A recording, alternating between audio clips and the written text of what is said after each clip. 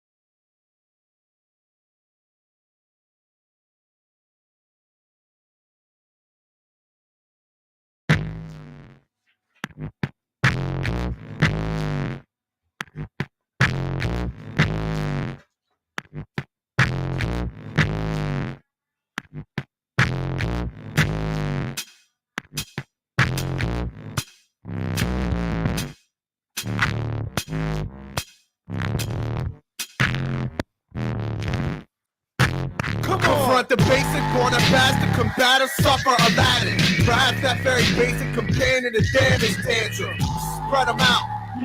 Those are the ways of mostly broken things marched out. Parked in a place and singing token bar motive. A motive for crazy kids that spoke when the tone folded. At last the veterans crazy with a revenge reference. You cast the hands off the cliff, kids on bitch bitch. Skipped across innocence. El Palmer, palm the hottest rock. Harm in the farm, but bullets in the marble lobbies. You It's not the hardest grip or spit from the Yeti bark box. Running naked in archery practice to throw the animate target off. This might be B-Boy digital transit blackout. Raised around the Decepticons. Air Force black on black swoosh ever stepped upon. Rap along with me. Slowly at a pace that's made for ridiculous plane entry. I'm truly one of the circus that every fucking cool yaps on. So slide the fuck up to Animal Tech, try a dress on. You think it's human or dreaming of loving circuits? Some plumage of wasted bricks that don't stick to my brain burners. I called it out, revolution. Now fucking follow that. Follow that scattered electric urbanite shore shotter. I stomp in the spotlight. What? Dusty. They couldn't resist my cannibal kids. Catapult up. Wait, hold on, hold up, hold up, hold on, here, hold this. Black hole, hold on, hold up, hold up, hold on, here, hold this. Bitch, black hole, hold on, hold up, hold up, hold on, here, hold this. Black hole, hold on, hold up, hold up, hold on, here, hold this. Fuck, black hole.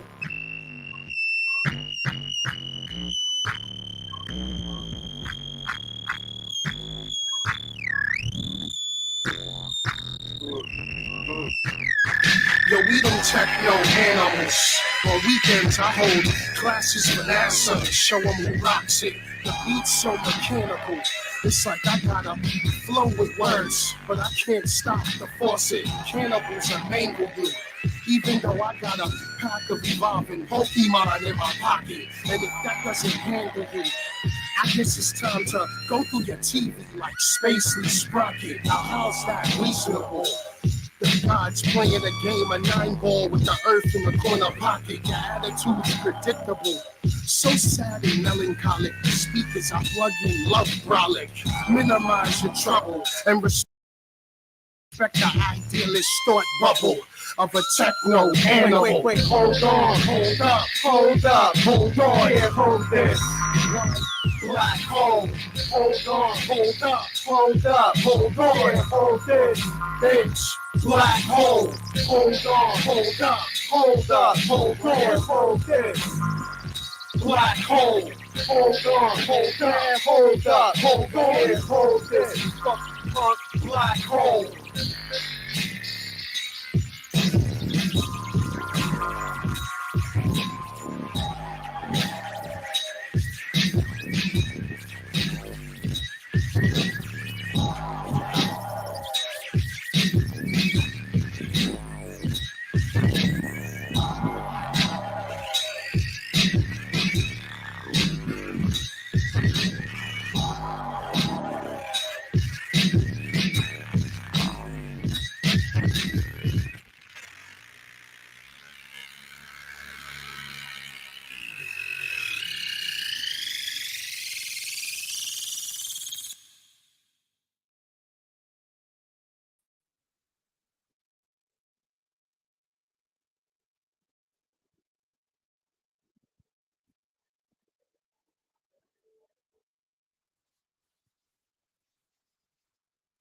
Greetings.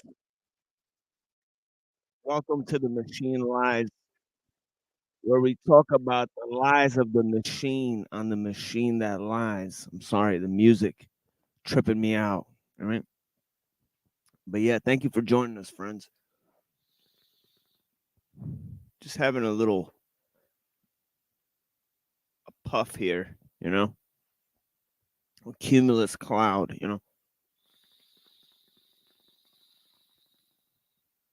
of the sage leaf. It's quite pleasant, minty type of smoke there from the sage plant. Sometimes I mix it with my cannabis.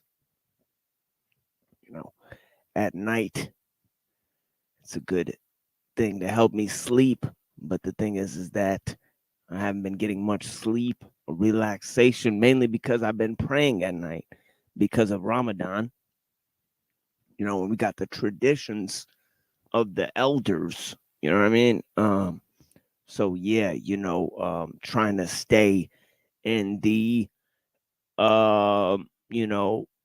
preparedness, to make my prayer at night, be sometimes walk into the mosque, make a prayer, you know what I mean? Fasting during the day. And it's interesting that the Lent time seemed to have fallen at the same time as the Muslim Ramadan fasting time. You know what I mean? But yeah, I thank you guys for joining me. This was a pretty pretty random stream right now that I just got up and did. And the main reason is because it is Wednesday, so I'll be doing my Wednesday stream. And yeah, thank you everyone for joining us here. I did have some topics for today. I'm trying to figure out if you guys could hear this audio for this here. Let me pull this up so I can start explaining some things. But before I do, I had some announcements, some preliminary announcements, which will only take a second. I see we do have a dear guest here. Thank you for joining us, my friend. I'll be with you in a minute. But we have an announcement in terms of the last episode that got taken down. It was able to be reposted. So if you guys check out my review of Kurzweil and Rogan, it's interesting summation of events there. In their interview, they used the G word, God. So that was interesting. But anyways, without further ado, we'll get into our guest here for today. We have a brother here, very intelligent brother here joining us. Thank you. And a studious fellow as well. Thank you for joining us, Pill Eater. How you doing here today? Good morning. Yeah, good morning for you. Yeah, bless you, brother. Yeah. How you doing? So just to recap, what happened to your video yesterday? That well, I was streaming using Joe Rogan. So some of these censors get a little happy, they start. And also I have a wide variety of people who are willing to strike the channel. I've noticed at any given time, I break any of the community guidelines. So you're more like being gang stalked by rivals or something. Just don't like that. Maybe so, to a certain extent. There's also the AI that automatically senses the things, so there's a possibility of both. But I have noticed certain targeted efforts towards my channel several times. So I noticed that, other people are able to go ahead and do a lot of videos featuring Joe Rogan. Like they play it for 5 or 10 minutes and they don't get struck down, Right.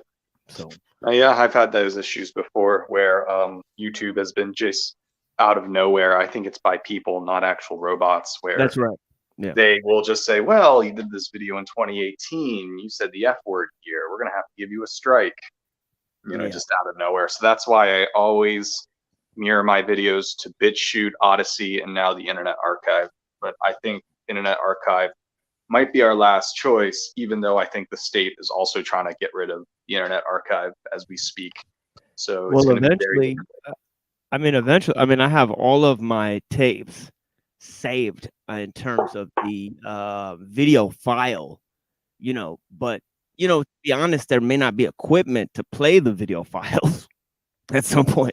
You can imagine a scenario where there's no well, one good program I use is JDownloader 2. The program's been around for 10 years, but what's great about JDownloader 2 is once you have it installed, you can copy a YouTube link, a BitChute, an Odyssey, any web page link, and JDownloader 2 will catch the data and give you the raw either MP4, M4A file, the video MP3 file, whatever extracted data, and you basically rip the data, whatever you want to call it, illegally or not, from the internet. And so I actually use JDownloader 2 against YouTube all the time. So if there's some videos I like, I copy the YouTube feed into JDownloader, and within under 30 seconds, I have the raw video as if it was mine. So I use JDownloader 2 as a secret weapon to archive these videos and then put them up somewhere else.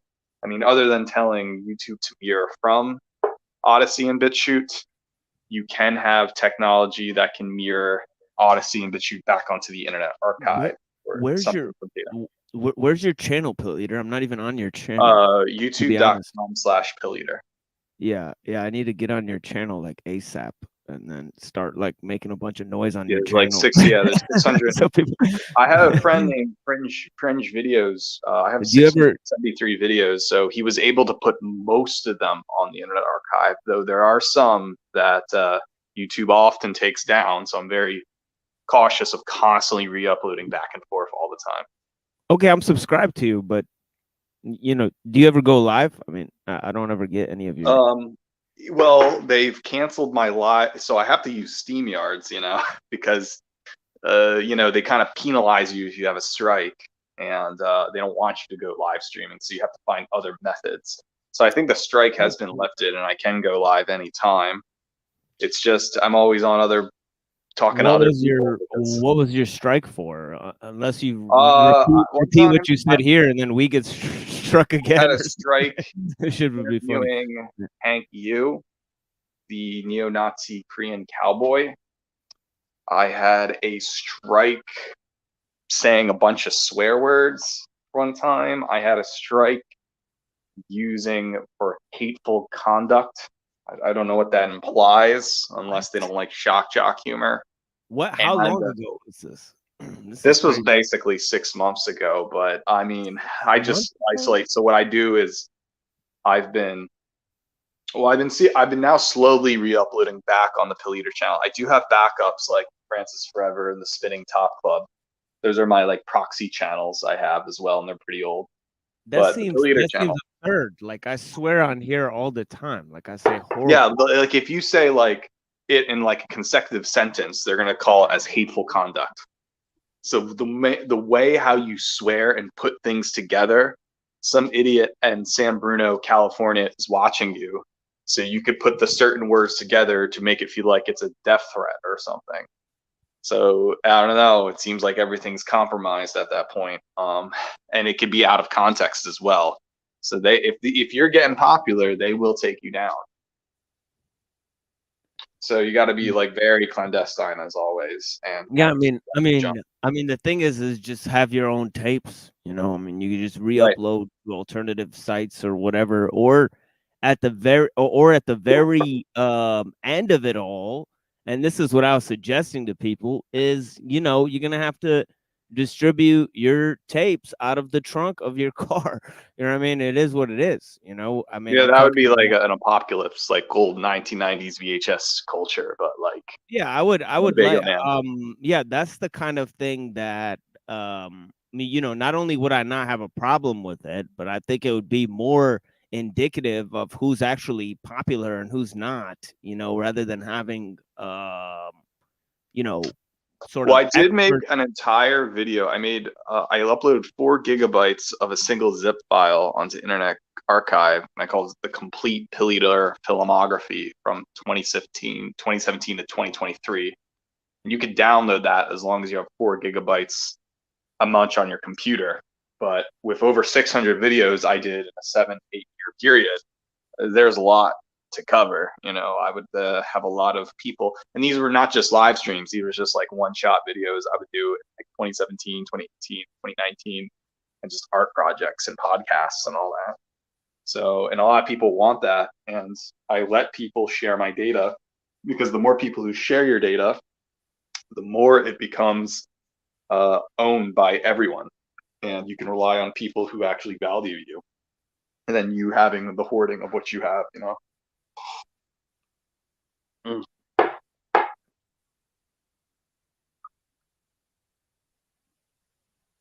Yeah, there goes my camera. See, this thing is gonna cut my camera.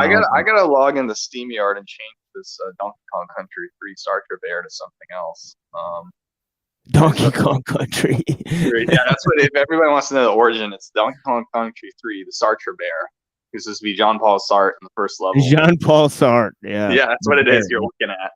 And yeah, he's such a interesting figure. You know what I mean? I think the existentialists, they get overlooked in terms of postmodernism, do they not? Now it's all about like Nietzsche and Marx and shit, right? I mean, there's some aspects I like about him, but it can go either way. I just think it's funny that in 1996 Donkey Kong game for Super Nintendo, before it went to N64, you had like a bunch of bears and cabins, and you talk to each bear, and this bear happens to just tell you wisdom and knowledge, and he's a philosopher. So that's kind of like the indoor joke. But it's like, I don't know if I want to represent my bear anymore. Well, I was trying I to, think this bear's been, this is a 3-year-old avatar now. well, I was trying to explain to these guys like the sort of link between communism and on the one side and like cuckoldry on the other side, and just kind of sort of the influence of communism on family, and how, and like the famous writings of Simone de Beauvoir and their relationship and stuff, and how she's seen as one of the, like, the mergers of feminism and socialism in its early stage, right? We got to look into a guy named David Brooks. He writes for, I think it was The Atlantic. He recently had a piece 3-4 years ago called "The Nuclear Family Was a Mistake." And so it might be kind of coming from what you're saying, that weird leftoid communist postmodern thinking, but then interpreted in a weird wrong way. But Brooks, he's coming from the notion that the nuclear family was created by capitalism, and that relies on the husband as the breadwinner, and that's an economic mode, and therefore you have to introduce the extended family. That is, everybody has an autonomous being, and everybody's respected as liberal individuals. Now, that's very peculiar coming from The Atlantic, probably the forefront of American liberalism. And Brooks, who almost won the Nobel Peace Prize, is writing about how families in the future now have to be extended, and whether RK strategy that implies. Very peculiar. It's like going back to the 1950s French culture there. I prefer a little bit more of an anthropological take on the whole thing, where the nuclear family was created by human evolution. It's just something that's like always, it's just a natural sapient behavioral pattern. Mm-hmm. Well, That's Brooks just- is going to ignore that. He's just going to say it has something to do with social construction, and the American state is in favor of that. That's really interesting. It sounds like he's just thinking too hard. No, it's not that. It's like deliberate propaganda. It's kind of telling us, be prepared Right. for the future. I see what your point is. I see what your point is. Hey everybody, good day. Hope everyone's doing well. Peace and blessings. Yeah, peace to you, Lanza. Welcome to the widget that tells the truth, where we discuss the truths of the widget on the widget that tells the truth. Okay. All right, maybe. Okay. Yeah. Or whatever the opposite of a machine is. I'm just assuming it's like a widget. Yeah, I found this highly strange video that from 6 years ago called "The Rise of the Weaponized AI Propaganda Machine." And yeah, this is a funny video at this tech conference I've never even heard of called Devox. That sounds pretty Bay Area stuff is pretty peculiar. I will say that much. Yeah, and he's talking about like all of this interesting connections between Russian intelligence and Cambridge Analytica. Like she just like comes out like you say the truth straight out, and we all know what you're talking about in a weird kind of. It's just highly interesting stuff, and kind of like I was like explaining like kind of like to Neurojack the other day. Like I was talking to our friend Neurojack,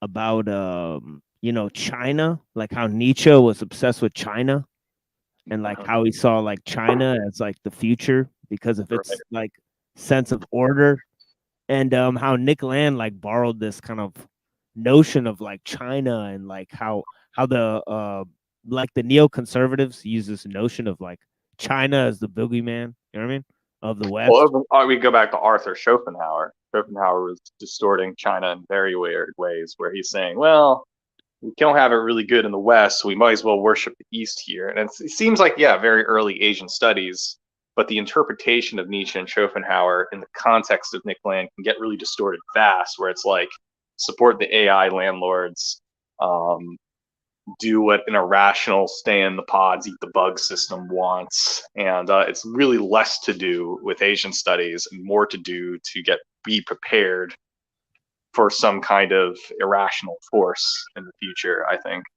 Yeah, and of course, like Malthusianism, pretty much.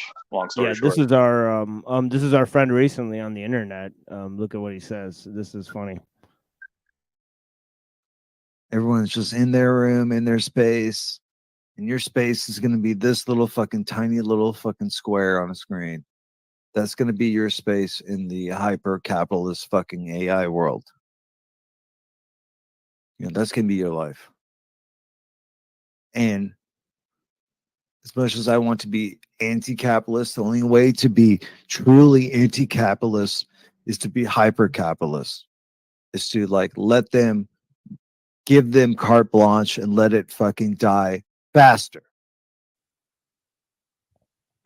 Damn, he fell out right when I played that. I wanted to get his response on that because it's just plain in your face accelerationism. You know, it'd be like, you know, but I didn't know what to call that. When that finished, I was like, I don't even know what to call that. I mean, but then when you said accelerationism, because I honestly don't know the definition, but like once you said accelerationism, I was like, oh, that's probably what I would call that. Yeah, see, Pill Eater would recognize that right off bat, so that's why I'm kind of fucking sad, sad that he's gone at this point.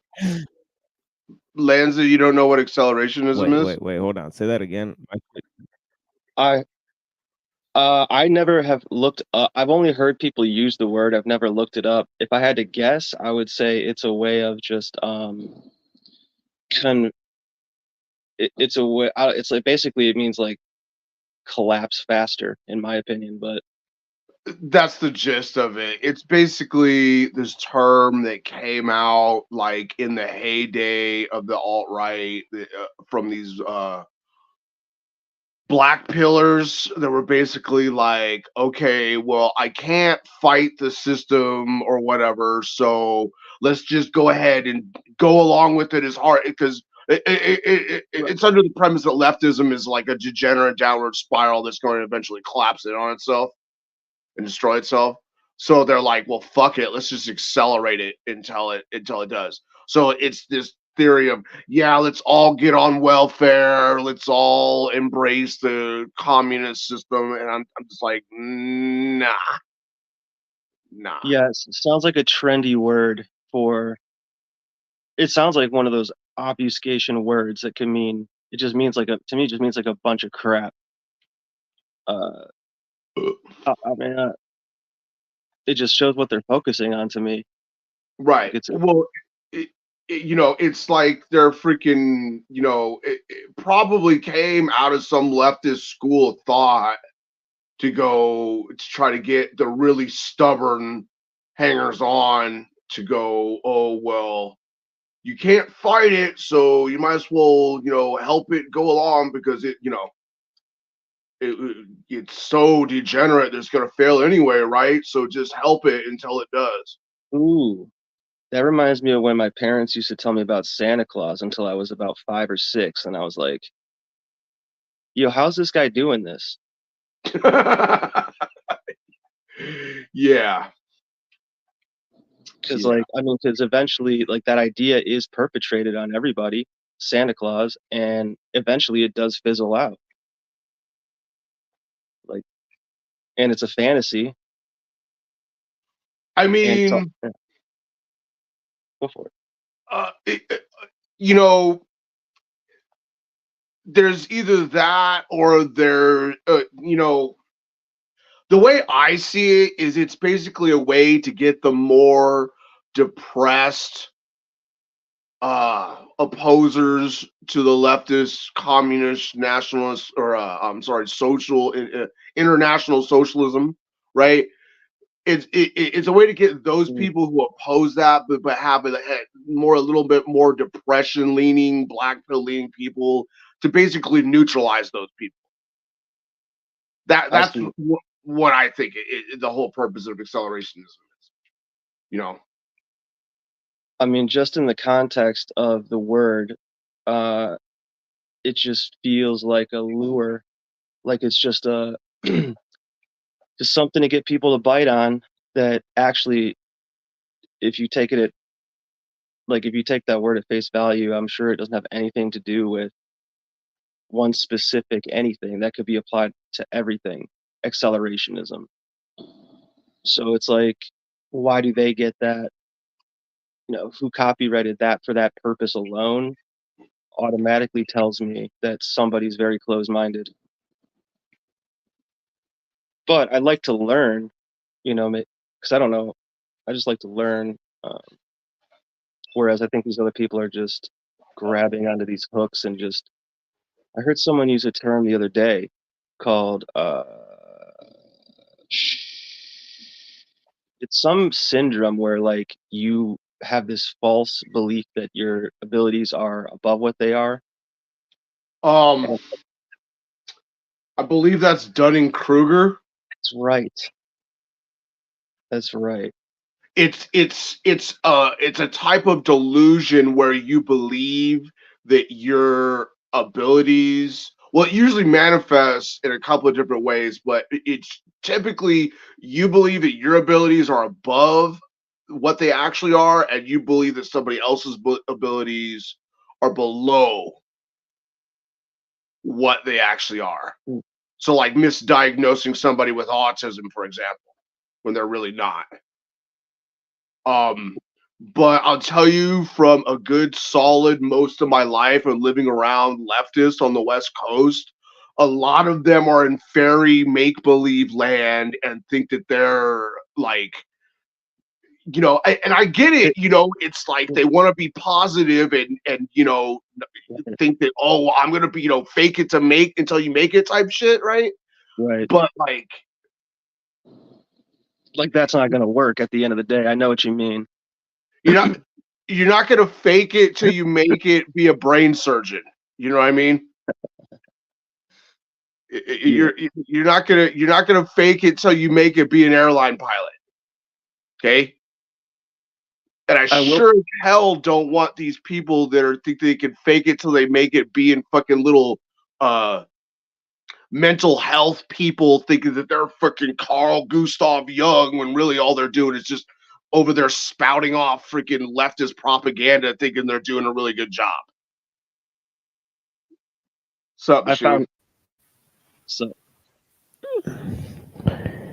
Yeah, I don't know what happened to Pill Eater. I think Mossad got him, or yeah.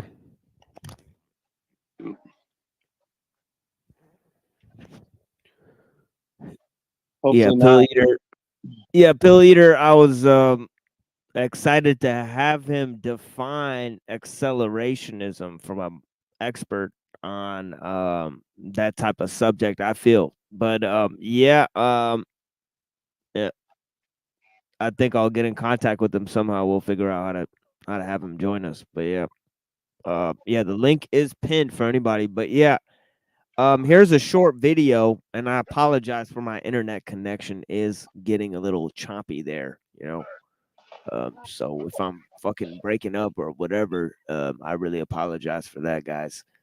But yeah, the thing is that we're here covering accelerationism. We'll go into Nick Land a little bit, you know, and I was trying to look at the kind of roots of it and the sort of communist and postmodernist and kind of those elements slowly build up to it. But as it goes, you know, it's a random sort of panel. I did not organize that Pill Eater show up here and have a conversation with me, so it was just random that he showed up. But I thank him for contributing even a little bit of his time, and you never know, he may have had a problem with his technology But yeah, check this out. I think this is a chapter from Nick Land's work from Machinic Desire, and his writing is interesting. He writes in a way called theory fiction, trying to combine theory with a sort of science fiction writing approach from Gibson, in which he's kind of predicting things and he's kind of taking it from occult writing as well, and he's mixing in philosophy, German philosophy, into the whole experiment here. So his writing style is unique, but it's not it's kind of an expansion of kind of where Nietzsche and these kind of guys are going, and also Deleuze and Guattari. If you kind of read their words, a lot of them are verge on the side of absurdity. They use absurdity to prove many points, as it were. Absurdities create many paradoxes, if you will. So there's that aspect of things. But yeah, there's kind of many different levels of this, and I'll show you guys some of it. It's funny.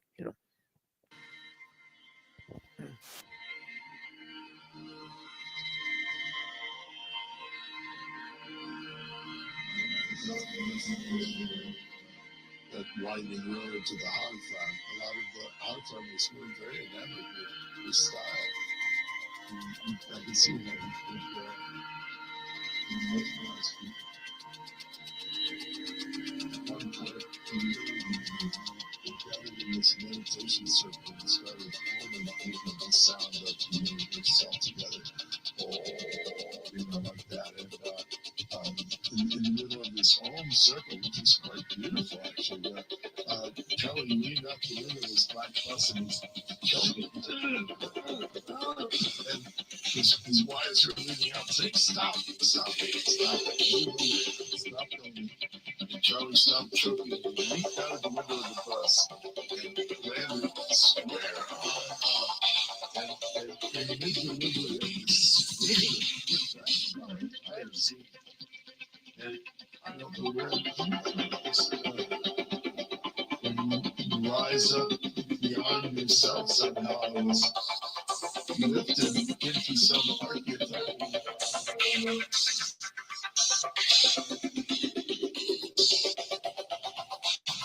The story goes like this.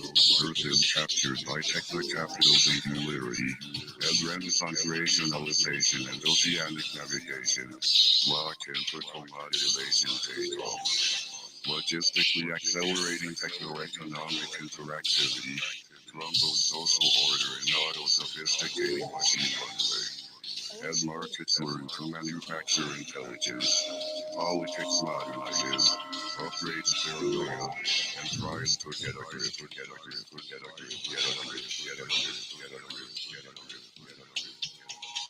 The body count climbs through a series of globe wars.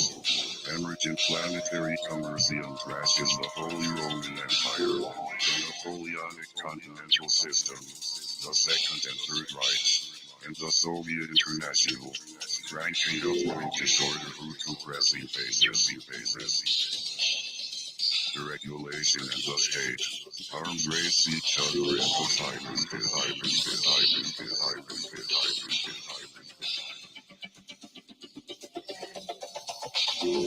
By the time soft engineering slithers out of its box and empires, human security is merging into crisis. Slowly, lateral to data transversal replication, and cyberotics move into laboratory lab psychobacterial sex.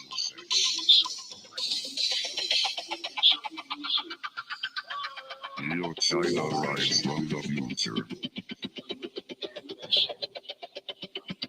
Hypersynthetic drugs click into digital retro disease.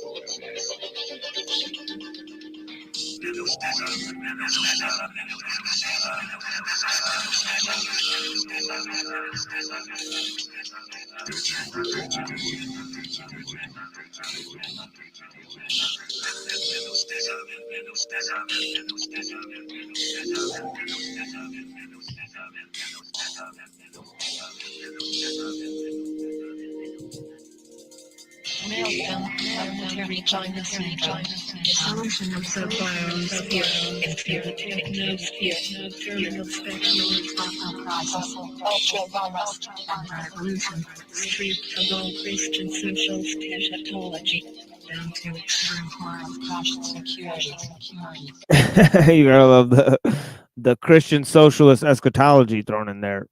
You know what I mean? But yeah, it would take a long time to analyze his particular words and phrases there. But yeah, you know, he's talking about a cohesion of social events, global culture, the influence of, you know, basically new words, new fears. You know, he's combining words like ultra virus, you know, into new type of things. And you know, this is actually excerpts from his actual writing. So, you know, this is actually an excerpt from the work Fanged Noumena. So if you're wondering, yeah, exactly. You know, like this is, it kind of sounds very disjointed. You know, many people wouldn't even call this philosophy. They just call it like dithyrambs, you know. But yeah, I mean, it's fascinating stuff, you know. And obviously he's put it to this video. You know, it's kind of exploration, and I have 2 or 3 of these videos which I'll show you guys, you know, that kind of explore these themes, you know. But yeah, I would call them proto transhumanist ideas, you know. I guess proto, like sort of the philosophical juxtaposition in terms of what they're trying to talk about, you know. Well, the basic ideal that I've defined it as, and I wanted to get to this with Pill Eater, is the acceleration of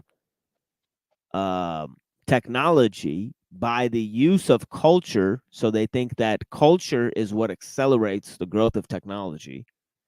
Okay, and Nick Land provides examples of this. You know, they got a lot of different ideas that tie into this. You know, they use different philosophers that kind of had an influence on libertarianism, and also ideas that come from the occult.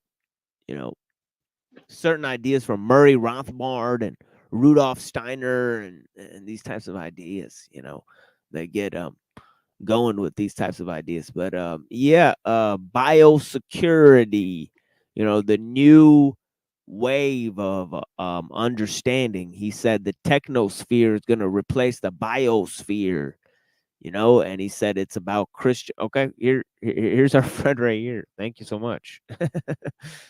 Right on time. Right on time, this guy. So now I changed my Okay, good logo. shit. Yeah, homie. But yeah, you fell out right as I was playing this video. Let me play this goddamn video one more time. Okay. Because it's just like and then I want to have you define accelerationism for the audience, you know, because they're little bumpkins here, you know, little country bumpkins, so they barely understand the basic things, you know. But yeah, let's see here. Everyone's just in their room, in their space, and your space is going to be this little fucking tiny little fucking square on a screen.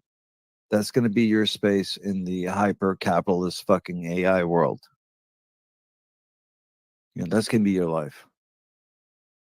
And as much as I want to be anti-capitalist, the only way to be truly anti-capitalist is to be hyper-capitalist.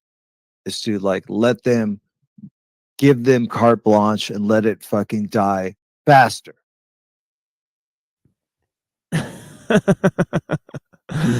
So I was kind of pointing to that as a basic outset, and then talking about the acceleration, the relationship between technology and culture, how they think that it's culture that accelerates technology, whereas a basic premise of this show is the opposite, that technology is what accelerates culture. You know, it's the other way around, right? But Can you hear me? oh yeah, All right. yeah, I can hear you now. Again, I don't know if I want to say a derivative of Jack and Lou, but Oh, it yeah. kind of reminds me, like what you're Yep. talking about, technology Exactly. accelerates culture. That's exactly where I'm going. Yeah, that's exactly where I got that from. Yeah, Jacques Ellul Technological Society. Exactly. Yeah. Now that's kind of different because if you were to think of vice versa, that if culture ever had control of technology, let's just play devil's advocate, it would assume that technology could never harm humanity. And that's kind of like an Isaac Asimov position, especially with the laws of robotics. But accordingly so, you could say that the laws of robotics influences humanity more than it does that we have control over them. And considering that Asimov was coming from a Jewish point of view as well, about controlling the golem. Yeah, the whole thing. I mean, Nick Bostrom mentioned the golem too. You know, it just seems like most of this is coming from Kabbalistic outset, because how else do you have, derivation of the spirit energy, and then the body within, and the kind of separation between spirit and flesh, is either within, Christian, basically mysticism, or Jewish Kabbalah, you know. And it's funny that Nick Land just mentioned Christian socialist eschatology. Did you see that? I've heard it. I mean, Slavoj Žižek was on Theory Underground to criticize Land, and I think they were supposed to debate, but they didn't because Land is not showing up. Even Jason Giorgiani wanted to debate Land, and Land said no. Žižek comes in and says, I want to debate you. He says no. So I wonder if Nick Land is playing an entire jester prank game against everyone. Yeah, I could see that, or I could see like him just observing the histories of various philosophers and seeing how, much they contemplated or went into debates, and not many of them attained the celebrity status that he has. There's only a few that even attained a celebrity status in their own lifetime. Like Hegel and Kant were pretty well known, but Schopenhauer was not very well liked, during his life, and neither was really, I I don't do think think Nietzsche was that famous. Well, I do think the University of Warwick is a little overrated in its intentions, simply because in the mid 90s, they were just basically a lot of adjunct, you know, hobbyists just talking about raver culture and science fiction and just assuming that it had to do more. And really, I think it's a criticism of Marxism. What they're really getting at is they're trying to criticize Euro-communism, the ideal of the Trotskyists in Western Europe that were trying to influence the culture wars. And I think that little Warwick club with Land, Sadie Plant, and Mark Fisher, they were really just trying to doubt that and talk more about American liberalism. And hence you could see that in Fisher's work, where Fisher all of a sudden wants to call himself a leftist, a Marxist, without having any ties to it. And of course, he committed suicide, but it felt more like Mark Fisher was an agent to make sure people were not becoming sincere Trotskyists anymore. They were becoming liberals. And I also see that in Nick Land's work, where he's talking about an accelerating point of time where you can't do anything. It's not possible, and you have to think in terms of a techno AI and against the a machine that will be against the ideals of humanity. And he writes this in a very creative theory fiction type of way, so he makes sure that it's in group and out group language. And of course, Zizek is known for doing that, but for completely different reasons. So I think this is the reason why Zizek will eventually confront Land, is because both of them are trying to fight for the guy that's going to be the pervert guys to watching Justin Bieber or something. Well, I think it's more interesting what they all have in common, which is they're all underlying this kind of, as they say, like it's kind of a Christian, sort of neoliberal, and Western, and then I think that since Land and a lot of these guys, they seem to notice the connection there because they're more astute. They're kind of into Nietzsche and stuff like that, but they talk about kind of the politics of the Anglosphere, and the Nick Land kind of comes right out with it, and he says, it's the Anglosphere, that has this cold collectivity, as he calls it. Remember, That I think Land is also unapologetically interested in right wing politics, or which we'd call the quote unquote dissident right. you think so, or do you think he's using that for accelerationist aims? I thought Nick He's Land was using a it as communist.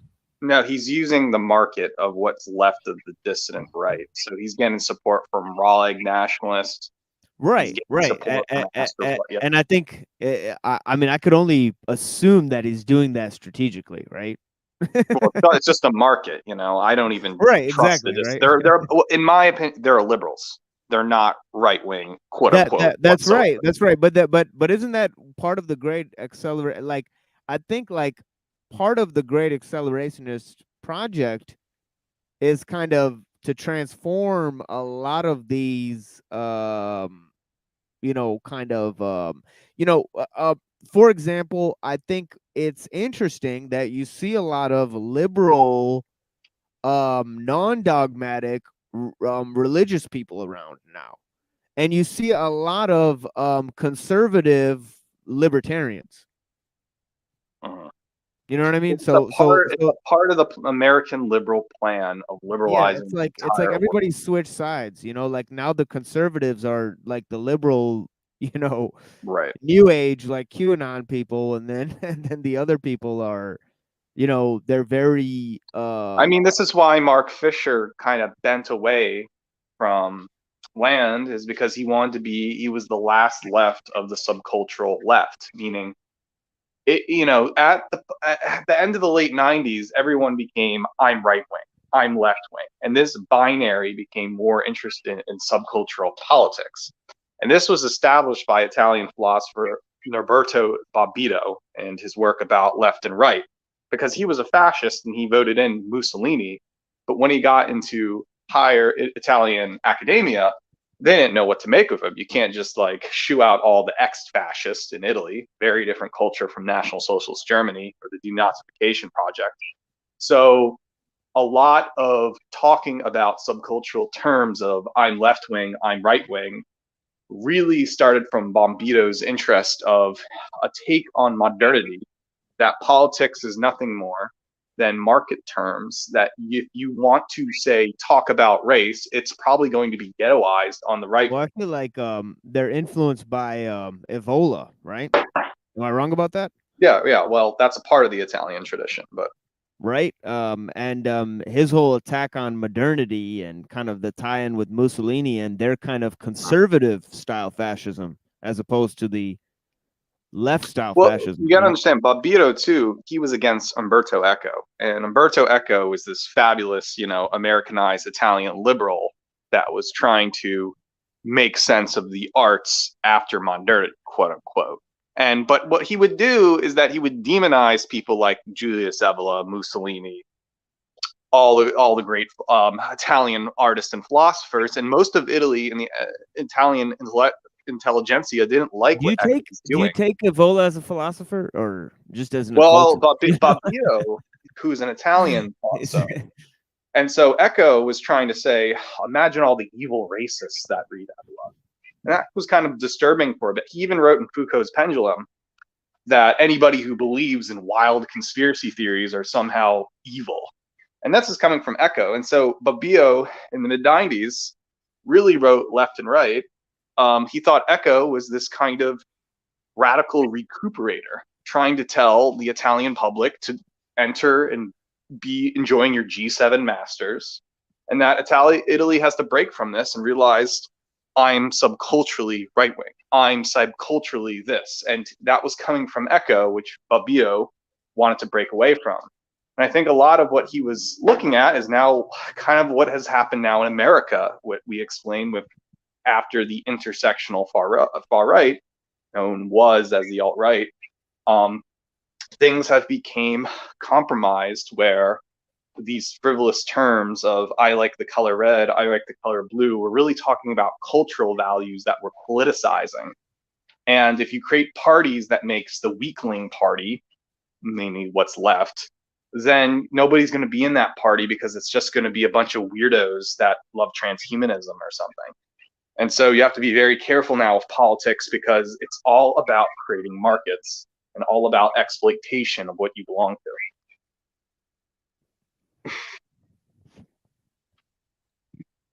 Yeah, it's interesting. The type of influences, you know, because I try to open it up with like just the names and the kind of main influences for the audience, because some of the audience is very, very much, not involved in any of this type of Like thinking. common people know that the normal world is real, and I think we all know race is real. We all know there's a difference between men and women. We all know violence is real. We all know we have to work, and we all know that space determines our reality. Those 5 things.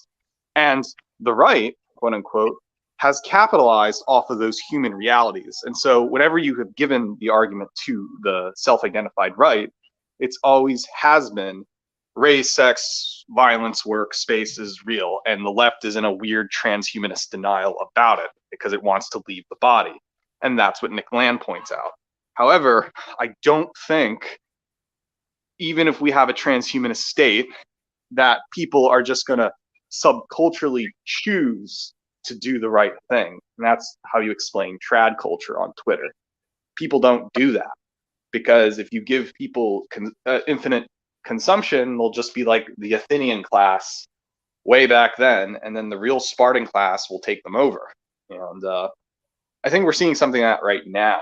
And I think to explain the so-called dissident right, what was left over of the alt-right isn't so much a John Derbyshire fan club, but what was left of race realism and stubborn wealth protection for the state that doesn't align what's really happening now. And what we're seeing is BRICS attacking G7.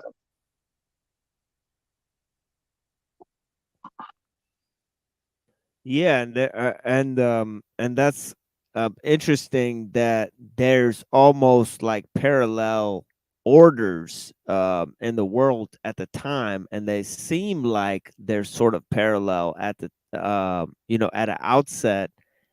And you mentioned Athens and Sparta, and it's always been kind of an interesting battle between sort of Plato and Aristotle, those 2 philosophers, or at least I've seen that a lot of the conflicts even today between left and right really boil down to Plato and Aristotle in a very fundamental way. Or like as Nietzsche says, like Apollo and Dionysus, or what have you. You know what I mean? His first thesis that about the Apollonian and Dionysus energies. And those are just, and that's a reoccurring gag within Nietzsche's work, is that it becomes a pre-Darwinian notion of the strong and the weak. And that kind of is ingrained within German culture. So I wanted to say something real quick because I really don't know a whole lot about it. There are some things that I know, and if you guys want to ask me like what I think about some, because I haven't read Nietzsche or Schopenhauer, any of these people, but what Machine just said there with Aristotle and Plato, like basically like they're both looking at the same line from 2 inches away from each other on opposite side of the line. I see that. I don't know how I see that, but I never read any of this stuff, and I just see that. Like, Yeah, I kind of wanted to add also, because we were talking about the inversion of the left and right. If you notice, progressive used to be a right-wing term. They were talking about progress and industrial progress and stuff like that. It used to be something you only ever heard out of right-wingers. Now it's become almost entirely used by the left. Just saying. Again, I think Nietzsche and people like Ayn Rand were stable to create kind of the American modernity we are now under. And it's very bizarre because you're now seeing the left, or the Americanized liberal left, try to incorporate Nietzsche into communism, that you could be both a communist and a Nietzschean. Some of the more traditional Nietzsche scholars are like, no, you can't. That's just not plausible. But I think it all has to do with a liberal project, that Nietzsche is stable in the American ideal of the liberal capitalist mind frame, and that, you know, they tried to exercise this with Ayn Rand and objectivism, but now you're seeing more this, you know, from Nick Land and other similar in circle talk about how the roots of this past must mean you must think this way, which, again, going back to Gregor Lukács, with The Destruction of Reason, he said that, you know, people like Nietzsche, Schopenhauer, Kierkegaard, they were all taking some type of ideal of spiritualism within their beliefs rather than anything analytical. And this would just ultimately usher in some weird state of mind control, and rather than freedom. I got a good way to come up with the mind control. Just take Plato's work and then take Aristotle's work, look at their arguments, and then try to displace them for the other side.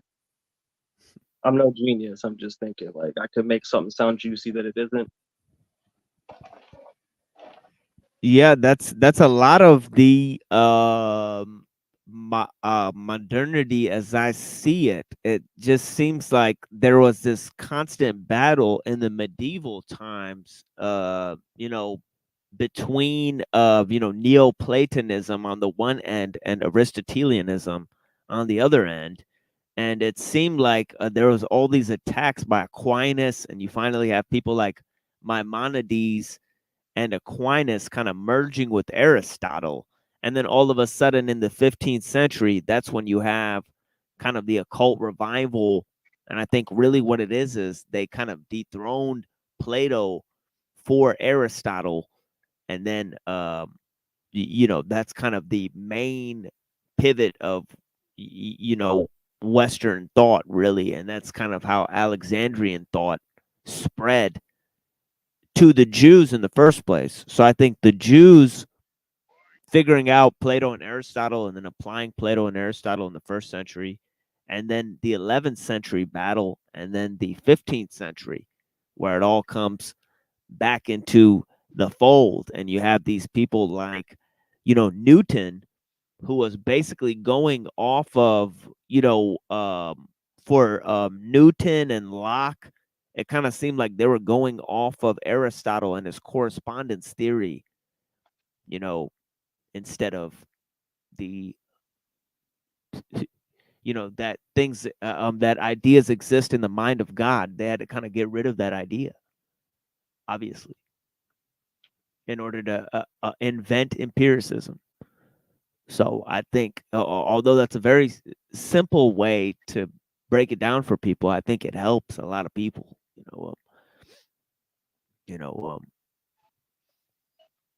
I would say too, like, sometimes I feel like these groups that have, these quote unquote ideas or pillars, or they hold on, I forgot. I'm sorry, I'm not gonna do it. But yeah, they act less than ideas, and they act more like playbooks in people's mind. That, like, I can just follow this playbook and I'll know, and I'll be there. I'll jump in this spot over here. I'll have this group behind me. It's a weird thing, in my opinion. Yeah. I'm not so sure. Sorry, I'm not so sure if you know about the Gravity Research Foundation. This was kind of a highly elite society, started in 1948. And the purpose was at Babson College, they tried to find ways to implement gravitational shielding. In other words, they were trying to stop the force of gravity, which was discovered by Newton, and that there could possibly have human intervention with gravity. Now today, it's probably going to be considered kooky talk. You can't stop gravity, but the Gravitational Research Foundation is sponsored by MIT Press, even Harvard, and it has a lot of people on board that do experiments to see if gravity is really just magic rather than, say, something in the earth that's going us to the core. And the reason why I put that up is kind of making that assumption where you had entrepreneurs like I think Roger Babson, who was just funding, into the research of what gravity is, whether it is a supernatural phenomenon or something else. And that probably has to do a lot with the knowledge we have now. Yeah, I have an interesting article of John Maynard Keynes discovering these letters that Newton had that talk about his like understanding of like the occult. And part of the things that Newton talks about, he writes about Maimonides, and he writes about like how important the writings of Maimonides are to like understanding the universe. And he also talks about in one of his books that if he could figure out the exact dimensions of the Temple of Solomon, that he would figure out what the universe is like shape is or whatever. Have you ever heard any of this? It reminds me of when Upton Sinclair was saying how his girlfriend at the time had parapsychology, mind reading, telekinesis interest. And I don't know if that was true or not, but I think it was called the mental radio, where it must have been like 1930, but like the ideal was that his girlfriend had powers to read people's minds, and Albert Einstein wrote the preface to that. And Isn't that what all women think? so it's kind of weird that in mental radio they're trying to almost 100 years ago say, she might have telekinesis powers, like some weird Einstein was behind it. I think you meant Yeah. telepathy. But Yeah, it's interesting. This Yeah, guy's it could be like, telepathy. Yeah. yeah, it's interesting how many of these guys believed in animal magnetism and all of these types of theories that they got from the Rosicrucians and all of these kind of organizations, that would fund a lot of this, talk about how people have this energy body and the ether and ethereal, and obviously this idea of gravity, coming from this idea from the Kabbalah that God pulled back his essence in order to make room for creation. So this pulling back of his essence, called Zimzum, Tzim, Tzum, in the Kabbalistic tradition, is actually when God made space for creation, and that it's called drawing back. And that drawing back may have influenced his ideas of gravity, this Kabbalistic cosmology, essentially. But yeah, it's very interesting how much Newton wrote about the Kabbalah, and also how his sort of his ideas, and also those ideas of John Locke, it seemed like they drew from either the Kabbalah or the occult at the time. It was heavily influenced by the Kabbalah, and they corresponded with each other over the John Locke and Newton, they corresponded with each other over the study of alchemy, which is pretty interesting.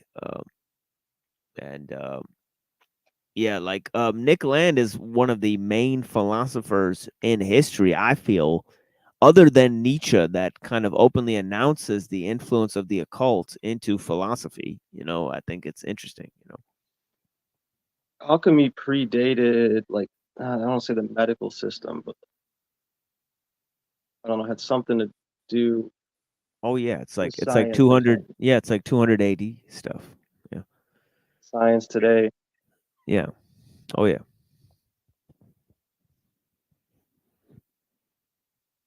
The signs.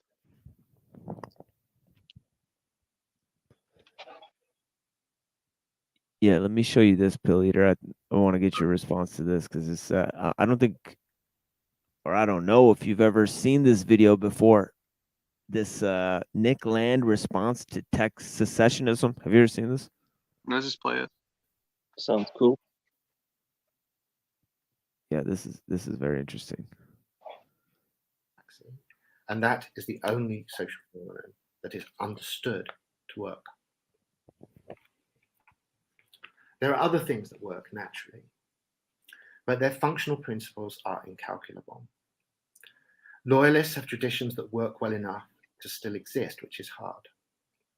Anything that isn't dead is doing something right. Hot collectivities are, in their own way, evidently functional. Their opacity to social scientific formalization, however, is suggestive of a deeper disloyalty at work. They have been tested and selected by cold forces beyond the social sphere. Every passionate attachment was honed dispassionately in the butcher's yard of nature and deep history. When orders of loyalty work, it is because they were not built in the same way they are sustained. The competitive dynamics they exclude have worked them even more ruthlessly from without. Whatever was done well, even the carving of a culture of passionate attachment, was done coldly. So he's talking about cold collectivities and cold affinities, and the examples he's using is, one, the culture of the Anglosphere, two, the commercial model, and three, virtual network technologies. And he's saying that they arise out of the formulation of nature and deep history and all these uncontrollable, unrecognizable forces where these hot collectivities are sort of subsumed under these greater ones, and that this is obviously due to the global influence of technologies, kind of, well, that's one of the main things he's mentioned there. But it's very fascinating, Right. that like democratic, Western, liberal, order is conflated with the techno-industrial, order, essentially, I think that is one of the main or critical, themes that's not really been, looked at, you know what I mean? And I think that Nick Land has obviously gotten a lot of heat for that because it's unphilosophical to bring, race and culture into the mix of all this, and also the occult, but I feel he's done it successfully, because he's drawing from Nietzsche in that way, but Fascinating. Did you guys hear that? I don't. If this takes it off subject, I apologize. We could just skip over it. But I heard that Chile gave citizen rights, the first human or first citizen rights to a robot. Oh, really? Yeah. Oh, I've good been hearing Lord. that for a while now, and I just Oh, I didn't actually hear about that. Yeah, I've been that's keeping it to interesting. myself because I don't want to sound stupid. But Oh my God. Citizen rights for a robot. Chile, Yeah.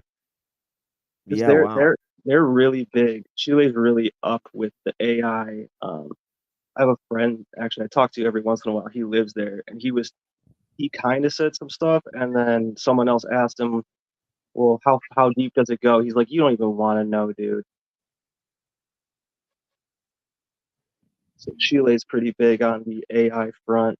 South America, really close to that whole Antarctica thing too.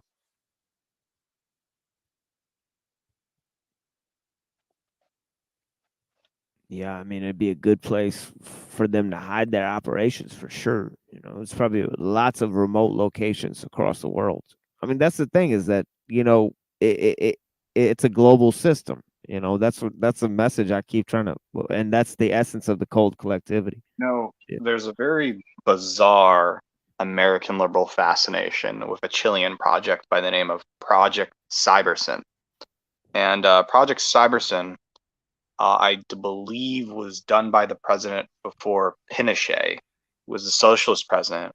And the idea was that the top 10 or 20 elite of Chile would be in a room together. They would have this kind of command economy with old 1970s computers, and they would say, I demand bananas be made today, or I demand housing. So it was a command economy by like 7, 10 people. And it only lasted for about 3, 4 years. And then Pinochet came into power because things were getting so urgent and they abolished the project. But years later, people like Paul Cockshott, who wrote about computer science and socialism, wrote about how great Project Cybersyn is. You also had people working for Verso and Jacobin magazine saying we have to reintroduce the Chilean Project Cybersyn back into American politics because it's a form of computer socialism. Now, with that in mind, I think that can only work for a democratic socialist mind, such as people like Bernie Sanders advocates.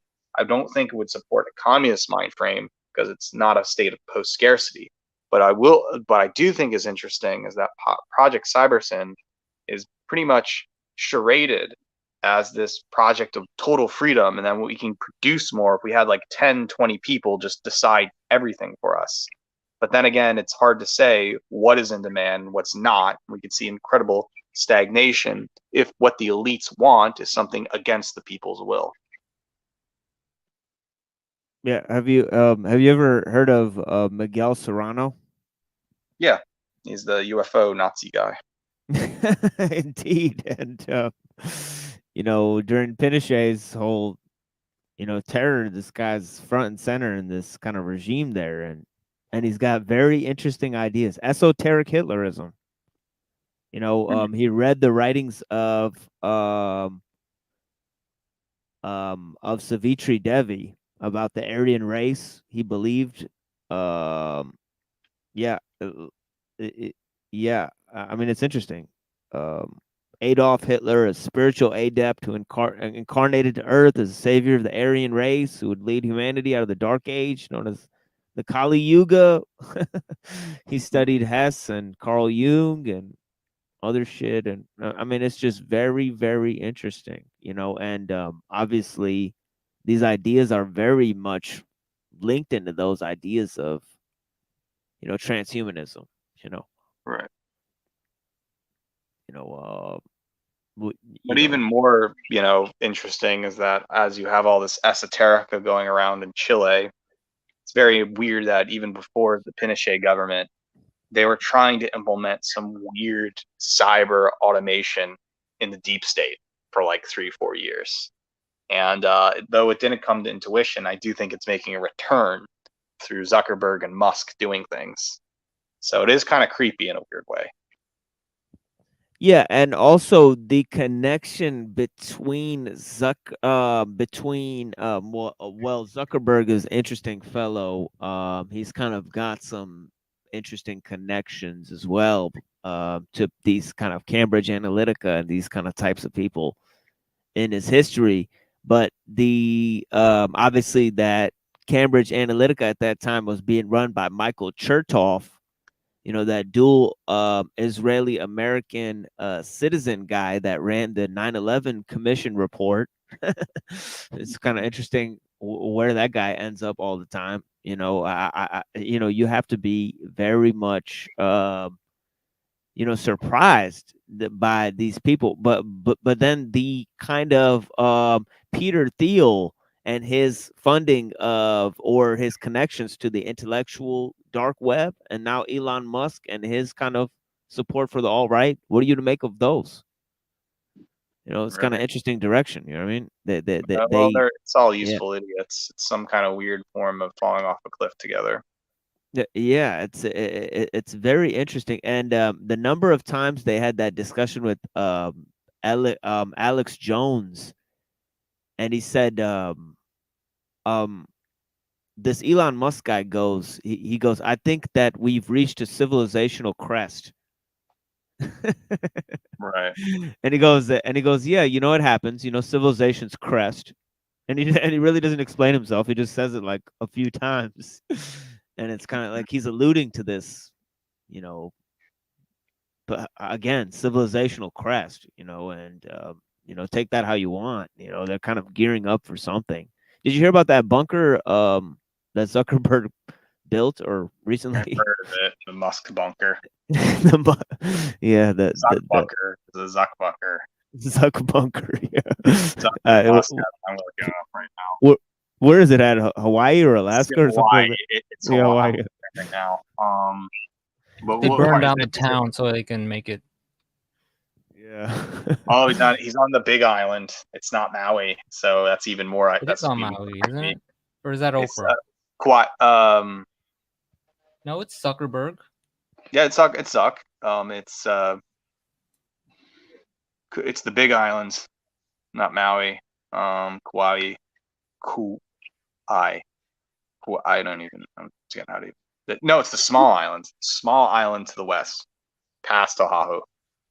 These island chains are where they actually do all the real like biological warfare testing, Right. so that it can be like what's that one that's in the Atlantic? Midway I think, like Atoll. Tom Island. Midway Atoll is where they use all the bombs. It's all like crazy experiments go on there. Right. A lot of people don't realize this, but yeah, those islands they do it so that they need to freaking just bomb the shit out of the island and clean it off. Then they can do that and not have to worry about. Like they're And already you can doing do it- experiments on Midway Atoll as we speak, and some government officials go on that island on a private plane, test some things, and go off of it, and then throw bombs. So it's like whatever's happening there, it's pretty strange. Yeah.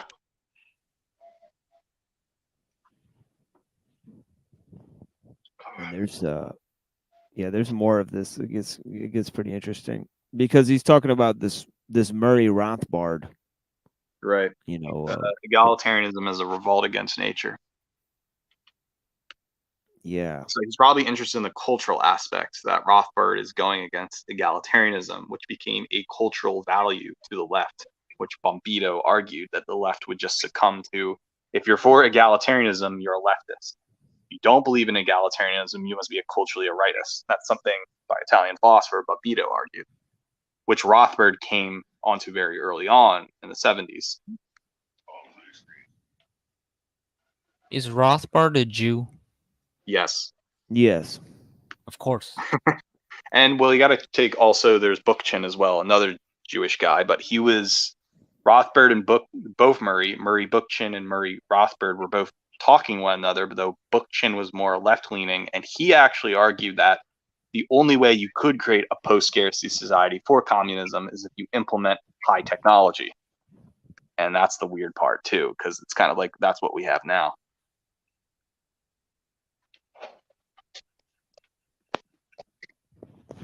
Yeah, I think another person that noticed this is Orwell in his Road to Wigan Pier. I don't know if you've ever looked at that work, but he has a number of notable writings against socialism and capitalism, and he says they both lead to the same thing because of high technology. You know. Right. Yeah.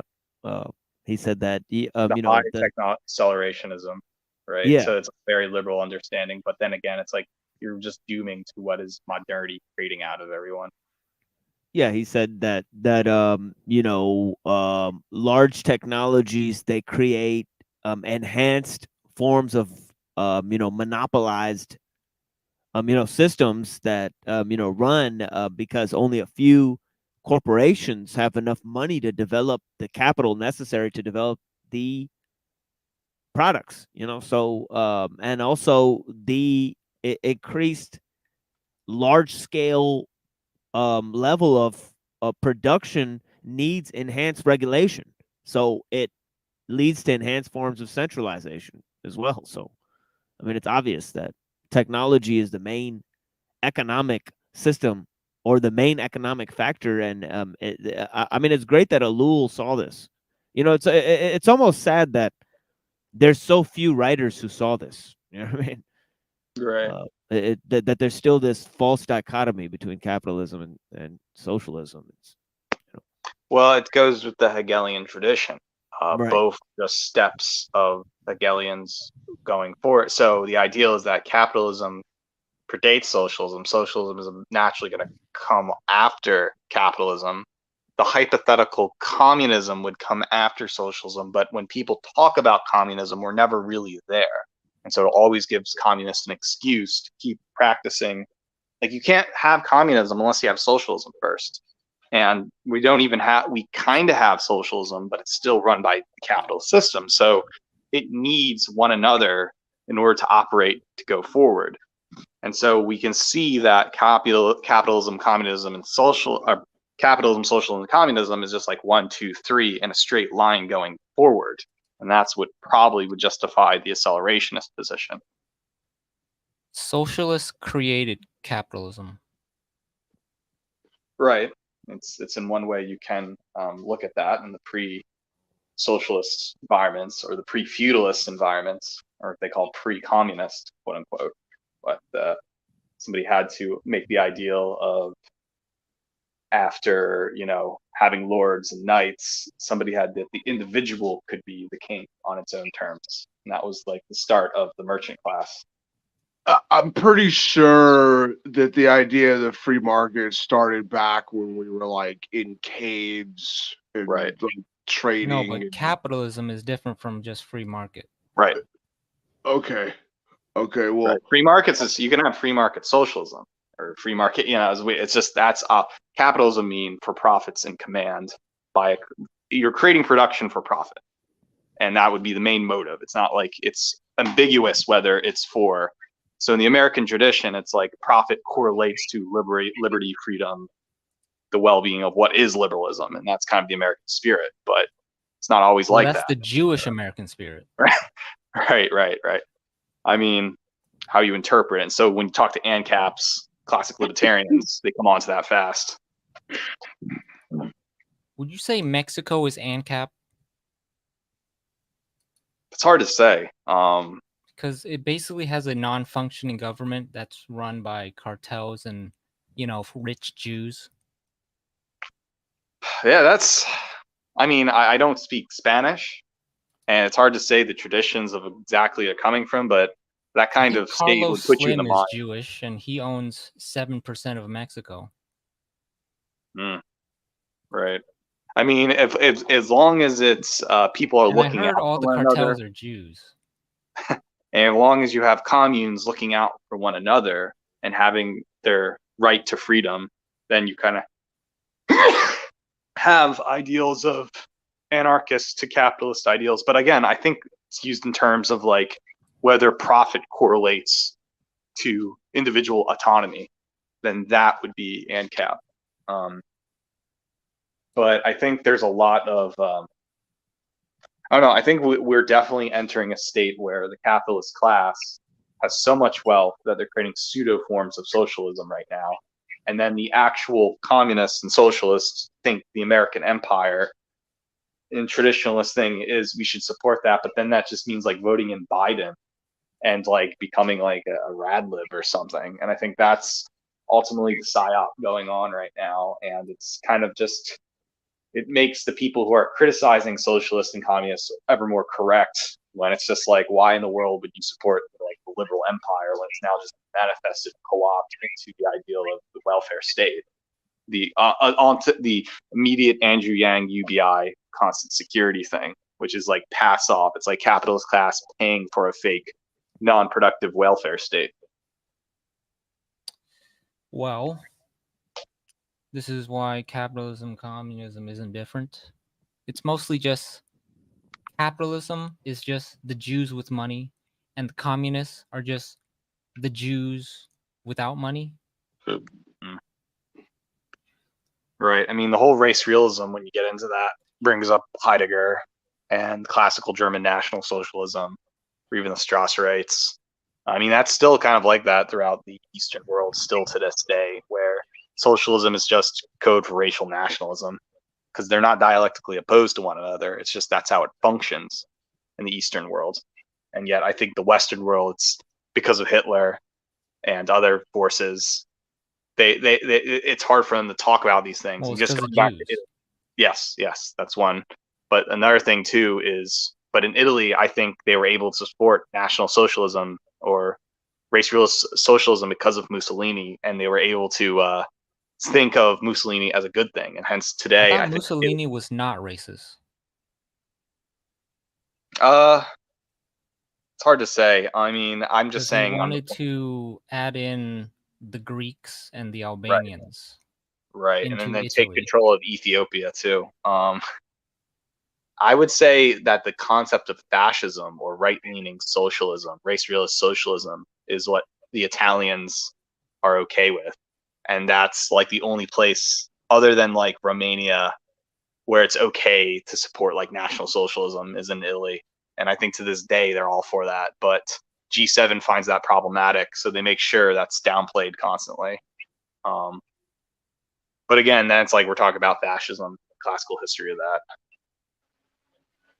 Well, that was Giovanni Gentile, who's Mhm. Italian. He was the founding philosopher, but I always thought that the biggest difference between Italian fascism and German fascism was the ethnic. Although I do agree that like the Italians are pretty like ethno-fash. But you know, there was always the famous quote from Mussolini, like those within the state, everything, for those without outside of the state, nothing, right? So they realized early on that if they get the ethnic shit involved in it, that they were gonna have problems. You know? And Italy arguably has always been kind of like, you know, mercantile or whatever, right?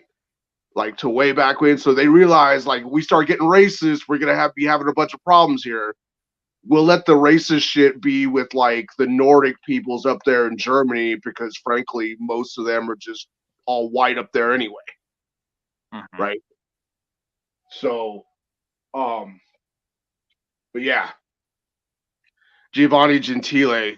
A lot of people think that Mussolini was like the founder or what. No. Right. He was a student of Gentile. That's kind of like what Hitler is to National Socialism. Hitler didn't found or write down the whole philosophy. He was just a leader on behalf of the Nazi Party. Right. It's like John the Baptist and Jesus. Correct. So a lot of normies get that confused for sure. Which I personally think that, like, you know, I mean, Japan to this day is still, they're pretty ethnocentric in their culture or whatever. And it's like, if you've got a large concentration of one ethnic group and they just want to be cohesive and stick to themselves, let them. It's not that big of a deal. You know, but a lot of people get racial profiling confused with cultural profiling. I mean, that was the real problem in post or pre-World War II Germany. Was like, you know, Hitler was standing up and saying like, hey, I don't think these people's culture is compatible with our culture. And they just you know, those people just wanted to demonize them and go, oh, you're racist, blah, blah, blah. You don't like me because of things I can't control. It's like, no, you can actually learn different cultural patterns. It's absolutely possible. Hitler's freaking limo driver was a gay Jew named Maurice, which means he's like double gay, if you know anything about names. But anyway, you know, it's just, you got a bunch of bad actors that want to control certain aspects of society, like the press and mass media, and then shit just gets out of control. Just don't invade Poland and everything would have been fine. Well, okay, so I just recently, again, it's, you have these banking interests that go in and divide people's countries up along resources, and you know, you got resources in different regions, and then you go in and you divide the countries up, and then those resources are under different laws. They did the same thing. The English, that's a big part of the reason why the English do what they do. They go around the world. They don't have they don't concern themselves with conquering a country. They just take over these ports like Hong Kong, Kuwait and Iraq was an English creation. They were like, I don't care what's going on over there in the country. I'm going to tax shit right here at the port. so Poland was mostly over, Czechoslovakia, same shit. It was mostly over resources. And and Hitler criticized this when the freaking Kaiser was signing this shit, all these treaties and everything. He's like, look, this guy is signing our resource rights away to these people. And I mean, so really all he was trying to do the Kaiser, it was the interim government. Damn, what do they call it? I think it was like the chancellor. Kaiser was overthrown before World War One ended. Right. The prime minister, I can't remember the dude's name after not the prime minister, the chancellor after that. Yes, Maurice is like one of the gayest names, right up there with like Terrence and Percy. But anyway, so anyway, basically you could just see Hitler as like trying to put his country back together. Which when Saddam Hussein attacked Kuwait, that was what a lot of people were standing up saying, that dude's just trying to put his country back together. You know, the English did the same thing with the East India Company and having these ports. Saddam Hussein owed like a couple billion to the country of Kuwait. Well, right, but what my point is that previous to the creation of Kuwait was a part of Iraq. But Iraq wasn't really a country before the establishment of Iraq. Iraq wasn't really a country, bro? It was part of the Ottoman Empire, and before that, it was part of a different kind of All right, well, I'm not talking about like medieval history. I'm talking about like more recent history, like post-industrial revolution type stuff. Yeah, it was part of the Ottoman Empire. Right.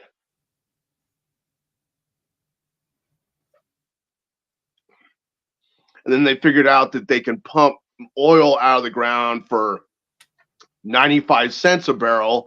And by the time you were getting ready to load it onto a ship down in Kuwait, it was between $30 and $50 a barrel. And that's what that conflict was all really over. It's like, but dude, which war? Are you talking about the Gulf War?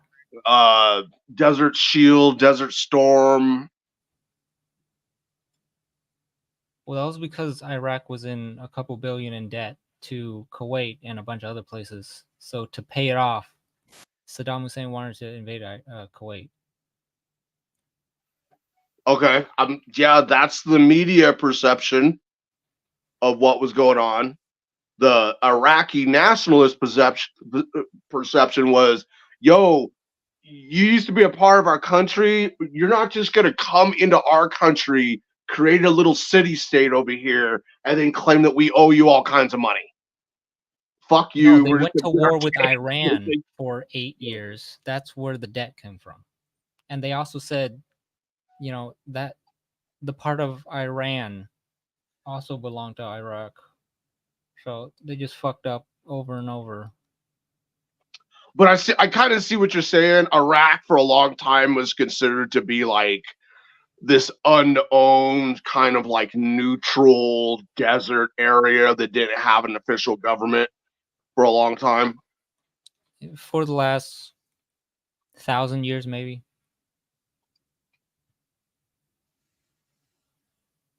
You got the Kurds up there in the north, and you got the Iranians, and you got the Saudis and from the south, and then Jordania, Syria, and Israel to the west there. But yeah,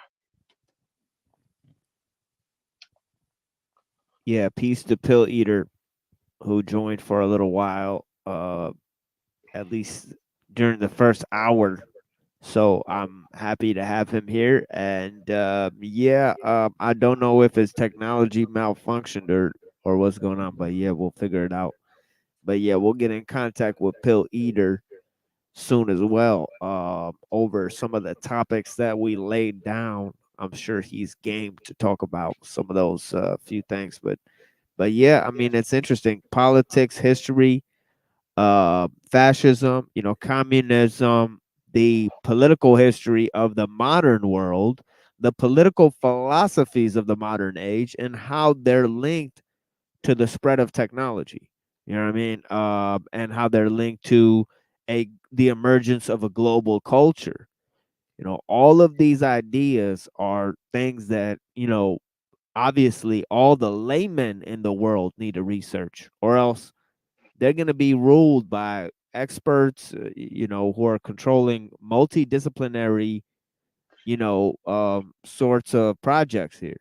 You know, and they're collaborating from experts from different fields and research studies that are funded by nonprofit organizations, global organizations. I mean, this is the reality of the situation. If you guys want to be ahead of the curve, I mean, you guys are going to have to see what is actually going on, you know, first and foremost.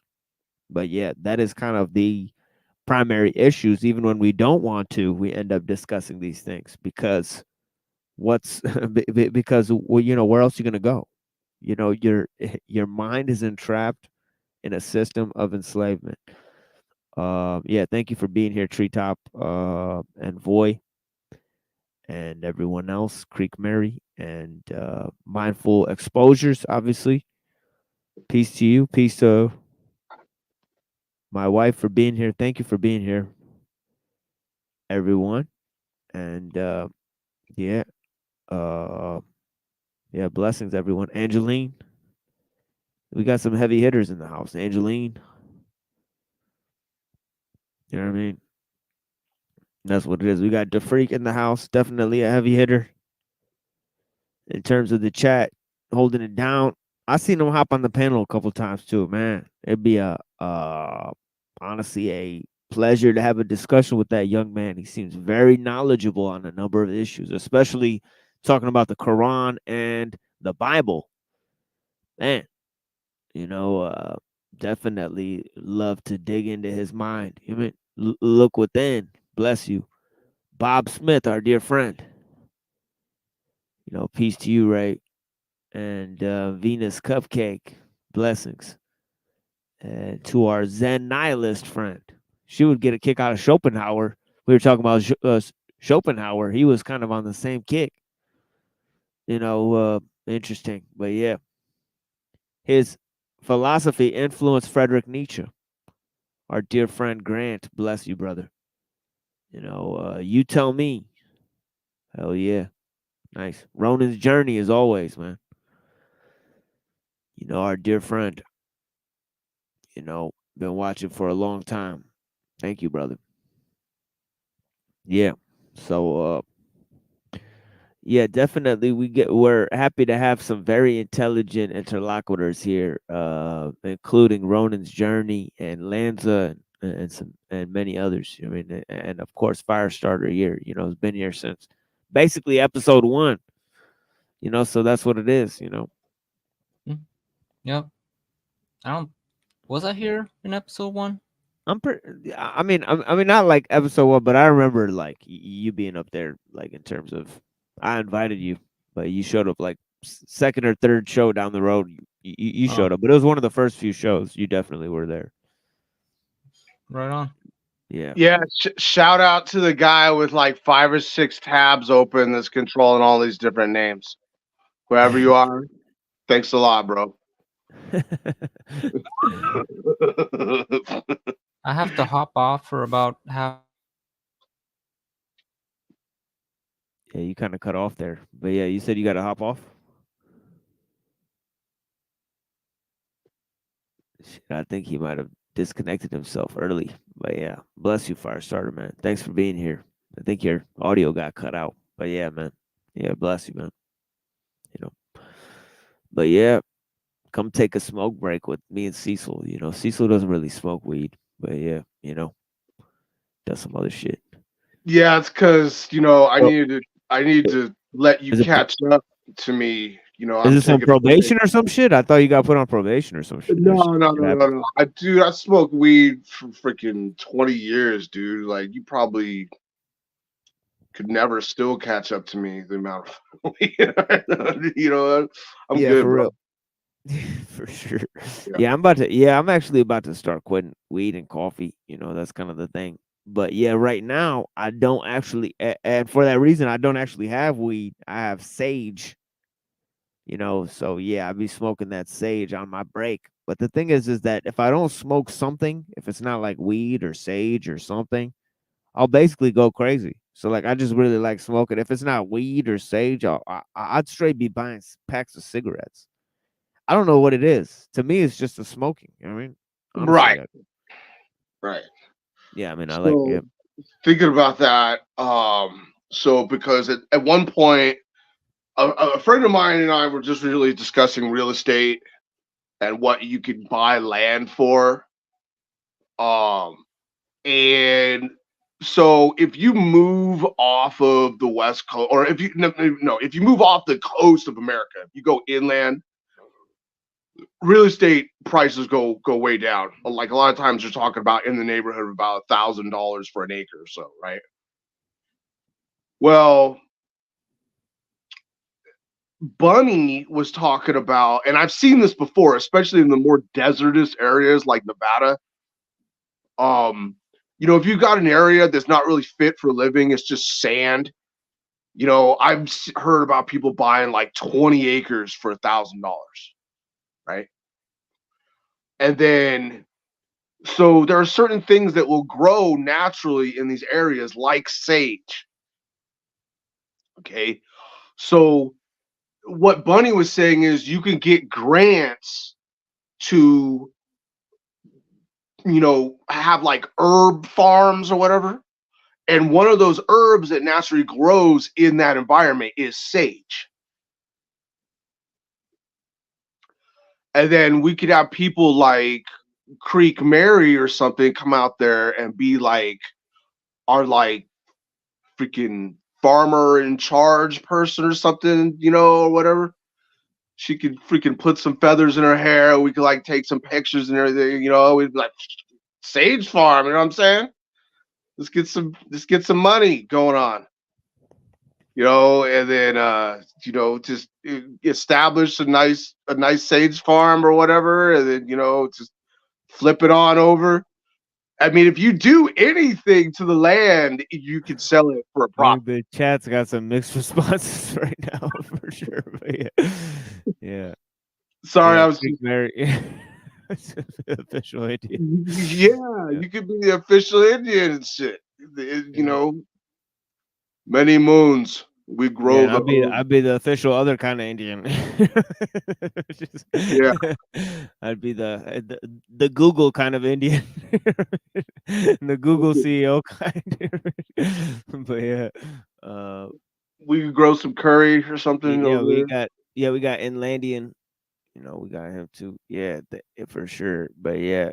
If you guys want to be Indian with us real quick, take a little smoke break with the machine line, smoke some sage, and listen to some Rock Marciano. What do you got? You guys know about Rock Marciano? He's legendary. There's a lot of people copying Rock Marciano these days. It's a news story. You guys hear about that? Hip hop news. People copy Rock Marciano's style, turn it into a new. He's turned into a genre essentially. His new era of wordplay. But yeah, uh, official engine.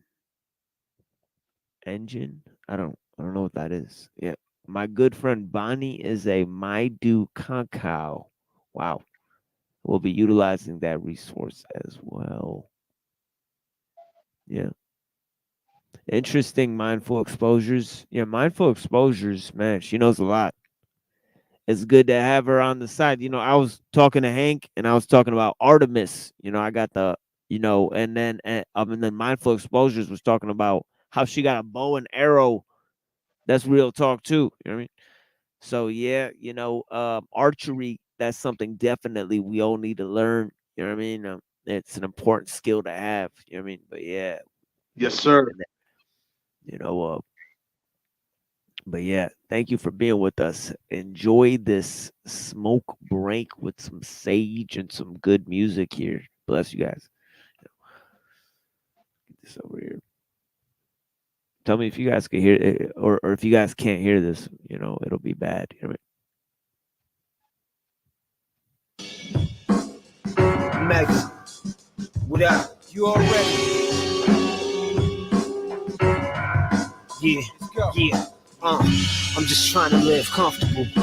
But it's hard to appear modest and humble in convertibles. Or the maybe with the curtain drew. Furs a baby blue, Persian lady view. Pearly gator shoe, early making loop like the youth on the paper route. Screw what they pursue.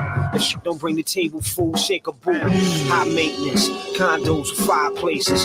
Wine tasters, live gangsters with fly faces. Five spacious, geishas, Versace vases. Pride of aviators, waving at neighbors with crusaders. Imagine if I would've stayed sedated. And waving nickel platers and haters and catching cases. And never turned what I put on pages in the papers. I probably would have made the papers for pulling capers or making sure no bullets wasted. But what good is hatred? I was trapped on them packed corners, lacked order, cooked up in tap water, looked up to Pat Porter, etc. The black Jordans reflecting, was it worth all I invested? Indeed, my daughter's conception encouraged my exit. Wrongs I corrected with righteous ways, broke light and haze, and sour the next man trying to make it. Time's wasted when you live fast and die faithless, oblivious to your divine nature. Lies plague us. True is freedom to find greatness requires patience. It's needed while thinking of ways to acquire paper. Inspires hatred, as if love lacks motivation. Closed minds only know my math when there's open cases. Subtract that from your contact list. You just a schemer who can't conceive the depths of mega thinking is immeasurable. I'm a lyrical resurrected phoenix in a 7-speed and listening to Malcolm X speeches. Once the police have convinced the public that the so-called Negro community is a criminal element, they can go in and question, they can go in, brutalize, they can go in, murder, mass come together against the common enemy. Go in the zone like vintage penny wearing phones. Hit the block so hard I grip a pen with hands of stones. I spar with adversity, the bars of verses be so godly. I conquer serpent beasts with murking beats and certainly putting in work for me. No days off verbally. I burn in the first degree. Learn urgency, earning in the urban street. The purpose was to purchase keys and open new doors. This is real, so my words are deep. Deep as a billionaire's pockets. Deeper than the look at my optics. Deeper than they drop wooden boxes. Next to the foxes, the Glocks by my low boxes. Blowing pot shots of Ghost Lager. God is my ghost rider. Tell promoters put toast on the show rider. If not, roll like a tire. Esquire, flyer. I keep 2 texts to fire like Spencer for hire. Never expire.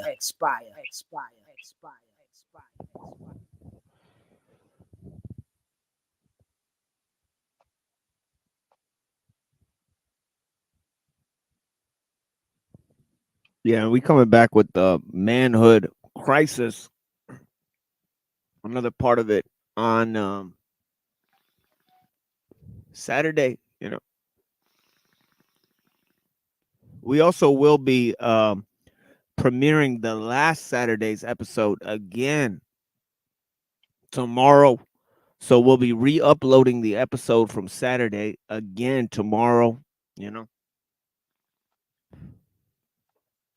And we'll be constantly streaming until Saturday. So we'll be coming out with all sorts of old panels and things that we had. But yeah, go ahead, Cecil. What you got? I was just gonna ask, like, have you tried to mirror this over on BitChute? Do you know what I'm talking about? It's on Twitter right now. So if anybody missed those episodes, they are up right now on Twitter. So I put that in the community post. Anybody can go click the link on Twitter. Recent episodes, they're double streamed also on the Twitter. But yeah, I'm gonna figure out how to stream the Rumble, BitChute, all those platforms. When they set up BitChute, they purposely, there's a page in their settings where it was purposely set up to very compatible to be able to use BitChute as like a YouTube archive. Yeah. Like all you got to do is put like your channel ID in and all this stuff. And then if it's not mirroring over there, then you can just contact their support and they'll set it up for you.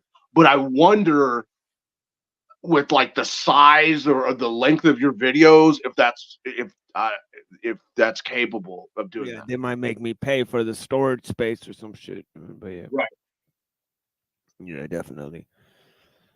But yeah, like as I was talking with Pill Eater, I mean, it's just interesting what's on this list. You know, culture of the Anglosphere. Obviously, the democratizing values of liberalism and democracy and universalism and all of these ideas. They do find their cultural anthropology within European or Western society. The reasons for that are complex, right? They have to do with the instantiation of several world cultures, including that of Alexandrian, going into the Roman Empire, going into Islam, and going into, many other empires, excuse me, the British Empire as well. In the 16th century, the rise of the British Empire, which many of these factors we have addressed in this, show in a historical way. I mean, the commercial model, right?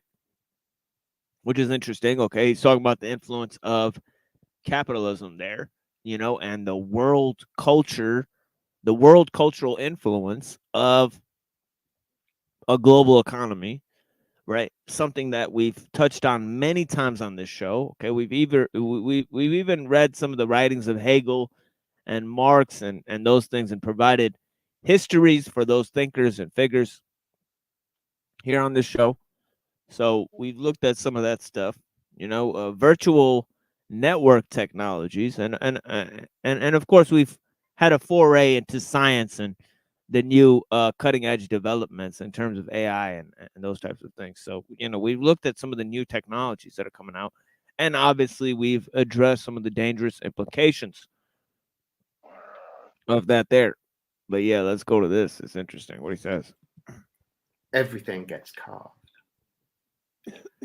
Bring the machinery inside and you have social Darwinism. Leave it outside and you still have social Darwinism. This, of course, is a very cold way of looking at things. Some like it hot, understandably. So there's an argument. Everything with which we have become familiar under the name of politics. The hot collectivity argument, as it develops within modernity, isn't easily identified with the left or right. It goes roughly like this. Look, we understand, we really do, that when things get cooled down enough, they can start superconducting. Truly extraordinary stuff starts to happen, we get that. It's unintelligibly extraordinary stuff these days. Growth, change, connectivity, artificial intelligence, whatever. But we're not made for this temperature, we need more warmth. And we're going to insist our leaders deliver some for us. There's a whole thermopolitics discussion about squabbles over the temperature control, which soon gets huge, but that's not why we're here, is it? Ultimate exit begins where the fight over the thermostat stops. If you can't stand the heat, get out of the kitchen. Don't argue or compromise, split. Cold by nature and cold by destination. Antarctica, the seabed, the asteroid belt. I don't know whether anybody here is old enough to remember Siberia. That needs to come back. Political heat dissipation is what the 21st century is about. Archipelago is actually the warmest version. Meta-utopia sounds toasty, but really it isn't. It's meta-ethical and implicitly recognizes that the integrity of an exit-based system depends fundamentally upon its moral indifference. Okay, this is from a writing by a writer called Robert Nozick in his writing Anarchy, State, and Utopia, right? So he comes up with this idea, and I mean, he kind of takes it in a more conservative style. He's kind of got this idea of vigilantism, this concept of the night watchman, and he's kind of going more based off of conservative and traditional ideals, You know, obviously the left-right paradigm, you know, it's totally arbitrary at this point. You know, they're being combined in different ways, you know, as we've seen all throughout this first 2 hours. Honestly, that's what we've been talking about, you know. But yeah.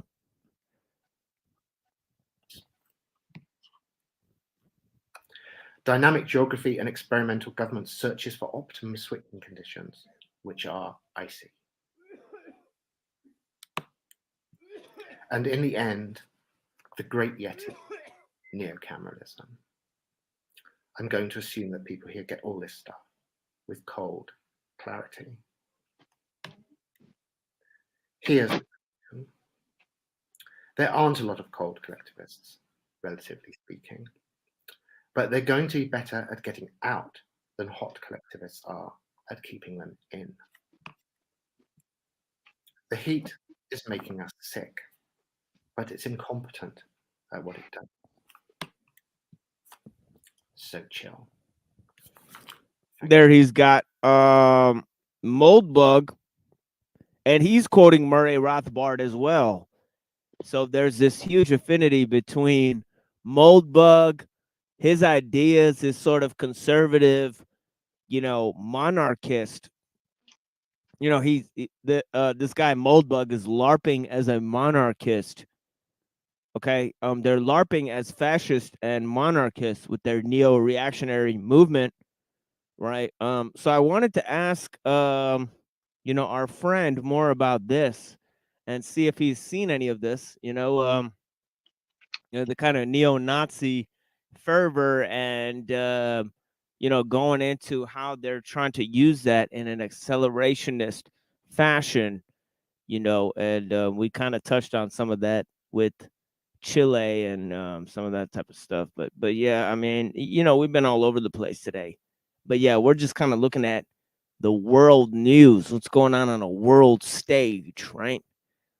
And obviously, accelerationism and Nick Land are part of the question. We also have this guy here, Terrence McKenna.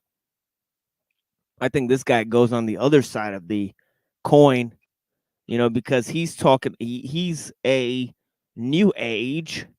So, you know, he's not talking about transhumanism, but he's kind of talking about techno-Gaianism and the archaic revival and the counterculture, the countercultural influence. And it's interesting how he's kind of playing the game here, and this archaic revival thing going, you know, back, you know, going into the future through the past kind of thing. You know what I mean?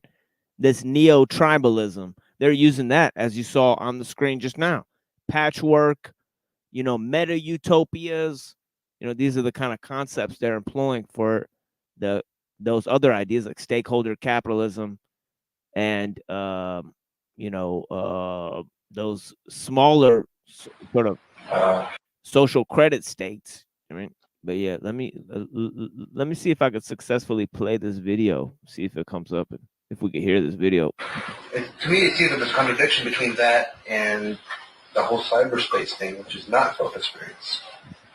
Well, no, it's immediate experience. What I mean is experience as product.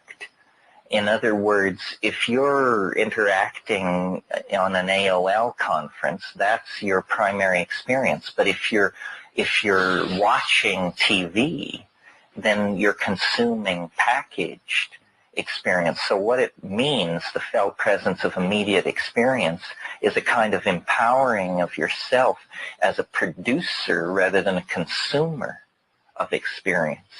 I don't know if I said it the other night, but one of the don'ts of zippyhood is don't watch. In other words, don't allow yourself to be cast in the role of spectator, of voyeuristic spectator. This is a phenomenon of, well, certainly the post-Renaissance. The disembodied point of view that sees all and is somehow invasive, the third person. Okay, so he's mentioned dualism, from the Renaissance. He's mentioned Cartesian dualism. He's mentioned correspondence theory. He's talking about the separation of the body. He's talking about coming back into nature, through technology, right? He's talking about our experience with technology and what that says about the body, right? He's talking about the effect of voyeurism on the experience, right, of society and culture, right? So, he's and finally he's talking about a merger between, the natural and the artificial, the objective and the subjective, and also the producer and the consumer. So that works on many different levels. It works on the mental level, it works on the social level, and it works on the metaphysical level, right? The narrator and you can put in parentheses of metaphysical, spiritual, right? Really, because that's all it is, right? Film and photography, this voyeurism has been empowered, and it's actually a kind of technological fetish, or a fetish which technology has permitted. So I think watching, generally speaking, is a bad thing. You want to participate. Okay, so you have this idea of techno fetishism, right? That means that with the merger of the artificial and the organic, you get people who get turned on by objects instead of experiences with people, right? They get turned on by secondary implements, ornaments and shit, extensions, they fall in love with bells and whistles instead of, a true sexual experience, so you have fetishism for objects, that this is a result, a necessary, thing which is precluded by, the idea of the merger between man and technology, right? You have techno fetishism, right? That people, and you see this in the sex dolls, right? Obviously, and you could think of the process used to create a sex doll. You could think of it the other way, where you don't have a sexual experience, dressed up, through a machine, and then the machine is dressed up to make it appear real. You also just have artificial, dicks and vaginas and things. Obviously, you just have like actual sex toys, that are just artificial, detached. Just the fucking, just the essential, part. You know what I mean? So detached from the body. So you just have the sex act like in a box. You know what I mean? Right? So you know what I mean? Right? So I mean, these are all ideas that tie into the foggy, somatic, detached feeling that we have. You know what I mean? Right? And the lack of ability to connect with others. You know what I mean? But then also the re-emerging of, the human in all sorts of artificial realms. You know what I mean? The reemergence of feeling into all sorts of artificial realms, into the technosphere, right? So yeah, I mean, it is what it is. Yeah, I mean, he's talking about, accelerationism, and he's a Gibsonian in a lot of ways, and his whole idea of archaic revival seems to smack of accelerationism, and I mean, he's an admitted Discordian, which I think just as traditionalism grew out of, you know, uh, perennialism, I think that, these ideas of fucking Discordianism grew out of, a base level of accelerationist or futurist ideal. They want futurism. That's why they want to bring about discord, because they believe that it is the sort of engine of evolution, right?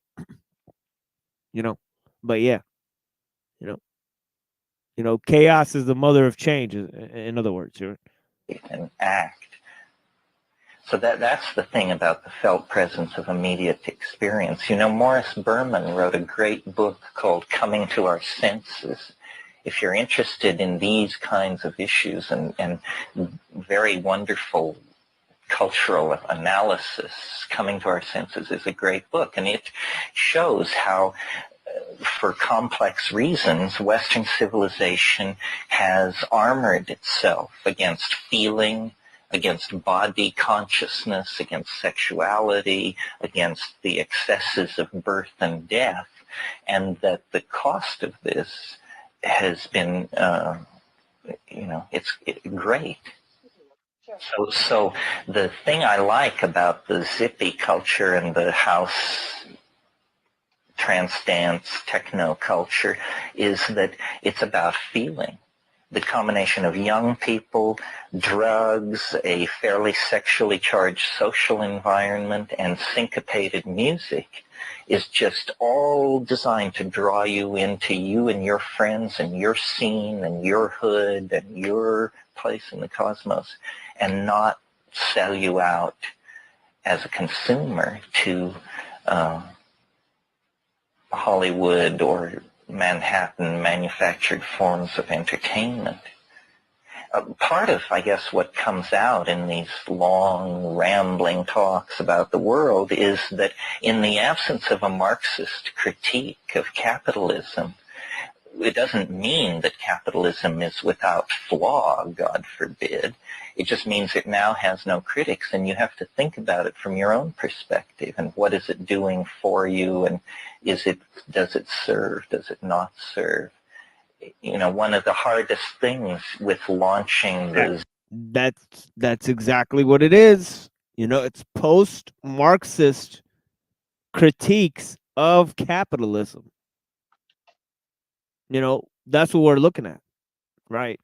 You know, you know, just like our friend, you know, who is in this video here. You know, he doesn't call himself a communist.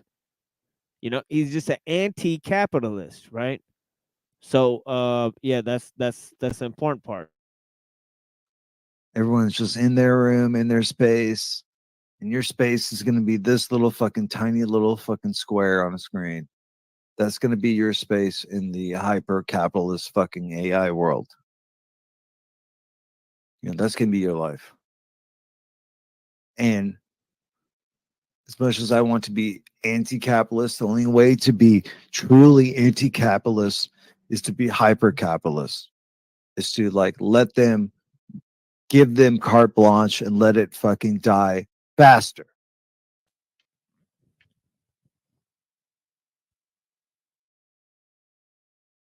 Hey, I'll get a job when I hear the true call. True call. You know, the true call. I know when I hear it. Anything else you want to know? Yeah, there's something else. To all you workers out there, every single commodity you produce is a piece of your own. Oh shit! I accidentally Is that cut it some off. It was Neurojack supposed to say video? zero death. Yeah. That's some Hey, what Neurojack video right there. you- You know that song? No, Okay. but yeah. It's okay if it Actually, was. yeah, I fucked that clip up though. No, that's from the movie Slacker. But yeah, I can't even fucking I didn't play that shit, man. zippy meme that I talked about the other day is to keep it out of the hands of the people for whom everything is fashion. You know, this word fashion, it means two things: fast money and no political impact. You know, so, and it's how everybody is disempowered by being turned into a fashion icon. You know, somebody flagellates themselves, pierces themselves, scarifies themselves, and the next thing they know, they're on the cover of Interview magazine. That wasn't the plan. The culture is so capable of assimilating and disarming its critics through hype and fashion. I mean, Notice he takes technology and capitalism for granted, and he's moving with a critique of culture. He's saying what we need to challenge is the cultural mainframe. See, this is typical of Discordians and accelerationists, right?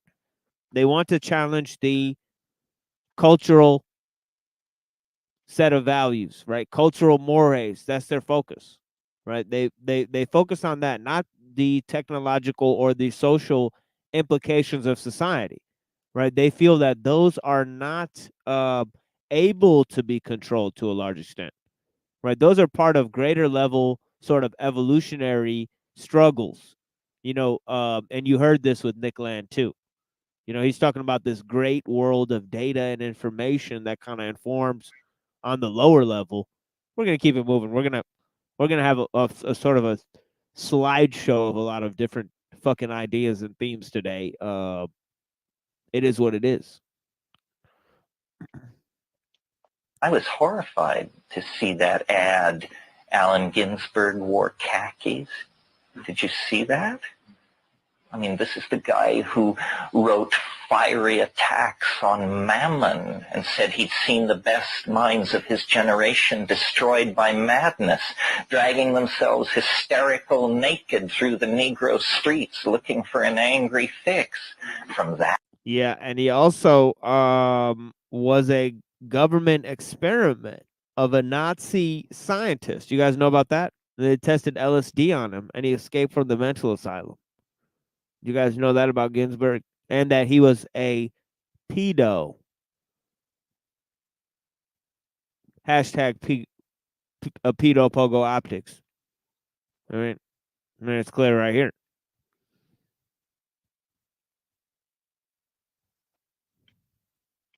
To a khaki ad? So is Madison Avenue desperate? No, apparently American poetry is more desperate than Madison. Well, anyway, that's... See, look at that. The kid blames capitalism. He says, is American,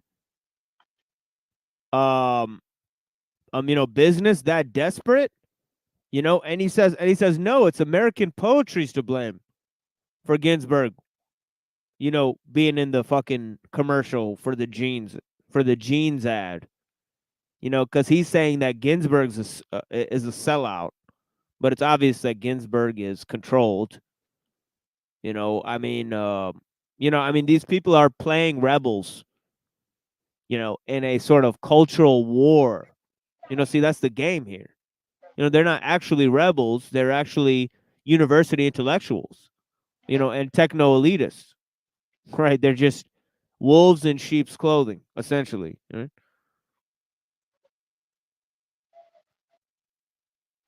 Yeah, have a blessed day, Mindful Exposures.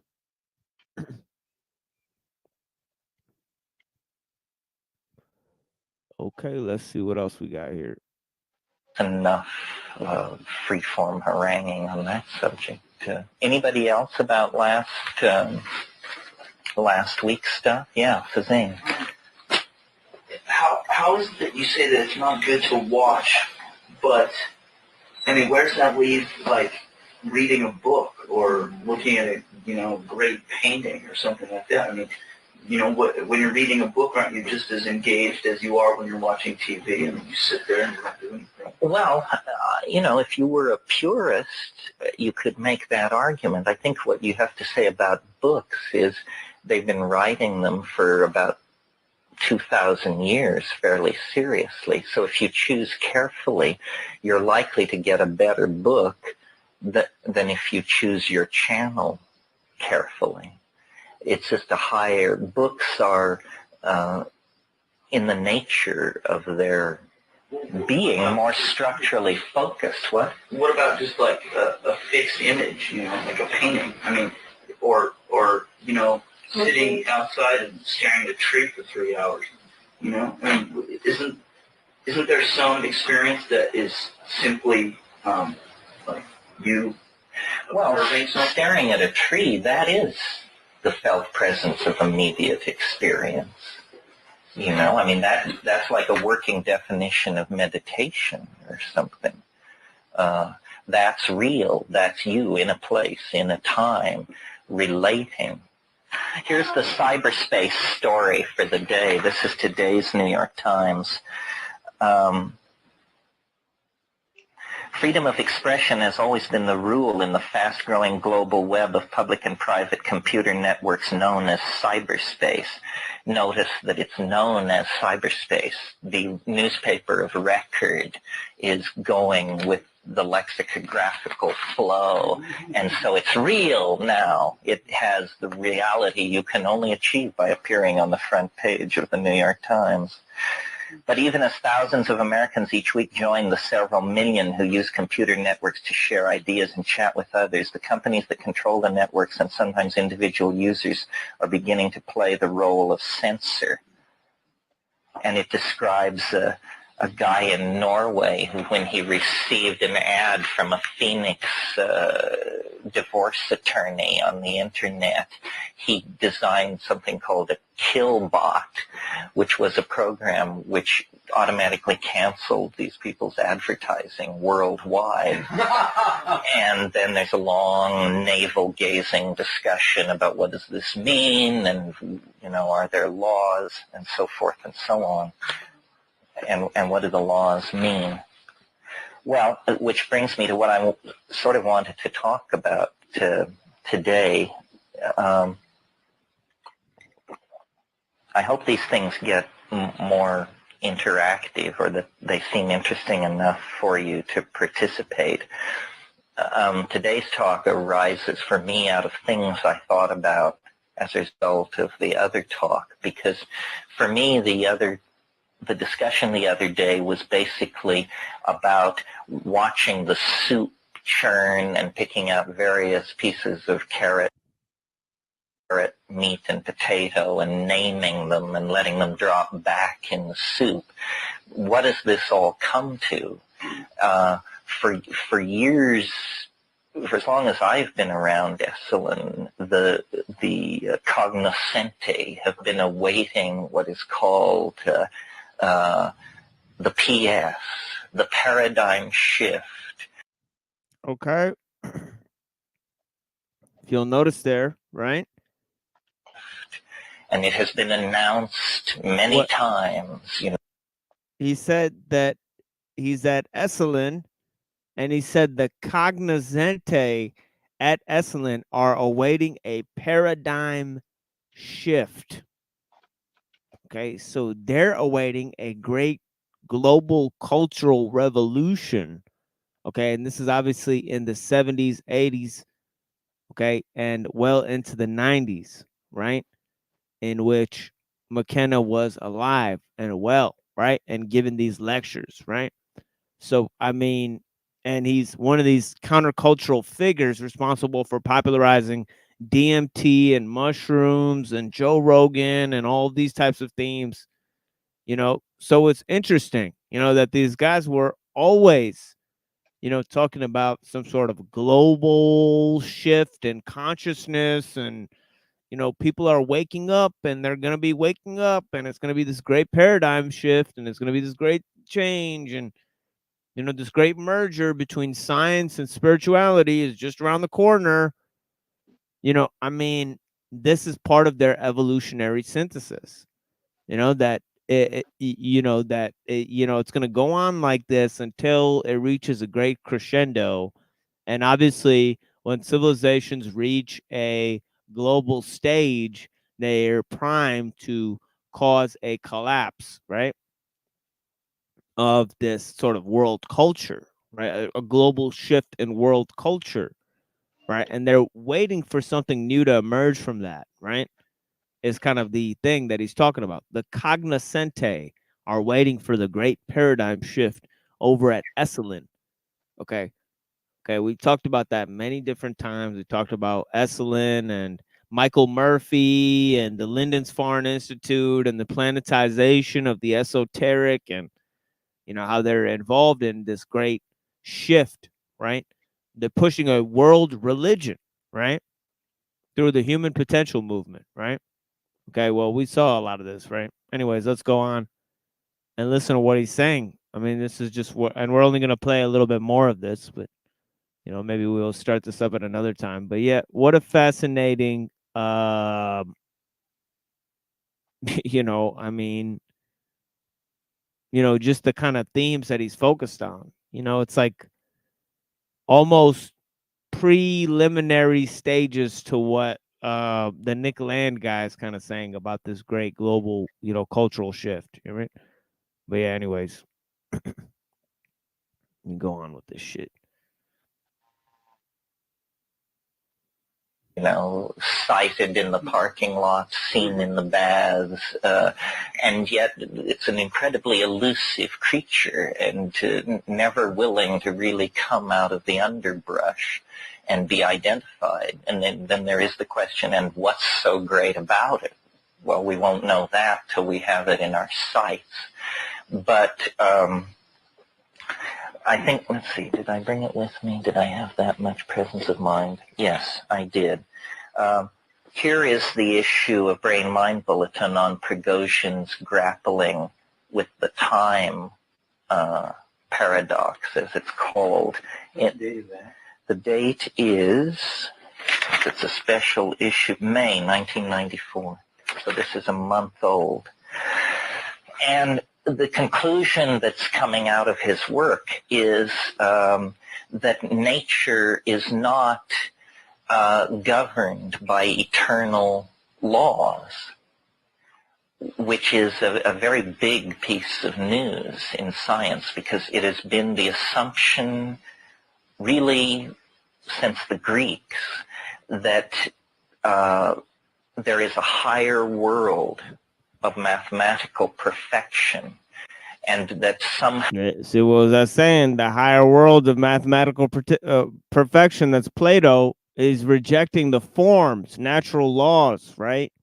And they come in different ways, right? But now he's rejecting that nature has laws, right? Eternal and fixed, right? And this goes quite neatly along with the ideas of the postmodernists on truth, the subjectivity of truth, the subjectivity of language, the subjectivity of culture, the merger of the objective and the subjective, the merger between the producer and the consumer, in the post-Marxist critiques of capitalism. Okay. All right. I'm trying to draw a neat sort of line of thought for you guys, so it's easy for everyone to follow along. For those people who are going to be watching, you know what I mean? And yeah. How the world of physical appearance and substance is a shadow in Plato's formulation, or a reflection of this higher, perfect, eternal world, which is mathematical in its foundation and best conceived somewhat like the mind of God. And so then the task of science has been to elucidate these eternal, unchanging rules, and to place nature in the context of this system of rules for purposes originally of philosophical contemplation, and for the last 1,000 years or so for purposes of technological manipulation. Well, a number of us over the past 15 years have been very restless with this idea. It seems to be naive philosophically, and it seems also not in congruence with the observable facts of nature. Prigozhin made his reputation by attacking the second law of thermodynamics, which was thought to be the most inviolate law in nature, the law that systems run down and that order and energy is dissipated ultimately as heat, and that disorder is the destiny of all organized systems. Prigozhin showed that this is not true. In classical chemical systems, he established what is called the principle of order through fluctuation, which is a situation where, for reasons not immediately apprehendable in classical chemical dynamics, Order through fluctuation. Does that sound like anything familiar to you guys? Does that sound like anything familiar? Chat. Cecil. Order to chaos. Yeah. Exactly. Hegelian dialectic. Hegelian dialectic. Exactly. Order through fluctuation. I mean, yeah, you hit the nail right on the head. That's exactly what I'm talking about. That's Ordo ab Chaos right now. Right there. Bam. That's nasty work, King. system will spontaneously mutate to a higher state of order. And we're not talking biological or social systems. We're talking just simple organic systems, chemical. Woo! Wait. Am I hearing this right? Ordo ab Chaos is also evolution? You guys starting to get it yet? High to a higher place in the spiritual order, right? That's the Freemasonry, right? And then to a higher place in the physical order of things, all right? In terms of evolution, right? That these are combined. Systems, life is a very, very dramatic example of what Prigozhin was talking about. We have genes in us that occur in flatworms, absolutely undifferentiated from their expression in the human body. Well, those genes are arguably 3.5 billion years old. Since the life of an ordinary star, not our star, which is a slow-burning and special kind of star, but ordinary stars have an order of existence of 600 million years. 1/6 the known rate of the persistence of life on this one piece of real estate. So life is a phenomenon that violates the second law of thermodynamics on a planet-wide scale with ease for 3.6 billion years. Fascinating.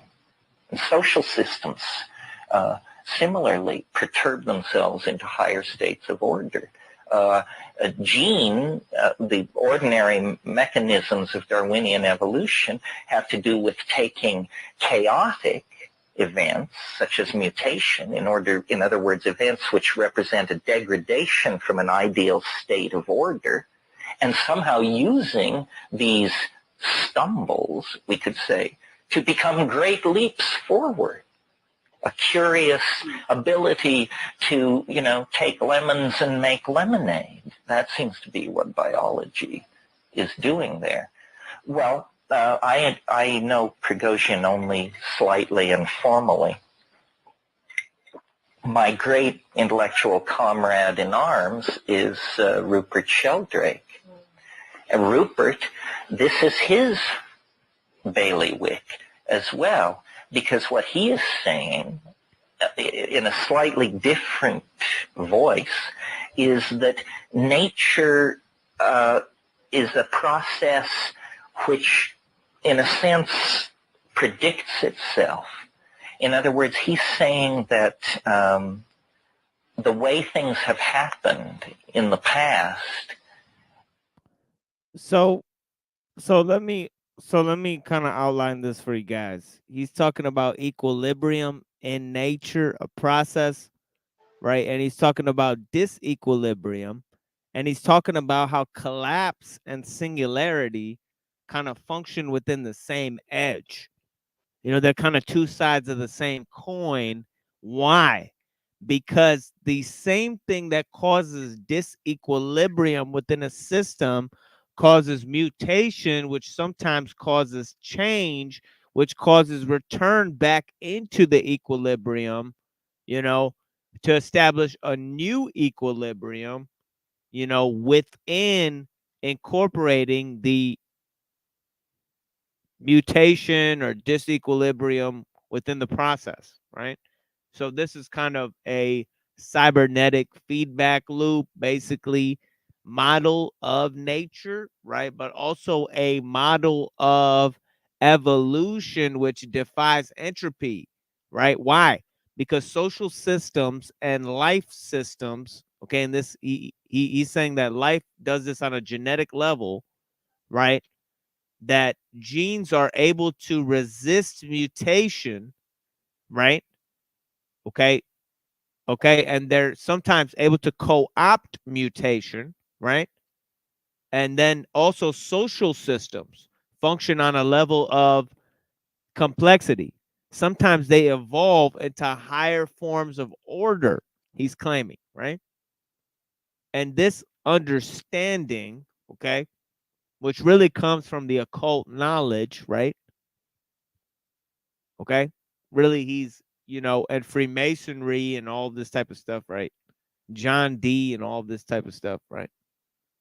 That's where, you know, McKenna's really getting it from, right? Okay. And he's mixing it with science and, you know, he's mixing a little science in with the spirituality and, you know, and obviously, you know, that's the project there at the Esalen Institute, right?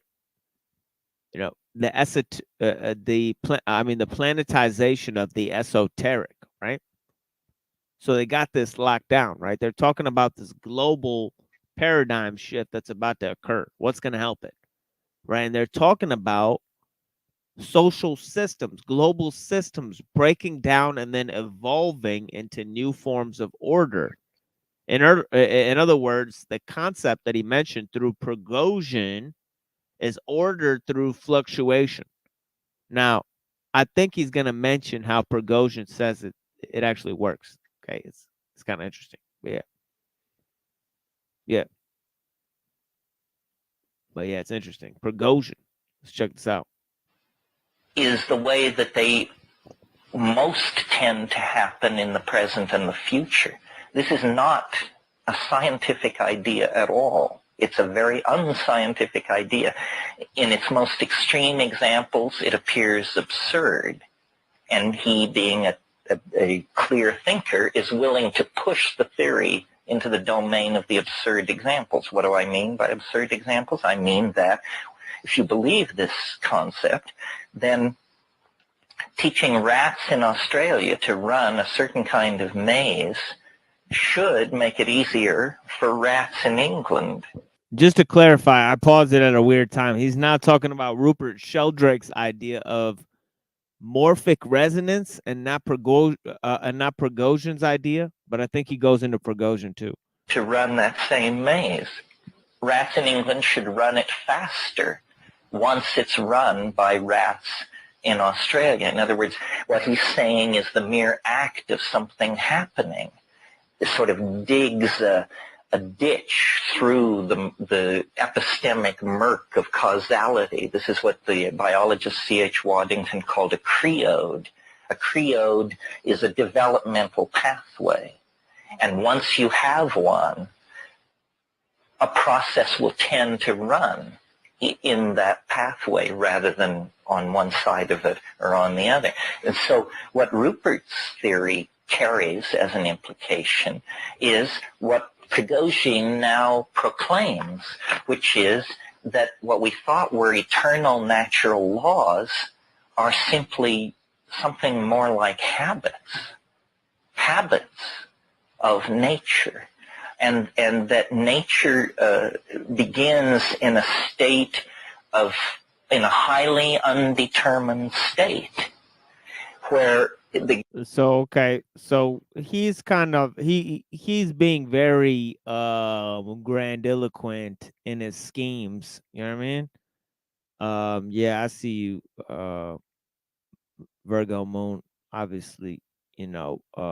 But yeah, he's being very grandiloquent in his schemes, talking about, you know, these kind of, you know, this shift emerging, you know, that is going to be now into a biological understanding of the world. You know, that man first had this idea of natural law that was then dethroned by the scientific understanding of cause and effect. And now that's going to be replaced by projecting biology and looking at nature as an organism with habits, you know, because this is how, you know, nature defies the second law of thermodynamics that systems eventually have to break down, you know, is by life itself. Okay. And I agree with him that life actually does do that.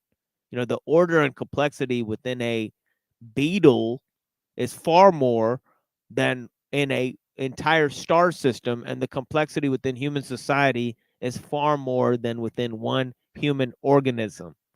You know what I mean? On an order and complexity and rate of complexity, that's exponentially higher. You know what I mean? Like you couldn't even measure the rate, you know, of how much more, you know, connections are going on inside of a life form than are going on inside dead matter, and compare that within a organization of human life forms. You know, I mean, it's you know, we're talking about changes and complexities and possibilities, and you know, that are far too complex for a computer to calculate at its present stage, right? Okay, of capacity or intelligence, right? You know, set of possible creodes, that word which means developmental pathway, the set of possible creodes radiating out from the origin point approaches some enormous high number. But things must undergo the formality of actually occurring. Whitehead's phrase. Things must undergo the formality of actually occurring. So out of these many possible developmental creodes, a path will be chosen.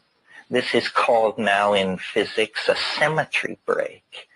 And in theory, these symmetry breaks are not determined. They could occur anywhere. Now, what I mean by that is a common one is, and don't hold me to the numbers, but I believe the electron is right. See, this is why he was talking about the epistemic murk of causality, right? He wants to totally dethrone Aristotle, right? So he wants to dethrone cause and effect. Okay, the correspondence theory of Aristotle.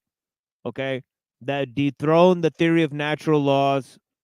Okay, for a biological way, right? Okay, of this new way of understanding, right? In which it could be about developmental change. 1,860 times heavier than the proton. No theory can account for this. There is nothing apparently magical about this being 1,800 so forth times heavier than the proton.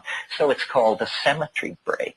In the original mix of possibilities, the universe just developed. Symmetry, as in tiger, tiger, burning bright in the forest of the night. What immortal hand or eye can frame thy fearful symmetry? That kind of symmetry. By the way, that is an alchemical reference from William Blake. Don't know if you guys know that, but he's putting some kind of spell on these motherfuckers, you know, by quoting that out of, you know. Or symmetry, as we from the cattle towns of western Colorado say. How does Darwin fit into this as far as the theories of evolution? I mean, are you basically implying that an accidental, chaotic dance is going on in regards to how life is unfolding? There is no rhythm, there is no reason, there is no rhyme to the unfoldment of evolution as we know it? Well, certainly that was Darwin's idea. It's not necessarily mine. See, since the 19th century, to the 20th century, the word chaos has actually changed. In the 19th century, chaos meant disorder. And the gene, in a sense, you could almost say that Darwin was the first chaos theorist, because they discovered, the people, Darwin and his school, that you could take two processes which are both random, and that by running these two random processes together, you could attain striking examples of order and symmetry and beauty. And this, to them, this proved that God is not necessary. They said, look, no God, nothing, no God up the sleeve, just here's natural, here is random mutation, no mystery here. Here is natural selection, no mystery here. I shuffle the deck together, and here I get peacocks, harlequin beetles, gray whales, and human beings. And no God necessary.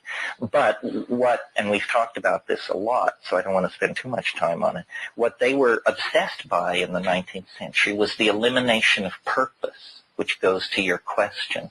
They were totally against the idea that there is a plan, God's plan, because they were very concerned to continue the tradition of free will that they inherited from French rationalism, and they felt they were holding the line against the Church of England. In a way, this brings me to what I wanted to talk about today, which was, I mean, there are many paths into this, but about the paradigm shift. And we've talked now for a few minutes about natural law versus the idea that the universe is some kind of evolving organism. And I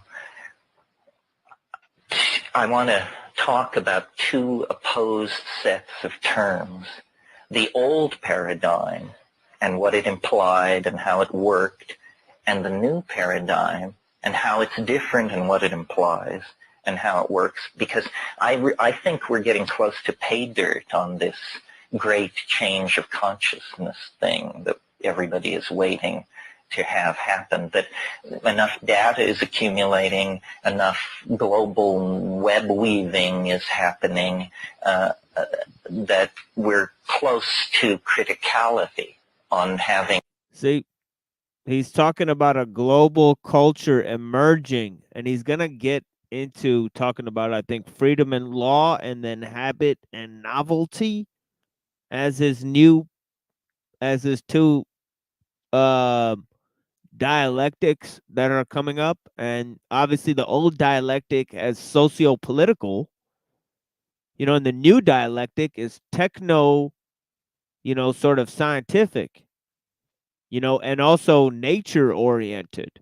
He kind of combines all of these on purpose, because he's kind of engineering these memes to, obviously to fit his own, end goal. He seems to be in line with the dethroning of purpose, right? I mean, but he's telling these people that this is what's happening. This is what's emerging, right? The new paradigm shift, right? And obviously chaos and paradigm shift and all of these things are positive terms, right? So they want a global system to emerge. You know what I mean? I don't know what just happened to you, Cecil. You just like zapped in and out. I don't know what the fuck.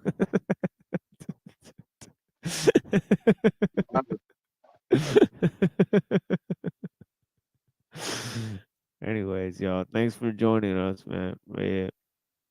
The new paradigm emerge. Perhaps Prigozhin's little announcement is the beginning of that. But here are the terms. First of all, old paradigm, freedom and law. This is what it's about. Freedom and law. This great opposing and dichotomous set of concepts. First, the laws of nature, eternal, Platonic, suspended in some philosophical superspace, beyond argument, beyond contradiction. And then the mystery of freedom, that man is free and therefore responsible and therefore somehow bears a measure of guilt for the historical predicament. So human freedom is the precondition for the assumption of man's flaw, man's fall, what Thomas Aquinas called the felix culpa, the happy flaw. And these ideas of law and freedom have been worked out since the late 17th century, when, after the Cromwellian Revolution was disposed of, and Newton published the Principia in England, people like John Locke and Hume and Thomas Hobbes and began to work out the social implications of all this, while Newton and Leibniz and other people on the continent, Fibonacci and so forth, worked out the implications of the law part of it and created science as we know it, practice it, love it, hate it today. Okay, now the new paradigm and the meaning, I guess we should talk for a minute about what a paradigm is. A paradigm is a lens through which you see the world, and everything is transformed when you look through this lens. How your food, your religion, your sexuality, your science, your economics, everything is transformed. And for 500 years, let's say, we have looked at the world through the lens of freedom and law. And our whole social dialogue has been, how can we have as much freedom as possible, and law, and what is law, and what is freedom? And this is what the dialogue has been about since the Renaissance. Habit and novelty are the new, or what I would propose as the two concepts that are rising out of a synthesis of 20th century experience as the new defining terms of a universal paradigm. And first I want to talk about habit, because I've already sort of anticipated that by talking about Sheldrake and Prigozhin, saying, you see, if you are, and believe me, it's not easy for me to give up my Platonism. I mean, I am to this day highly Platonic, but I don't think we can just be Platonists. There's been some development since 530 BC. Take a look at Alfred North Whitehead. The problem is the eternality of the ideas and their supraordinary. By the way, one of the most famous quotes by Whitehead is that all of Western philosophy is a footnote to Plato. So, I mean, the supraordinary. He also called Aristotle the greatest European metaphysician. But yeah, ontos of their existence, as we've mentioned that before here. Philosopher would say. In other words, that they are nowhere to be found in what we call the world. They are like with God, or with the square root of -1, or something like that. So habit, rather than law, has the curious effect of invigorating the universe and making it not something static, like a piece of furniture, or as Newton imagined it, a divine clock, a machine built by God and then set going to the last tick of eternity. But if habit is to replace law, then the universe is more like an organism. It's more like a creature. It learns. It gains experience. As it matures, it changes its strategy. As it expands its experience, it gains new domains of emergent subtlety. And this is, in fact, what we see. I mean, we see that the universe began as a plasma of free electrons, and then there was a period of astrophysical condensation, stars and planets, and then a period of nuclear chemistry ruled the universe as stars aggregated. Is that not law? Well, the point I'm making, see, is that it progressed from one phenomenon to another. It didn't remain static. Apparently, each episode of becoming, rather than stabilizing itself like a machine would, it actually becomes the foundation for some completely new phenomena. And that's what you call habit? Well, as opposed to law.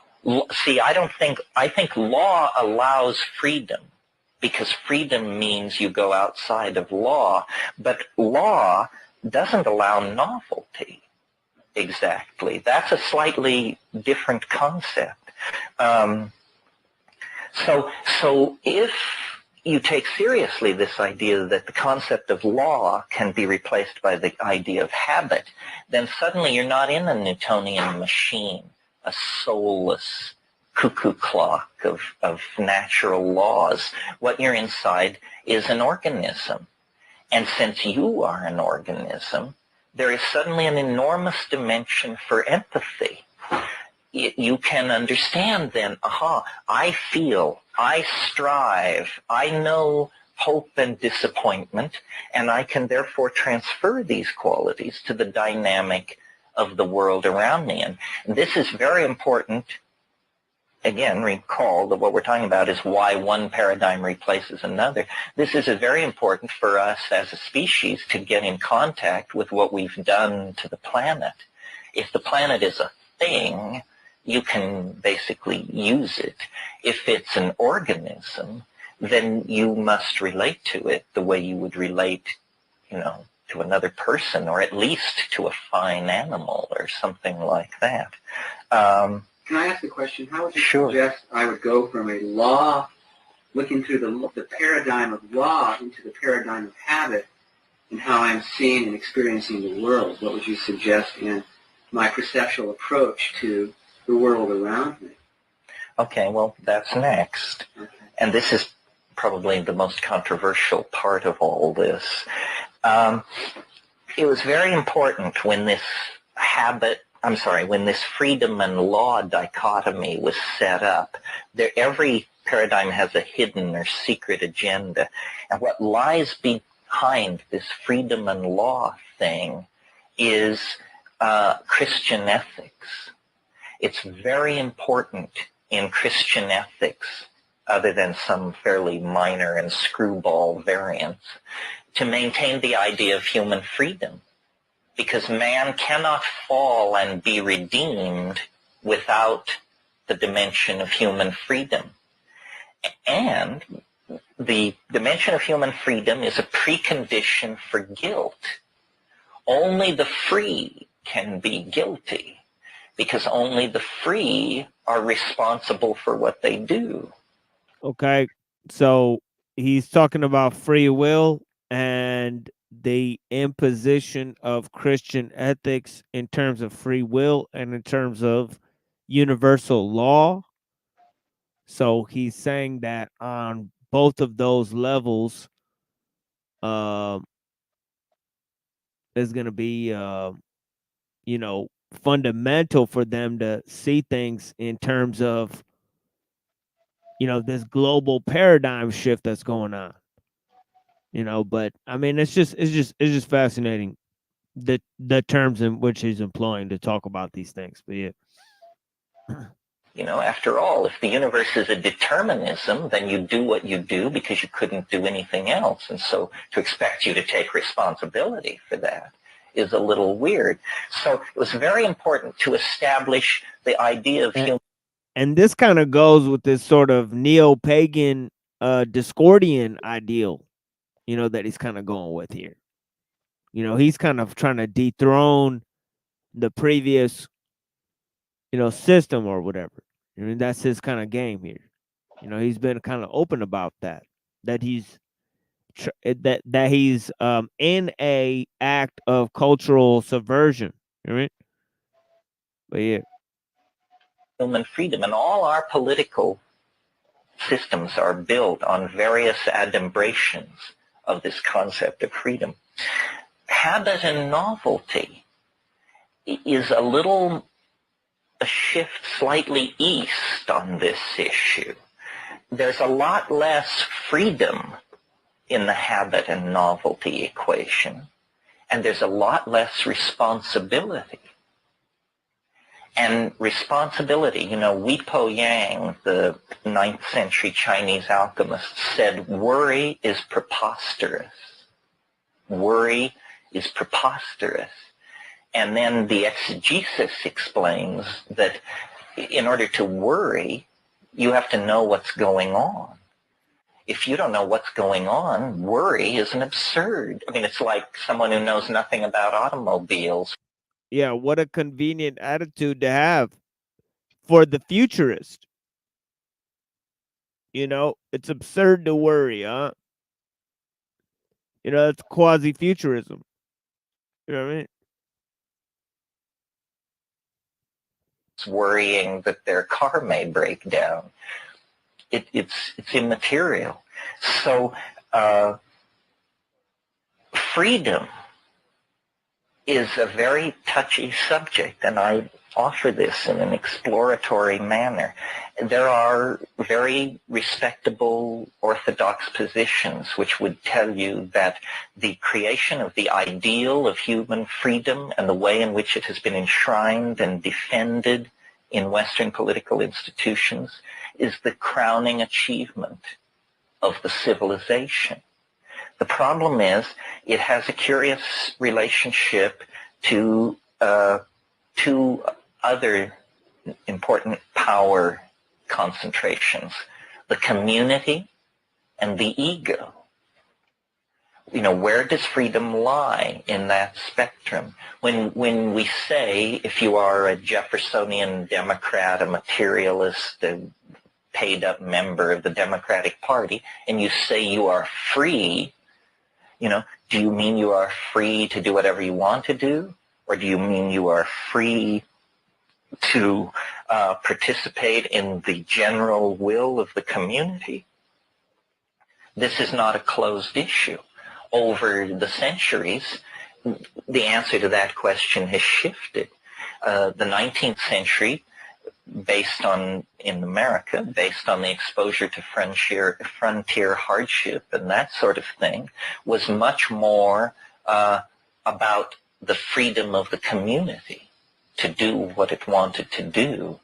In the 20th century, consumerism and the disappearing of frontiers and the rise of populations and the packing of populations very tightly freedom has tended to mean the right to gratify the whims of the ego. And this has led to a whole bunch of anti-communal attitudes and phenomena. Okay, so anti-communal attitudes based on the dissolution of boundaries, okay, in terms of culture, okay, in terms of international trade.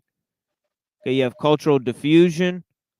Okay, you have technological growth and innovation that leads to change. So you have all sorts of interconnectedness of people. So these are a couple of the things that are basically he's citing now. I mean, I've often cited them, but obviously any futurist, will just readily cite these things, as positives, whereas we're looking at it as the development of a global basically culture, right? Global, basically a religion, right? A global sort of technological and scientific paradigm that can be hijacked. So a global system emerging that's able to be taken over, to put it quite frankly, and you know, e- e- e- e- e- I just want to trade a few things. what is that? Okay, I'm sorry about that. There's a little bit of internet whatever problem or whatever. But yeah. Phenomena.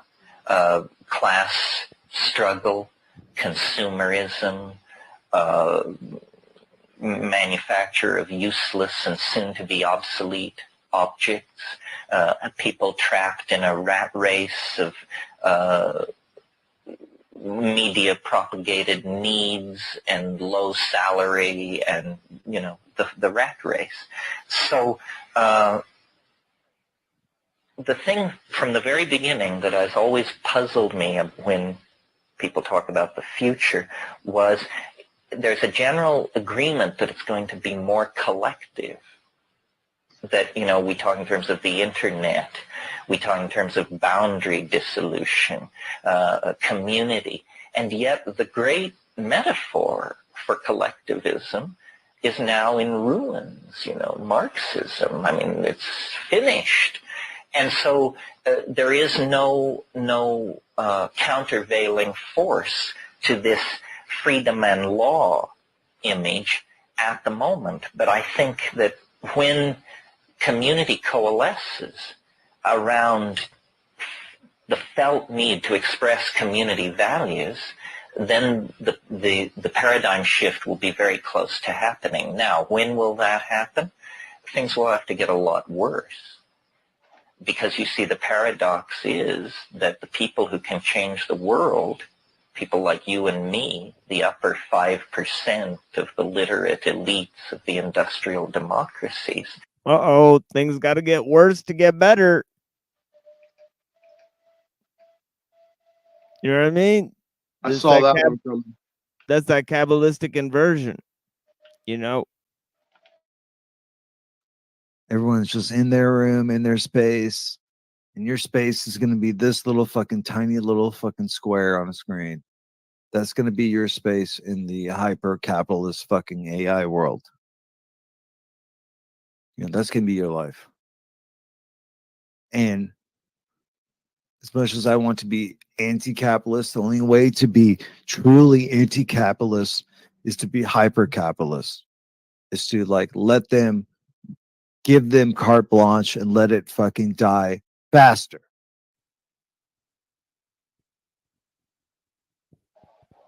We're the furthest away from the bad news. We're getting 3 squares and having a fine time. So somehow there has to be a sense of danger or impending chaos. And then we will, I hope, organize ourselves to get out of it. So are you saying the organism is reaching a point of transformation that will be very painful for many and not so painful for few? Or painful for all? Well, I guess that leads to the subject of change. Change is in and of itself neither painful nor pleasurable. But, the Bob Dylan song that says, when you got nothing to lose. Well, a lot of people have nothing and a few people have something. And I think it wouldn't hurt for everybody to lighten their ballast a little bit to float higher. So these ideas have a lot of implications. A paradigm touches everything. And it. See, he's kind of promoting a sort of I'm pretty sure this is Wizard, so I'll just leave it.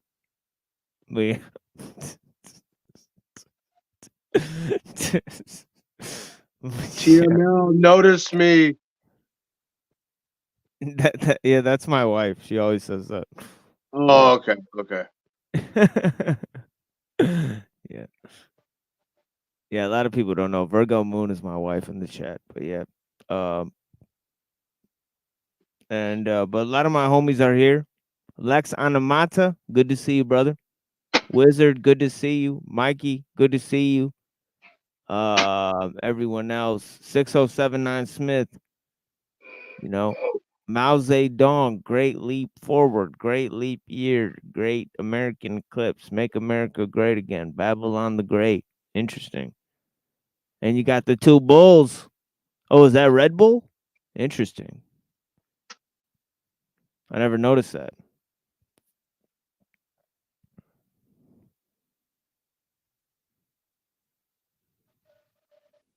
Begins very deeply. But I think that my, fractal mathematics, chaos theory, complexity theory, my own stuff with the time wave, all of this is going to, in a sense, erase much of the mystery about the future. That the future is in a freedom and law system necessarily unknowable. Because if you knew the future, then this idea of freedom would fall under a shadow. But if you replace freedom with the idea of novelty and see then that no matter how unique a situation is, it was somehow preceded, announced, anticipated by earlier situations, then the anxiety that is built in to the freedom and law formulation disappears.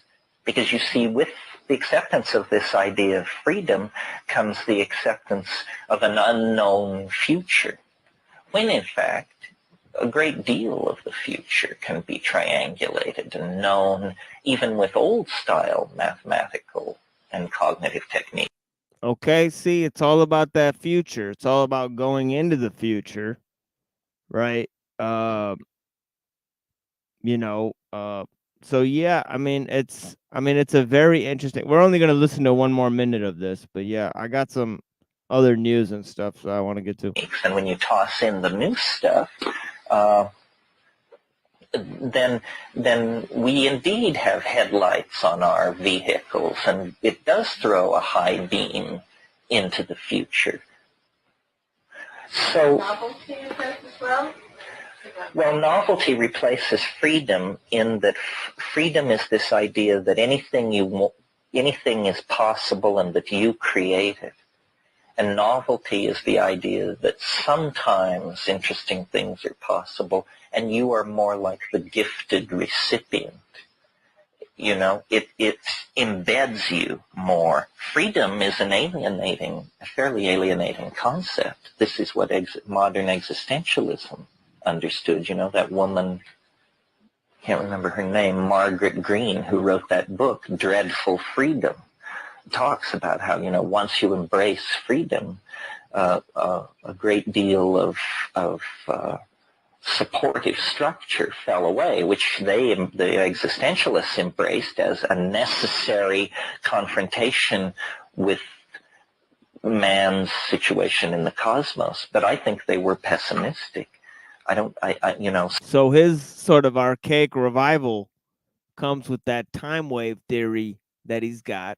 And in terms of that, he's a futurist, combining his futurism with a sort of Discordianism, with a collapse, theory as well, to form this notion of the archaic revival in the future, a return to the past in the future, and of course it's linked into the idea of Atlantis and this great return to this great civilization of the past, the civilization that was kind of the progenitor of civilization itself, some sort of global creed, reformulated through the ages, and this kind of idea also has to do with what he was talking about earlier with Prigozhin, the notion of this kind of singularity, this technological evolution or this movement forward, mutation, and then return back to an equilibrium. The thing that maintains its equilibrium maintains its order furthest from equilibrium, then changes into a higher order. So this kind of order through fluctuation model of Prigozhin, it's kind of a ordo ab chaos model, that he's employing there to get to the point in the first place. So it's all very interesting. But yeah, let's hear a little bit more of this, and then we'll get to some news for today. You know what I mean? Sartre's ultimate formulation of all this was he said nature is mute. Well, nature is not mute. That's ridiculous. How could somebody get so tweaked around as to hold that position?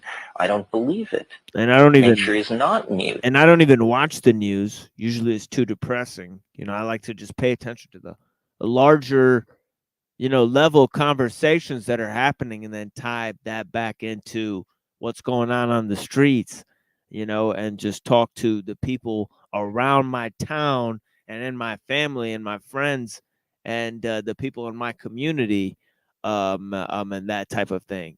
So there's that.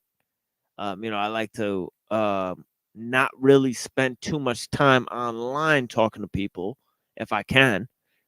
So that is one of the things, is that I obviously I do a lot of my learning from books on my own.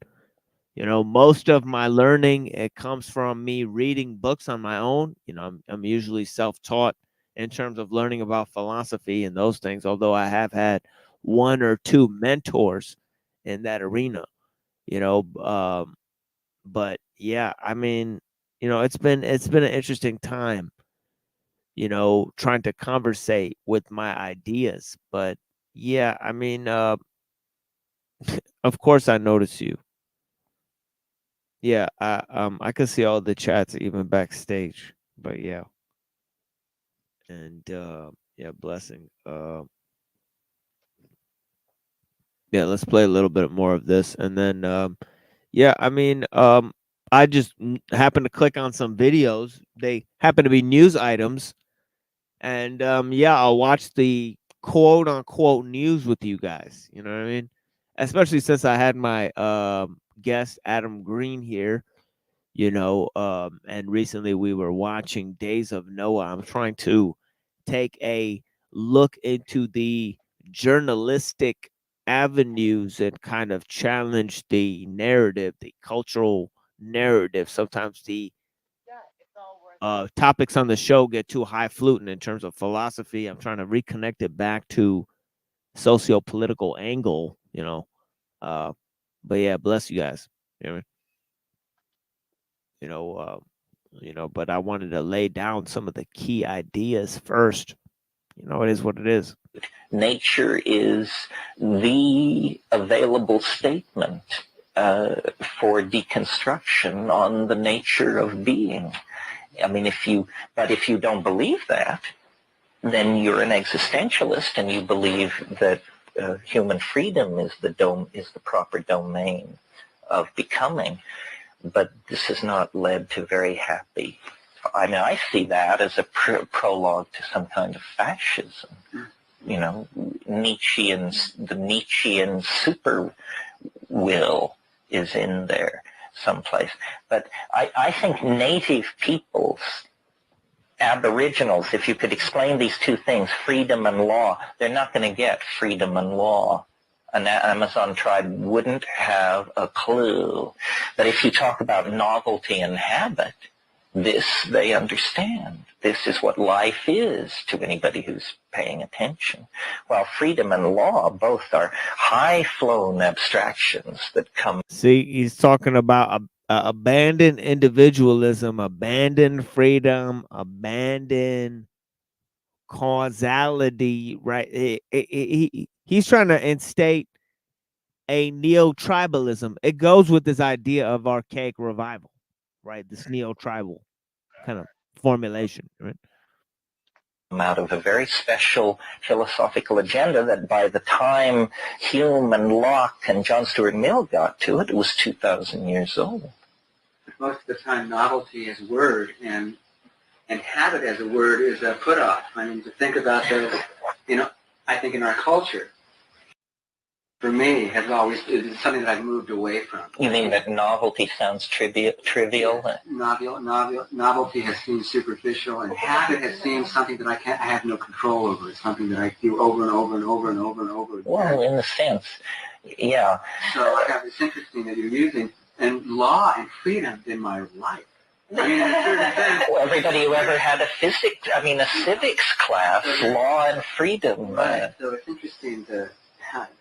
Well, I should explain, because since you bring it up, it may be in other people's minds. The reason I use the word novelty is because I'm a great fan of Alfred North Whitehead. Okay, so there's Alfred North Whitehead again.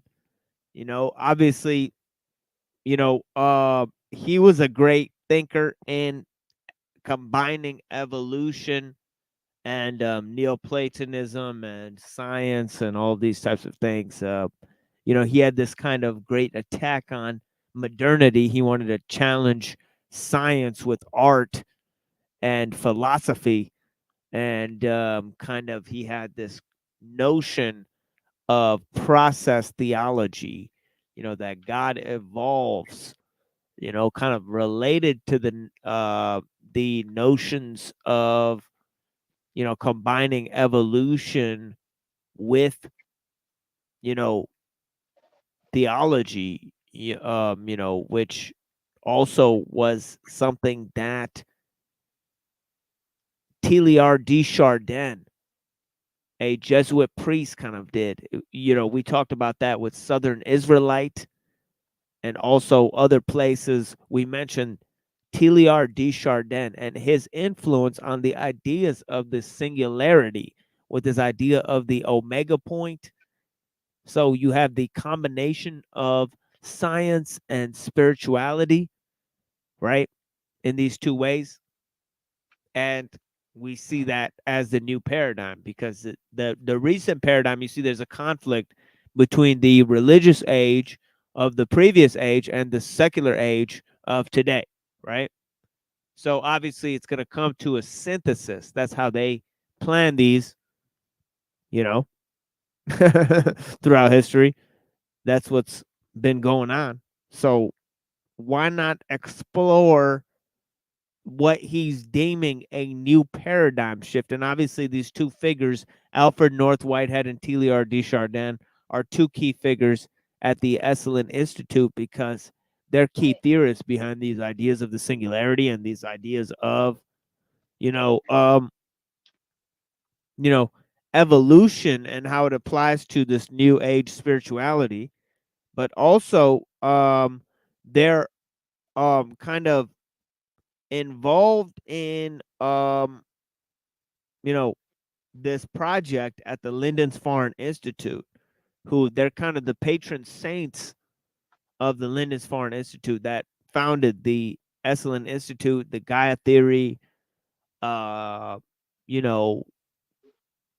lot of ideas, Joan Halifax, near-death experiences, a lot of different concepts, right? But yeah.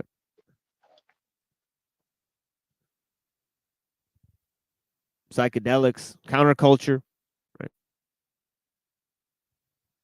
Who was probably the last and greatest of the Platonists. And he has a theory which is put forth in Process and Reality, which is his life's work, magnum opus, in which novelty is the word he wants to use, because he says, there is, out of the background of what has been, emerges the unique. And he, as I felt that what we call nature is a habit, a novelty conserving engine, that what nature glories in is novelty.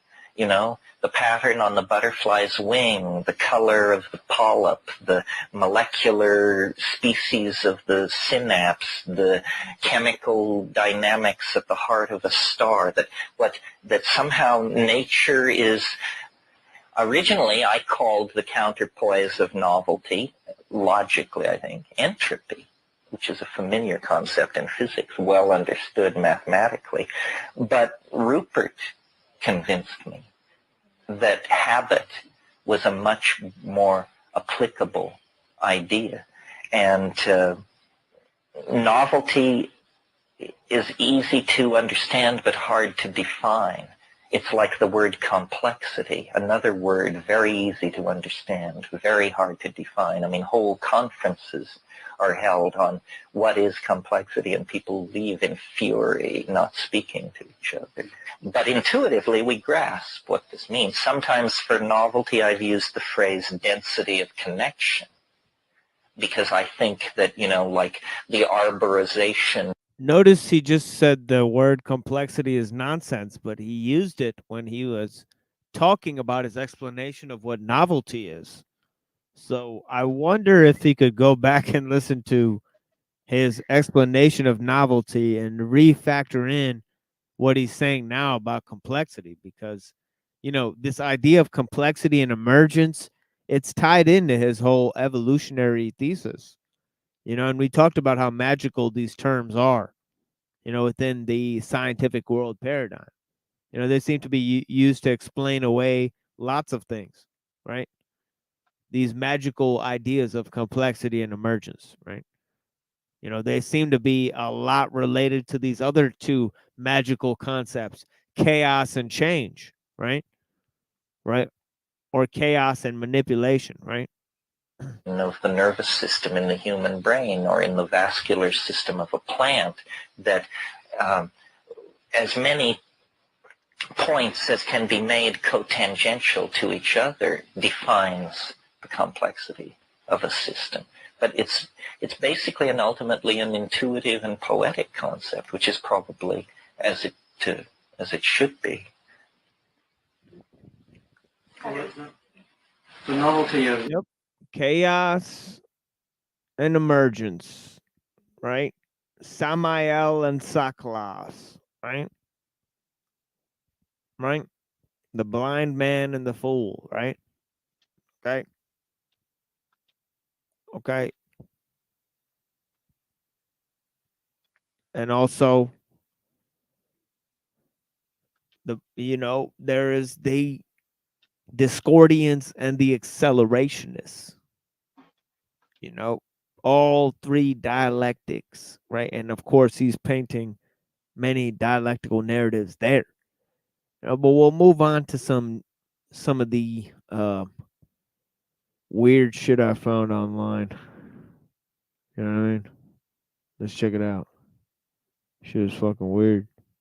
If anybody would like to hop on the panel, bless you guys, man.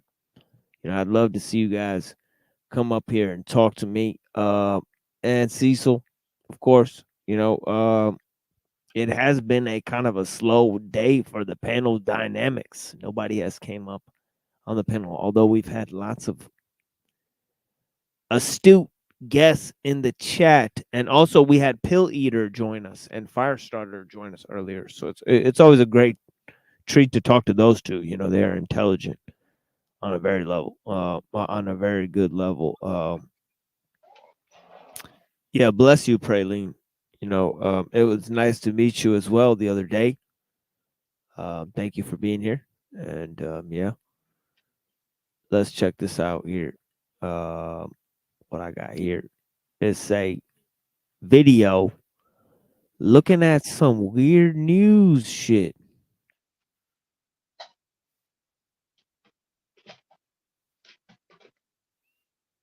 Let's look at this kid, Ryan Garcia. So I don't know. He's talking about beating up Shia LaBeouf. Hopefully we don't get canceled for this shit. Oh no, I never heard of this kid before. Have you ever heard of this kid, Ryan Garcia? Shout out in the chat if you guys heard of this shit. He's a boxer or something like that? Yeah, he's like a prize fighter, but he looks like I don't know what division he fights in, cause like he looks tiny, like he looks like a little kid. Like I don't know what. So I don't know. So I saw him on this podcast about a week ago. This podcast that got another one that just like came up in my suggested views. This really good podcast with this Zoomer chick named Bobby Althoff or something like that. And he appears to have like ADHD really bad. And yeah, he's a young fighter. He freaking like worth like $40 million or some shit from doing these fights. Yeah, and also there's this Whatever podcast. We're gonna watch a clip from this Whatever podcast. It's literally called the Whatever Podcast, and they have these whores on this Whatever podcast. You know what I mean? Recently they just have these porn stars on this podcast, and they shame these porn stars. It's interesting. Well, it's interesting what the man who's making this video comments. I don't know if anybody's ever seen this channel, but this video is the shit. Let's watch some of this because it'll get to some of the news items for today. But yeah, let's see what it says. Let me see this whatever it's called Whatever Podcast. And yeah, there's this like really suggestive what do you call Asian woman. You know what I mean? And she's talking about how she's Christian and she makes porn. While you're engaging in producing porn or OnlyFans content? I always wear my cross. You always wear your cross. I never take it. Okay. So obviously, she's dressed like that, and that is what the deal is there. And we got the wizard there. You got the tatas, you know what I mean? And you got the sickos, they're out here, you know what I mean? So we got to cover up our sister here because she refuses to cover herself up. But yeah, this is a great show to watch, guys. It gives you a good insight on what's really going on. These guys put a very well put together show on.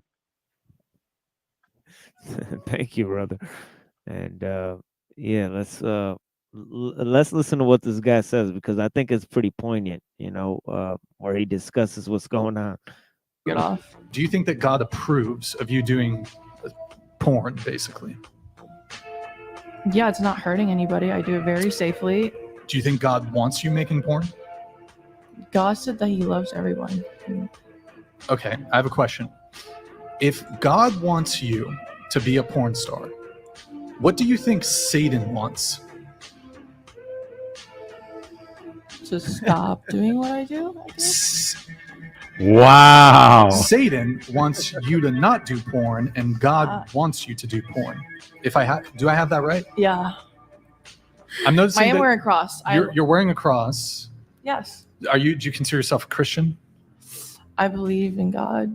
I believe in Jesus. I mean, Christ. Oh shit! Well, we can't cover her up anymore with that, so we'll just go ahead and let the sickos guy go. But yeah, obviously they got to come on stage dressed like that. I mean, the other girls aren't dressed like that. This girl on the far left. I mean, she's dressed rather conservatively with scarf and all of that shit. Like I don't know, but yeah, I guess.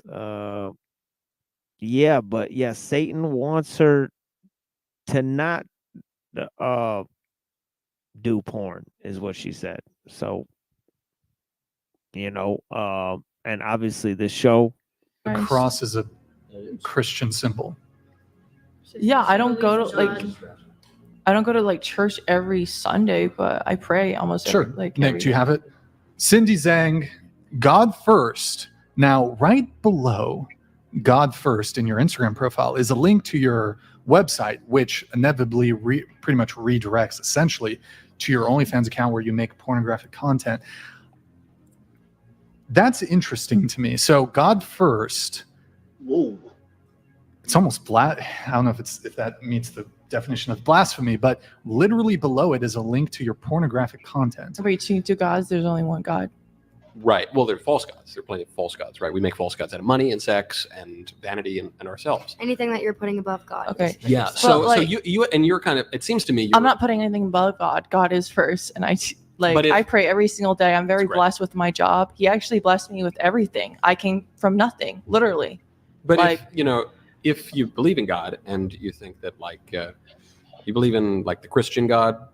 yes. Yeah. Okay. So I understand where you're saying like people can be lusting over porn and like sex work content. You obviously don't really that's their choice. But what I'm doing, I'm not harming anybody. But the religion that you profess to believe in doesn't just boil down to, hey, don't harm anybody. That's just like libertarianism. The religion that you say that you believe in has 10 commandments, the sixth of which is to not commit adultery. And the God that you profess to believe in says that if you look on a woman with lust, that is the same as adultery. And the religion that you profess to believe in has a sexual ethic that accompanies it. And so you're struggling with it. A lot of people struggle with that. I'm not struggling with it. I pray every day. I believe you pray every day. And I keep still praying. stand by the fact that he's blessed. Like ever since I got baptized and I start following God's path, he's blessed me with every opportunity I have been given to me. And I'm very grateful. I would not like sit here and like say that he hasn't done anything for me and God's done I'm everything not grateful or anything like that. I'm not making on my OnlyFans. So I mean, you kind of are, aren't you? Like being naked is considered a sin. It's considered porn. Yeah. We all sin though every day. We do. I'm just saying. Look, I'm not knocking you. I'm not judging you. I'm just saying you. The fact that you would have that on this page that has a bunch of on you say, but I put God first, to me would imply that you are struggling between.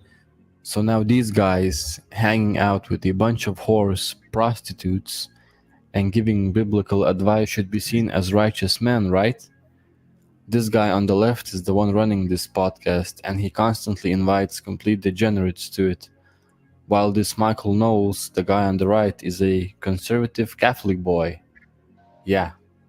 And he was extremely happy when he found out that Shia LaBeouf found God in a Catholic church. Strange.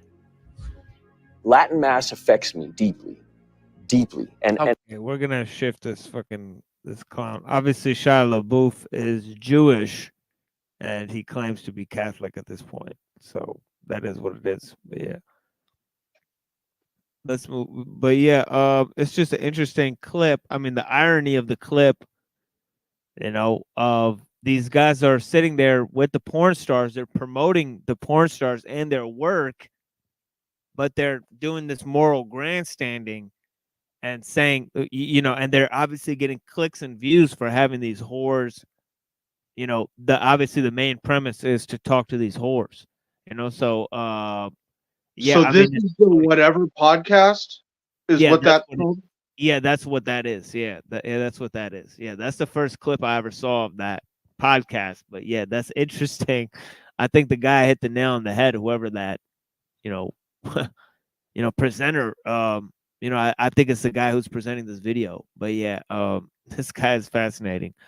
And this other kind of guy I was talking about, Ryan Garcia. This is this guy kind of says a lot of Freemasonic advice, for a kid to know some of these things, and then it kind of goes to a weird place. I mean, it's very interesting. That's what I've always, not what I've always. It's something about him getting divorced after his wife gave birth to like a baby or something like that. I don't know. But yeah, I don't know. They're trying to like do this whole thing. I don't know the guy's circumstances. I'm not going to judge him for that. But yeah, it's just like, I don't know what's going on in his life. I don't know what kind of father he is. I don't know anything about him, but just analyzing these few clips that I'm seeing, But as I've grown, first of all, it's hard to believe that he won a bunch of prize fights. He kind of looks like a twink, or whatever, you know what I mean? I don't really understand what he's really young, bro. He's like not even in his mid-20s. Okay. Yeah, he kind of looks like a little kid, but yeah. Yeah, he looks like my little brother or some shit, but yeah. Came to obviously the faith of Christianity and my belief in Jesus Christ. He died for our sins and That's what I hold true to myself. Now, as I got older, of course, you ask yourself so many questions, especially with my type of mind. I ask questions in anything. So as I went through that whole process, uh, I really got revelation, and I've been honored and be blessed to be in the presence of God at time.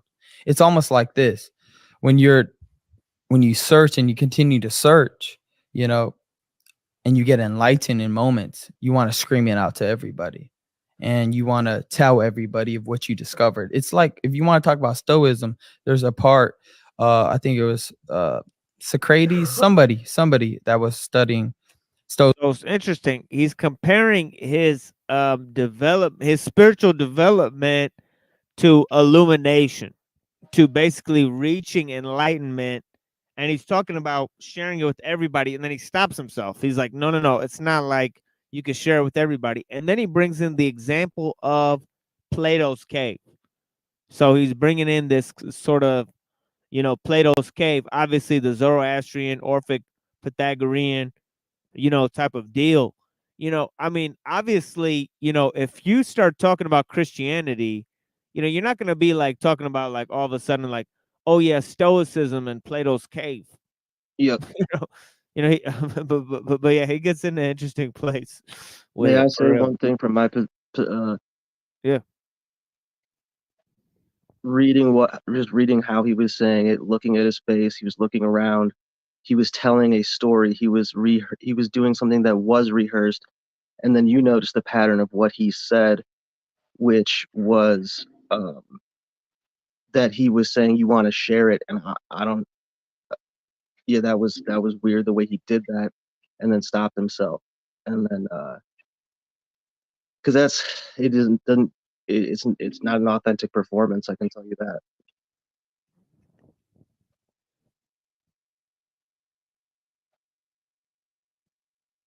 Yeah, it gets weirder, and the responses are even more inauthentic, if you can imagine.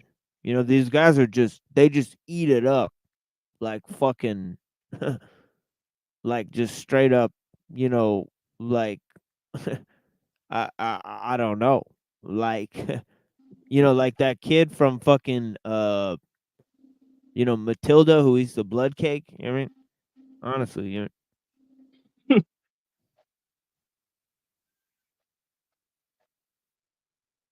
Shows them back in the Greek times. There's a situation, he put people in a cave, right? Or Allegory of the cave. a cave, right? And then all they seen was the shadows, and that's all the reality that So y'all didn't know that we were going back to Plato. I was like, oh, we got some celebrities and shit. But like, see, this is what it is. Why the fuck are we going back to Plato? See, I'm just trying to clue you guys in that they'll be talking about this shit everywhere. It's just some weird shit. They'll just put it everywhere. They'll just slide it in, when people don't notice. And they'll act like it's some deep shit. When obviously, they're speaking on many different levels at people. Obviously, this is a rehearsed speech. That much is pretty much confirmed at this point. But yeah.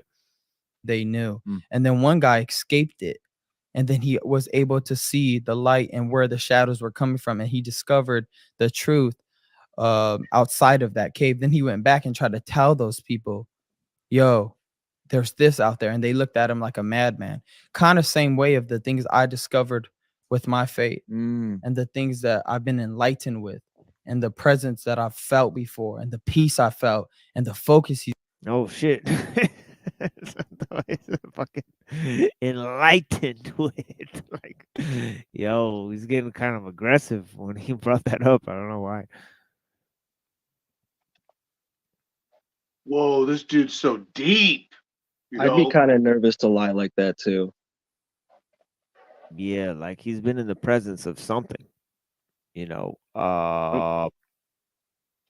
for sure. he's given me, and the wisdom that he's displayed onto me, I want to tell people. But true understanding comes from within. So unless you're willing to search for it, True understanding comes from within. There's another, another sort of, I mean, let's just say, like Masonic tagline there. You know what I mean? So, I mean, it's just interesting. He's hitting with all this enlightenment, understanding comes from within, like a lot of these kind of taglines. And with trying hard, just like you do in everything else, you'll never find it. Amen. Because it's only gonna come within you. I could scream to the world, I could scream to you all day long. You know, Jesus is the answer, which I will, because what I've learned, because I have such a mind like that, I've came to that conclusion. But again, it's all within yourself. You have to search. You have to try. Is that a snake tattoo on his hand? Do you guys know about what Praline Queen is talking about? Yeah, shout it out if you guys know in the chat what Praline Queen is talking about, because that's where this is headed. About this fucking bohemian shit. This gets interesting with the snake tattoo. You know, the left hand path. You know what I mean, with the snake, and then he's got the cross on the other one. You know, it's interesting. But yeah. Christian, huh? Belief in Jesus Christ. Yeah, I believe you. Oh yeah, my YouTube channel. Hey guys, how you guys? The cross. See, look, he's got the cross, and then he's gonna put the snake on the other side. That's his deal. But yeah, Constantly, and then that's how you find out. and then you guys see the snake right there. I mean, you got the little snake tattoo on his left hand. Seek, and then you'll find. If you have ears to listen. So he's got the left hand path and the right hand path, and actually, he explains it. It's fucking crazy. Look at this shit. Here, it embodies who I am. People look at it and like, yo, what? How did he do that? I said, this is also another message. The strength, the power in the right hand. Boom! Knockout. Yo. Too, that got power in it as well. As you know. See, he's like, oh, the right hand, it's got the faith, and then the left hand, don't underestimate it. And then he laughs, and then he says, it's got power in it too. And today, I'm planning on getting a dove that represents. Yo. Yo. Can y'all hear me, yo? Yep. Yo, you can't get too crazy with tattoos, though, bro, because if you checked out my tattoos, bro, your head would spin, dog. I got some crazy fucking tattoos. You know what I mean? I got fucking sphinxes and motherfucking pyramids with fucking crucifix capstones. Fucking all kinds of crazy shit, bro. I got alchemical symbols and fucking grim reapers and shit. You know what I mean? Right. Yeah, Well, why do you? Wait. What'd you say, Cecil? I just wanted to say that this kind of seems like some weak sauce Christians trying to freaking point some fingers at some shit that they don't really understand. Just wait. Yo, Just at wait. the end of the day, it starts off like that, but then sometimes people get tattoos throughout their life to symbolize different shit, to fucking mean different things. And like they kind of just pick them out of the book and shit. You know what I mean? Oh, you know that chick? What the fuck is her name? So a lot of like tattoo artists are occultists and shit, and will make occult tattoos on all kinds of people everywhere. But like people usually pick shit out of a book in a studio or whatever, or they pick it offline. You know Chloe Roma. You know who I'm talking about? She's like a men's rights activist or whatever. She has all these upside down crosses on her body, like on her throat and all this shit. And there's all these like Bible thumper redneck Christians going, "You're a Satanist," and all this shit, right? And then she turned around and goes, "No, that's actually a cross of Peter. That represents the fact that I feel like I'm unworthy in God's eyes. That's not like, satanic panic, upside down cross. I worship the Satans and shit." All right. I mean, I believe you guys. I mean, it is what it is. Bro, I've got all kinds of Masonic symbology and shit all over my body. You know what I mean? Is what it is, nigga. You know what I'm saying? Yeah. People do different shit for different reasons. You know what I mean? And when you walk in the land of the fucking wicked, bro, you gotta appear wicked. You know what I mean? Yeah. I mean, yeah, I mean that kind of sums up what I experienced with this video here, because it gets to a very entertaining, and I don't know if y'all know what's gonna happen, and y'all are free to say what it is if y'all know, if y'all caught the news. But hey, TML, just on a side note, real quick though, Islam is anti-tattoo. Is that correct? Yeah, that's right. Okay. Yeah, Islam is anti-tattoo, but my wife has tons of tattoos. I mean, you can't take them off if you already have them. You know what I mean? So it is what it is. But yeah, Yo, I'm a tattoo artist, dog. Yeah, so is my wife. Yeah, she does that too. She did all her own tattoos on herself. But yeah, Me and my wife are covered in tattoos, bro. tattoos. Yeah. I don't think they make you evil, but yo, at the end of the day, a lot of pagans did it. The original Israelites were the people who did tattoos originally, bro. They had serpent tattoos. And I don't know if a lot of people notice, but when you get tattooed, right, your immune system goes to that ink pigment and grabs onto it. And the immune system has to stay active on that tattoo at all times to keep it in place. And that's how it holds it there. And basically, when you put tattoos on your body, you're making living sigils.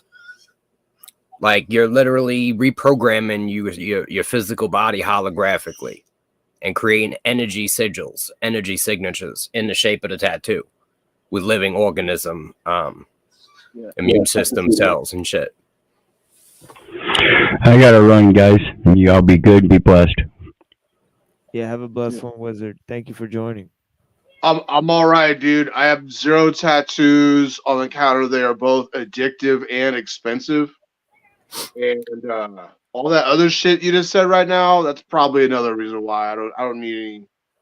Like, I've heard all kinds of things about how they've got like iron filings in them and all this stuff that can like fuck with your body. I just thought of a great idea. I can't say it right now because I don't think it's invented yet. But there's a lot of shit, bro. Okay. I mean, yo, at the end of the day, what is black tattoo ink but graphite, graphene, and carbon? You know what I mean? It's electromagnetic. Who knows what it really does? You know, at the end of the day, I've done so much stupid shit. But yo, if you believe in God, then you understand that it's not about a physical body. The body's a vehicle. So it's like, all right, you know what I mean? He might not approve of it. I don't really know. You know what I'm saying? It's kind of like putting a bumper sticker on a car that you're planning on scrapping it, you know, at a certain interesting to try out like different tattoo recipes in terms of ink. I mean, tattooing was illegal, you know, a lot of pagans tattooed, but a lot of spiritual people tattooed. So it's really hard to understand. Like, I'm sorry, I don't mean to take away from the point, but I've heard that, like, you know, there's different recipes for like basically everything, and a lot of the good ones get hidden. So that would be, because I don't even have any tattoos, so I never thought about that. But yeah, the recipes for tattoos would be sick. Like,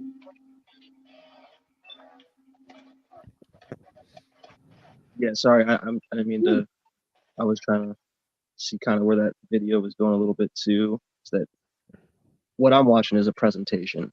I'm watching actors be actors. I'm just more so watching. It gets I wouldn't say like paranormal like activity levels of weird, but it does get to like fucking like historical like weirdness. Like, what the fuck is this?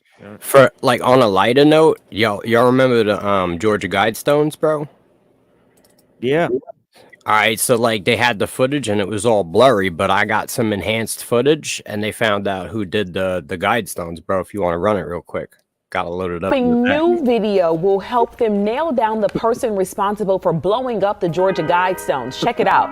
The GBI says this video shows the person leaving an explosive device at the structure and then running away. We've circled them for you so you can see that person going in and then running right back out a little bit later.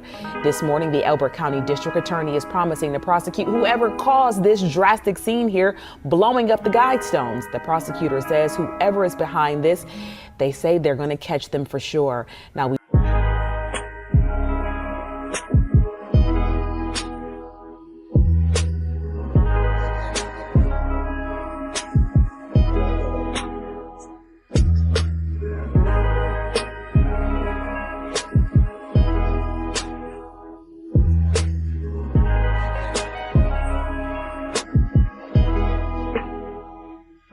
digitally enhanced footage.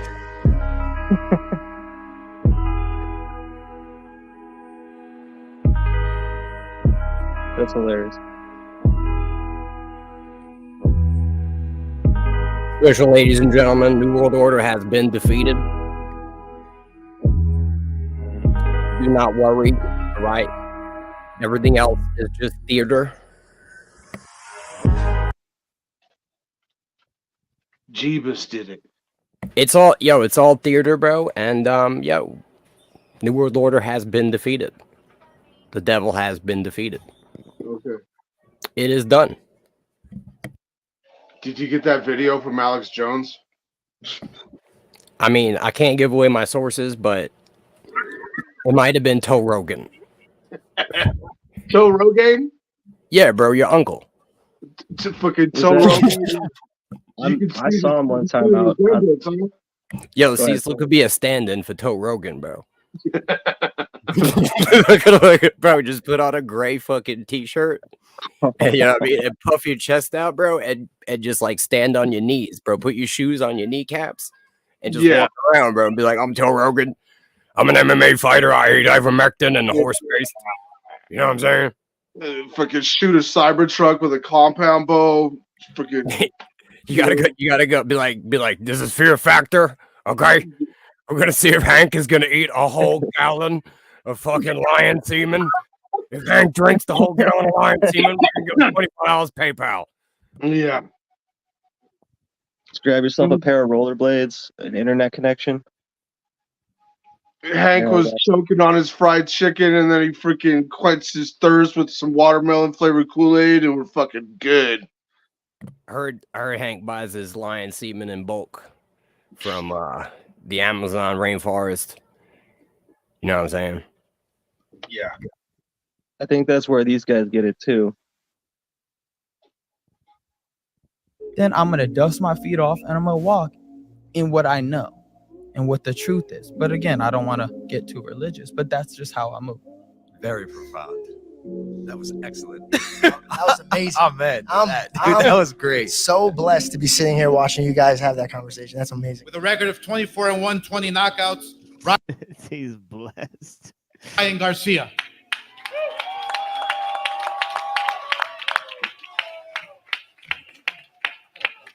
First of all, I'm going to start this on a serious note. I know you guys see the throne. You guys see me coming out like a king, but I just want to give glory to the King of Kings, Jesus Christ, who I live my life and I let him lead me in everything I do. So I want to start there. And second, shout out NYC was good. Yeah. Accusations of drug and alcohol. Hey, bro, he abuse. knows what's up, bro. New York City, bro, and Jesus Christ. What the fuck happened to your voice? So at the end of the day, I've been screaming for these promos, but I'm not even going to react. At the end of the day, you know, I want to clarify some Stop things. the coke, nigga. It's fucking up your voice. I want to clarify some things. I don't do cocaine. I would do a live drug test. What do you do? I would do a What do you live do? drug test. What do you do? I drink and I smoke weed, and so has the majority of this room. I'm real. I'm like this. I do drink. I do smoke. Now what? It's okay. Guess what? We all have our flaws and we all evolve as people. Look at, I'm 25 years old. You gotta remember the weight of the world sometimes feels like it's on my shoulders. You I don't know how many people have been 25 years old and made $100 million in their life and can do whatever they want. I want to see what you would do in my shoes. Probably a lot more than some weed. As I've grown, I've came to obviously the faith of Christianity and my belief in Jesus Christ. He died for our sins, and that's what I hold true to myself. Apparently everyone's a Christian now, and they like to hang out with people like Logan Pauls, Andrew Tates, Joe Rogans, and OnlyFans prostitutes. Remember, Jesus loves you. Disgusting. God said that he loves everyone. Bro, they're fake Christians, bro. All right. Okay. And what they do. Hey, bro. All right, talk to us. Bro, I don't give a fuck, bro. They held me down and they made me watch little kids get raped. I don't give a fuck anymore. Where? Bro, he got raped. Bro, they fucking took me to the fucking that is the woods, bottom line, bro, and they probably. fucking tied. I'm not fucking joking, bro. I have fucking proof, bro. I don't give a fuck. Bro, I fucking will show you every fucking video you could ever fucking believe. Bohemian Grove is real. They fucking tied me down and they made me fucking watch, dog. I absolutely don't give a fuck anymore. You got raped. Yes, I fucking lost it. They're raping little kids. He doesn't want to take us all, so let's go. Come on, Ryan. He doesn't want to take us. Come on, fuck this guy. Bro, fuck this dude, dude. Who? Bro, You do know you know the higher elites, bro. You already know who they are, bro. No, you know what? You know the path Andrew, you're going down is dangerous, my friend. I That's what don't I'm give worried a about. fuck. I don't give a fuck. They can't touch me. I'm a god. Well, that's the first point of contention because I care about you a lot, and I can assure you from my own personal experience that they can touch you, which is the Bro, worst part no, about they it. can't, bro. All right, so come touch me, you fucking bitch. You have proof of these things. You have proof of this on your phone? Yes, of course I do. The fuck you talking about? Of course. If Alex could get a fucking video from the Bohemian Grove, of course. So wait, they tied you up, but they didn't take your phone away? They tied me down and made me watch Kitty Diddley. Bro, they raped him, bro. And they took a selfie while they raped him, and that's what he has as evidence. But that's why they let him have it, because who's gonna show people that evidence? How? It's just a selfie, bro, of him getting raped. It's just crazy. Like the first place he goes to, like turn, like he doesn't go to the police station. He goes on Twitter to a stream, like, and he tells Andrew Tate about it. And Andrew Tate tells him, "Hey, man, you know you better not go around saying this stuff. It'll fucking." But yo, it's all bullshit. Like it's all bullshit to throw shade on what's actually happening. Like, so they get this guy right. He comes out. Right. He quote unquote exposes it, but he's crazy as fuck while he does it, right? That's right.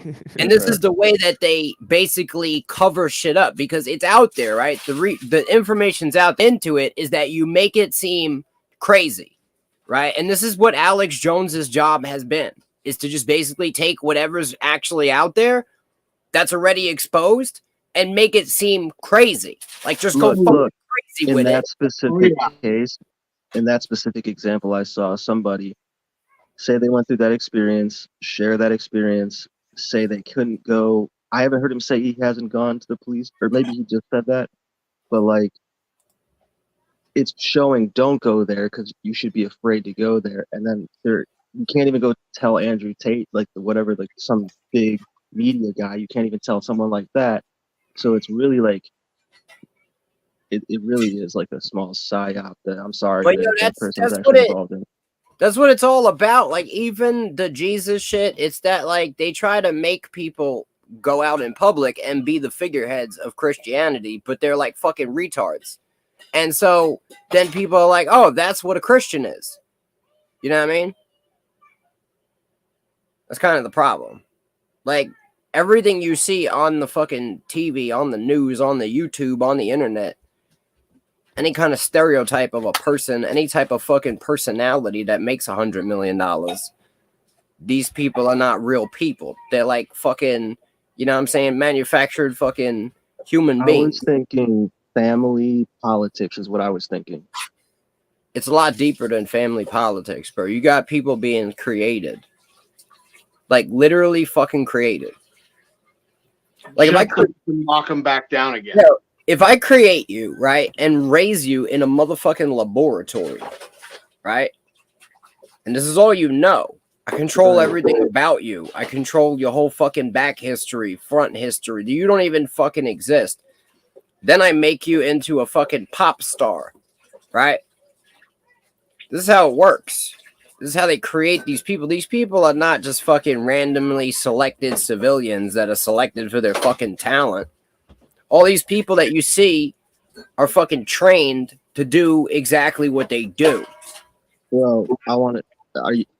So that could definitely be true. That there's a movie called. Definitely fucking true.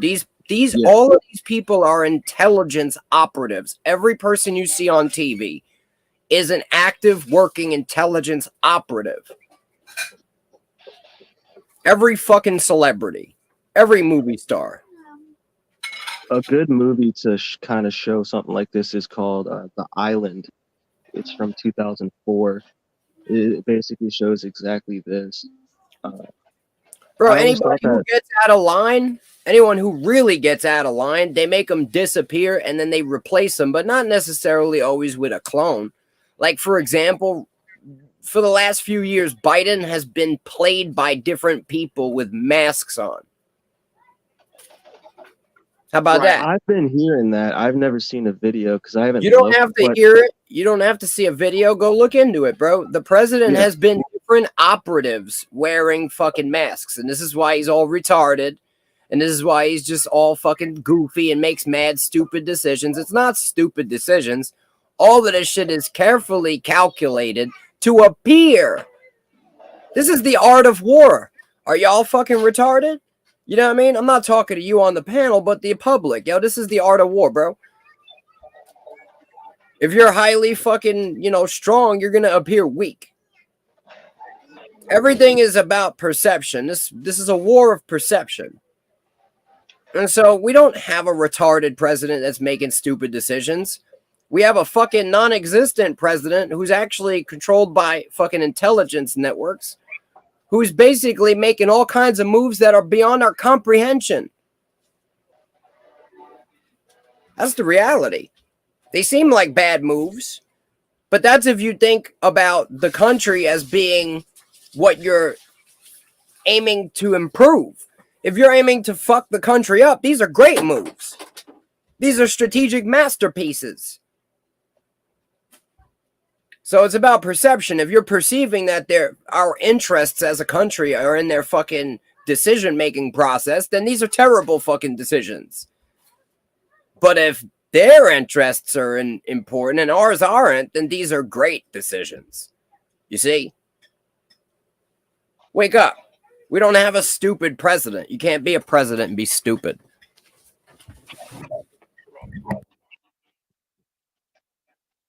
Yeah, I'll probably second a lot of that. I don't think it's I think people are just buying into the dreams.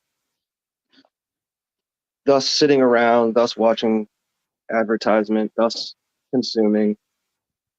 His stupidity is obviously a front for something or some type of leverage point. So they're going to try to say, oh, well, he's doing this, so therefore we're going to do that.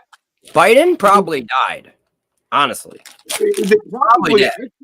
Okay, so here's the most credible story that I've heard is that, yeah, who we think is Biden is not really Biden. Him and Kamala Harris were actually both freaking executed for treason. And if the general or the large majority of the leftist population of America found that out, they'd flip the fuck out. So in the interest of stability or whatever, they're just having fucking fake actors go up there, or whoever, masks or robots or whatever the fuck, go up there and make it appear that they actually won the election and all this other shit. It's probably the most credible line or story that I've heard so far.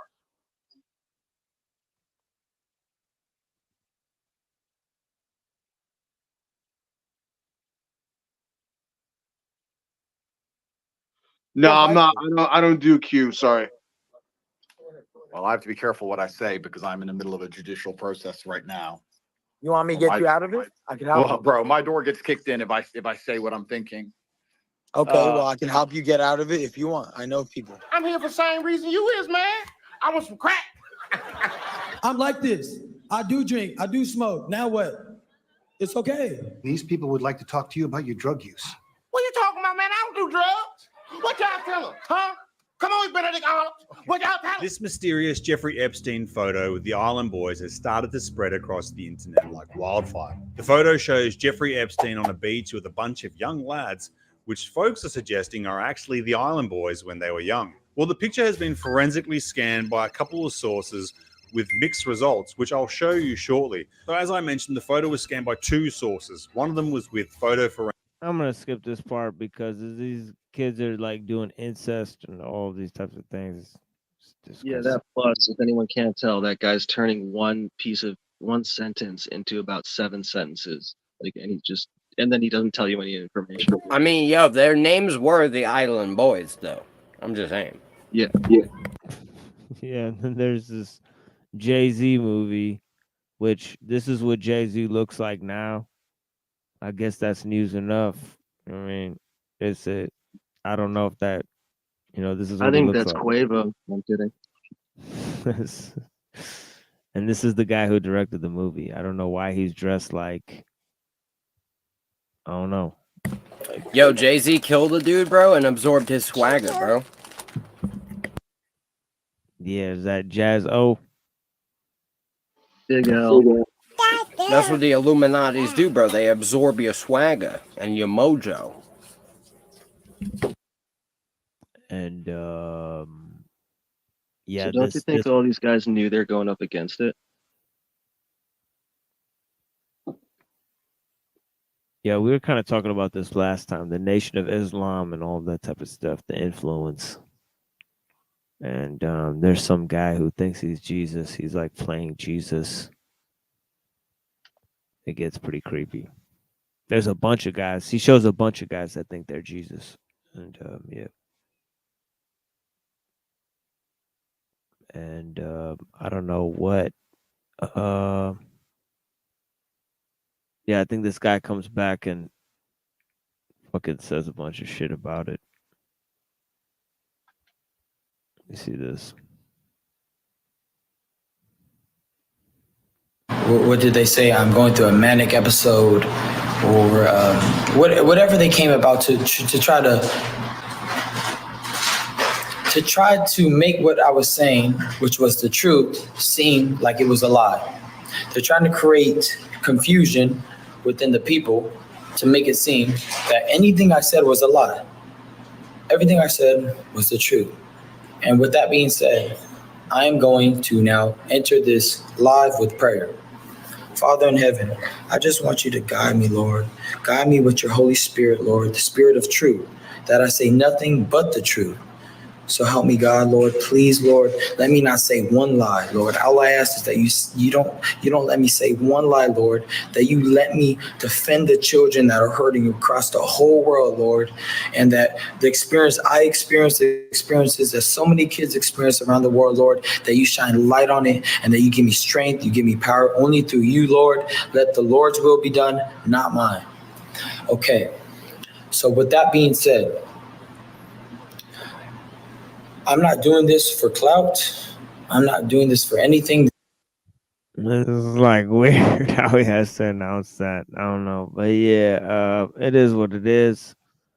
He's got a lot of shit. But yeah, that dude is just flying, bro. He's just flying. Yeah, then I seen this the other day, and this is probably gonna have lots of commercials in it, so it is gonna be what it is. But yeah, this is still interesting.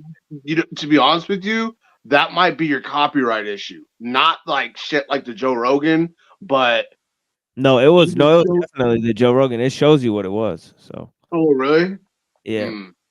Yeah, it shows you what it is. Yeah. I wonder. Yeah, it shows you what you got copyrighted for. So that's why I could get the video back up, because I just sent them the appeal and they have to go review it themselves. They're not going to review an appeal for this small ass channel for for the Joe Rogan shit when there's hundreds of people that are watching his clips. That video I just played has over 5 minutes of Joe Rogan just talking, and he doesn't even do commentary on it.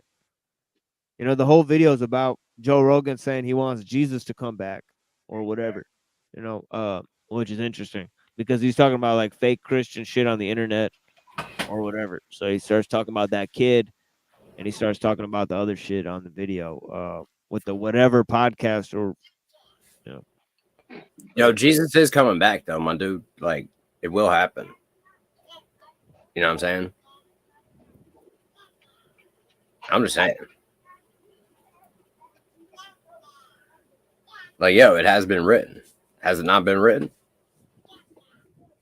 It's been written in the Bible and in the Quran. What's the Quran tell you, bro? It tells you that, you know what I'm saying? It tells you that the Bible is true, bro. Tells you that Jesus coming back, dog. It's what it is. A lot of fake Christians out there, bro. I don't know if Jesus is coming back for them. You know what I'm saying? So at some point, you're going to have people who are going to be Christians that are going to still be here in the earth, bro. And you know what I'm saying? You already know what happens to them, too. Everybody going to be dealt with. Anybody who's not meant to be dealt with, bro, God ain't going to let them get dealt with. It is what it is, bro. And people don't even realize what fucking time it is. We about to have motherfucking five days from now. We're gonna have we're gonna have the what's that feast? In 5 days. The Lent? No. Purim, bro. Okay. You're gonna have Purim in 5 days, which is the story of Esther, bro. I don't know if you know about it, but we're gonna have an eclipse on Purim, right? And that eclipse is the same lunar eclipse that we had in 480 BC when Esther was written. And then we got the April 8th eclipse, which is a solar eclipse. And we had that same type of solar eclipse on April 9th in 480 BC. Oh, but hey. And then there's 2 more eclipses that also line up, which are also lunar and solar eclipses that line up with 480 BC. And so, as you know what I mean? As it was in the beginning, so it will be in the end, because we live in a reality that's a palindrome. And so, you know what I'm saying? We hit a center point, and then it goes out from there. So I saw this video that they were saying the April 8th eclipse is somehow connected to Jonah, the guy who went into the mouth of the whale. You know what I'm talking about? Jonah, right? So yeah, because the eclipse passes through Nineveh, Texas, Nineveh, Missouri, Nineveh, Pennsylvania, Nineveh in America. Cities named Nineveh in this path of this eclipse as it crosses over America. And it also coincides with another solar eclipse that happened 7 years ago that came across America. And so when you complete both of these eclipses, you get the Tav, the mark on America. And if you combine that with a third eclipse, you get the Aleph, right? You get the Alpha and the Omega, and you get the Alpha and the Tav. So at the end of the day, it doesn't matter if you believe in this shit, because the people who run the world do, and it's all coming down to a pin.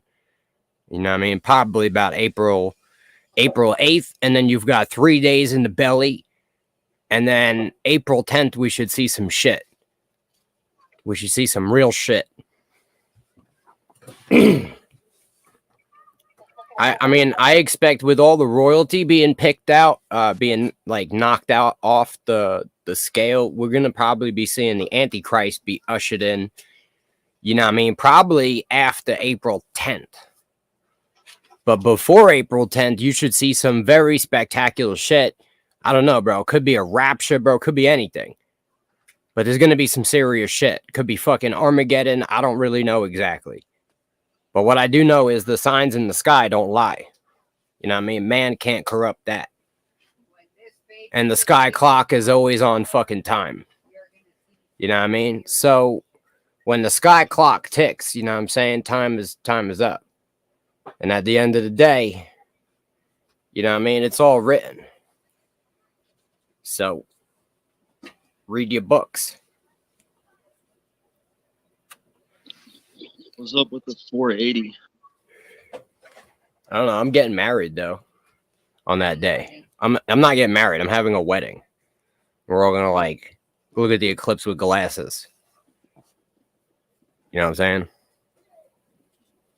It's gonna be dope. Word.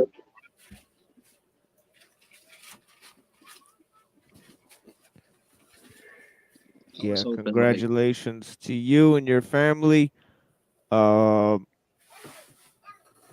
I mean, I don't know if you guys know about this little I guess she got tired of working for the small hats. Is essentially what's going on here. But she's made some notable opinions. I mean, I started watching this yesterday. This seemed to be very entertaining for me. I don't know what you guys will get out of it. But yeah, I got a lot of it. Hopefully there's not too many commercials. But yeah. Into this, a very exciting episode for you today. Here in my hands, I am holding an article that was published by PJ Media. The title is Let's Be Honest, Candace Owens is a Jew-hating bigot. It was written by a rabbi, Rabbi Michael Barclay. So I read this article, and honestly, there are only two options here. Either this rabbi is genuinely ignorant of everything that I have ever said, in which case I'm happy to clarify it because he will be joining us on today's episode. Or the other option is he's completely aware of the things that I have said, and he is just...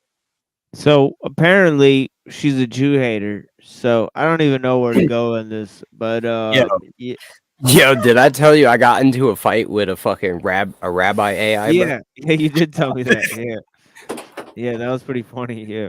I don't think it was actually AI, but I was on a conspiracy website, right? And this is kind of weird because I'm on the conspiracy website looking up biblical prophecy regarding the solar eclipse, right? And this is Jesus prophecy. Now, all of a sudden, I get a message, like, you know how some websites have like a help chat? I get a fucking message from a rabbi, right? And he's like, hey, bro, he's like, I could answer any questions about this stuff if you want. So I start talking with this rabbi, and I'm like, yo, you're an AI. And he's like, no, bro, I'm not an AI, and all this shit. So we get into it, and I'm like, do you like the Talmud? And he's like, yeah, I like the Talmud. And I'm like, can you explain these verses? And I start pulling out all like the fucking cursed Talmud verses. And he just couldn't explain anything.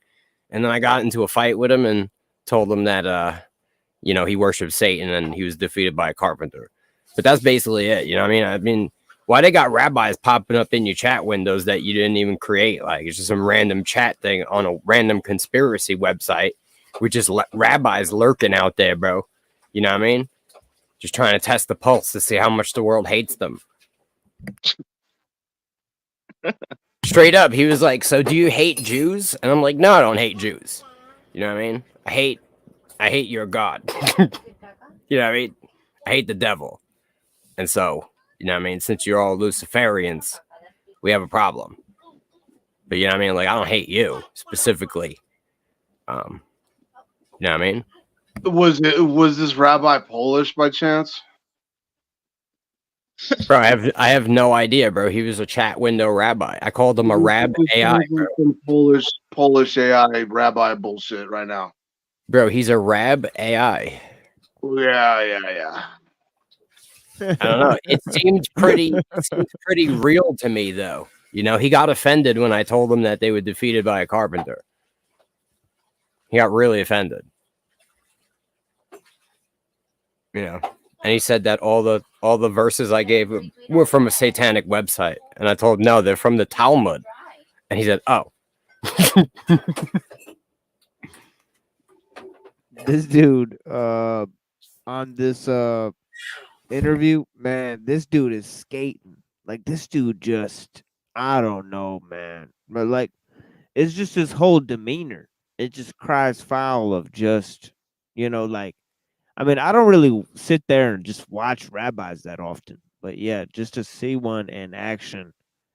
I mean, I'm not saying that this guy is a rabbi of all rabbis, but whatever media arm this guy controls, or whoever put this guy on watch to do what he does, man, it was a bad choice, because this dude is looking very, very sheepish. You know what I mean? Like, very, very, like, just crying a foul, like, Could you provide for us a definition of anti-Semitism?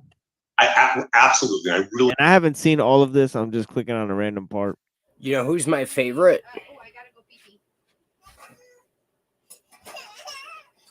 Really appreciate that, because I think that is the break.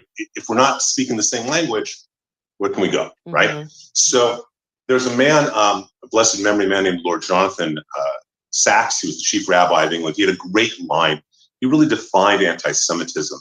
That anti-Semitism is Jews have no right to exist collectively as Jews with the same rights as other human beings. Which is kind of a weird statement. So let's just track back a bit to understand the history of anti-Semitism. 2,000 years ago, Jews don't accept Jesus as Messiah. For people who do not have faith, as some of them have faith, some of them accept Jesus, but they don't really in their heart. And you and I both know people like Rob McCoy who accepts it fully in their heart. It was a little more than not accepted them. All right, they killed them. Okay, they're those who have less faith. The fact that a Jew exists, let alone thrives, is a threat to their faith, because how? Right, like he starts skating with this concept about Jesus Christ. Like that's his main. He's like, yeah, they just said, you know what, Jesus, that's not for me.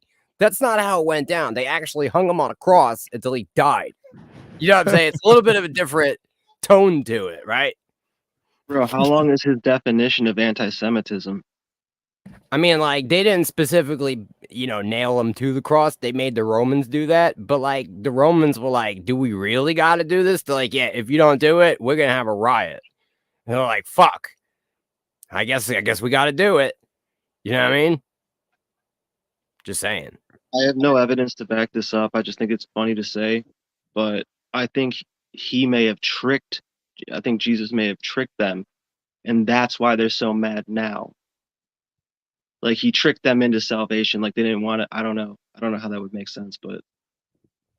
No, he totally tricked them, bro. They were defeated by a carpenter. It's because they killed them. And they had no reason to kill them. That was it. They fucked it all up. It just seemed like he just defined it as like, you don't want the Jewish people to exist in the same capacity as other races of people. So he's defining Jews as a race.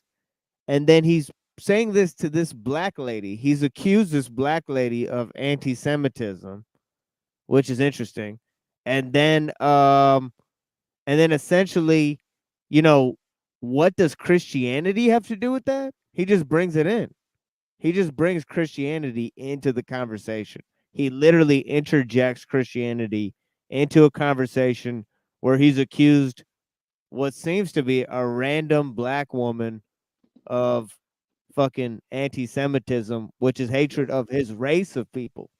Well, which seems like I don't know. It just seems unlikely. It's WWE, man. Christianity is anti-Semitic to a Jew.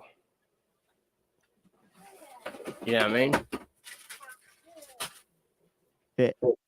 It sounds like that's what he says. Like a lot of times, like, because within his very definition of anti-Semitism, he references Christianity. So I mean, I don't know if that, like, for me, like it just seems like that seemed like a PR blunder. Like if he were to try to promote his case, like, just what are you doing? Like, I think, why would you? Yeah. I can't predict the future. I just think it would be funny if this comes true. I'm gonna go crazy. But he's gonna give this longer explanation. She's gonna be like, "Well, I just looked the word up."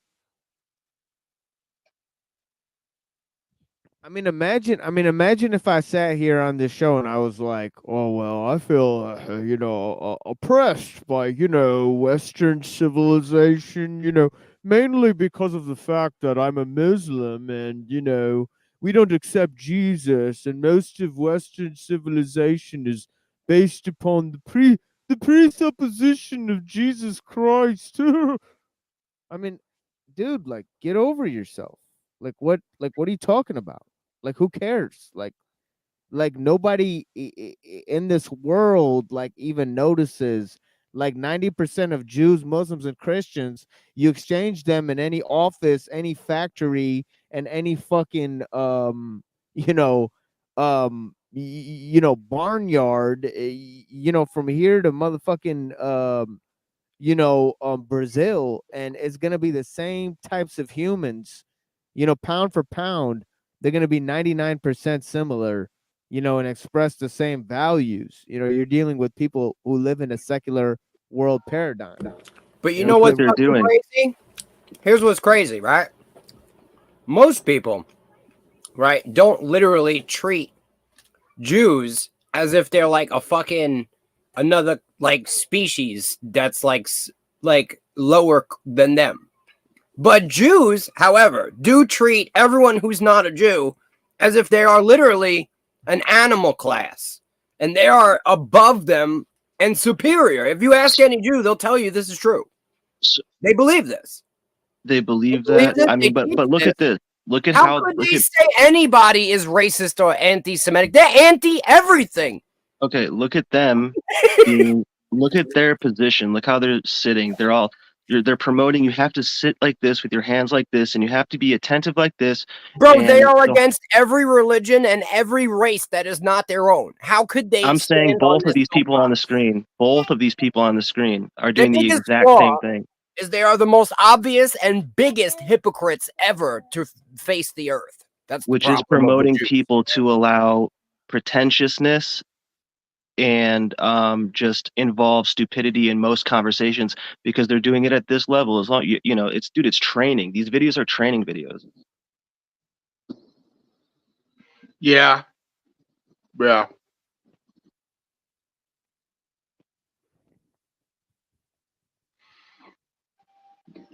What's up, Neuro? Yo, sorry, I'm driving and I'm in full white boy mode today, so if I take a little bit longer, forgive me. Yeah, no. It's all good. We understand. I don't have a white boy How can the setting Jew on my dial. Well, what I mean is, you know, I'm wearing Crocs and a pink shirt, so I'm a little bit, you know, I'm a little bit. They call that bromosexual status.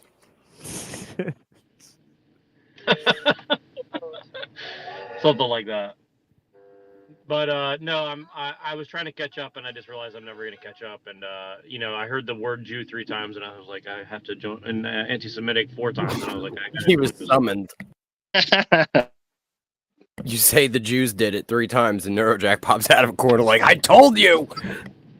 No, it's funny. Like I'm driving around, and like everywhere I go right now, it's like there's like ceasefire, like all these liberals around here, like that were pro the thing, are like the most anti-Semitic people ever now. It's like it's so interesting. It's very They could it's very just be funny. trying to push it, man. They could just once you're part of the agenda, sometimes you can't help but just push it. I'm gonna buy a fucking barge and just start a city in international waters and live off of fish and solar grow food on the decks of the boat and just break free from all of the world. These people don't know what they believe. That sounds pretty based. I would join that. That sounds pretty cool. There's only one rule, bro. There's no Jews allowed on the boat. And I'll tell you what, man, if you ever see 2 fucking crowds separating, run with the smaller crowd or just run the opposite way of both of them. Well, that's kind of the crazy thing right now. That I think that they've splintered people into so many different groups that you can't really tell who's running Yeah, where you and can. who's smaller. You know, it's kind of tough. Well, what I mean is like here, all the people that were like, "You're a Nazi," are now like, "Fuck the Jews." It's like it's very interesting. It's just called misplaced confusion. I mean, To address the chat, okay? If the ship sinks, it'll still be better than living in America with the Jews. Well, no, the crazy part is like they are sinking the ship and they don't even realize that they're sinking the ship. That's the fucking crazy part. And it's not really them, I have to say, like it's the fact that everybody is bought into whatever the bullshit that's going on is. Like that's the thing. It's not their fault. It's I not mean, just it the Jews. It's really not just the Jews. It's actually the product of the Jews. The Jews created the Goyim sheep, and the Goyim sheep are intolerable. You know what I'm saying? I can't tolerate being around so many damn Goyim sheep. And no, that's the thing is like they create like the Goyim deceive themselves, and then these guys are just have a little bit more knowledge, and they're like, oh, we can capitalize on this. And then they're like, now we've all come to the conclusion it's like we don't even like our own people. Like I was in a white guy area just a few minutes ago, which is kind of rare around these parts. And like I feel uncomfortable around white people. Like I do. Like they're California white people are like, they're like new age, Q-tard. Look, if you're not cattle, right, and you're not the slave master, then you're just a fucking trespasser on a random farm that you don't even know how you got there. That's all I'm saying. And that's kind of the situation for someone who knows what's going on, is not a goyim sheep, but it's also not a slave master. They're just kind of trespassing on the farm. And you can run, you can hide, but eventually someone's going to catch you. And that's why we need Jesus, you know what I'm saying, to pick us up in his pickup truck and take us out of this, farmland. Per se.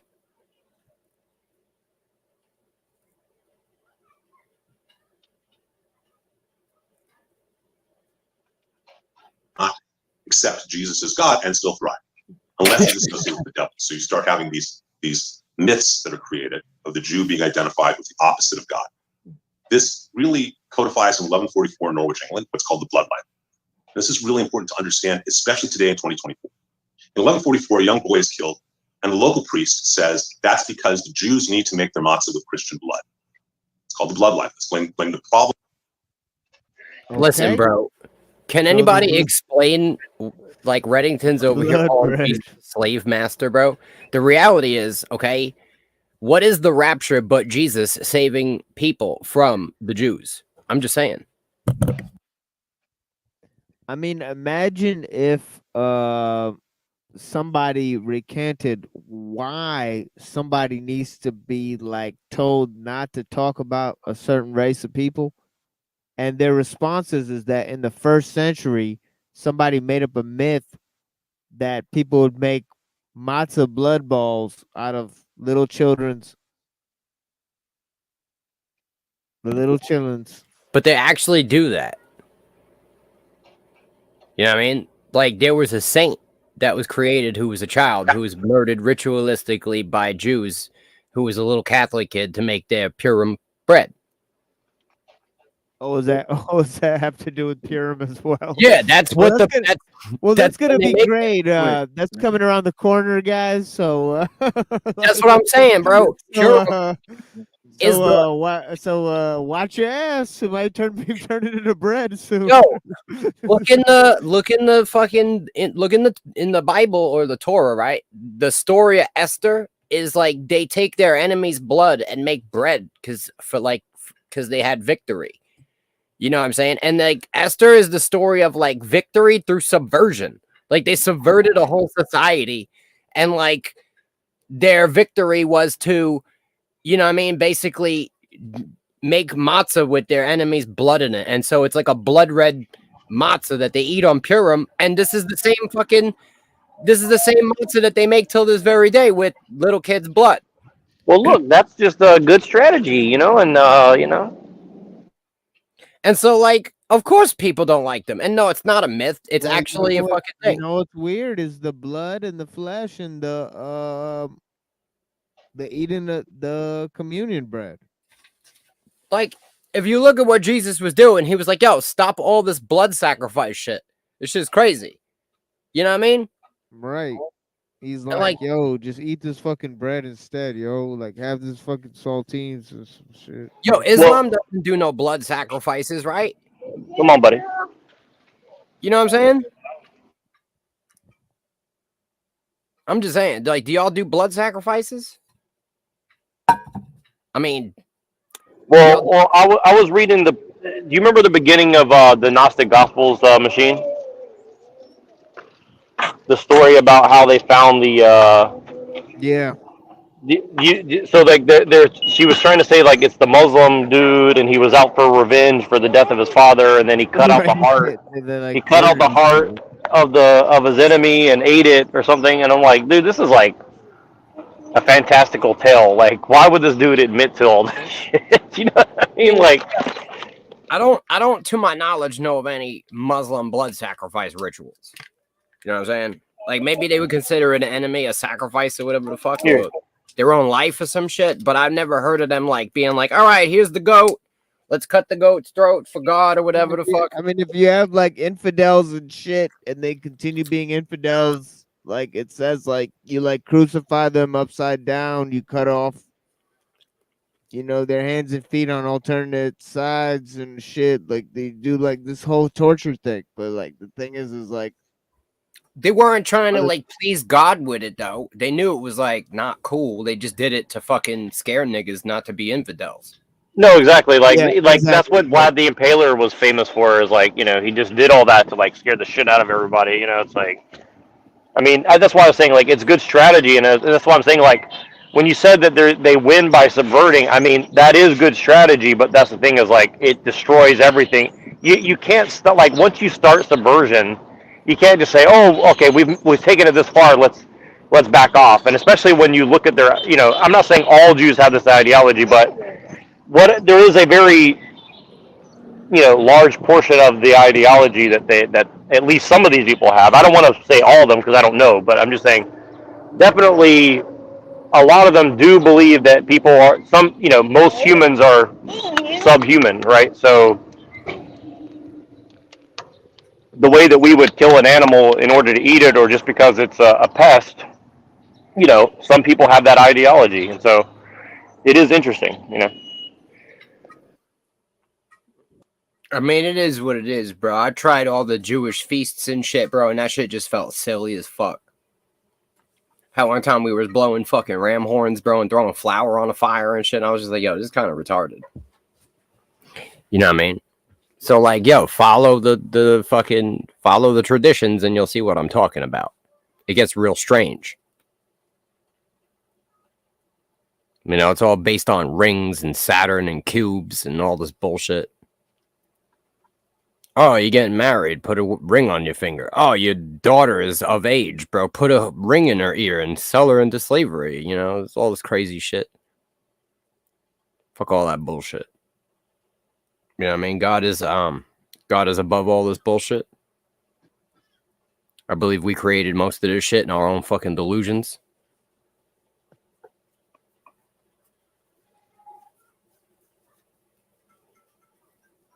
You know what I mean? What has religion achieved more? Has religion achieved more good or more bad in this world? I don't know. It's hard to tell. You know what I'm saying? Like, for the most part, give people an excuse to just do wicked shit and feel good about it.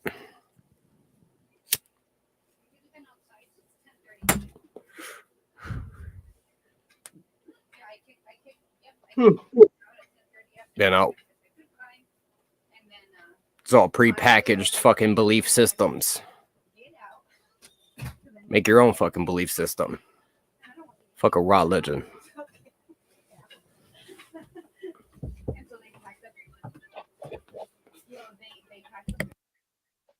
Yeah, I mean, usually if you put it in terms of religion, it's got to be one of many. So that's the problem is with the terminology itself, is that if you follow the true path, there can really only be one, so, or, I mean, it's hard to even say that there's going to be various ways to get to the one path. You know what I mean? That's probably not usually feasible. So, I mean, it's got to be, well, yo, knowing the elusivity of the truth, right? It's very hard to come to the conclusion that a majority of the world have it in the foundation of your exploration for the truth. So if you pick a major world religion right off the bat, you took a low-hanging fruit, and you're likely not to receive the truth because so many people believe it, right? It cannot be the truth. It is too widely available. If it was the truth, it would have already encompassed the entire fucking, the entire, like, scape of knowledge. It's like there's no alternative understanding of fucking addition. The only understanding of addition has taken over all known mathematics. You can't come with a contrary version of addition today. You know what I mean? And that's what it's really about. There is only one truth. Religion is like a version of math that works, but doesn't actually have the true understanding of the mathematics. The true understanding of the mathematics is the truth. You know what I mean? We'll never get it, but we have to seek it. And the first step in seeking it is to abandon any kind of system that was already created for you, because it's likely to be false, because many have taken that path and failed. Many have taken these paths and failed. You got to carve your own path, whatever the fuck that is.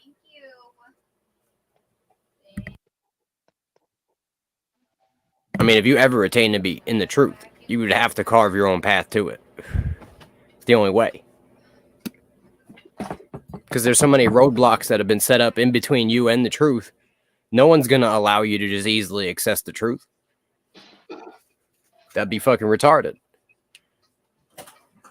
So you definitely have to carve a path through all the roadblocks that have been set up for you to fucking, you know what I mean?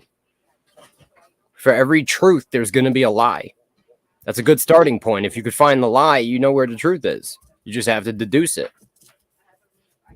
You remove enough lies, all you're left with is the truth. Work on that. You know what I mean?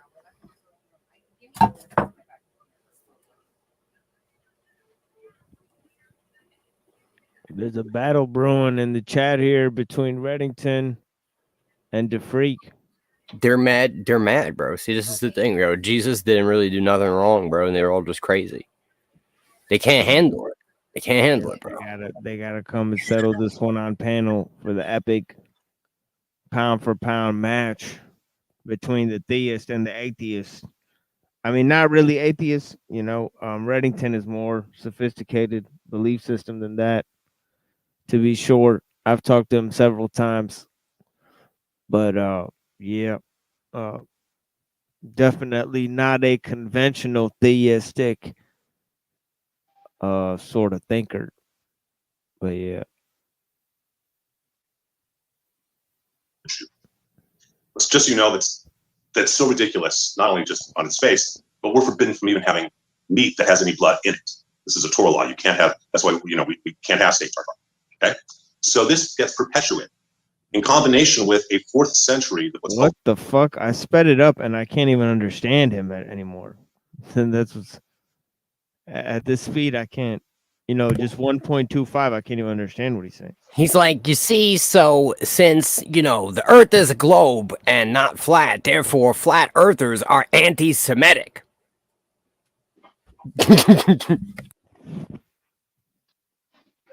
Yeah, they got the... He's like, you can see the shape of my hat. It's to symbolize the globe.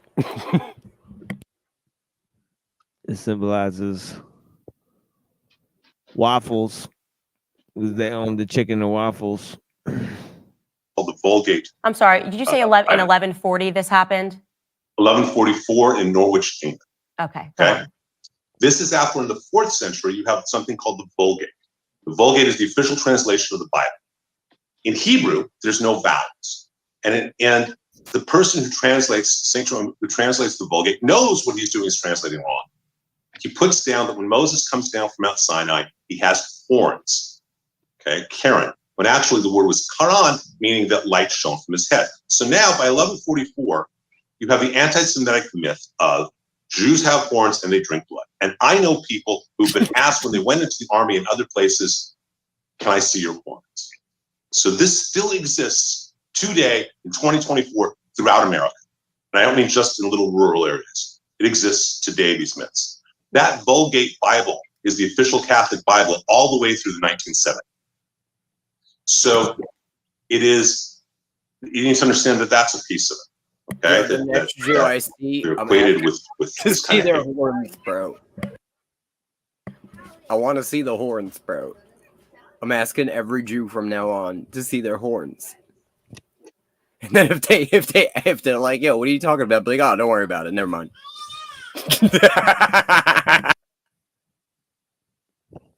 it's just an interesting way to look at it. Like anytime, like certain people, and this wasn't an international like myth or anything. Like the Catholic Church wasn't known all around the world at this point, and as soon as they hit a world stage, they moved away from the church. That was a key factor of them discovering America. Was them falling out of the rule of the church. So I mean, it's just interesting that you know that he's mentioning all of these historical cases when defining anti-Semitism. It's like you can give a list of all of these times that people in your kind of belief system going back thousands of years were ever maligned, and put it on a list, and then use it so that anytime anybody ever insults or attacks any aspect of anything connected with your belief system or your people, they're ultimately deemed as people who are, A, hateful, or B, heretical. You know what I mean? I mean, it just kind of, I mean, it's just interesting how that goes. I mean, you know, that, but I mean, it's just, it's, I mean, yeah, I mean,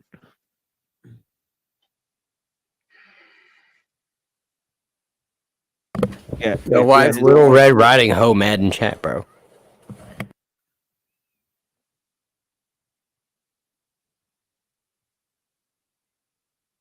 He's so mad, bro.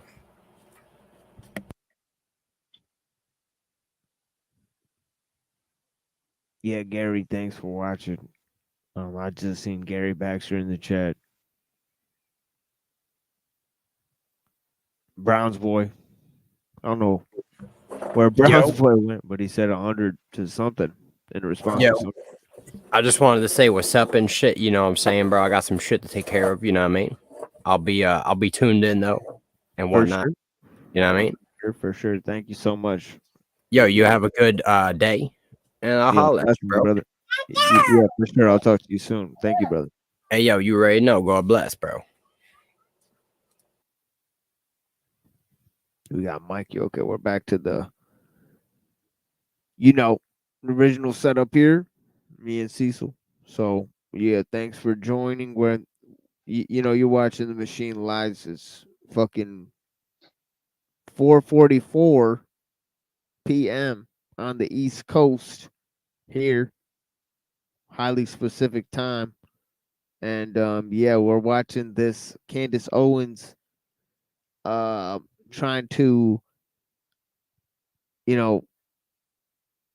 see why this rabbi wrote comments about her in the newspaper, alleging that she hates Jews, essentially, as part of the statements that he's made against this woman.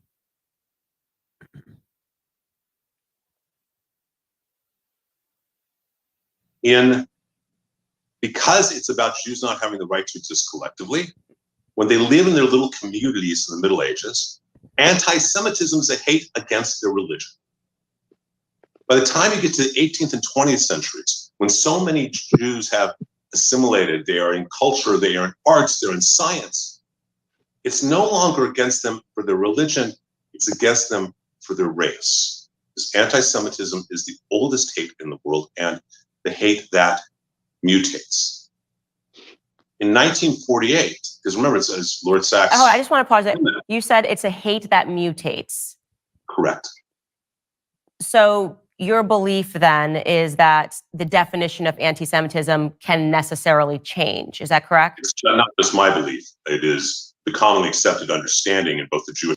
Yeah, but Semitic people, see, this is why it's confusing, because Semitic people includes Arabs, so it would necessarily include Arabs. So the thing about anti-Semitism, it's weirdly phrased, and then he's saying that it changes from being a race to a religion to a race. When does it morph? like what time period? Like, you know, when does the ethnic aspect or the racial aspect or the religious aspect of Jews become split apart, right? I mean, it's just odd, you know. I don't think it's the hatred that's doing the mutating. If you know what I mean.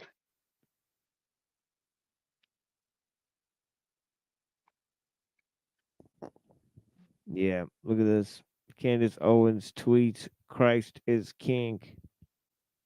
Yeah, yeah, that's part of this too. She had a little skirmish, but actually it's turning into a quite a odd kind of a fight because she claims that this guy and a few rabbis and Ben Shapiro and all these people insulted her, and that she basically didn't return the favor, and though they continue to attack her, and she's been told to not say anything against them.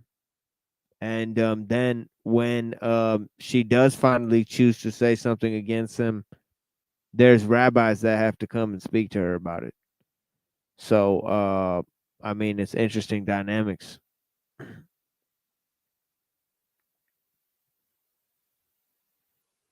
Jewish and academic worlds. Okay. This isn't okay. As I said, that's why I quoted. This is a quote. It's a great thing from Lord Sachs.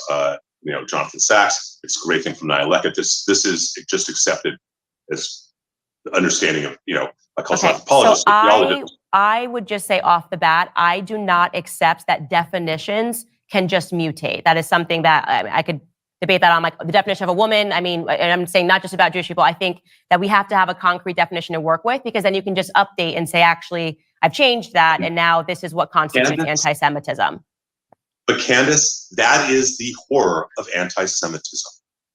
So what you are saying to me is that anti-Semitism is this and does not change. What I am saying to you is that the entire world and scholars about anti-Semitism recognize that it is a unique hate. That if you define it as that Jews should not be able to exist collectively, okay, as a collective, they just shouldn't have that right. That changes from the Middle Ages with religion, the 18th through 20th centuries about race, and then after Israel is created, it's a hatred based on the nation. And until that is understood, that it is, this isn't something that's really questioned about among academics, theologians, Jewish scholars. I'm not presenting it. This is why I thought that I'm so optimistic about a dialogue. But I think part of it is you view that the hate can't mutate. And what I'm trying to tell you is that we have 2,000 years of history that demonstrate the exact opposite. So, and I'm gonna just push back just gently here. For me personally, if I thought that racism, I mean, he didn't demonstrate at all how the hate mutated. He just kind of just reasserted that it mutated, and he asserted the time period in which it mutated, and then he reasserted that experts have, claimed that this race is mutated. She's asserted that definitions can't mutate, which is, I think, oversimplistic, to say the least. But I mean, it's just, to go with his position, I mean, he's not demonstrated his case at all. Like when did Jews become a race? Right? Was it in Europe? And what year in Europe? And what country? And, that type of stuff. I mean, let's get to the hard facts here. Right? Right. That's what everybody wants. could just be an ever-shifting definition based on the experience of Black people, it would be a remarkable power, and I would be able to create something like BLM, which could say that everything was racist. So I am not going to be able to agree that definition should be able to transform according to what's happening during the day. But here's what I will say. If you could, just because I think it's really important for us to get to going through this article, because then you might be able to explain why you view it as anti-Semitism. If you could just give us what you are saying the current definition of anti-Semitism is today, that would be very helpful. The current definition of anti-Semitism today has to do with what the feelings are.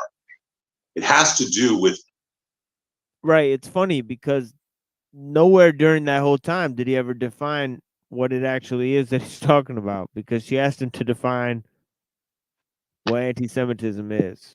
So, you know, he kind of alluded to the fact that you don't want the Jews to exist as a people, but then he kind of alluded to the fact that what that means could change depending on the time period. And then he gave several historical examples, none of them which had to do with the modern time period, right? anti-Zionism, number one. That is a definition. Anti-Zionism, anti-Israel is anti-Semitism. Okay. This isn't so you believe that Jewish people can be anti-Semitic? Absolutely.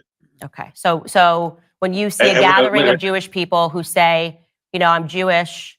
So I'll repeat what he said. He said anti-Zionism is anti-Semitism. So you can't be against Zionism. Okay.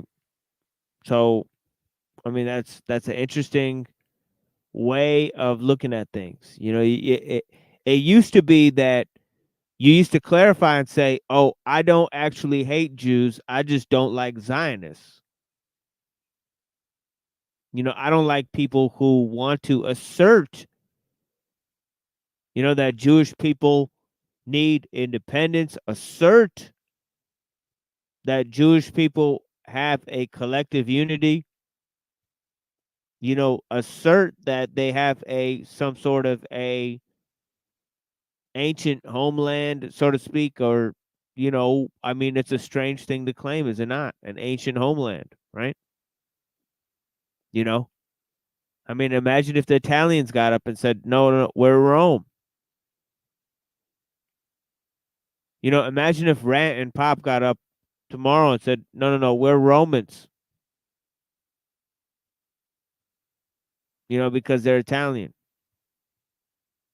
You know, or if you know, or if anything like that, some type of ancient kingdom or some shit. You know what I mean? I mean, it's really interesting. You know what I mean? Thing to claim. You know, something that Mussolini claimed that we were talking about at the beginning of this show, right? Mussolini and Hitler, they purported themselves as leaders that brought back ancient kingdoms, right? You know.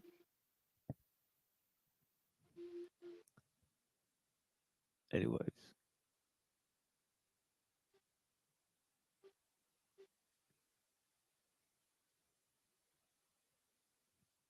But I don't support Israel or Bibi Netanyahu, you say that person can be anti-Semitic. You just did two different things and was very you just did two different things that were totally unrelated, Candace. Okay. You said that Jews that do not support Israel. Yes. And you said Jews that do not support Bibi Netanyahu. I'm just saying that because he's the current prime minister. So I'm saying, like, if they say I don't support. No, this is where you're missing the point. So Okay. I'm going to go under the following premise. Okay. I'm going to go under the premise that you care about people. You and I don't know each other, but I'm going to go under that premise. I'm going to go under the premise that you have no desire to ever hurt anyone. Okay. That's the premise I'm coming into this dialogue with. You have been devastatingly hurtful. And I think that I'm going to go from that you don't understand what it means to the Jewish world. There's a great teaching that comes out of every sociologist, every person in academics, is that I don't get to tell a black man if he's experiencing racism. He knows. I don't get to tell you if you're experiencing misogyny. You know. If I make a comment and it's misogyny. Damn. I mean, by that token, I think she should cry misogyny, because that would save her from a lot of the, you know, because she could say, well, I'm also of an oppressed class. You know, that might be a good move. but she's not going for the liberal move. You know what I mean? It's just funny. You know, she's kind of going for a different move here. You know, but yeah, I mean, the full definition of anti-Semitism is that anti-Zionism is anti-Semitism, according to this man, right? So I just want to let you guys know that, you know, if you were wondering.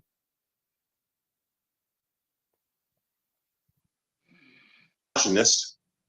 And you say, Rabbi, you know, that was really misogynistic. My job is to say, wow, I didn't mean that. I apologize. That's not what I meant. And you do not get the right to say what is anti-Semitic or Jew hatred. I'm not trying to. I don't think I said anything about me having the right. I just said to you, would you then view, because I did host somebody who was Jewish, Dave Smith, on my show. And I'm sure you're familiar with him. He's a comedian. He's a libertarian. He is not pro-Zionist. So I'm just asking you for clarity, because you're saying that you can't dismiss a Jewish person, but aren't you thereby dismissing Jewish people who say that I don't support Israel as a state? I'm just trying to have you answer that question. And the answer is, I will ask you back the same question. Mm-hmm. Are there blacks who do not support blacks? Are there pick the cause or the minority who do not support or not, or actually even better? You and I both sit on the conservative side politically. We share that, right? And we face the same way when it comes to that. And we both, I think, are disappointed in those who are Republicans in name only, correct? Yes. Okay. Does that mean they're not Republicans? Well, I wouldn't describe a race as...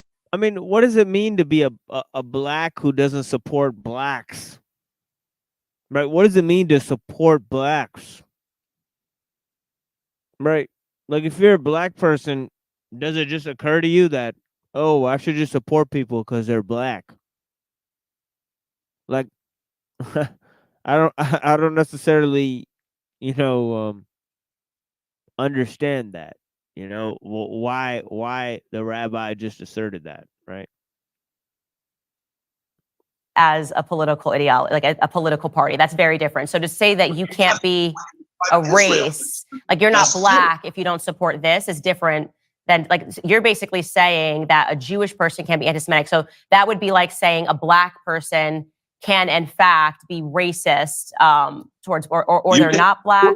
Look, I'm not going to comment on black community. Mm-hmm. I will say there are plenty of self-hating Jews. Okay, so you do believe, that's all I was trying to get you to say, is that Jewish people who don't support Israel, you are saying they are anti-Semitic. I just want to understand that. I'm saying it very clearly, they are self-hating Jews. Let's use that term very specifically. Okay. And you need to understand why they are self-hating Jews. And you need to understand, as numerous people have talked about, I've written about, Prager's talked about, Gorka's talked about, Levin's talked about, a number of people have talked about, Shapiro's talked about, and as I say, I've written about, is that people want to assimilate. For 2,000 years, Jews have been persecuted, and so they want to assimilate. And so many have converted from Judaism not to another religion, but to leftist politics. That becomes their religion, and they lose their identity. That is a reality. So you need to understand, or I shouldn't say you need to, that's not fair, and I apologize. I would hope that you understand a history and an understanding that we define what anti-Semitism is. And what happened on October 7th,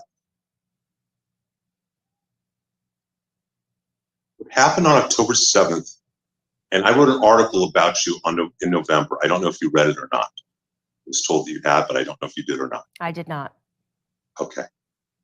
I wish you had, and I really wish you had, because we might be in a very different place. You went on Tucker Carlson after this is in November, and okay, go ahead. I'm going to say I want to talk about that, because you put that in this article, which was published just last week. So I wrote a very specific article, and you can find it right now, and it was an impersonal invitation to you and for you. Say I wanted to have an academic debate about October 7th. That's not what I said at all. Especially since you're saying that it's incorrect, and in which case I apologize.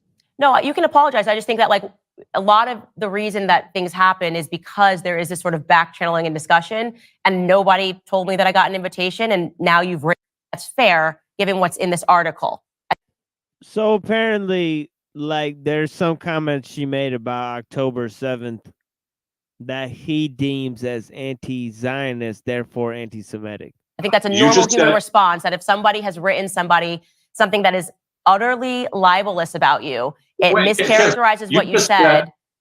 But if you want to set it up separately and you want to send it to the Daily Wire and you want us to have a private screening, I absolutely will watch the events of October 7th. You know what? God bless you. And had I ever heard you say that, I wouldn't have written an article. Well, I think you still would have, because you made a lot of points in here. No, I wouldn't have. No, I wouldn't have, because I believe in the idea that it's about what we act and learn. And we have a concept called Shula in Judaism. No, actually, honestly, had you said there, at any point, what you just now said to me, that you would watch a screening, I don't need to be there. Isn't that weird that if you offend a Jew, then you have to follow a ritual within Judaism to gain forgiveness with the Jews, right? Is that what he just said? You know, I mean, it's kind of interesting. He said, yeah, we have a process that you could take, you know, in which you can gain credence, you know, and if you would have taken it, I wouldn't have written this article, you know, which seems like a weird statement, right? Yeah, that you would watch a screen. If I set it up, I would not have written that article.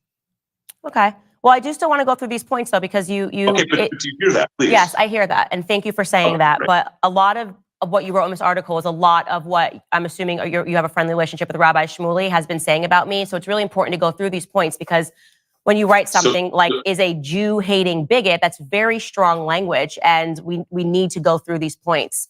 So we'll go through all of them, sure. Yes, thank you. Okay, let's just begin here.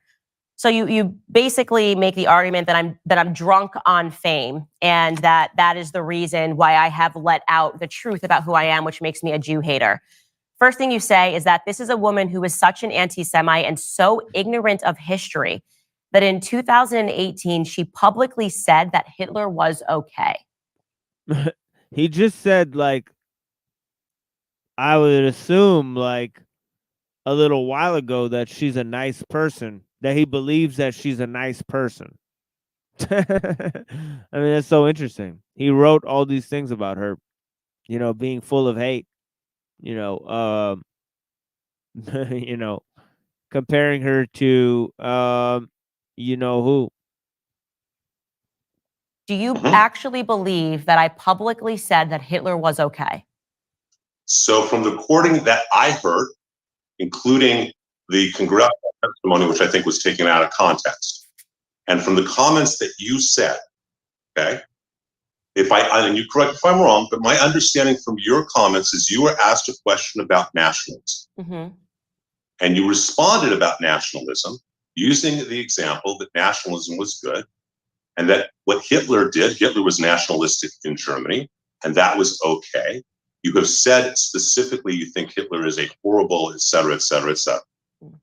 And you have condemned Hitler, thank God, without question. And you also brought him up in that discussion about nationalism. Is that all accurate? So when you just write, she publicly said Hitler was okay, that is dishonest, because what I actually was saying was answering a question, as you brought up, where we were not even talking about Jews, not talking about the Holocaust. A woman was asking about whether or not it's okay for people today to say that they're nationalist when it's often associated as a dirty word. And what I was saying was that it's wrongly associated with Hitler. I don't believe that Hitler was a nationalist, because obviously Hitler invaded Poland. He obviously had ambitions outside of... So what we have the clip, so we're going to play it. So again, the question that's being asked of me is whether or not nationalism is an okay word to embrace. Let's play the clip so we can hear me and what I actually said. Absolutely. Yeah, I agree. I actually don't have any problems at all with the word nationalism. I think that it gets the definition gets poisoned by elitists that actually want globalism. Globalism is what I don't want. So when you think about, whenever we say nationalism, the first thing people think about, at least in America, is Hitler. You know, he was a National Socialist, but if Hitler just wanted to make Germany great and have things run well, okay, fine. The problem is that he had dreams outside of Germany. He wanted to globalize. He wanted everybody to be German, everybody to be speaking German, everybody to look a different way. That's not, to me, that's not nationalism. So again, we're trying there to define nationalism. Does your statement, she publicly said that Hitler was okay, is that an honest statement? Yeah, so let's talk about this for a moment. Is that okay? Yeah. You were asked a question about nationalism. Mm-hmm. You responded with an example of Adolf Hitler. Yes, I said because Americans associate, the reason why they think it's a dirty word is because of Adolf Hitler. You respond, and you have subsequently, and I've seen you subsequently, and I think you even said it at the congressional hearing, you have obviously condemned him for who he was. But you brought Hitler's name into a discussion. Correct. And you justified that this is how America feels or how people feel. And that's your take on it. It's not necessarily accurate. And in fact, it probably isn't from an actual sociological standpoint. But that's your opinion. Fine. But Candace, you put in the same sentence what he did if it just had stayed in Germany was okay. What the fuck? So you can't mention a definition of something and put this, person in the same sentence. I mean, I just don't understand what the problem is. What's the underlying issue that he's finding, with her, with what she's stating there? Because he said that she's clearly not endorsing Hitler, right? Okay. But more importantly, and here's a piece of the anti-Semitism. Why bring one of the most evil men of history into the discussion? You could just as easily have given any negative examples of nationalism. You chose to bring Hitler on, not them. I did, and I have no. If I could go backwards in the context of trying to understand why Americans think that nationalism is a bad word, it was appropriate for me to bring off Adolf Hitler. It is totally appropriate in any capacity when you are talking about history and historical sentiments to bring up any relevant character that has created those sentiments. So I just want to yes or no. After watching that, I want to make sure we don't run out of time here. After watching that in context, do you think it is fair that you wrote, she publicly said that Hitler was okay? Hitler was okay. Yeah. Yes, by bringing me even into the conversation, yes, I do. Okay, great. Let's move on here, because again, this discussion, we're having it between us, but I want the public to be able to, deduce what's fair and what's not fair. You then wrote this statement. A mere month after the horrors of babies being beheaded, women being raped, and the slews of horrors from Hamas, Owens went on Tucker Carlson's show to speak about how it really wasn't that bad and why should she even care? After all, she seems to think that Hitler was okay, so what's the problem? Is that true that I went on Tucker Carlson's show and said that October 7th really wasn't that bad? Yeah, actually you did. And you did it through the implications and the words. And I actually do know where some of those clips are because I've rewatched it multiple times. Mm-hmm.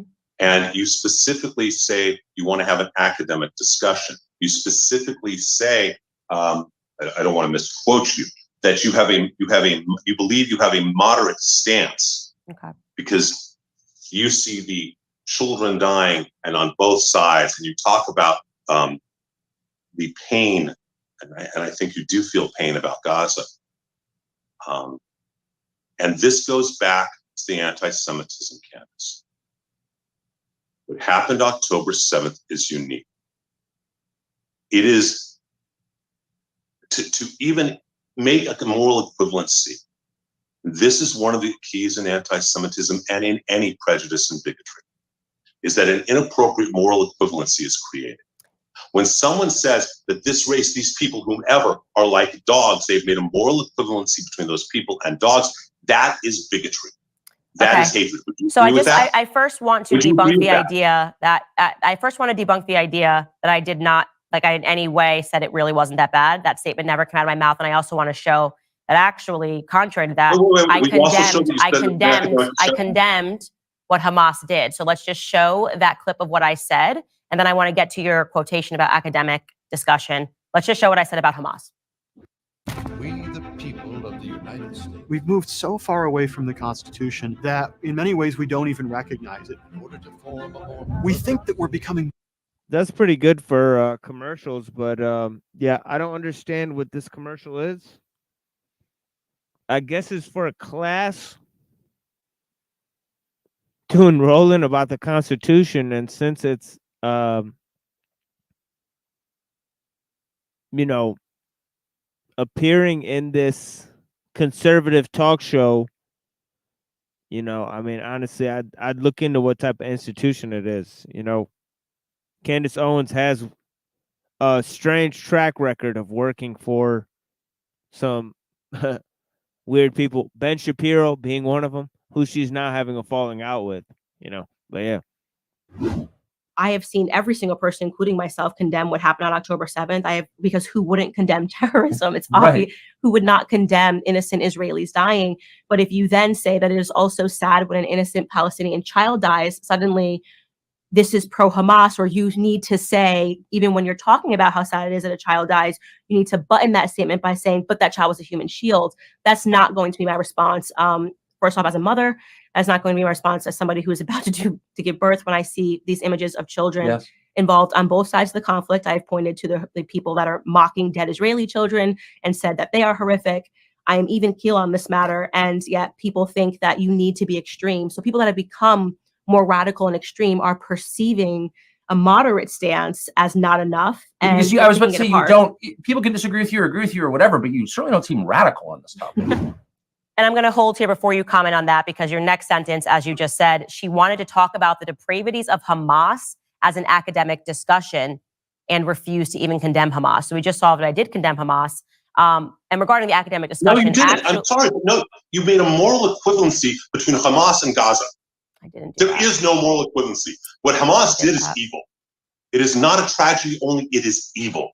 I'm sorry, Candace, but you make an equivalency that does not exist in most people's minds, and certainly in no Jews' minds. Okay, so I'm glad that you said that, so people can hear what I actually said and hear what you are saying and how you are taking it. I don't know how you could write this statement, she refused to condemn Hamas, when I literally said who would not condemn these horrific events. You don't condemn them uniquely evil. You put them in pari passu relationship. So you're saying that even though I did, so now you're admitting that I did condemn Hamas, even though you wrote she refused to condemn Hamas. What condemnation is? Is this where you really want to go? Is have an English discussion? No. You wrote she refused to condemn Hamas. These are your words. Because when you put that, at the moment you say that they have a moral equivalency with anything else, that's not condemnation. No matter. I didn't. I said it's sad when an innocent. It's not condemnation, and is it's it, not. I'll just ask you a question. Is it sad? Good Lord. He's getting really triggered by, I think it's because she brought up the human shields example, and she's not clearly going into that now. But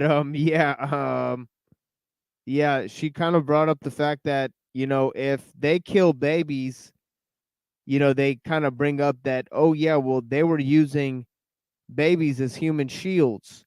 And he's saying, well, that doesn't forgive the fact that you just killed some babies. Right, as collateral damage in your military operation, right? So, I mean, it's just interesting that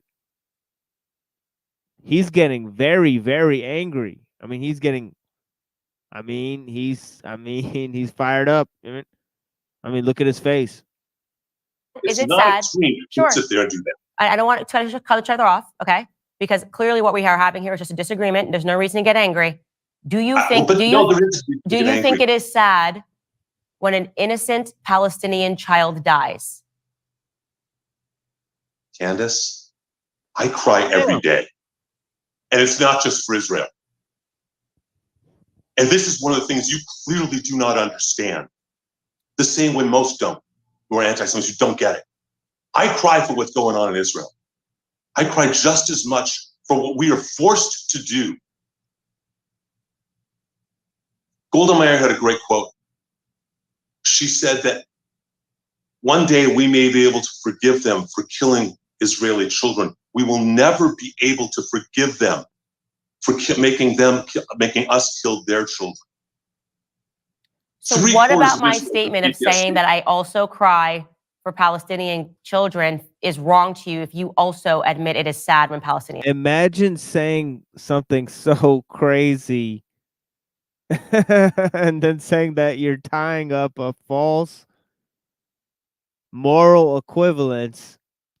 And he just quoted Golda Meir saying that, well, when you kill our babies, it's a horrific crime. When we kill your babies, you forced us to do that.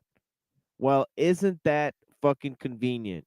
So it's never morally equivalent because of that? Good Lord. I mean, Well, I guess we're all going on the SPLC list today. Questioning, double standards, I guess, like, holy smokes. Like, did you hear that quote? That was wild. I can't believe he let that one slide out. I mean, we got to go back and hear that one again. I mean, that is just, that's a wild one. It's a good one to have on record, though. I mean, yeah. I mean, Well, but here's the crazy part: is like, does Candace Owens still work for Daily Wire, or is she gay? no, there's no way. I think she got fired for sure. Yeah. Okay, so she got fired, and again, like, let's just assume that she's on the up and up and she's real or whatever, right? Like, Yeah, I'm assuming that she's fired. Yeah, but yeah. well, I guess what I mean is, like, let's assume that she's a for real person and that there's nothing psyopy about what's going on, right? Let's just assume that for the moment. Like, the fact that they allow this conversation to go on and this guy to say what he says and her to say what she's saying, like if it's not a psyop, how will it be used as if it is one, right? And I think that that's kind of the way that I look at this. It's like, he's going to say this stuff, and then when you go and point it out, it's like, well, you're like, they just use it as further evidence that you're a anti-Semite. And so it's like, okay, so like if you question the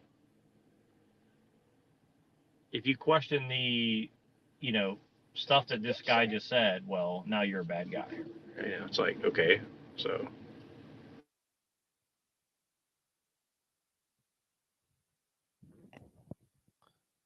It's just, I mean, am I the only one who's hearing like a total false, like, moral evaluation in this state? Like, there's no way to justify what this lady's saying.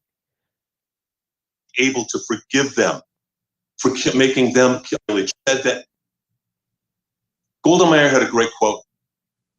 She said that one day we may be able to forgive them for killing Israeli children. We will never be able to forgive them for making us kill their children. What? Yeah, I mean, like, just that statement alone, if you break down the philosophy that's wrapped up in that statement, I mean, it's like, you can try to say that as like a philosophical statement, but like the implications of that is like, you don't have free will, they do have free will, or I don't know, like, it's very strange, you made me do this, but I forgive you for what you did. It's like, I can't forgive you for what you made me do. It's like, I mean, I can kind of see it in like a certain circumstance, but not within the circumstance that he's trying to apply it to. It's like, doesn't really, I don't know. I just think it's a very, I mean, couldn't he just say, well, the other side could say the same thing? I mean, you know what I mean? It's like, why can he say that, but the other side can't say that, right? See, it's like, can't you just swing that door both ways?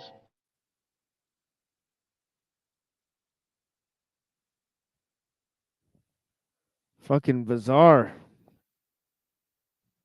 So what about my statement of saying that I also cry for Palestinian children is wrong to you if you also admit it is sad when Palestinian children die? It's painful, but it is not in any way, shape, or form morally equivalent to October 7th. That is the anti-Semitic bigotry. But I didn't say that. I just want to be clear. People are watching. It's just not what came out of my mouth. But I'm not gonna. I don't want to get hung up. I don't want to get hung up on that. I want to now point to. You said I wanted to talk about the depravities. I'm gonna quote it. She wanted to talk about the depravities of Hamas as an academic discussion. Actually, I was talking about NATO, and here is the clip of what I said when I used the words academic discussion. Take a listen. I mean, you can go back to me even talking about NATO expansion before things erupted between Russia and Ukraine, Yes. and having a meaningful discussion about how much expansion is too much expansion. How would we feel if we had troops on our border? These are things that should be allowed in an academic discussion. You should be able to sit on stage and should be able to debate these ideas without using ad hominem attacks. Hi, I'm Nicole Hockley from Sandy Hook Promise. I know this is hard to Oh hear. shit! but It's Sandy Hook important. Promise. The shooter Oh, murdered my wow. son, How, carried an AR-15. How pertinent. You're using it in the reference, Ken. Yeah, but yeah, this. Yes, in the dialogue about October 7th. You're using your discussions with NATO as an analogy, in an analogous way, about how we should be able to discuss October 7th. From a foreign There is no analogy. Okay. So you think that it is fair after listening to that, me talking about NATO and me talking about Russia and Ukraine and saying that we should always be able to have an academic discussion about foreign policy. You think your statement still is fair, saying that she wanted to talk about the depravities of Hamas as an academic discussion? Because you're using that context, and you're the one taking your own quotes out of context. I played it. I didn't take it out of context. I just played it. Then play the whole paragraph we were talking before. That the entire issue. I did. is So the about first part was what I just showed you. That was actually Yeah. a split clip. The first part, the first half of that was when the one that we just showed you, when you said that I said it really wasn't that bad and why should she even care? The first part I say I condemn Hamas. And then I said that I've been consistent in always saying that we should have a topic. We should be able to discuss foreign policy removed from ad hominem attacks because that is the truth. And that's how Yeah, I think they just argue about this clip. Yeah, I mean, it's basically like, I mean, what platform is she doing this on? Is this just like her regular YouTube channel, or is this like This is her. Yeah, this is her own channel right now. some platform? Well, the fact that she even Yeah. still has a channel is impressive. Number one. Number two is, I mean, it's like they're literally arguing over the semantics of, we were always at war with East Asia. We were never at war with. I mean, it's like that's literally the level that it's on now. It's like He's well, you said obviously this one lying. thing and you analogize this. Yeah, he's lying doing about a what lawyer he said tactic. there. Yeah, he's doing a lot. He's doing a lawyer tactic to like tie things together. And again, like even if he has a point, it's like detracting from the overall point. Like, are we allowed to criticize foreign policy as Americans that involves other people that our fucking money is killing other people's children and we don't want it to happen, right? Like, are we allowed to question the motives for all that? Because the truth is, like, as much as we want to say it's all about Israel, and a lot of it is, there's a much larger geopolitical thing at play right now, and they're talking all about the dead children, and there's a lot of dead children all over the world right now, and it's related to this. But the whole thing in Ukraine is directly related to Russia and to America and to Israel and to Palestine. Like, it's not outside the bounds to talk about the connections between all those four places in the world. Like, they're directly related, 100% for sure. And so for him to sit here and say, well, you're trying to drag in this other stuff, it's like, well, how can you discuss the thing in Israel and Palestine without discussing the larger chessboard at play? I mean, you can try, but it's disingenuous to try and do that, to just take it in a vacuum and say, well, it's just about Israel versus Palestine. It's like, first of all, it's not. And even if it was, Americans are involved whether we want to be or not, and it's like, I just don't understand. It's like they're doing everything they can to say you can't have an opinion out unless you agree with us, basically. I mean, it's like, that's really what he's trying to say, in my opinion. I mean, he's brought Christianity into his discussion on anti-Semitism. He's also brought Hitler into the discussion, talking about her stances.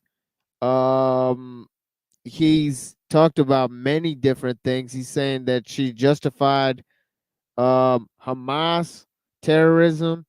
He's saying lots of different things. One of the notable points he did make was that anti-Semitism has morphed throughout the ages. It used to be a religious hatred by Christians, and now it's a racial hatred. And he didn't quite define when that morphing took place.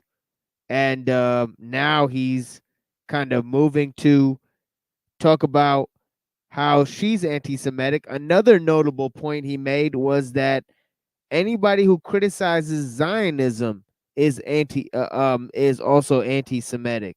So anti-Zionism is anti-Semitic.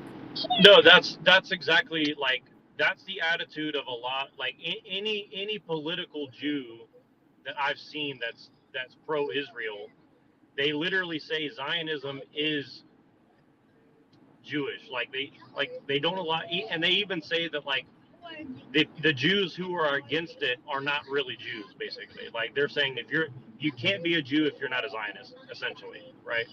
So it's like they even say that about their own people, more or less, right? Like, and it's like it kind of puts it into place. Like, so you have to, like, they want you to, everybody wants you to, I mean, they want to put everybody in the perspective from their shoes. But if you try to put on other people's shoes other than theirs and try to see from their perspective, well, that makes you anti-Semitic. It's like, well, how does that work, right?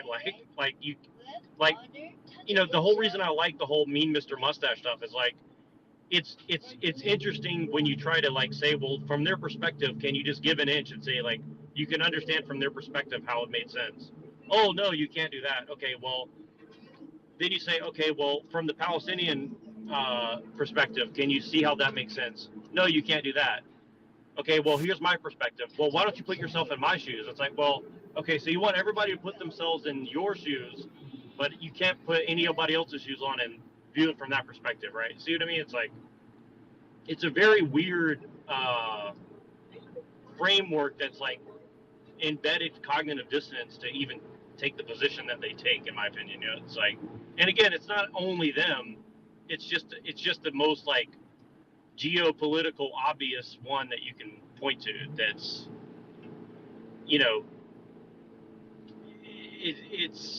it's literally like you have to break your brain to understand their perspective, and that seems to be the point to some degree.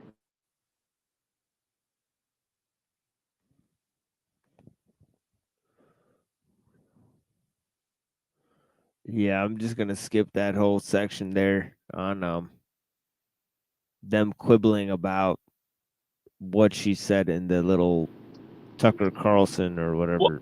Well, I put this joke that Dave Chappelle said in one of my videos recently, and it really stuck in my head because I watched it at the time and it didn't really hit me when I watched it a few years ago. But he's like, Kanye is not crazy. He may be unwell, but he's like, I understand. He's like, I've been to Hollywood. There's a lot of Jews, and he's like, well, it's not crazy to think that Jews run some shit. It's crazy to say it out loud in this political climate, right? And that's the whole punchline of the joke. It's like, everybody knows that they have, like, undue amount of power in certain avenues, right? But it's like, if you question it publicly, even if you're not really being, anti-Semitic, which is a very dubious term anyways, like, even the definition that this guy gave is very dubious. Like, it's like, if you actually accept any premise of anti-Semitism, well, you could pretty much call anybody anything, because it's a very, it's a very loose definition. And I think that, like, you know, I don't really follow Candace, but like, I think that more conversations should start off like, what's your definition of this word? And let's just not move off of it until we have an agreement, right? Like, I think that would be a lot more useful conversation than what most people have.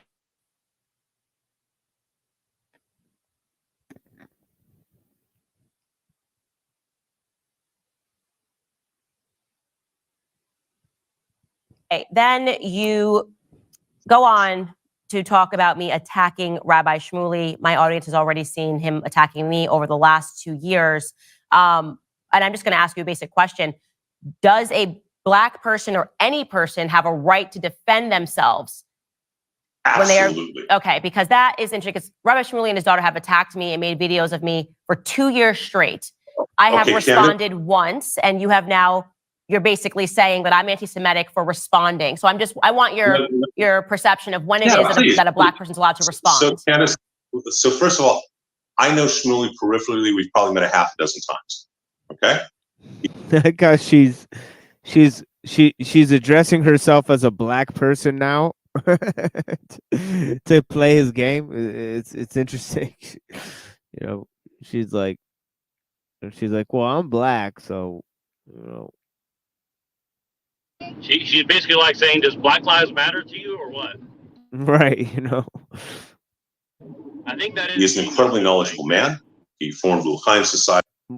Oh wait, what did you say, Neuro? Like, I said, I think that is genius. Next time I get in a fight with a Jew, I'm going to say, I do identify as a Black woman. So are you against Black Lives Matter or what? Right. You know. Oh, and not only that, I'm a. Yeah, you kind of roboted there, Neuro. But yeah, what'd you say? Let's see if we can hear you. No, I said I identify as a Black trans woman, just to throw that extra little piece in there. Right. You know.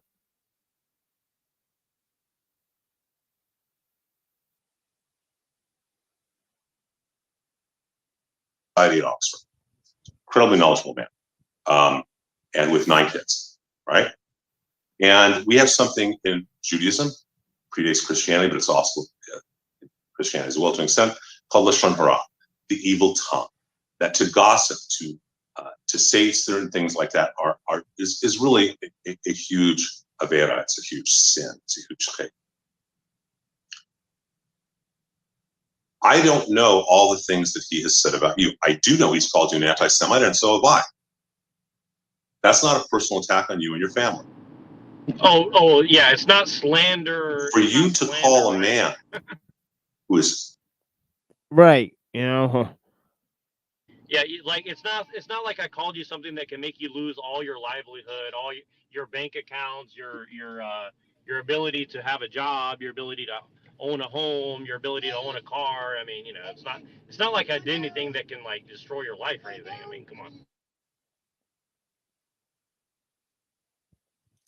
Yeah, I just don't understand, you know, yet he's saying that people who you know, come to such conclusions, like they should be shunned, like by society at large. So he's basically, in other words, saying we're a mafia, and if you fuck with one of us, you're fucking with all of us, and so you ought to be aware of this. yeah, like, yeah, it's like he's like, yeah, Rabbi Shmuley attacked me, and his family attacked me, and my family, and yeah, I mean, yeah, his response is insane. extremely knowledgeable, an unholy rabbi, and his hag daughter. Mm-hmm. Forgetting about what he may or may not have done. If he's attacked you personally, if he's said whatever horrific things about you personally, that you are a blankety, blankety, blankety, blankety, blank, he's wrong. If he's attacked you or your children or your family, your mother, for you to, rather than comment on whatever he's done, to call him an unholy rabbi, that is way out of line. You don't even know what a rabbi's supposed to do. So let me ask you a question. By the way, do you view that as anti-Semitic for me to respond. So it's okay. So he can attack me for 2 years. Is he a racist? Just to be clear. I don't know how he attacks you, so I can't comment. So what if I say that the definition of racism changes, and if you attack a black person, you're a racist? Depends. Candace, you don't get away with that. It depends No, how I'm it asking changes. because at the beginning of this discussion, you How did did he say attack that you? you can't How tell a did he black person. attack you? It's been 2 years consistently of him and his Okay, daughter attacking me, saying that. I wasn't there. I'm asking you. I'm asking all. Okay, but if you're saying that you weren't there, why would you Tell put me- this into writing? wait. Isn't it incumbent upon Tell you me. to research what's happened before you start saying to No, me that because- defending myself is anti-Semitic? Candace, if he attacked you personally, if he said you were a black fill in the blank, then he should be reprimanded that. But it doesn't justify what you did. You don't know what a rabbi does. You don't know our theology. How dare you call him an unholy rabbi? How dare you go into the misogynistic, the anti-Semitic trope of his hag daughter, something used throughout the late 18th and early through the early 20th century. Sorry. Hag is now anti-Semitic? So that is a term of his hag daughter that goes back into the witches of Eastern Europe. Why do Oh. So you can't say hag. It means actually that you're referring to the witches of the 18th century. And the witch scare, talking about how some of the Jews were witches, apparently. I don't know. That is quite an interesting. That's exactly what he. And also, like, she's actually missing a little bit of the trick what he's doing. So what he's trying to say is, you don't know the functions of a rabbi, therefore you can't call us unholy because he might be doing exactly what he's supposed to do. See, that's what he's actually saying. He's actually implying that he's doing his job as a rabbi by attacking her for what she's talking about. That's what he's saying.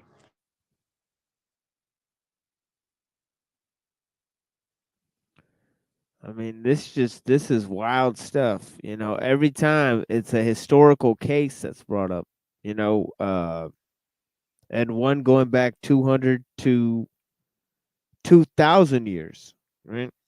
Yeah, but really, if you go back and listen to the language he's using, he's saying you called him. She's like he doesn't focus on anything else that she said except for, you called him an unholy rabbi. You don't know our theology. You don't know what he's supposed to be doing. That to me that implies like he's doing exactly what he's supposed to do. So there's nothing. He's actually Right. no, and this is actually what I notice about a lot of Christians. Wish I had a little echo effect right now. Where they say you can't criticize Christianity because you're not a Christian. And then even if you are, well, you're not the right kind of Christian, so therefore you can't criticize me. So it's basically like, okay, so do you know what I mean? It's like they just like create more and more categories that you're and then say what and appeal to your quote unquote ignorance, or they have an authority they can appeal to and you can appeal to. So you know what I mean? It's like that's exactly what he's saying right there. You know, he's basically appealing to authority to say, well, it doesn't matter what he did, what you did was wrong, and it doesn't matter. You know, basically, you can't say that he's basically saying, essentially, this guy's on a mission from God. How dare you question his motives? That's what he's saying.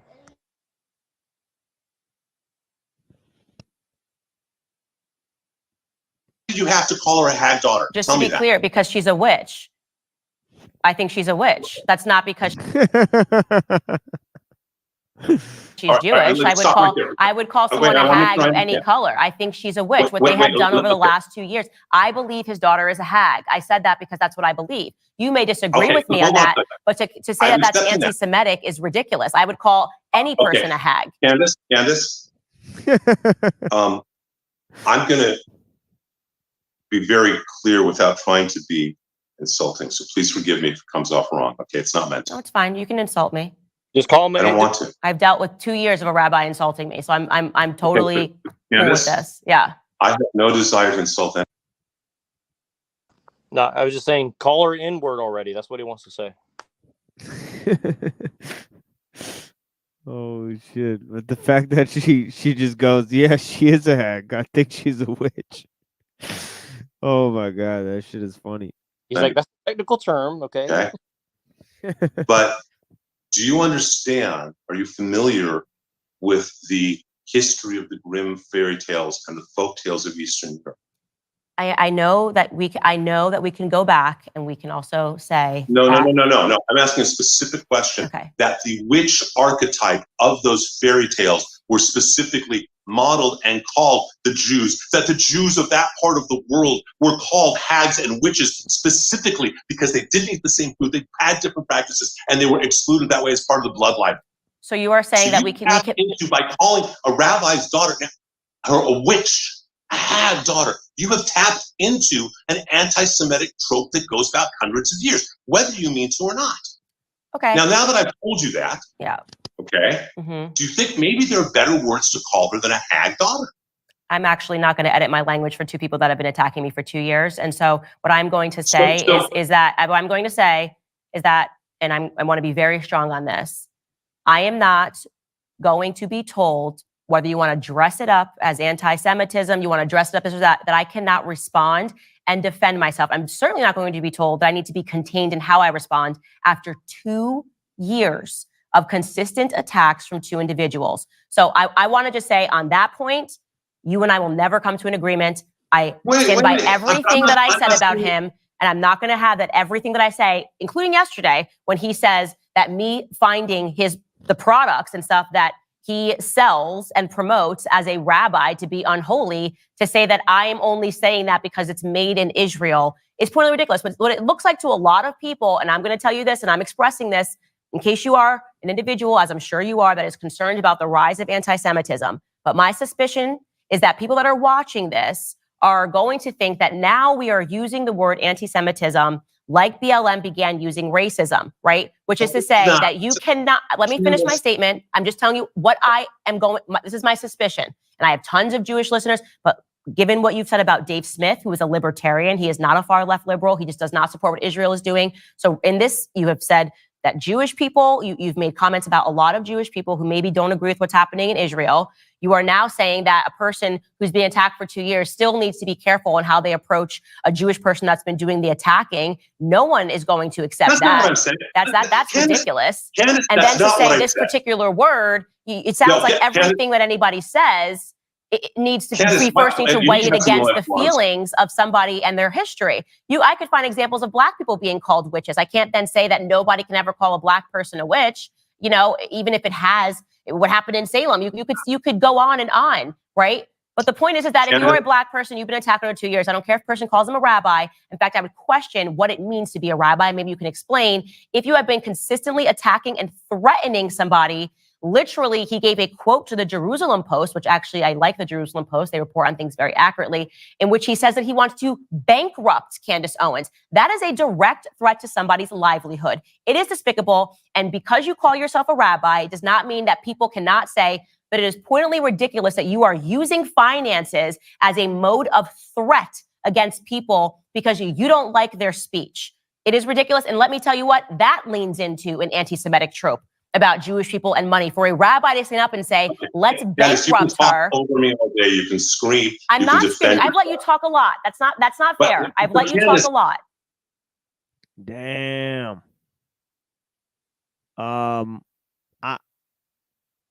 I don't know where he goes. He goes in on the Christian thing. I think it's like somewhere here. I want to get back to that part, but I'm not seeing. Don't accept Jesus as your savior. Okay, here we go. You're not so emotionally attached that it transcends everything else, and that's all you see. And I think you. And I want to give you, and I'd like to give you an analogy that I think that might really help our dialogue, if that's okay. Mm-hmm. A number of years ago, a movie came out called The Passion of the Christ. Did you see the movie? Yes, it's a wonderful movie. Okay. And I saw the movie as well. I saw it the opening day and saw it twice, and I arranged for a screening of priest students, minister students, rabbinic students, rabbis, ministers, and priests at Loyola Marymount when I was a professor. Okay. And I realized something in watching that movie. There are two movies going on. If you accept Jesus as your savior, then that movie is so brilliant and so painful about his suffering that it transcends everything else, and that's all you see. And I think you just said it was a brilliant movie, and as many of my friends did, Loyola, etc. I think it was a brilliant movie too, as well. If you don't accept Jesus as your savior, you're not so emotionally attached to all the suffering that Gibson portrays so well. And so what you do notice, as an example, are all the anti-Semitic things. So I had a discussion with a woman who's the senior vice president of Loyola when the movie came out. She said, Rabbi, there's no anti-Semitism. I said, actually, I'll give you an example of one scene. There's a scene of little Jewish kids who chase Judas, and they morph into demons. And they're wearing modern 20th century yarmulkes. They have classic Jewish stereotypical faces, and they morph into demons. And with modern yarmulkes, it's that trope of Jews as demons. And Lainey said to me, I don't remember that scene. And I realized in that moment, she was so emotionally involved in the suffering of Jesus, she didn't notice the anti-Semitism.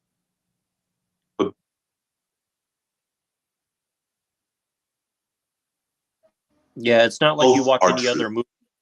It's not like you watch any other movies that are made by Jews that there's not more than one thing going on in the movie if you're watching for it, right? I mean, there's no example of that, right? Let's take the one movie made by supposed Christians, which I would doubt a little bit, but let's just say that that's true. And let's just say, well, this one scene has this one thing that has an undercurrent of anti-Semitism. It's like, yeah, let's talk about American History X, which is or any other movie that's made by Jews that has any other subtext or subplot that is Or what about X-Men, right? Magneto was in the Holocaust. Do you remember that? And then it's like the whole movie's about racial supremacy, about his ideal of racial supremacy.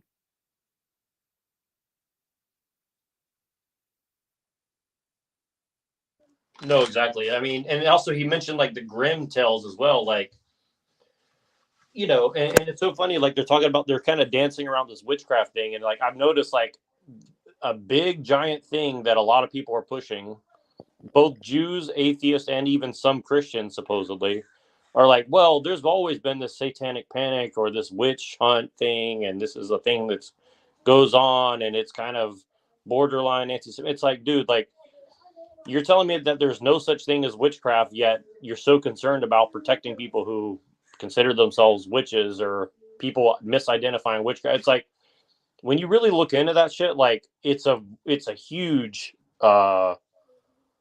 undercurrent of social political correctness, and you have to start thinking like, what the fuck is that about? Like, it's very weird. Like, there's a lot of effort put into don't be a witch hunter, don't be a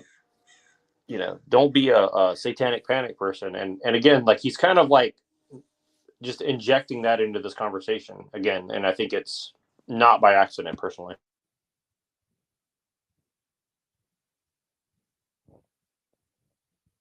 Yeah, it's just interesting. He singles out this movie, there's not many movies that come out, about Jesus. There's like one that comes out every once in a while, really. We're talking about like every 10 or 20 years or some shit, and and this guy just goes, well, this is an anti-Semitic movie. When in the Bible, obviously you can't get away from, bad depictions of the Jews. I mean, you're not going to be able to get away from that. They're part of the main characters of the Bible, and they're responsible for, failing, God in a lot of ways. But also, it says that salvation, is of the Jews. So it says both. So you have to take the good with the bad, but the fact that they're not able to do that, is kind of. Well, it's totally disingenuous at the very least, and maybe something worse than that, which that might be. But I like Dennis Prager said something on a thing. I think I put it in one of my videos. If not, I'm going to try to dig it up. But he's like, you guys are worshiping one Jew when you should be really worshiping all of us. I think actually it wasn't him, it was another rabbi, but he basically said like it wasn't Prager, but it was a rabbi, and he said like, he's like, you guys are worshiping one Jew, but really you should be worshiping us all, because you guys wouldn't have anything without us, essentially. And it's like, wow, like that's a like that's quite a statement to say. I mean, meanwhile, like every year or every other year, there's an anti-Nazi movie that comes out. Yeah, like look at the Tarantino movie. Like that movie was like horrific. I mean, that like I can't even watch that. What's I'm sorry, the Inglorious Bastards and the other. Inglorious Bastards. But there's another one too. But right, there's another one that's coming out. The name sounds a lot like Inglorious Bastards. It's like the League of something, indisputable warfare or some bullshit like that. I'm seeing commercials for it pop up. But I saw it's like a team of like multiracial people, and I saw like a couple of swastikas and a couple. I'm like, yep, I bet you anything that's going to be another anti-Nazi movie. Like it's been 70 something years, and they still have to keep it up with their anti-Nazi propaganda. It's really been almost 100 years since the beginning till now. Like if you really think about it, the Nazi Party started in like the 20s. Like we're basically at 100 years. Like right. Let it go. Right. Like. And again, I want to mention the X-Men too. Like, if you actually watch a lot of the X-Men content, I think it was all produced by Bryan Singer, which if you haven't heard about what he was involved in, well, go look it up. But if you go look at even the other series, they had like a couple series. I can't remember the name of it, but there was a series about like the next generation of X-Men and about their race, like how they're being persecuted. Like there's this huge racial undertones of all of X-Men content in the last 15 years. And if you really dig into it, like it's very eugenic, very Malthusian, very very dark shit. Like it's not obvious if you're just watching it for fun, but if you go and like really look at the plot of those movies and shows and shit, like it's basically very anti-Goyim, let's just put it in my personal opinion. Like it's very they're trying to tell a narrative that is kind of obvious if you kind of watch it enough. And again, like I don't know exactly what the motive of these people making this kind of content, but it's almost like I think they're really trying to push the anti-Semitism thing as like if it's not on purpose, it might as well be. Like it's such a thing that they're pushing hard. Like they want more anti-Semitism. I can't understand why that is, but like they really want it. I don't know why, but I don't think this is an accident. Like personally, I think that this is like something that they're trying to push out into the public for some reason, promote their victim complex or whatever. Yeah, for sure. Like, and again, like, I don't think it's only the Jews that are pushing this. I think that they're working with some other group of people to make this like an issue. And again, like the people that 8 years ago were running around saying punch a Nazi are now saying, fuck Israel. It's like, okay, so how is that possible? Within 8 years, the people who were anti-fascist are now turned against Israel. I mean, it's very, you got to really start questioning shit, right? I mean, there's something else going on, Well, they'll probably tell you that it's not they're anti-oppression, and now these people are the greatest source. Russia's oppressing Ukraine. Israel's oppressing Palestinians. Which is funny because Israel and people from Israel have a lot to do with Ukraine, but we'll just ignore that part. Well, wait till you guys BOQ Bach Precision. He said something very interesting I think a month ago, where he said, watch, Israel's going to be sacrificed and then Ukraine will be the new Israel. And he's like, just watch, it's going to happen. And like, I don't know if that's true or not, but I definitely do see that there could be something about that. And I'm releasing a video either later today or tomorrow where I clip in a Utah politician who was negotiating deal negotiating deals to get American buffalo from the native people of America and introduce them to Ukraine, so they have a buffalo herd. And you're like, well, that's a very fucking weird thing to do, right? And actually, there's a whole side of what he was doing in that transaction, but which is also very weird. But anyways, like you start seeing, it's like, okay, there's this connection between Ukraine, Russia, Israel, Iran, Saudi, Taiwan. Sorry, go ahead. Taiwan. Taiwan, Saudi Arabia. China's involved, but I think China is more concerned with their local issues. I think Russia is actually more directly involved for some reason. I don't know. I'm just, that's my suspicion, but I don't know.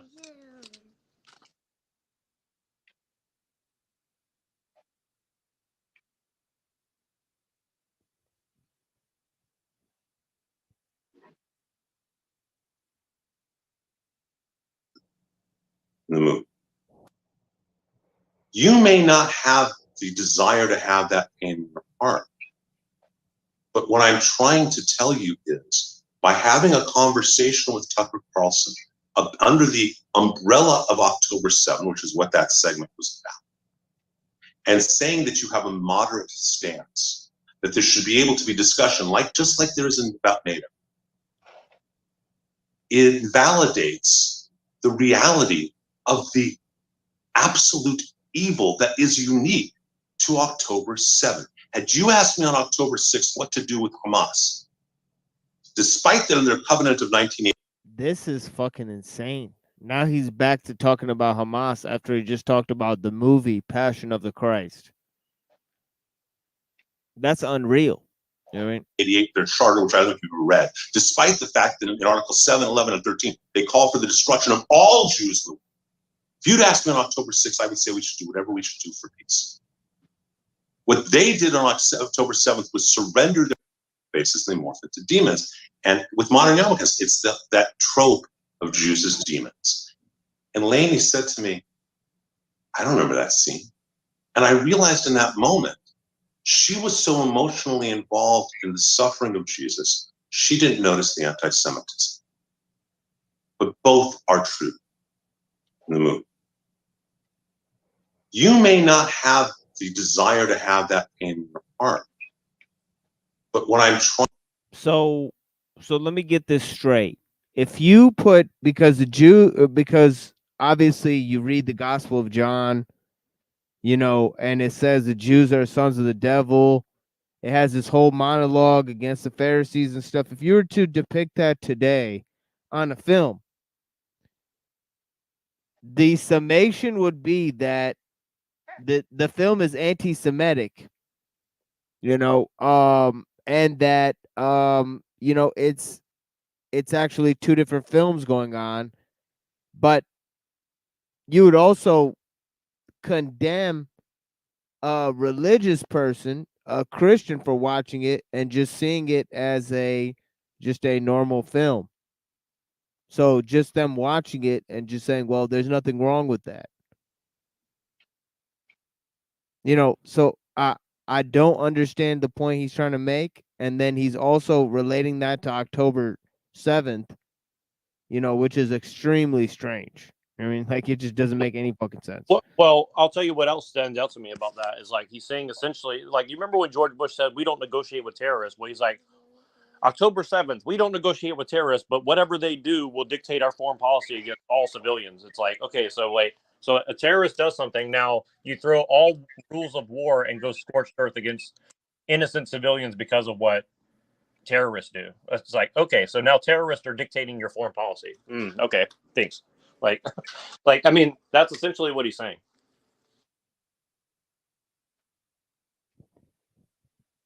Yeah, and now we'll have you know, Brother Nathaniel, who basically is banned off all the platforms, you know, for saying exactly what he says is hateful, you know, and then finally, you know, he's a Christian affirming the biblical view of the Jewish religion, right? And yeah, he's not allowed on YouTube. There's that. And then there's also the fact that, you know, he's being attacked or considered anti-Semitic, even though, as we just saw, the religion is now morphed into a race. So anti-Semitism is now not the hatred of a religion, but of a race of people. Well, And also the hate of a national state. they Yeah, can't go ahead, do Daryl. the religious thing because they're splintered into many groups, and a lot of them aren't even religious. But see, they don't count they don't count you being religious as a qualification to make you a Jew. See what I mean? So like they just kind of they move the definition. I mean, I know you know this. I'm just saying it's very weird how they literally change the definition all the time depending on how it suits them. And then I think that Candace should have stuck with her little argument about she's like, well, how about if I just change the definition of racism to however I feel that day and I call you a racist? Like, is that okay for like she should have just stuck with that argument because I mean, you notice he didn't actually address when she said that. I mean, I don't think that's a coincidence. Yeah, that's pretty freaking gold. Like you've got a black girl and a Jew up there trying to basically, well, she's not really trying to play oppression Olympics, but she turns to him and goes, well, how about I try to play the I'm so oppressed card all the time? And he like stepped around the question, because he knows that is exactly what the fuck he's doing.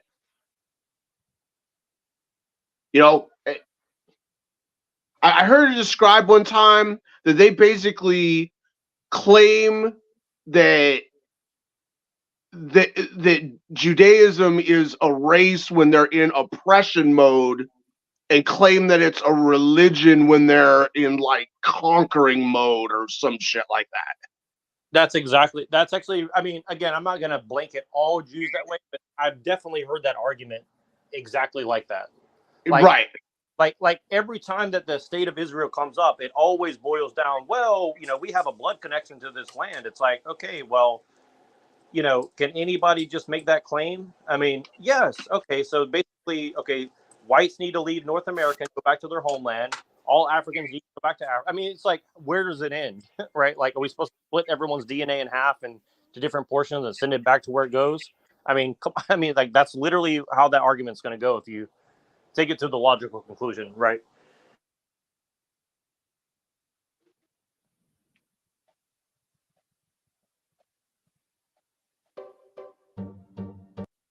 On Twitter the last few days. I really appreciate how you've been standing up for me actually to these some of these absurd accusations and claims people have been making.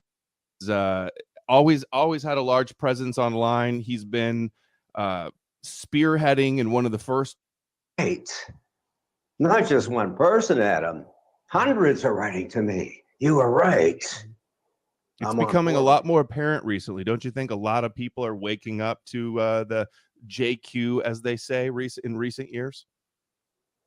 Well, they call it the Jewish question. I don't call it that. I call it the Jewish attack on our freedoms, on our free speech, on our love for peace, on our love for unity with one another. They're trying to divide us. One of the ways they do it is to get us in this dichotomy between Zionists, bad guy, but Jews are the good guys. Like, oh, look at these Jews who are protesting. They're scared that So it's obviously interesting that Brother Nathaniel, who is a Jew who's converted to Christianity, right, is taking a stance that Judaism and Zionism are the same thing. Okay, pay attention to that, because that's what the other guy just claimed, that if you attack Zionism, you're actually attacking Judaism. So I mean, it's just interesting to hear him say that Zionism is Judaism. That's actually a very good point. It's actually so subtle I kind of missed it, but that's actually a very good. I didn't even catch that. That's a good catch. I mean, it honestly wouldn't have happened if I didn't just play these fucking videos back to back, or if I didn't watch them back to back the day earlier. It just occurred to me that, they're actually making the same exact kind of argument, but on opposing ends. And then, I mean, how is he gonna? I wonder how he would respond to Brother Nathaniel, because Brother Nathaniel is ethnically and racially Jewish. So, you know what I mean? It's interesting. Well, let me give you a little bit of advice to everybody. I missed most of the stream, but I saw that Pill Eater was on a couple times earlier, and if you guys want to see how this kind of stuff works, go watch who Pill Eater is going to have a little show with later today. If you don't watch it when it's live, just go watch it sometime. When is that gonna be? I don't know, but it's sometime today. But my point is, like, if you go see who those people are and see that the people that he's talking to are, they'll fight amongst each other even when they're on the same side, because they're all pretending to be on different sides, but they're actually on the same mission. Then you'll start to understand that this is how you use a dialectic in order to get something done politically, right? You both make the same argument from opposing sides and then say, oh, well, I wonder why all these people are fighting with each other. That's a weird thing, isn't it? Like, oops, didn't mean to cause a riot there. I mean, just saying. And for anyone wondering, he's going to be talking to one of the lead Satanists in the world. That's who he's going to talk to. Yeah, it's going to be interesting to see that on Pill Eater, who joined us at the beginning of the show. If you guys are interested in checking out some of Pill Eater and his academic research, obviously he's joined many times, but we got to have an actual, maybe pre-game something where we could present something, for the audience that'll walk them through some of these ideas more carefully. But yeah, but like, do you like? Can you see a way in which this brother Nathaniel was actually on the same side as Mr. Rabbi there? I mean, I certainly can, personally. And Adam Green may or may not be aware. Like, that's my point. Like, they may, like, because like you said, like, they actually agree on something like that. I mean, I don't know how you could make the argument that, well, Judaism essentially, equals Zionism. I mean, I know there's Jews that claim that, but there's Jews who say that can't possibly be true. So, I mean, who's telling the truth and who's lying, right? How would you make that determination? It's interesting. In his perspective, like, he's gonna want to, or he just does naturally just push against the fact of Christianity. He believes that Christianity is an extension of Judaism. So he tries to press against him that way. Obviously, when we had him on our show, he expressed his beliefs, or argued for his beliefs, even against questions from the chat and from other places. So yeah, so he definitely went in on that. That's what a lot of Christians say too. Like, that they say that, well, Christianity is an extension of Judaism, and like, I always just took that at face value. But now, the more and more I really kind of contemplate on that, it's like, yeah, he does. Yeah, he does admit it to a certain extent. He has to. He kind of goes into it to a certain extent and says, well, yes, but Judaism is limited to the Jews, whereas Christianity is for Jews and Gentiles. So and then when Adam Green says, well, your religion's about Jews, and he says, no, it's not. He says it has nothing to do with Jews. So he's actually very smart the way he, kind of comes in on it. And I think that it's interesting to have him there defending these views instead of somebody like E. Michael Jones, which he had a kind of a debate with Adam Green as well. I don't know if anybody saw that one. Maybe we'll watch that next time. But yeah, it's interesting. Well, another E. Michael Jones thing that's interesting. If you ever watched the intervention that he and Milo Yiannopoulos did on Owen Benjamin over the Trinity, it was another watershed moment in internet stuff. And like I watched it live when it happened, and I just remember like watching like this. It was like a very weird performance art piece, is what I would call it, right? And yeah, I just wanted to mention that. Like it's like a lot of these kind of conversations are just very, very, very, very strange. Let's just put it that way. Yeah, I remember that one. I think I actually watched it on Adam Green. That's the thing, is he actually covered a lot of these things. Oh, the Goyim are going to call them genociders. They're not authentic. I notice people, I hear a lot that it's not Judaism that's bad, it's Zionism. You've heard that, I'm sure. What do you think about that? Well, it's ridiculous. The Jews love to hear that.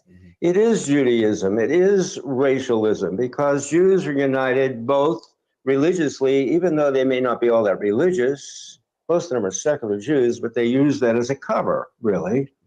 And then it's the race. The race is the strongest component in the Jew. So they say, oh, look at these Jews. They're protesting other Jews who are pro-Israel. I said, it's a family feud. At the end of the day, they have a cup of Manischewitz together. What's that? Oh, Manischewitz is Jewish wine that the Jews have every Shabbos and for Pesach. Kosher wine. What does the Manischewitz mean, though? Well, Manischewitz is a brand. Okay, brand. A kosher brand. Picked by the Goy, but the Goy aren't allowed to come in and touch the grapes after they pick the vineyards. Yeah. Yeah, the Goyim are part of the club. I always say, like Alex Jones, that a big player is Bill Gates. He's a Goy. He's not part of the club. Plus, he can't counterfeit money legally. Speaking of Alex Jones, I meant to mention that in the beginning. You've you're back on Twitter now. You've got 24,000 followers on Twitter. You're getting great engagement on Twitter. You're kind of becoming really popular with the Christian youth, I've noticed. And you just recently had a first-time legendary appearance on Alex Jones.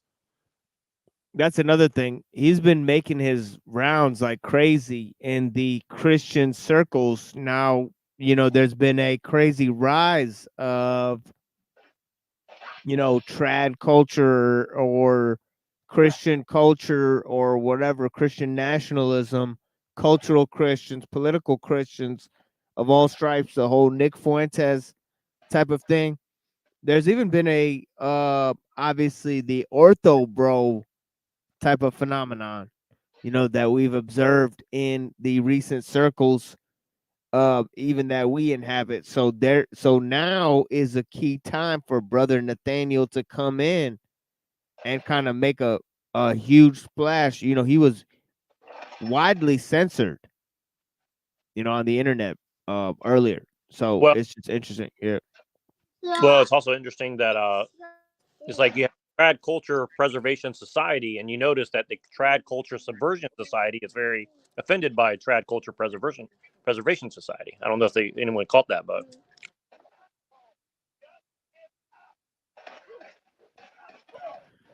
yeah, it's interesting. And also the Russian angle. No, that's what I mean. Is like that's what I'm saying. It's like all the people that are like subverting traditional culture by saying that they're trad culture really don't like trad culture talking about anthropological evidence that what they're calling traditional culture is problematic. I guess Yeah, he actually defends Putin in this in the course of this, it gets kind of interesting. But yeah. Wait, brother Nathaniel defends Yep. Putin. Yep. What the fuck? That's interesting. Yeah, he doesn't defend him directly, but Adam Green starts attacking Putin, and he kind of goes, Putin's not the problem. He goes, the problem's here at home. Don't focus on Putin. So I just think it's interesting that he said that. You know. Well, a lot of CIA agents on the YouTube say that. A lot of CIA YouTube say that. How was I'm that? speaking the truth. The truth is viral, goes viral. That's it. I don't have to worry about, what should I do to go viral? I just speak the truth. And people are hungry for the truth. And that's what I give them. Truth. Plain truth. So, guys, again, we need your super chats for questions. We will read all of them. Please help participate. I'm sure everybody's got some questions. I want some hard questions. Give me tough ones. Yeah. And well, why don't we just start right off the bat then? You've seen some of my videos about the Jesus deception. You understand, I don't believe in the Torah. I don't believe in prophecies. It's not that I reject Jesus. I reject the whole concept and the whole premise of a prophesied Messiah. So what do you think about all that? Oh, you're going to ask me a specific question, Adam. That's a broad brush. More specific. Please, it down. Is Jesus Jewish? No, he's God. But the New Testament says he's born the King of the Jews. Yeah. It says in the New Testament that he came unto his own, but they rejected him. So if he's coming to the Jews and the Jews rejected him, that means he's the King of the Jews. He's the Jewish Messiah. There was no other group waiting for a Messiah before Christianity except the Jews, right? He's the Messiah of the Jews. There's nowhere in the entire Bible that actually calls him a Jew. And he never said it himself. He never identified as The a Jew. Samaritan said, "You are a Jew." Jesus told the Samaritan woman that salvation is of the Jews. He's the Davidic heir. So David is the king of Judah. So the Judeans. But he wasn't a goy. He said of the Jews. He never said I'm a Jew. Isn't that contested though? Like, see, this is where I get confused. Like, is it not contested that Jesus was actually a Davidic heir or not? Like, that seems like a very occult. I mean, like, I know that you can make the argument biblically, but I from what I understand, like some contention around that issue of whether it just goes back to what was being claimed by the rabbi in the previous thing, where he said that in the first century, Jews were identified by their religion because they rejected Jesus. And I think that was a key point. I think his, the fact that he's now saying that, that Jesus was not a Jew, and then he's also pointing to the Davidic bloodline, and then also at that time there would not be a genetic sort of understanding of what a Jew is. They wouldn't have any racial understanding of what a Jew is, because you could convert into Judaism.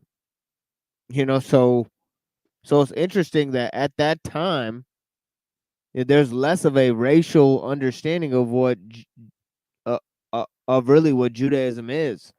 So, they're defining Judaism in this highly specific way, first of all, whereas we already determined that it can be, put multiple ways because the definition changes, and then, what was a Jew in the first century? That's going to cost you an arm and a leg just to figure that one out. A large part of the next 3 months of your education might be spent trying to figure out that one fact of what a Jew was in the first century. Well, You know, well, once you and what Brother Nathaniel just said there, he said, is Jesus a Jew? He said, no, he's God. I mean, he's obviously dodging the right, question. yeah, he's dodging the shit out of the question. Yeah, he's dodging. He's being crazy slippery, and then he's saying that, oh, it doesn't say it, and then he talks about the Samaritan thing. I think honestly he got him with the Samaritan thing. You No, know, like this is what I noticed. And again, like, to my fellow Christians out there, like, don't take this as an assault against all Christianity. I'm just saying, it's like, so often you'll notice that people use the Bible where it's convenient, and then when you ask them, well, you disagree with me on that, how do you come to your conclusion? Well, I can't tell you that. That's like, okay, well, you're not really we're not really having a discussion then, are we? Right? It's like, well, and then you'll notice, like, they just say, well, I appeal to the authority that this person has interpreted correctly, and your interpretation, you're interpreting it for yourself. Who's your church? Who's your spiritual father? And it's like, okay, well, now we're back to a rule of experts. So it's like, are we talking about like Plato's Republic, or are we talking about the Bible, or are we talking about Judaism? Like, what exactly are we, like, as our measure here? And I'm not saying that like to be a dick, but I'm just saying, like, if there's no clear-cut answer on these things, then don't be surprised when people start getting skeptical, because it's kind of hard to tell the difference between a great salesperson and someone who actually has a good product sometimes, right? Like, it's like, help people kind of see that you're being genuine, because when you see someone like this just totally dodge the question, it's like, okay, now everything else that comes out of this dude's mouth, I'm going to be like, well, you can say, well, that's a very hard thing to explain. That's one thing, right? But if you just say, well, no, he's God, it's like, well, obviously you don't want to answer that question, right? Like, what he meant by the question, but you don't want to engage at all in that discussion.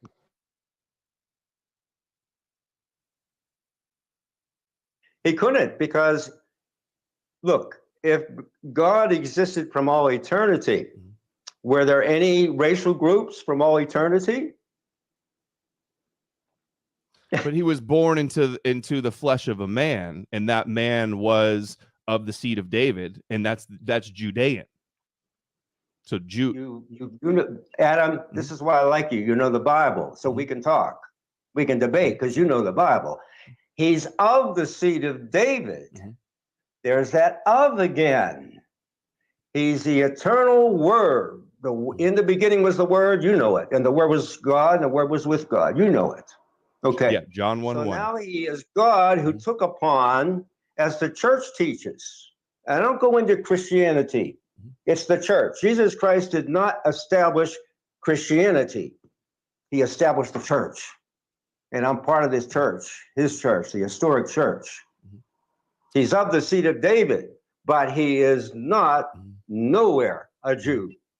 And how come Jesus said, do not go to the Gentile nations? I only came for the lost sheep of Israel. He compared the Canaanite woman asking for the blessings for her daughter to giving scraps to a dog. Peter and the original Christians were refusing to eat with Gentiles. Peter required a vision before he could go meet with the, was it Cornelius or the centurion, the Roman leader?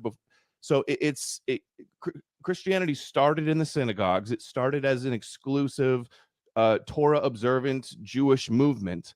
It's a Jewish religion that because the Jews rejected him, brought the salvation to the Gentiles, right? That's what Paul says.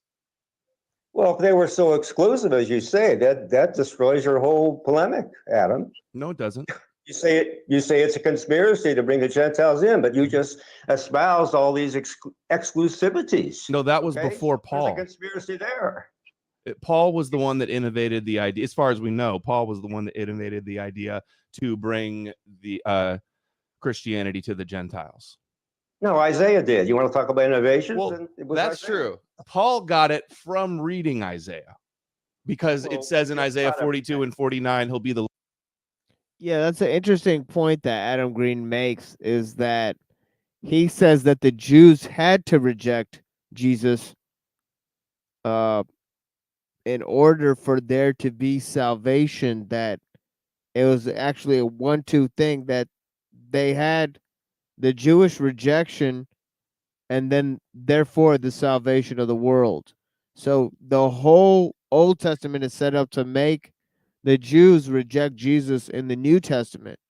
So I don't know if that actually works, but kind of the necessity of the rejection of the Jews within the equation, because as they said that Jesus is a fulfillment of the concept of the Jewish Messiah.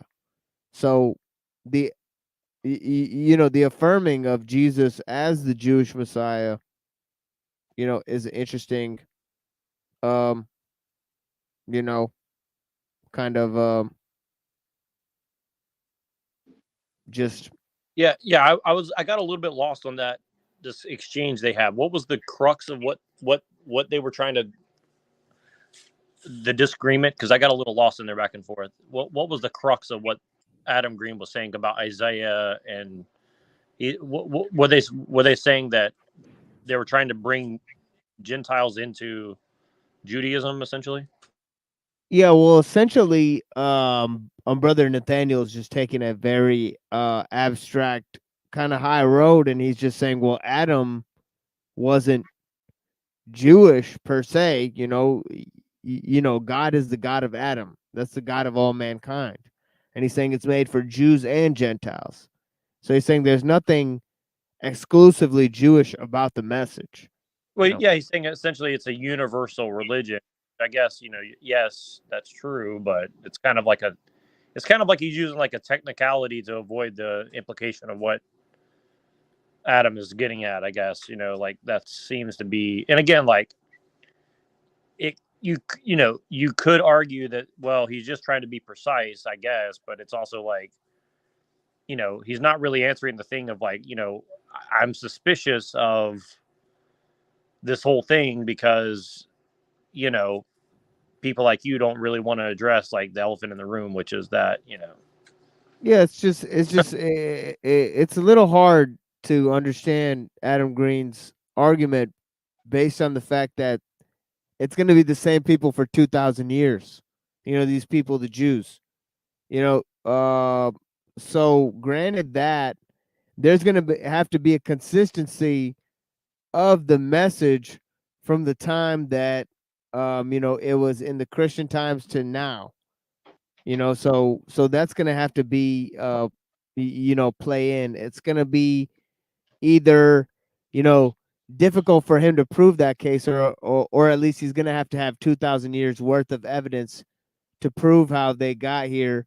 And then for Brother Nathaniel, I guess it's going to be a way to figure out why the Jewish origins don't really affect the promulgation of the Christian religion, or like that actually has nothing to do with the Christian religion, because he's kind of asserting that this is a salvation that's made for the entire world. It's not anything that has that it's not the cause of Jews rejection, that causes the Christian salvation to emerge. Whereas, Adam Green is saying, well, it's obvious that it's a self-fulfilling prophecy in that way. So it's just, but that requires a extreme amount of planning. No, yeah, essentially, like and again, this goes back to like my kind of big problem with a lot of Christianity at least in the modern sense. It's like people just say, well, it's prophesized and therefore it's, unavoidable. And it's like, well, who's interpreting exactly what this prophecy means? A, and B, is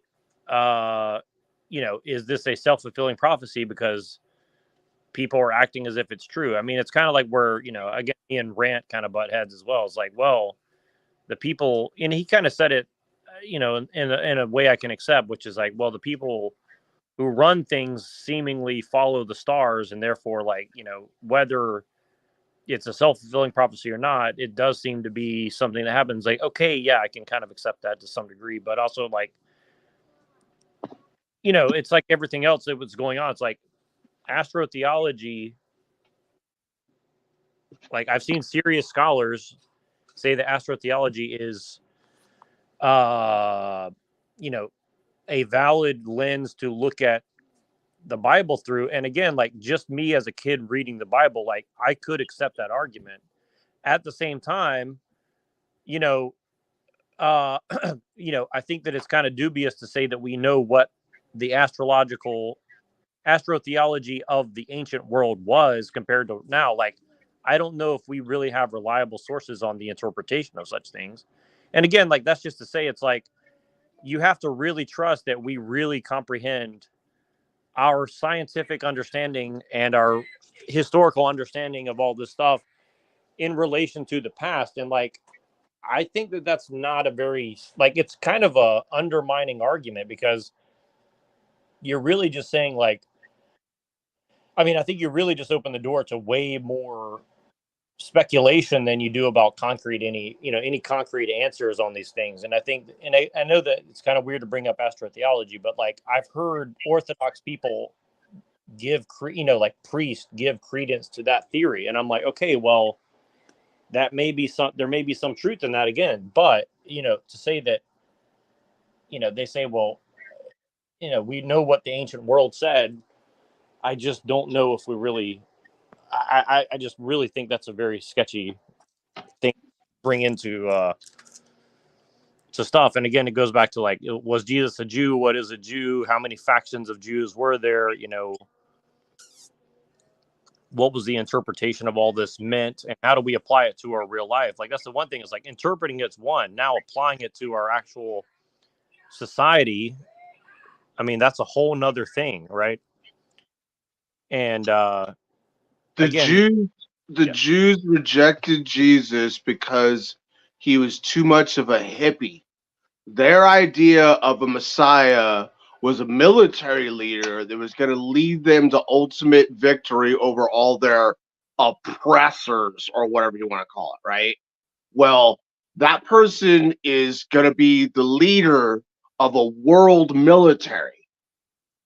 And I'm thinking it's probably going to be one of these like English royalty or somebody who's going to become like the commander of like the EU army or some bullshit like that. Well, it's funny you say that, because again, this is why I get very skeptical around a lot of the Christian stuff. Is like, and again, like I'm open to the argumentation that they're trying to engage in, but it's like they just kind of like throw out, well, we should be a monarchy. It's like, well, how are you going to know A, who should be a monarch? B, how are you going to hold them accountable? And C, how are you going to account for all this giant technological beast system shit that's overlaid onto human society? It's like, well, don't worry about that. We just need a king. It's like, I don't know. That's a and by the way, that person, the military leader that leads them to final victory over all that are present with, that is the Antichrist. Yeah, and actually that's what I hear a lot of Christians kind of like waiting on. They're kind of like, well, we need to, you know, when the Antichrist shows up, then we know we're in the last days. It's like, well, people thought that about Napoleon, people thought that about Hitler, people probably thought that about other people in history. So it's like, where does it end? Or is this just like a cyclical thing that we're talking about here, or is this like a, you know, end times thing, right? And that's the thing, like, I don't know, it just gets very, very you can see how it can be abused. That's what I'll say. The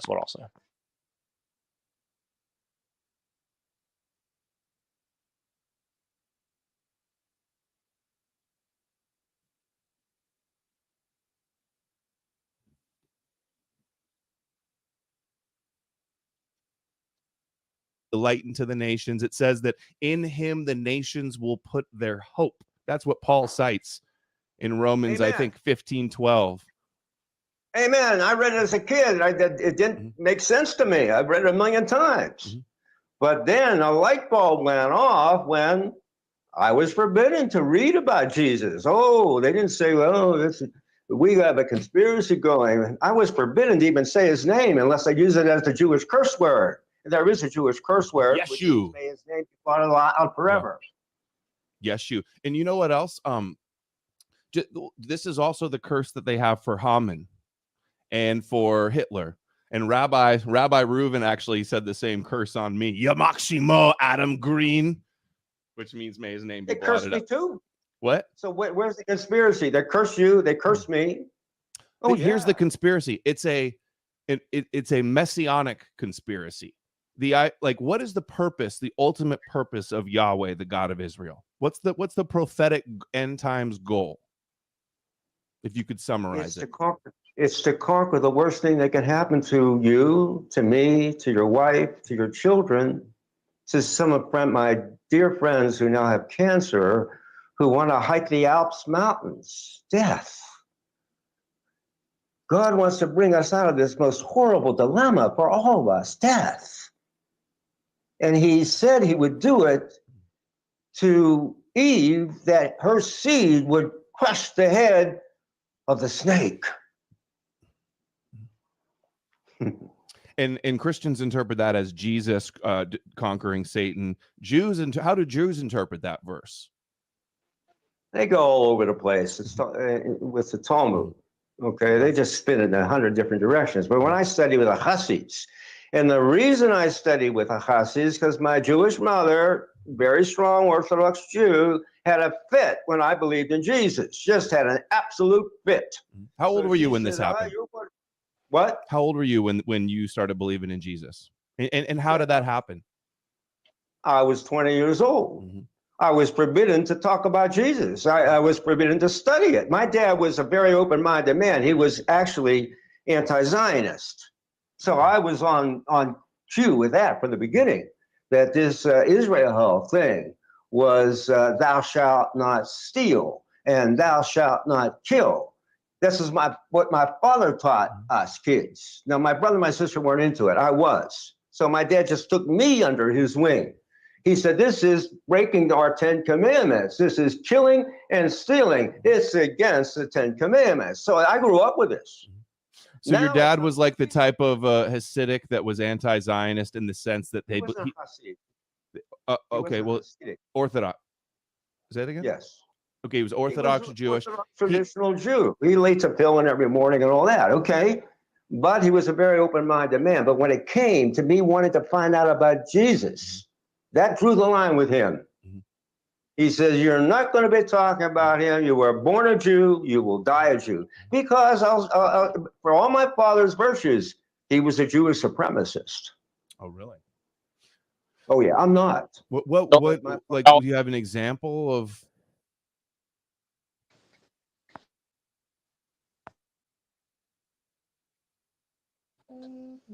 I've just said that it's all about his daddy. Then he's just rebelling against his dad. I'm just joking, but kind of. But it just I mean, it just goes back to, kind of harkens back to the same point. That if you could be as against Zionism and be a Jew, but you're still a Jewish supremacist. Like he just said that. That his dad was both A, an anti-Zionist, and B, a Jewish supremacist. Well, it's a part of their theology to some degree. I mean, at least if you follow the Talmud, I assume. I mean, or the Zohar, right? So unless you're I would assume maybe if you're a Torah only or something like that, maybe you're not. But I mean, from my comprehension, I don't know if you can be, quote unquote, a modern Orthodox Jew and not have some sort of supremacist thing, right? And again, like, this is why everything goes back to, like, when they call something white supremacy and it's a problem and it's like the evil of the world, it's like, well, what does that mean? And it's like, well, because white people don't like each other. Like, white people have been, killing each other for as long as they've been in Europe, as far as I can understand. So what exactly does that mean? You know what I mean? It's like, they just start cooperating together? No, but you know, I mean, maybe Jews did that too. I guess they also slaughtered each other over stuff, you know, but I don't know. I mean, I don't know. It's a very interesting question.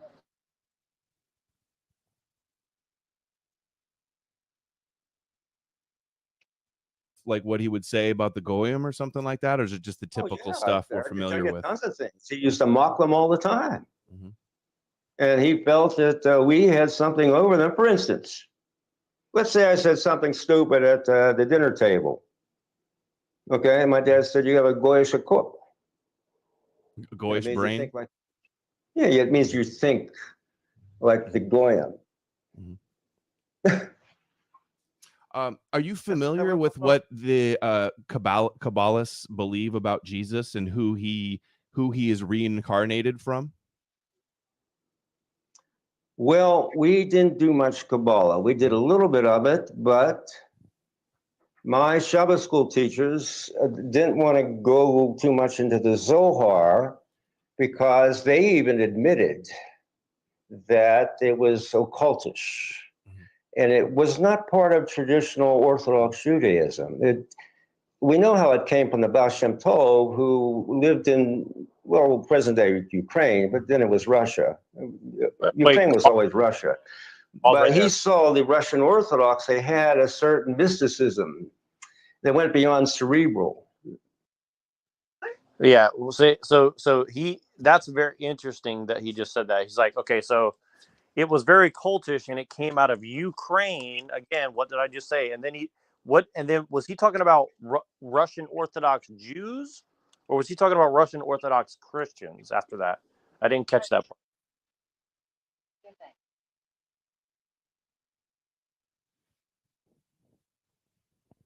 No, I'd have to Can we go back. I mean, Yeah, can we because rewind? he's I just want to double check and make sure I understood exactly. yeah, because he's a little of both. It gets kind of convoluted at times. Well, and just because really I wanted to ask this real quick. Do you know what they think about Jesus being reincarnated from? Because like I've never heard that before. I'm very curious what he's referring to.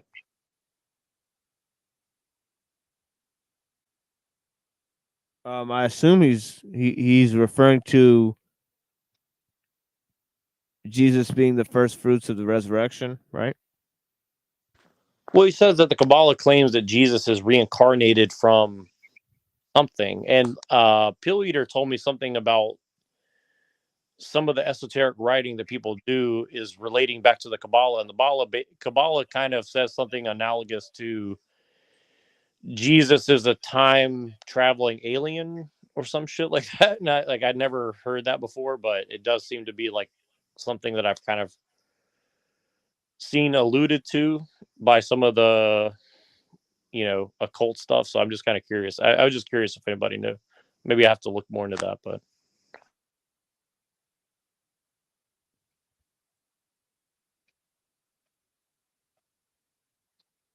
Okay, let's see what they say. What he says. For all my father's virtues, he was a Jewish supremacist. Oh, really? Oh, yeah, I'm not. What like, would you have an example of like what he would say about the goyim or something like that, or is it just the typical stuff we're familiar with? Tons of things. He used to mock them all the time. And he felt that we had something over them. For instance, let's say I said something stupid at the dinner table. Okay, and my dad said, you have a goyish cook. Goyish brain? Yeah, it means you think like the goyim. Are you familiar with what the Kabbalists believe about Jesus and who he is reincarnated from? Well, we didn't do much Kabbalah. We did a little bit of it, but my Shabbat school teachers didn't want to go too much into the Zohar because they even admitted that it was occultish. And it was not part of traditional Orthodox Judaism. We know how it came from the Baal Shem Tov, who lived in, well, present-day Ukraine, but then it was Russia. Ukraine was always Russia. But he saw the Russian Orthodox, they had a certain mysticism that went beyond cerebral. And he was really wanted to imitate that. Well, what can we do? So we dance. We have these emanations that come from the Shekinah glory. Yeah, it's still not clear who he's talking about, to be honest.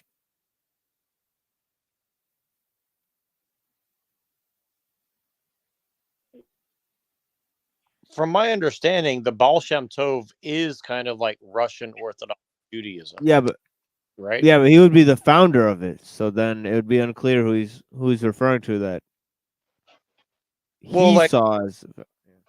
Well, like, yeah, but that's the thing is like modern Orthodox Judaism came out of the Baal Shem Tov, and then now the Hasidics, right? But now the Hasidics rejected all that weird stuff, and now the Orthodox Jews have accepted all that stuff, or something like it's like they kind of switched places or something like that. I don't know. I looked into it a little bit, but it is confusing. But also, but he used the word Shekinah. I've heard that name before. I've heard that word before. Do you know what that? Yeah, it's a word from the Kabbalah. That's kind of a counterpart, like indwelling kind of spirit that is associated with kind of being inside of the temple.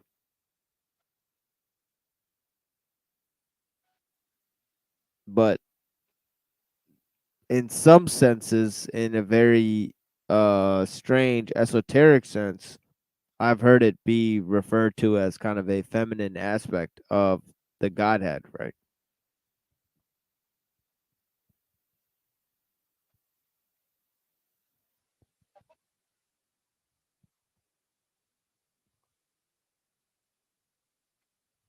So it's like there's a regular interpretation, and then there's the more new agey interpretation. You know what I mean? And it is what it is each time,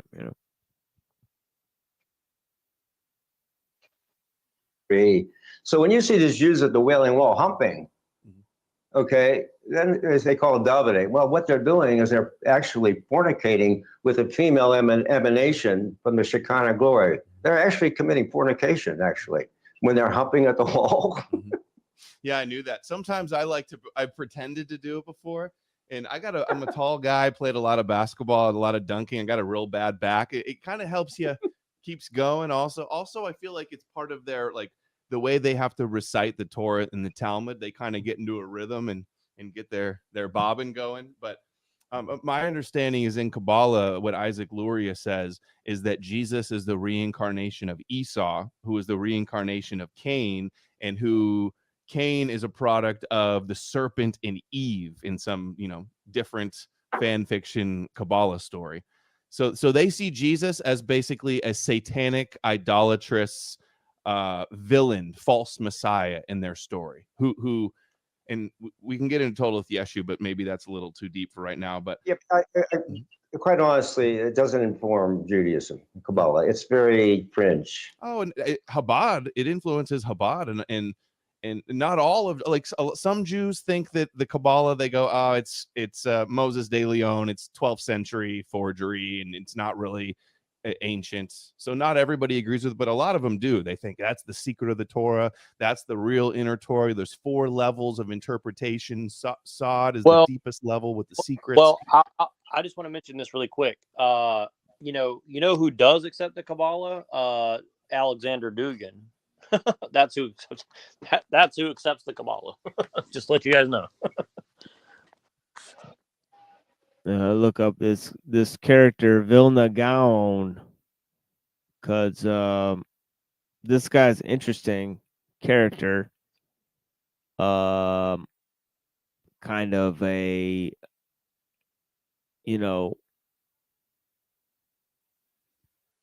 I'd say part of the more conservative wing of some of these sects is this guy right here, Vilna Gaon. After the of course, a Baal Shem Tov was more in the 15th century. You know, this guy's a little bit in the 17th century. And yeah, he is a very influential figure on their kind of on Orthodox Judaism. You know, which is all of this stuff is post 15th century. So yeah. Yeah. It says when Hasidic Judaism became influential in his native town, the Vilna Gaon joined the opposers, or the Misnagdim. Okay, Misnagdim was a religious movement among Jews of Eastern Europe which resisted the rise of Hasidism. So you get this?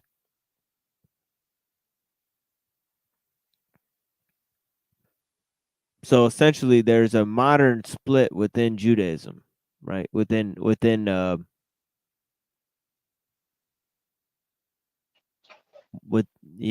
Judaism. So there's two different interpretations of Kabbalah and Zohar and all that, and Talmud and all that type of stuff, right? You would say the Hasidic interpretation is kind of the more liberal one, you know? But yeah.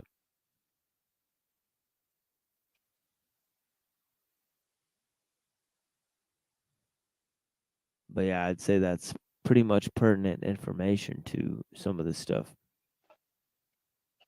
And that's where the Kabbalah comes from. So no, see, basically it's this. It's let me just narrow it down very simply. Traditional Judaism teaches that Jesus of Nazareth was an impostor, that he was not Mashiach, that he may have done some miracles, but that was any rabbi we were taught could do miracles, that he was not Messiah. Now, I'll give you an example of this. I did study with, they weren't called Chabad House then. I studied with them in 1971 for 3 years. They were called just who they are, Lubavitchers, from Lubavitch, from the town where the first Rebbe began it. I forget his name. And the successor was Rebbe Menachem Schneerson, but he didn't have sons. So they're in a dilemma now because this is a dynasty. There's no successor now. But I'm not going to get into that because that's besides the point.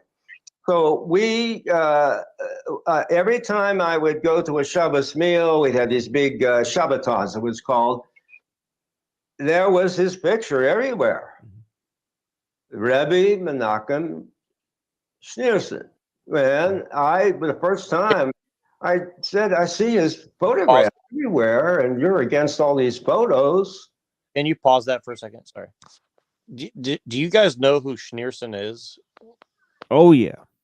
Yeah. So he's saying that he personally went and learned under Schneerson. Is that what he's telling me? Is that what he's saying right now? No. He's saying that when he went to the temple of the Lubavitchers, right? They had pictures of Schneerson, and he's asking them that, how come you guys say that you can't have pictures of Jesus? That's an idol, but you guys have pictures of Schneerson. Okay, got it. But so he's kind of saying he's kind of using their own logic against them. That wait, is this guy Schneerson? Is this basically your idol, your version of Jesus? It's kind of a replacement for Jesus. You know, it's interesting. Schneerson was, I have a clip, and again, like maybe it's been doctored or not, but there's a clip of Schneerson, and by the way, like, a lot of people, leaders around the world, are being inducted into this Chabad Lubavitch cult, by the way.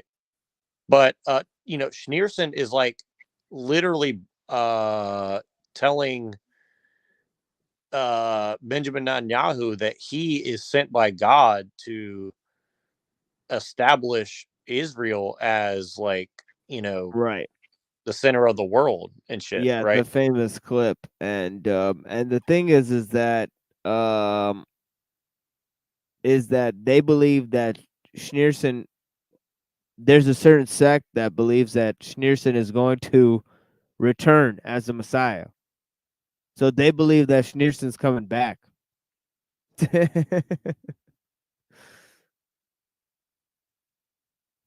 you know, which is, I mean, it's, I mean, if that doesn't sound, you know, Jesus-y, I mean, nothing will, you know. I don't know who these people are, but I never voted to like give them a whole bunch of my tax dollars. So there should be something that I can sign, or I can absolve, or I can declare that absolves me of any, you know, we don't have to even play the freaking race card. Okay, if a bunch of religious fanatics that are involved with America, or American religious fanatics or whatever, want to go do that shit with their money and their time and their energy, then they should just go do that. But normal Americans should not have to suffer the consequences because religious fanatics took control of our government and are deciding to do that with our energy and our tax dollars. Just saying.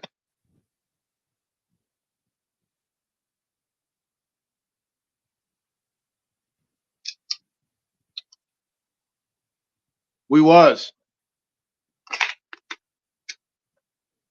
wasn't, you know, we wasn't right now.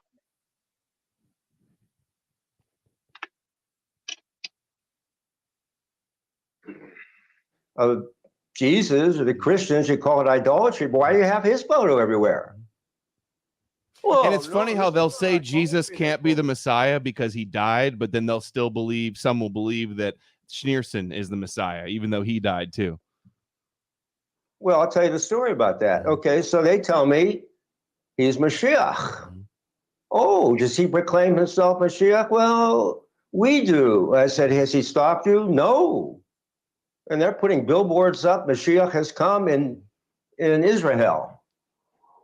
So I said, where was he born? They said, I can't remember, but let's say Krakow. I said, but Mashiach has to come from Bethlehem. Bethlehem. So this one big, huge chassid, you know, they eat kosher, that's fine, but you eat too much, you get obese. He starts banging the table across from me, and he's ready to come and crash his fist over my head, and they had to pull him back. Finally, he says, you're here to learn from us, not us from you. Because they knew that I know Torah and Tanakh, which is what we call the Old Testament. Pretty good, okay? So I said, well, the Messiah I believe in did come from Bethlehem. Then again, this guy's ready, and they pulled him back. So they see I know Torah and prophets so good, because I grew up in it, that they had to call a scholar in from England. Yeah. And that was a good talk. They had to bring a different scholar in just to deal with the young 20-year-old brother Nathaniel who believed in Jesus. Wow. Just with Mendel, that's my Hebrew name. Okay. And it still didn't work. No, it didn't work but I'll give them credit, and maybe people will be upset with me because I'm siding with them in some way. Back in that day, in the 70s, 71, 73, 74, it was more intellectual. It wasn't throwing out blasphemies or attacks. It was scholarly. And I grew up in a very scholarly home and a scholarly synagogue. And we could discuss things without, trying to, attack each other or throw ad hominem. So they did bring a scholar in who did know Torah and the prophets very well. And they saw I answered everything he said. Henrik from Red Ice says, A+ for dedication to the phlegm clearing accent. He likes your pronunciation of some of these Jewish words. It's natural to me. I grew up in it. I went to Hebrew school. I mean, you talk about a Jew. Okay, now Adam King is secular. He pretends to be a Hasid. He's not a Hasid. Okay, I found that out within 5 minutes. Okay, but he likes the affect. Okay, but wait for his law. They will all acknowledge that Hashem is one and he is the one true God. Isn't that the ultimate goal? No. Is there a verse about the Messiah conquering death? Well, I just told you in Genesis 3:15. This is the foundation. This is the presupposition that this snake that Satan spoke through that caused Adam and Eve to not do what they should have done at that particular stage in their childhood of life. Eventually they would have. Now God doesn't condemn Adam. He doesn't condemn Eve. He says, I will put enmity between you and the woman. He's now talking to the snake, but he's actually talking to Satan. So Satan and all of the children of the world, all of the offspring of Eve. Your offspring. So he's saying Satan has offspring and then Eve has offspring. So who is the offspring of Satan? The offspring of Eve is Mashiach, because Adam blew it. So there's no man that's going to come. So it's going to be the Messiah, the King Messiah, who's going to crush Satan's head. But that snake is going to do a little damage to the Messiah. He's going to bite his heel. And how did Satan bite Jesus's heel? Because he died temporarily. See, Satan thought he got the best of him by getting him crucified. But wasn't that the whole thing? Like Paul says, the whole idea is that Jesus died as the atoning sacrifice, and that was the victory over Satan by tricking Satan into sacrificing Jesus. That was conquering death. That was conquering Satan. Except Satan's still in charge of this world, right? That's the belief. That's this world. This world is short, Adam. I'm 73 years old now. You're 31. But when you get to my age, you'll just realize just how short it is when you've got so much you still want to do. Then you know you just have a little bit of time to do it. You'll find out how short life is. Like my friend that now has cancer. Now he knows it's very short because he could die next month. I almost died last week, so I was facing death and thinking about my mortality. And it is a scary thing. And I think that's the fear of death is what drives most people to be religious. I completely see with that. And the desire to see loved ones again in the afterlife. The idea that this isn't it, because it's depressing. And to think that this is it. Why should you have to die at your young age? You said you were close to death. You have a daughter. You just showed her on your ex. Well, you know, I was like deathly ill. I was in the hospital and getting IV. Got involved with this group called Rock of Israel. There was a bunch of Jews. Excommunicated, correct? Well, these are converts from the Baptists. You also said in the Adam King debate that there's a lot. The keyboard warrior is basically a moron. That's true. Another question. Let me just to back it up a bit. Would you agree that the God of Israel is the God of Zion, and he's the Jewish God? How can be a Jewish God? Before he created races, before he created mankind and ethnicities and countries, we cannot even describe who God is. He's beyond words. Okay, it gets a little uninteresting for a while here, but I'm gonna go ahead and skip a few of this. I'm gonna skip around a little bit because it gets a little. He talks about his origins in Israel. He was with this group of Jews who believed in Jesus and all of this kind of stuff. So, yeah. You cannot take our material, earthly life and even describe him. It's beyond our comprehension. So let's not get into Jewish God or Israeli God. He's the God of all mankind, but he decided to take a small group of people who Moses called most of them a crooked and perverse generation, so that the Messiah could come out of these people, have some disciples out into the Hellenic world and the Persian world, and bring them into this wonderful realm of, yes, you can live forever. Your sins can be forgiven. It's very easy. There's nothing complex about it. You can become a new creation through holy baptism, where everything changes. You become a new person from within.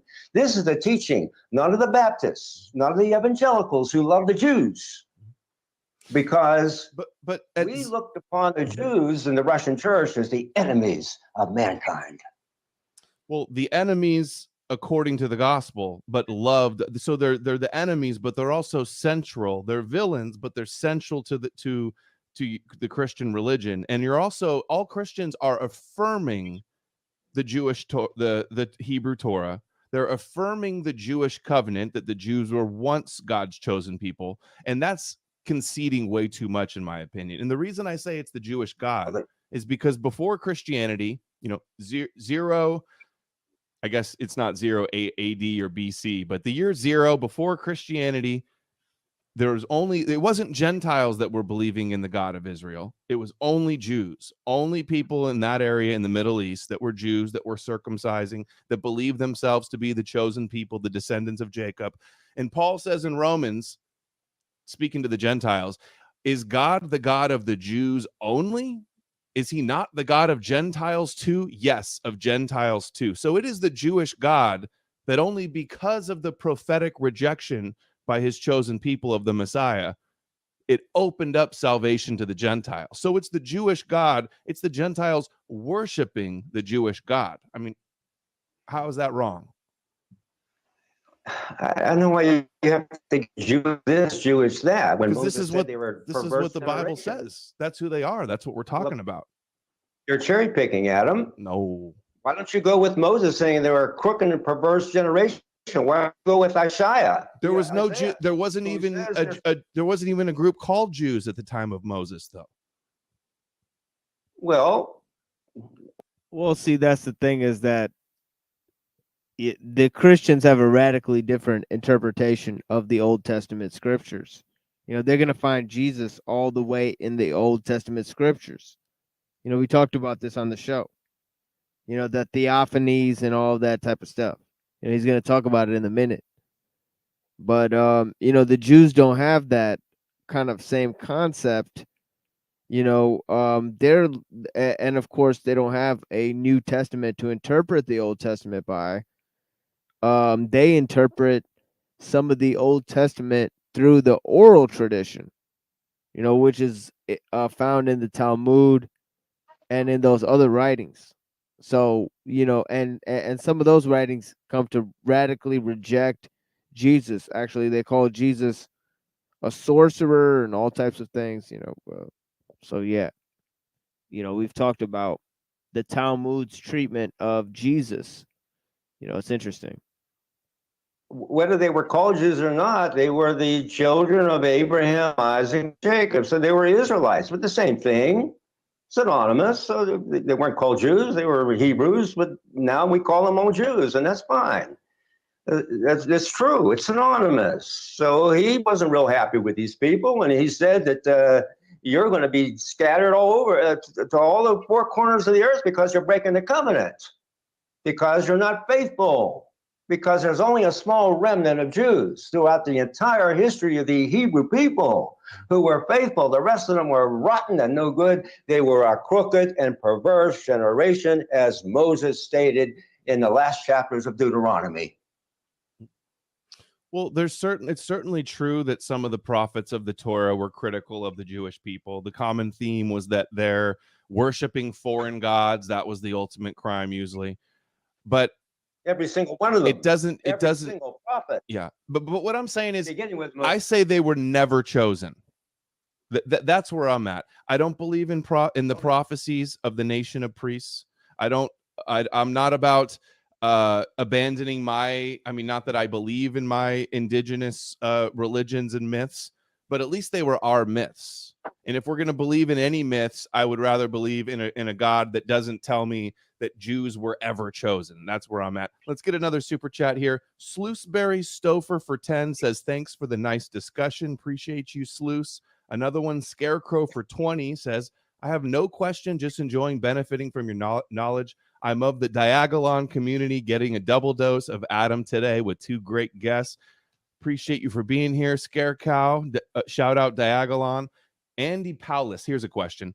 How is the Bible a Jewish conspiracy from a group of Jews when it was written over 1,500 years by 40 different authors across the world? This is an easy one, and it's directed to me. in the first century, in hundreds of years before that, after the time of the translation of the Torah into the Greek and the Septuagint, the Jews had a canon at that time, and it was a fluid canon, and not everybody agreed, but they had all these ancient books, and they're reading these books, and they're reading them out of context. They're connecting different passages, Bible code, fan fiction style, and it was the Dead Sea Scrolls. It was the first Christians that are reading these things and interpreting them for whatever they wanted them to mean. And they were the ones. It's not like they're getting together like, let's come up with a plan to fool the Goyim. They may have done some of that, but they're reading the scriptures, the prophecies. Paul reads, like we talked about earlier, Paul reads Isaiah. He says, it looks like it's prophecy that the Jews are going to reject their God, their Messiah. They're going to be hardened. He's going to be the stumbling block. It says he's despised and rejected by men in Isaiah 53, and that he goes to the Gentiles. I could see the verses where that is read out of. I can see where they got that. So even if Paul was a sincere believer, even if he really had visions of Jesus, even if he was truly trying to save all of the nations, he is still advancing the overarching Torah conspiracy of accomplishing the goal of conquering the nations. That's how I see it, Andy Palace. You want to add on to that, your thoughts, Brother Nathaniel? Should we skip to the next one? Why did he go to the synagogues first? Excuse me? What'd you say? Why did he go to the synagogues first before he went to the Gentiles? Paul, actually, that's a good question. Paul in his letters doesn't give any indications that he went to the synagogues first. He started by saying that he didn't learn about the gospel of Jesus from any man. He learned it from visions and scripture, and he was called on. He was formed in the womb, or called on in the womb, which is a citation of Jeremiah. This is so weird. Like, first, Adam Green says that it started with Jews, and then Brother Nathaniel just asked him, why did Paul go to the synagogues first? And he said he didn't go to the synagogues first. Well, how could that be the case? You know, wouldn't he have to go to the synagogues? I mean, in Acts, it says he went to the synagogues, but they rejected him. So, I mean, he went, but he wasn't allowed to go. It's interesting. Was Paul, to what extent did Paul try to send his message to the Jews? Obviously he took on the role of apostle to the Gentiles, right? So this was a key aspect of his, teaching. That's why he wrote in Greek. He changed his name from Paul to Saul. From Saul to Paul, Saul being the Jewish one, and then Paul being a more Greek title, right? So he changed his name to a more Greek or Roman title. Not to say that he's trying to do anything with that. It's just an interesting note. But anyways, let's move on. Jeremiah to be the apostle to the Gentiles. It's only in Acts that it has him going to the Jews first. Well, good. I'm glad.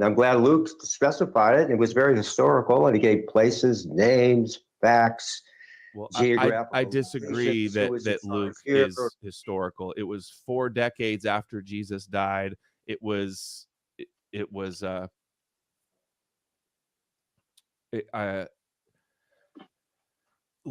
let me get to this. Okay, go ahead. Get to this, Mr. Green.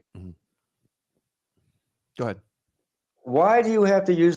Yeah, no, this will always be a contention. Luke is, Paul's physician. Obviously, he's a traveler with Paul. If you look at Acts and you look at Paul's letters, you could sort of piece together where Paul went. What is the veracity of Luke's account? Well, Luke claims that he's piecing together accounts from different people. Okay, and he's also Paul's student. Now, Paul himself, obviously, and many of you may not know this, right? Paul did not know Jesus, right? He knew Peter and James, which were Jesus' disciples, right? James was his brother, right? Anyways. Yeah, bless you, my friend.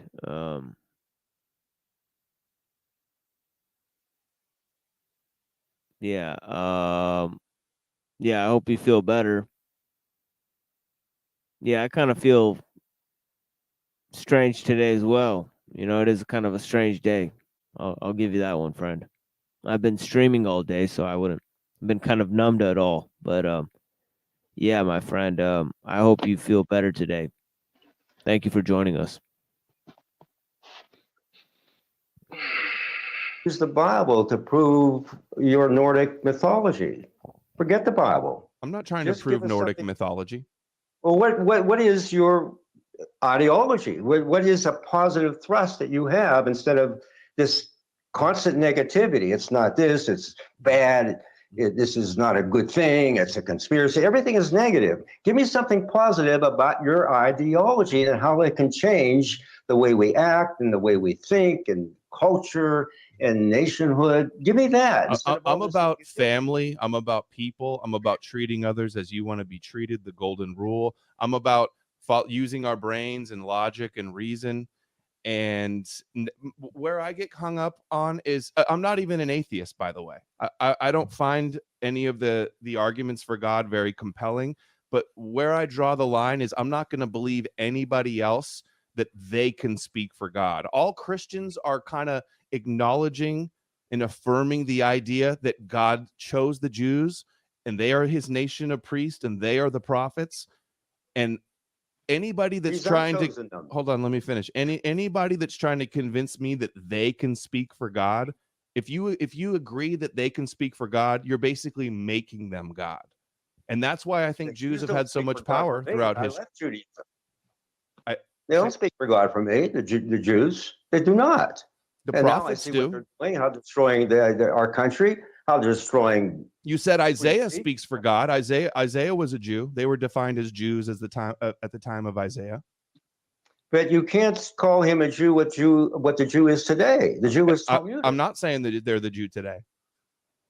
Well, he was a different kind of a Jew. He was in that whole realm, which was Hebraic. Now A different kind of a Jew.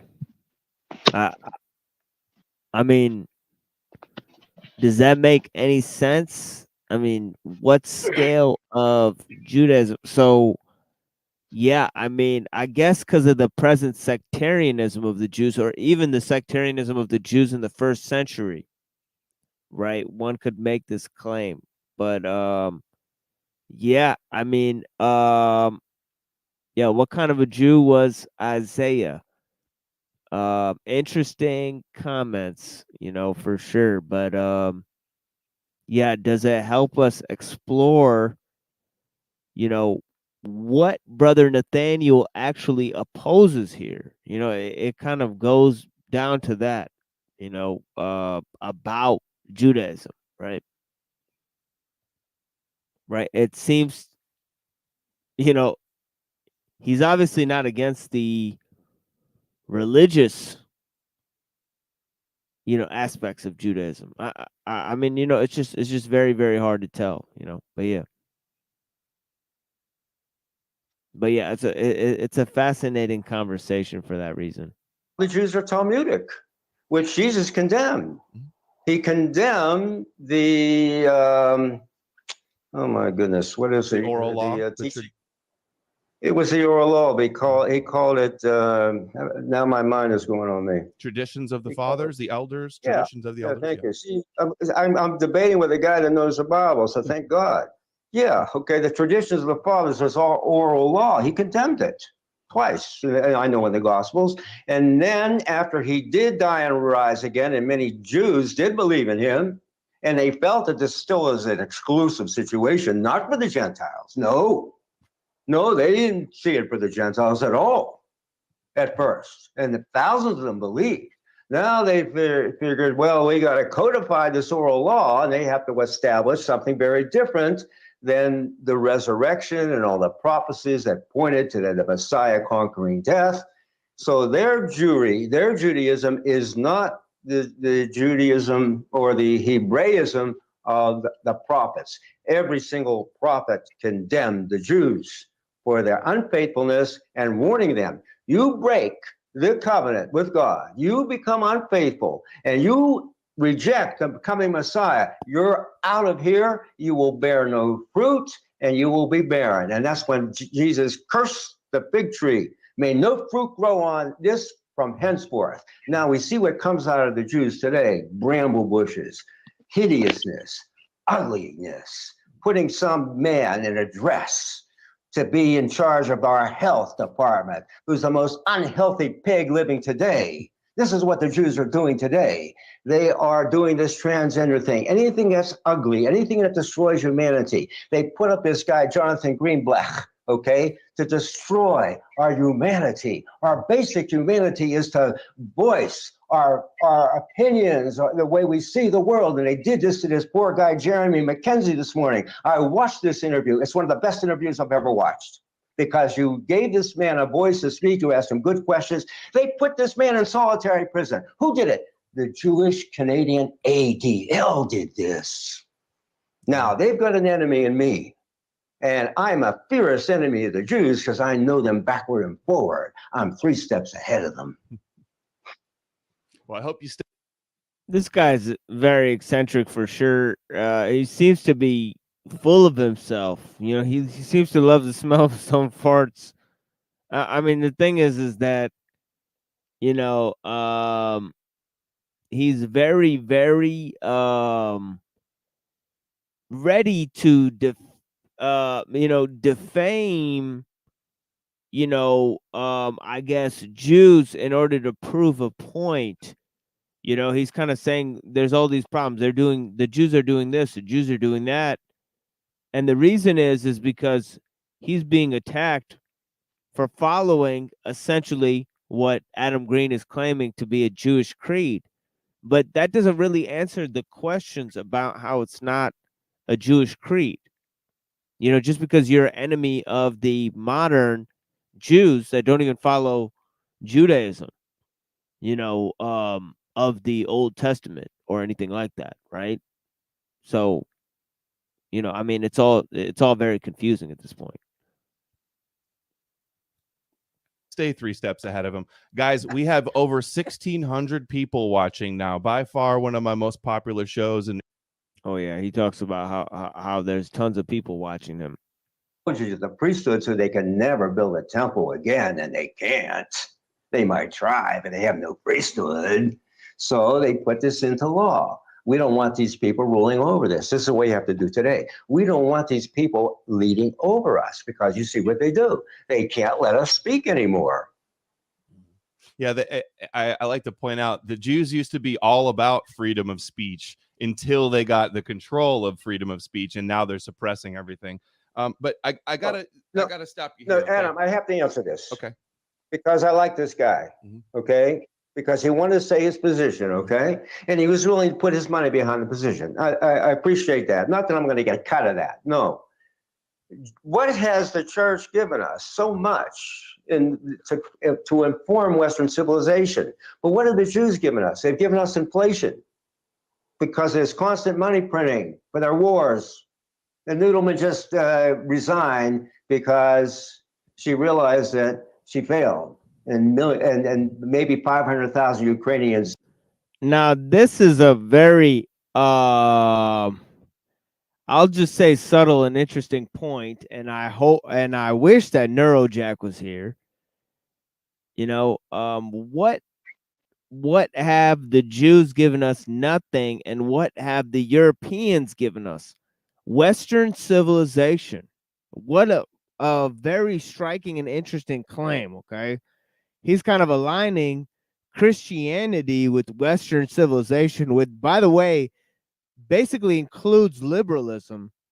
Or if it didn't include classical liberalism, at least, then you couldn't put the technological advancements of the Western world into the pile of the great achievements of the West, right? And then the whole achievements of Greek and Roman civilization, you know, are they Europeans now? You know, so you could say a lot of the European achievements came from Greek and Roman civilization, right? So I mean, I mean, it's just a very interesting kind of point. And then obviously you have the modern Jews, which are European Jews, right? How do the Jews end up being racially Europeans, right? Or how did they end up in Europe in the first place? You know, so that is kind of interesting. You know, what is the kind of invention of these, European Jews, or as the previous talk, the rabbi kind of said, well, the Jews were a religious class. Anti-Semitism was against the Jews as a religion, and then it became against them as a race. So the question was, when did that even happen? But yeah. Are dead, young kids, because of her, a Jew. I'm seeing the picture of her when she was younger. Did you know how good looking she was when she was younger? She used to be beautiful and now she's hideous. It's amazing. That's another issue, the deocetal curse. So let me get to what the Jews have given us. They've given us inflation because they can put money out of thin air. They can counterfeit money legally. That's the Fed and all the central banks. So don't look at it as a central bank. These are Jewish bankers. They've given us housing costs so no one can raise a family anymore, okay? Christianity didn't do that. No, we've had families for the last 2,000 years. Now we can't anymore because you can't even make a down payment. They've given us wage stagnation. They've given wars. They've given us cultural rot. They've given us censorship. And this is self-censorship. This thing that happened with the guy with the flyers, this is a show trial. They'll let him off. They'll give him 4 months. But now everyone's going to be scared to death to put a flyer to say anything. That's what the Jews want. They want the Goyim to self-censor themselves. They're succeeding. They've given us interpersonal strife, shortages, poison shots in our... I didn't take that thing. I knew from the beginning. Okay, so this is what the Jews have given you. The church has not given this over the last 2,000 years. And when I talk about the church, I'm not talking about these evangelical dupes who think the Jews are great. They're not. They crucified Christ. But weren't they supposed to?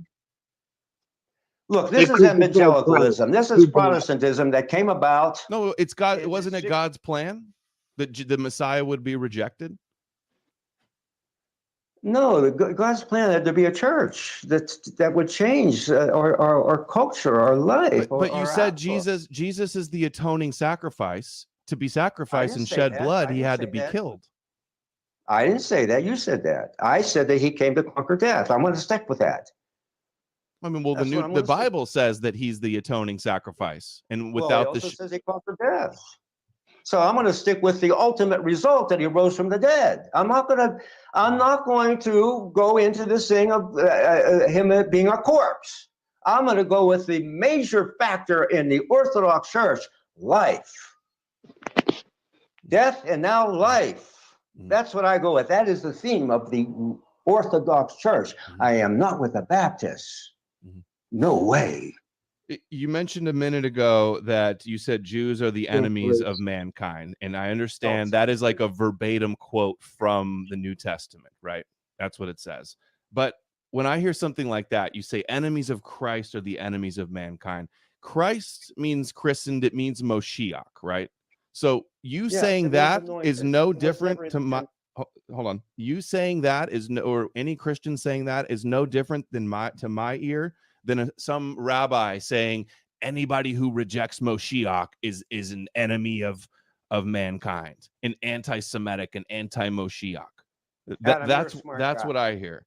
And you're a smart guy. We cannot oversimplify. This is what bothers the heck out of me when we do these oversimplifications, because life is not, we're not simple people. We're very complex. Humanity is very complex. So you take humanity and multiply that by, 800 million, whatever the population is. We're living in a very complex situation with different nations, different cultures, different histories. And the church is divided between. Whoa, are we getting back into accelerationism now? What was going on? All right. Oh, we got Neurojack returning. Oh yeah, Thank sorry. God. I just realized I wasn't on the screen. I started talking before you put me up. No, it's okay. No, I gotta check my mail. I'll be back. Okay, cool. Yeah, for sure. No, I just wanted to comment really quick. First of all, Adam Green is a genius because he caught that little distinction between Christ and Jesus that, like, and then I noticed that Brother Nathaniel didn't address the exact point that he just made, which is like, by using the term Christ, you're kind of like skipping over Jesus. And then he kind of like did everything he could to go around that.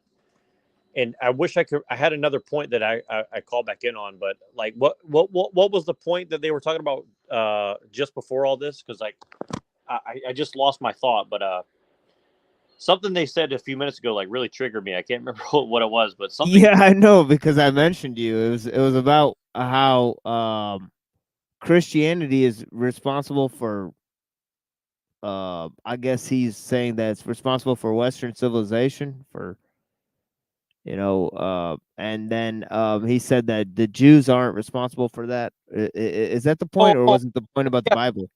Yeah, that yes, but then also like he basically took all responsibility off of Christians, put it all on the Jews. It's like, so you're saying Jews are ubermensch because they're controlling everything, and it's like, so he's like literally taking all personal responsibility away from Christians, putting it all on Jews. It's like, I mean, that is very weird to me. Like and then what he said right there just now is he just said basically, I mean, what is he saying there with Adam? Right, like Adam caught him in the whole like Christism. You're saying you can't deny a Messiah, or you're a enemy of humanity. He's like, well, what's the difference between that and Messianic Judaism? And he didn't directly address that whatsoever. And you said, what was your point about accelerationism? Because I didn't catch that part. Because he's talking about all these cultures. He's like, we're living in a culturally complex time, and all of this kind of stuff. It's like one of his justifications. But yeah, let me go back a little bit so you could get that point. Oh no, I caught it. But here's the thing: is I caught that part. But here's the point. Here's the thing that stuck out to me too. Like, Pill Eater keeps telling me this thing, and it kept. And I hate to admit that he has a point, but like he keeps bringing up this thing of like liberalism. He's like, Right. a bunch of liberals fighting over the right kind of liberalism. And like, I hate to admit it, but there is a point about that, because like I generally think of myself as like, I can concede certain things about the Enlightenment and classical liberalism. I mean, I think that they were wrong, but kind of like Casimir says, like, if you're using it as a tool for measurement, that's different than using it as a prescription how to run your society. I mean, maybe I'm a little bit deluded. I admit that, but I think that it is very interesting how, if you kind of like frame all this as it's a bunch of liberals talking about what they want for dinner, it's kind of it does seem to make more sense if you kind of look at all the shit that these people are saying. Like, he's like, it's all the Jews' fault, but really, kind of what he said before is like, it's really a family feud. They're probably going to come back to at the end of the day and agree with each other. And I think that that's kind of, it's like you can't actually question the foundation of all this, right? You can only talk about the window dressing or something. I know that's it seems very imprecise what I'm saying, but like I'm starting to come around to the understanding of kind of what you're saying, and what Pill Eater and other people have said is like, everybody's kind of really just status quo. They're just trying to like do everything they can to deny it. And I think that is a pretty powerful argument. And I think it is kind of hard to argue against in a way.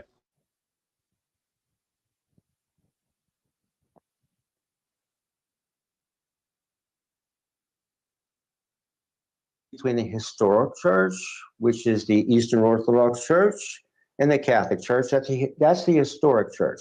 Then you have what came later on with Martin Luther and John Calvin, and that's the Protestant church that they protest against what existed for 1600 years. So they threw out the baby with the bathwater. They have no sacraments. They have nothing. It's empty and it's bankrupt. And they say the Jews are still the chosen people. Well, Jesus said your house is left unto you empty. It's desolate. What kind of chosenness is that? He says, many will come from the east or west and sit at the table with Abraham, Isaac, and Jacob, but you'll be cast out into outer darkness. I don't see any chosenness in that. Very emotional. So it's true. Some Christians believe Jews are still the chosen people. Some Christians don't. But all Christians acknowledge, would you agree that the Jews were ever the chosen people? They were. See, that's where I got to stop you right there. That you're promoting the idea that the Jews were ever chosen, and that's my line in the sand. I say no, they're not. They were never chosen. Who's really opposing Judaism? The group that says your book is fake and you were never chosen, or the group that says, well, you were chosen, but you're not chosen anymore. But if you believe in Jesus, you could be saved still. Who's really opposing Judaism? Like, can you really oppose Judaism if you believe the prophets of Judaism? You believe in the God of Israel. When you're bowing down according to the prophecies, every knee will bow to the Moshiach. I don't see that as real opposition to Judaism. But Judaism of the Old Testament was attached to the temple worship, the priesthood. It was very sacramental. Now Judaism after Christ is a knee-jerk reaction, is rabbinic. It's Talmudic. Oh, I'm opposed to modern day Judaism, but Well, I don't differentiate it as much between modern day. Is like he's saying that Christianity is only really among the Orthodox and maybe the Catholics, which they put a strong focus on the temple more or less as well. And I just find that also like that is a very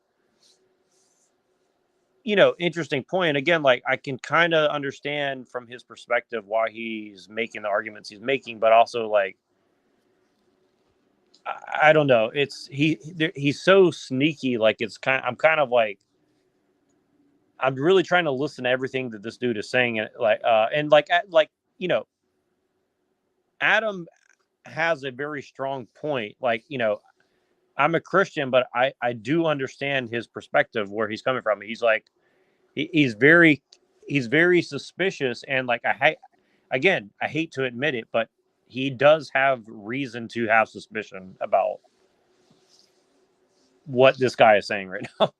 Like I can't really explain exactly why I think that, but like it's he's such an eccentric, weird like guy. I mean, your initial instinct is to not trust this guy. He's literally a Jew who follows who converted to Christianity, but he converted to Russian Orthodox Christianity. So it's like he's literally wrapped in so many fucking layers. You know what I mean? And then his primary thing on top of it all is to be a commentator against Jewish control.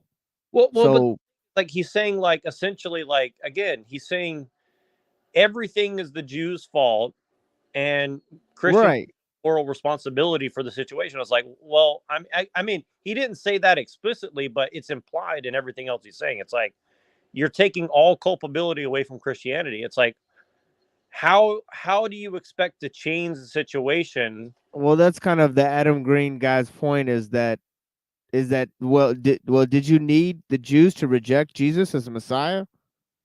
It's kind of his like. Oh, I see what you're saying. Push. So your kind of argument is like, it's almost like Adam Green is kind of seeing accelerationism from his perspective, of which like you almost need the Jews to be the bad guy in order to further your religion. Essentially, it's like or something to that effect, right? Like it does seem that is kind of a very nuanced little point that you're kind of noticing. He says it all the time. He says it's a dialectic. So he's using the Hegelian dialectic back onto this whole puzzle, kind of the same way that Alul did in his book The Subversion of Christianity, where he says that the church added the Neoplatonic element into Christianity. That was before the church. Oh, and, shit, you just reminded me. I just found this article while we were.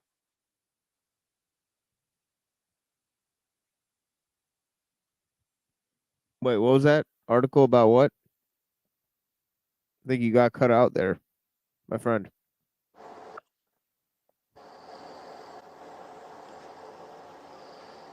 Sorry, I'm trying to find this article. Hold on one second. I'm going to send it to you. Hold on. Yeah, it's no worries.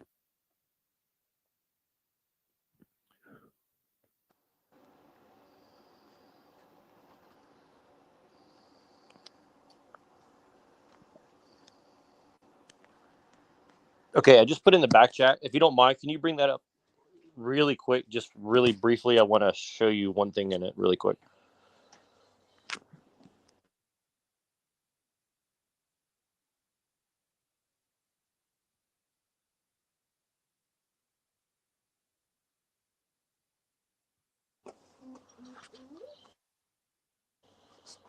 Okay, so just scroll down a little bit there. Okay, stop right there. See that second paragraph? Equivalent concepts are found in Gnosticism and in Kabbalah.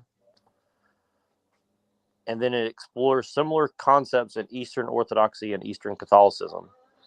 And then if you go down, it says the Neoplatonic concept of emanation can be compared to the statements made by 14th century theologian Gregory Palamas. Well, if you go down that article a little bit, you'll see a little bit of an explanation of that and how that actually led to. So, see there, Jesus and on Mount Tabor. So you have Moses, Elijah, Jesus, and let's see if you go down, three persons of the Trinity united by God transcendent. I think right there, that part, Niketas Stephanos described a tenfold hierarchy, which can be paralleled in both the Kabbalistic belief in the 10 successive emanations known as Sephirot and the Neo-Pythagorean belief in the power of the first 10 numbers, which again, this fucking weird shit about numbers keeps coming up in a lot of these circles that we're in. I'm just, noticing that. I don't know exactly what that means, but I'm just pointing that out. And then, and then it's, again, it goes back to like, this is directly a Gnostic thing. Like, this is exactly what the Gnostics believe. Like, I mean, it's literally Gnosticism. Like, I'm just saying, like, the 10 things. And again, I'm not saying that means it's wrong. I'm just saying, like, that is a link directly. Yeah, I have this book here, Dionysus of Areopagite. It's interesting.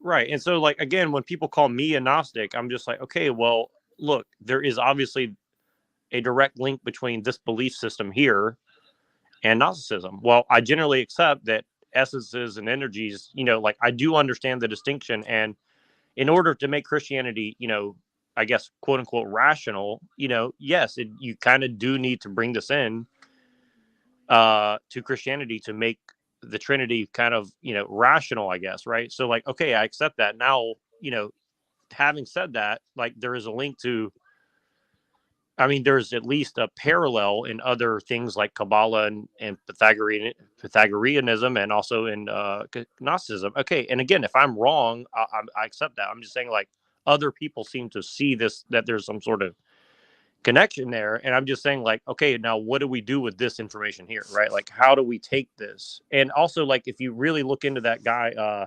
Niketas Stephanos, he, along with a couple people around him, are the reason why, or a large portion of the reason why, the Catholics and the Orthodox Church split off, right? So Right. So all I'm trying to say is like, okay, the one true church decided who was a real Christian and who wasn't, and they all fought with each other for, I don't know, 1,000 years, and then the East and West split off over this kind of stuff, right? So I'm just saying, like, and then this other guy, Nathaniel's like, well, the Baptists and these other guys aren't real Christians either. So it's like, okay, so the Catholics are, essentially the Catholics aren't real Christians, the Protestants aren't real Christians, so he's basically saying only the Eastern Orthodox Church is true Christian. And again, if you make that argument, that's one thing, but then there was a lot of infighting about this kind of stuff, even within the Eastern Orthodox Church, right? And there's still people within the Eastern Orthodox Church today that disagree on some of the stuff, right? So again, I'm just saying, like, it gets really tedious, to say the least, and again, I'm open to being corrected. It's just like, from my perspective, from what my understanding who's looked into this, like, it's a very tedious process to see, like, okay, who are we to believe in these kind of situations, right? Yeah, that's crazy stuff. Like, I'm sure you knew all that, but like, I mean, does it seem plausible to you that Kabbalistic influence from 1054 AD forward in Christianity, or is that erroneous? Well, I think some of it goes back to these earlier guys, like Boethius and some of these guys. Obviously, there's Eusebius and these guys, but yeah, I think there's just a strong, and I've been wanting to tease out the details of the influences, and maybe I'll do that soon with the brother Jeem. He seems to be very intelligent in sort of teasing out the philosophical input and influences in and around the different sects and the different saints in terms of the Christian teaching and the development there. But yeah, it is a fascinating development. A lot of history in terms of philosophy that's not there in other traditions like Islam. And obviously I think Christianity and Buddhism are the most philosophical, and then I think it would go Islam and Judaism next, and then Hinduism, and obviously all of those things get into some philosophical things, and some would say that some of those philosophical impositions on those religions are modern inventions, but yeah.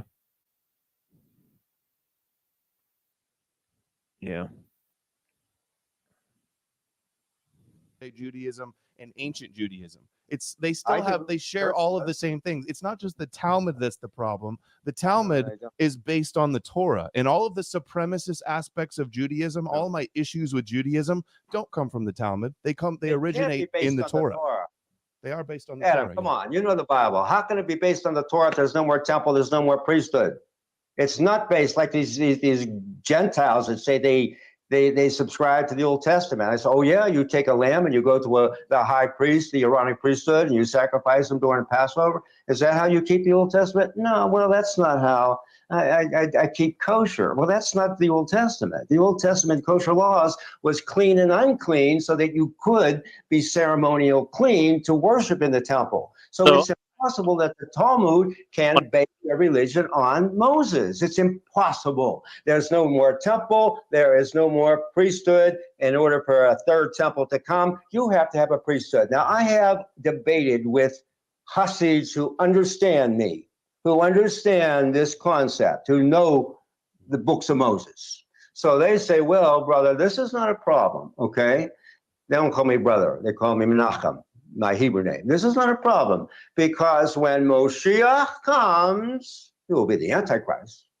He will tell us who the priests are. Now, that's a pretty tough order because it's divided into the Aaronic priesthood, Merari, the Gershonites, and Kohathites. That's pretty tough. You're going to divide all four. Okay. Now I say to them, okay, that's a pretty tall order. But first, before Moshiach does that, he's going to prove he's from the tribe of Judah. There's no more genealogies. How's he going to do that? They'll just make it up and claim it.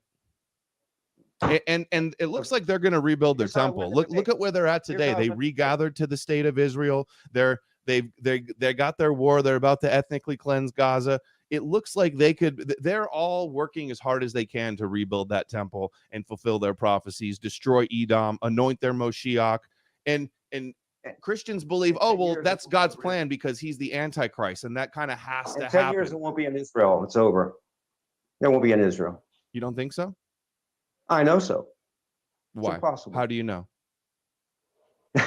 Oh, my dad called it. What did your dad say? And just because your dad said it, what does that make it true? He was a sharp guy. He said, how can these Eastern Europeans, because he saw it from the beginning, plop themselves in the middle? He didn't say Arab world, because they're not all Arabs. The Iranians are not Arabs, they're Persians. He said, how can they plop themselves down in the middle of the Islamic world, right smack in the middle, and steal the land there? A whole different outlook. These atheists, because they were the ones who founded Israel are atheists. They're still atheists. They don't believe in God. It's just a small minority, or Orthodox Jews there, and think they're going to. They're a growing minority, and they've got a lot of influence actually too, especially with Netanyahu and Likud. Look, they have the entire Islamic world against them now, and all the strife between Turkey and Iran.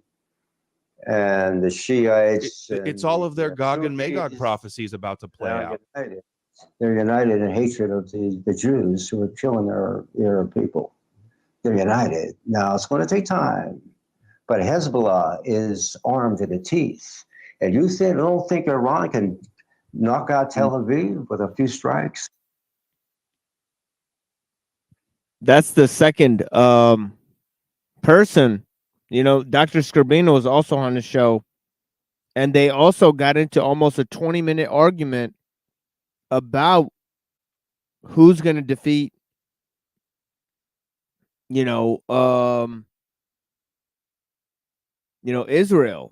and basically,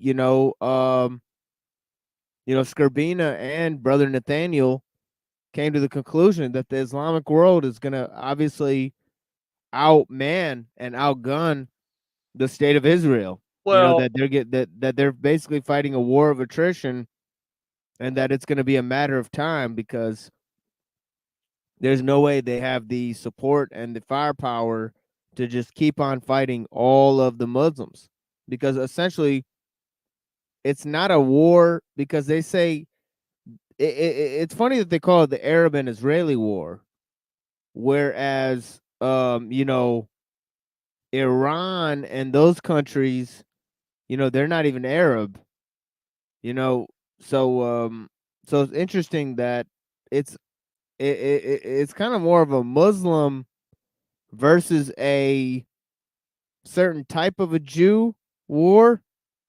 The other thing is, I don't necessarily know that, the Saudis and at least some large portion of the Iranians are technically anti-Israel or Jew. I mean, I think that's a little bit of a dubious claim. I mean, some of the Saudis seem a little bit more crypto, if you know what I'm saying. Like, I'm just saying, like, I don't necessarily know that the political will to beset Islam upon all that. And again, I think this is part of the reason why America's been the best. And again, I'm speculating heavy on this. I acknowledge that, but part of me wonders if this whole campaign of the last 20 years over in the Middle East was a way to diffuse that situation by modernizing, quote unquote, enlightening, quote unquote, the Islamic world as a diffusement of any tension that was rising, and give them entry into the West as a way to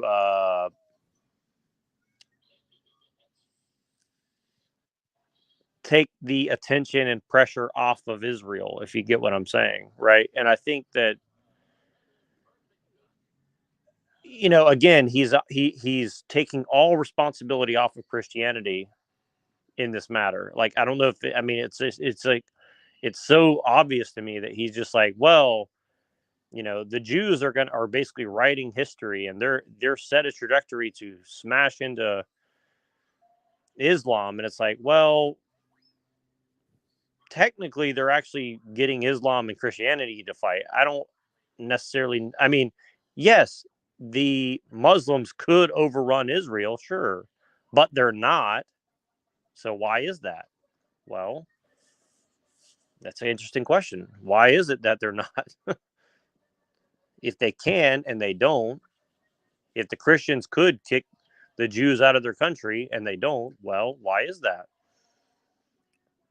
There must be traitors within Islam and Christianity, at the very least, or mutual interests, or something else. I don't know. I'm just saying. It's like, to me, like, I get what he's saying, but I just don't know if it's as accurate as of a portrayal as it could be. You know, again, maybe I'm just overly skeptical, but, you know, I'm curious what your thoughts on, or my kind of analysis of his analysis.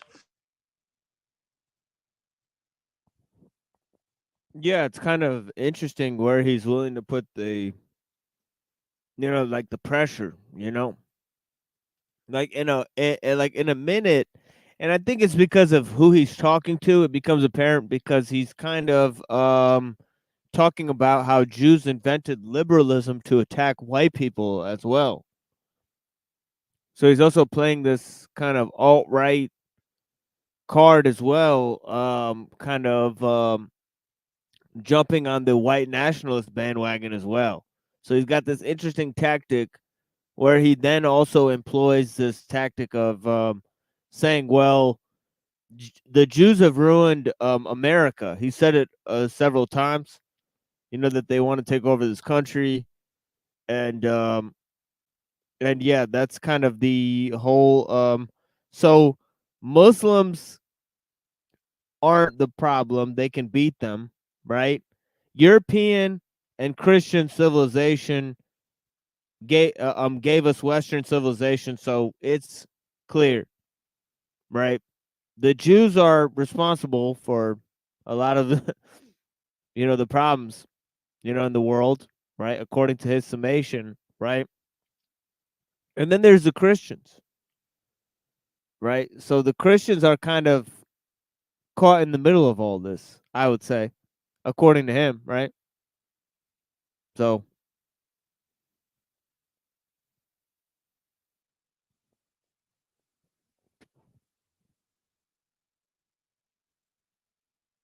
And then Oh, America will get in, right? America will respond, and then Russia and China will all attack us, and they'll have their big Gog and Magog war. Edom in the west will be destroyed, and then that's their prophecies fulfilled.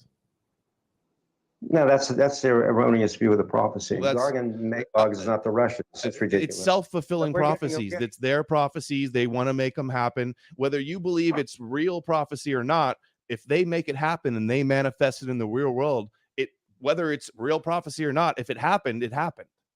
Well, how can it happen? Hamas is still existing. I don't know what to do with this. They're not existing Hamas. very strongly. No, they're existing very strongly. They got the hostages still. Few of them. They're very strongly. And they have the whole Islamic world behind them. I think that's pretty strong. Now Hezbollah is armed to the teeth. Yeah. So Hamas is totally independent. Well, that's true. Right. Okay, that makes sense. Yeah. So Hamas is just this independent agent that's working for the Islam, right? I mean, he must know that's bullshit. I mean, come on, dude.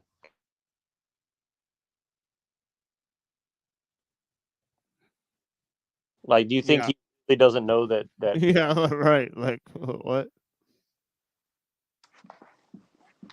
That this dude is so full of shit, dude. Like, I mean, if nothing else he said revealed what he said, that he's full of shit. Like, that to me reveals he's totally full of shit, you know. What a ridiculous fucking bullshit argument. In my opinion. I mean, maybe I'm wrong, but He's a rising star in the Orthodox community. We might see him on the Crucible soon. I'm pretty sure I heard somebody say, "Oh, he's based" or something like that. I'm like, "Oh my god." Oh yeah. They'll say it all the time. Yeah. True. So it don't look good. Well, So I'm people going to say, ask well, you about Trump and the election and then the future in a second. Let's hit these super chats. But one more thing before the next super chat. And again, we got 1,600 people watching. This is a great talk. I appreciate you so much for coming on here, Brother Nathaniel. You talked about how the church has persecuted Jews. It's kept them in check throughout history. It's kicked them out, right? But I'm talking about the Byzantine Empire. Quote me accurately. I said for 1,000 years. I said the Byzantine church. Empire You always said prospered. I even use your language. I said the church. Good. Okay. Thank you. But understand this. The Israel of God, not Jews. So this is how I understand the church's historic treatment of the Jews. Some versions of anti-Semitism actually help Russia's Jews. too wide. Hold Go on, let me finish my point because I want you to understand it and then respond with what you got. So when Christians are blaming Jews for killing Jesus or saying that they worship the devil or these Christianity-based accusations, most modern people today think of the history of Christianity and think the Christians are the villains and they persecuted those poor victim Jews and everybody has sympathy for them. And then now that's why they're able to do all their censorship. And that's why they vilify and demonize anybody that criticizes them as some irrational anti-Semite. So the history of the church persecuting the Jews has actually benefits the Jews today because their secret weapon is their victim status, their eternal suffering status, right? Well, this is the Jewish narration. The church will say otherwise, but the Jews church rule actually, a lot of the church is apologizing for the history of persecution. The Orthodox Church doesn't apologize. We don't apologize. They have. You think the Russian The Orthodox Church is apologize meeting for in the Jews? Israel with rabbis. Oh, and by the way, since No, not the Russians. No, we don't do that. No. Okay, well, let me show you this. I'm a convert to the Russian Orthodox Church, but I understand something about the Russianism. I do. I do understand something about the history. In this report, that the Bolshevik Revolution, funded by Jews, mostly Jews at the ruling place, murdered 60 million Russians who were Orthodox. Now, we have a wonderful church in Boston. It's a church of the... How did God allow that to happen? It's such a strong Russian Orthodox church country, but somehow the Jews were able to genocide them and slaughter them. If Christianity works so well, how did that happen? I'm not going to go into the mind of God because a lot of stuff happens that we can't figure out. Okay, but then we have to realize that with all this stuff happens in our lives and other people's lives, and we say it's tragic. It's a tragic thing that the Jews are committing genocide, that little children are getting their arms severed. They're getting their faces burnt. I want to cry. They're getting their feet cut off. Okay, I'm going to cry. Okay, now I don't know why God is allowing this, okay? But there's a special place in heaven for these children. Okay, now, I can't go beyond this. All I know is this life is short. This is the vale of tears. This is the realm of sin and death, which Jesus conquered. And he says, my kingdom is not of this world. And my friend who now has cancer, now he's looking for the life to come. Okay, because it's basically over for him. All right, he's trying to still live. He wants to live. He has a will to live. But I can't answer for this. We can't, I don't know God's mind and what he's doing here because all these children died when Jesus was born. Who can figure this out? Herod killed all these slaughter children. of the innocents. I can't figure this out. You can't figure this out. Well, I honestly don't believe it happened. I think it's a retelling of the story of Moses and Pharaoh. And nobody else wrote about Herod killing all of these kids. So I don't think it happened. They weren't interested. It wasn't because they weren't interested in the plan of salvation to conquer death. But Luke was very interested in it, and Matthew was very interested in it. But let me get to my point. Go ahead. My point is this. The Jews murdered 60 million Orthodox Christians, the Bolshevik Revolution. We have a church. It's the Russian Orthodox Church that I'm part of. as a convert. We have many converts now in the Russian Orthodox Church. They have a huge mural with all the icons of Jesus Christ, the Virgin Mary, and all the saints. The biggest mural fresco is the murder of all these 60 million Orthodox Christians. They can't get all 60 million, but it's symbolic of what historically happened, and the Jews killing them. This is the Russian church that I'm in. I'm so happy I'm in the Russian church because they know the Jew, and they know the Jew is the enemy of the Russians, and they know the Jew is the enemy of mankind. I thought this was Russian Orthodox Church, but were you aware that the Eastern Orthodox Church actually owns the land that the Knesset is built on in Israel? Absolutely, I know that. Yeah. The Greeks own it. So are you not a fan of the Greek Orthodox Church? Well, we're in communion with them. It's pretty kosher though. Like if Christianity is like the bulwark. Yeah, that's right. The Orthodox Church owns a lot of property within Israel. So it's important, a lot of the Christian sites and all of that type of stuff. So they have I guess a cozy relationship with Israel between some of the Orthodox churches. Whereas if you'll observe their relationship with the Muslims in the area or any of the native Christian groups in the area, it's pretty sour relationship, right? They historically don't get along with those groups. Against Jewish power, why are they leasing the land for the Rothschild-built capital Knesset in Israel? Okay, you have the Greeks and you have the Greeks and the Russians. I chose to go with the Russians. I don't want to say more than that, but you can read between the lines. Okay, for 25, Big Admin Forever says, the verse saying, cursed be Canaan, you people's poor grammar gave the Western nations oil wealth to the Saudis instead of Venezuela, and our own nation for Sharia Noahide control through masonry. Did you catch all that? Housing projects are Kellyputh Farm for Ortho Warlocks, Weimar, expanding the whole realm. Thank you for the 25. I don't necessarily see the question in there. You comment on that, or should we move to the next one, Brother Nathaniel? That's yours. The ball's in your court. Oh, that one's for me. Yeah, Adam Green's chat. Yeah, shout out to Adam Green. No more news in his chat. They're fucking awesome. Yeah, they say some interesting things. You know, some of his listeners came on when I had Adam Green on. Yeah, some intelligent folk for real. You know, blessings to Adam Green and his listeners, Saltwater, Amalekite, also Aquarian TV. Yeah, bless you guys. I don't believe in the curse of Canaan, so I'll just leave it at that. Andromeda says, gentlemen, was the name Israel derived from three gods, Isis, Ra, and El? Thank you. I've heard that before. I'm not an expert on the original languages, so I couldn't tell you. Do you have Israel means wrestling with God in Hebrew, is my understanding. And Jacob, what does it mean? With God. Prince with God, because he wrestled with Jesus Christ in his pre-incarnate form. Oh, so you believe Jacob wrestled with Jesus? Yes, this was the eternal. This was Jesus. They call it theophany. You know what that is, Adam. Well, you know the Kabbalists believe that Jacob wrestled with Esau. The oversoul of Esau is Satan. So this is what the Kabbalists believe. I don't believe it ever happened at all. But by the Kabbalah, okay, I wasn't raised in the Kabbalah. We rejected the Kabbalah. My father rejected the Kabbalah. My Shabbat school teachers rejected the Kabbalah. It's occult nonsense. The Lubavitchers I studied with was not called Chabad House then. They rejected. It's not that they rejected it. They went by the Talmud.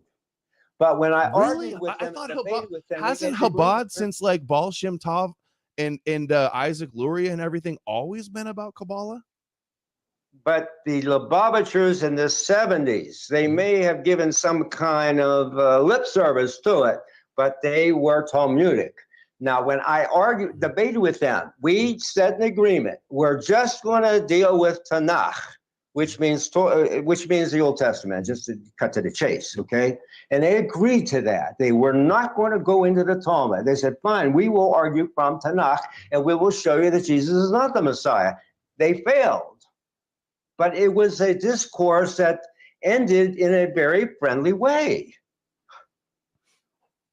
I remember the last time that you were on, I asked you something about Putin, and this was out October 22, almost 2 years ago now. Russian chief rabbi protests. So Berel Lazar, the Chabad rabbi in Russia, protests. The official describes, so a Russian official described Chabad as a supremacist cult. Russia's assistant national security advisor includes Chabad Lubavitch in his list of neo-pagan cults. I wouldn't call him neo-pagan. I would call them a supremacist Jewish cult, but he's on the right track. Were you aware of this story? No, I wasn't aware of it, but they're marginal. When Putin gives a talk at the Kremlin, he puts the patriarch of the Russian Orthodox Church in the front row, right next to Medvedev. And right next to Berel Lazar also. What? And right next to Berel Lazar are also, they're all on the same. He has like a religious council, and they're both on it. No, the chief rabbi, he's the chief rabbi. He's back in the 13th row, Adam. He's not in the front row. Well, what do you think Putin did to this national security advisor that criticized Chabad as a supremacist cult? Okay, so it's interesting to hear him, both talk about the schisms within Judaism, even though some of these rabbis were proficient in the Kabbalah, even though they disagreed with some of the teachings and all that type of stuff, they may have given it a secondary and a role instead of a primary role. They do that a lot. They switch the Talmud out for the Kabbalah. They switch the, Kabbalah out for the Zohar. They switch the Zohar out for the Torah. People place different levels of importance on different of these, Jewish sources, right? Throughout history, right? Sometimes they believe that, in a sort of Jewish dispensationalism, right? That these are, new shit, but yeah, I mean, it's just interesting. But yeah, here we have him totally defending Putin, right? Yeah. Anyways, yeah, this is a recent show, I believe, definitely in the last month, I think, I would say. What do you think Putin did? He didn't do anything. But Putin didn't say it. He would never say that. Because he is a Putin fired him. A multiracial, multi-creedal country that he inherited from Imperial Russia. So he's got to keep everybody happy. He doesn't want any strife. He doesn't want any divisions like the Jews have created here in America. He's not going to allow that. He's on to the Jews. He got rid of all the oligarchs. He put one of them into... Not all. Some of them, some of the Jewish oligarchs, but not all of them. Chabad says that they're safer, and Chabad. I have clips of Chabad rabbis saying they love Putin. Putin's a great friend of the Jews. They're safer and more popular in Israel than ever. There's all of these Jewish billionaire oligarchs there, and Putin. This is the truth here. Putin fired that official that called Chabad a supremacist cult. Maybe he fired him for something else. It's possible. It's possible, but. Look, Putin is not our issue. You go to the grocery store, what you paid for hamburger today is 3 times what it was 3 years ago. I know. The food prices are out. I've been thinking about the food prices a lot because I'm a big guy. I love to eat. And I spend all of my money, all of my super chats, all of my income literally goes to food. Well, you're right. It's impossible to raise a family now, okay? I'm not saying Putin is the cause of all of our problems, though. I'm just saying you're the Russian Orthodox Church. We're talking about Chabad. I had to mention the story. All right, you brought him up, but he's not our issue. Forget Putin. He's a Russian first. Now we got Trump. He's doing all this stuff with Israel. He's just got an award, the Prince of Peace. Now, the Prince of Peace award from another Jewish organization that they just propped up. They never existed before. Now, all of a sudden, you have the Israel National Heritage. I mean, it's interesting. You know, he keeps telling him, get off the Putin subject. Putin's not the problem, right? I mean, and you got to wonder, you know, like, and he's like, I'm not saying Putin's the source of all the problems. And then he comes back and says, yeah, it's not Putin. It's like, whoa, it's like very defensive about Putin here, you know, which is interesting. You know, why is it interesting? Well, the Russian angle, Russian orthodoxy, right? Yeah, you know, I mean, it's just very interesting. And then he's got like, you know, yeah, I mean, it's just fascinating to watch, you know, him kind of go up and then kind of put the whole thing on Trump instead, you know, so he wants to direct it onto Trump, say Trump's a bad guy, which is an interesting angle. You know, he's saying, look at how Trump's controlled, you know, so yeah, I mean, fascinating. Heritage Foundation. They didn't exist last year, Adam. So this is what the Jews do. Now they got all their money. They're going to make this new foundation that never existed before. And Trump's got the Prince of Peace award like he's the Messiah, the precursor to the Antichrist. That's Isaiah 11, by the way, right? I think it's Isaiah. Oh, shoot, I had it. Donnie Darkin. Matter. It's in the Old Testament. This doesn't matter. What matters is to us, where the rubber meets the road. Once you start giving money to Mr. Trump, a lot of money. Oh, these Jews got a lot of money. Now, he says he's going to drain the swamp. If they let him in, and that's what it's going to be all about. You think he's getting in? That's what I wanted to ask you. You think Trump's going to win? No, but if they do let him in, because it's all rigged, if they do let him in, or put him in, because if it's rigged, they're not letting him back in there running things again.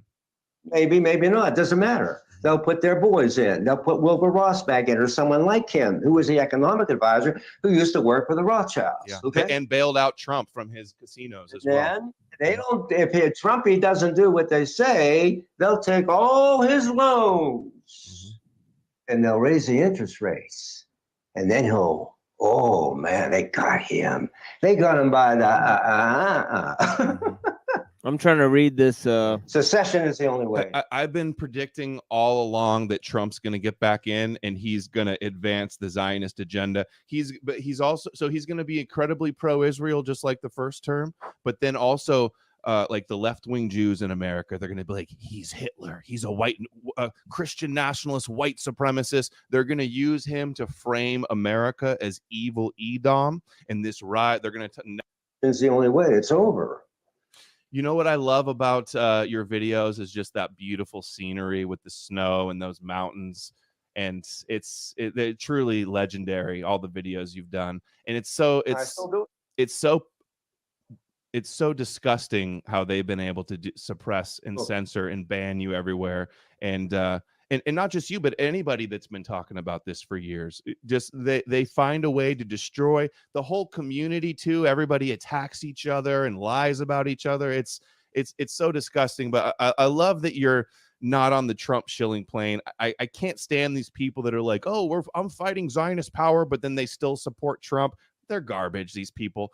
Look at this. This is the Chabad rabbi that he gave Trump the Torah scroll like 7 months ago. And he introduced him and he talked about, we're going to build the third temple.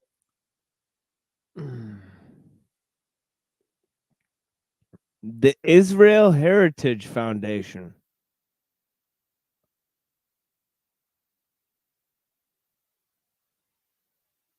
Prince of Peace.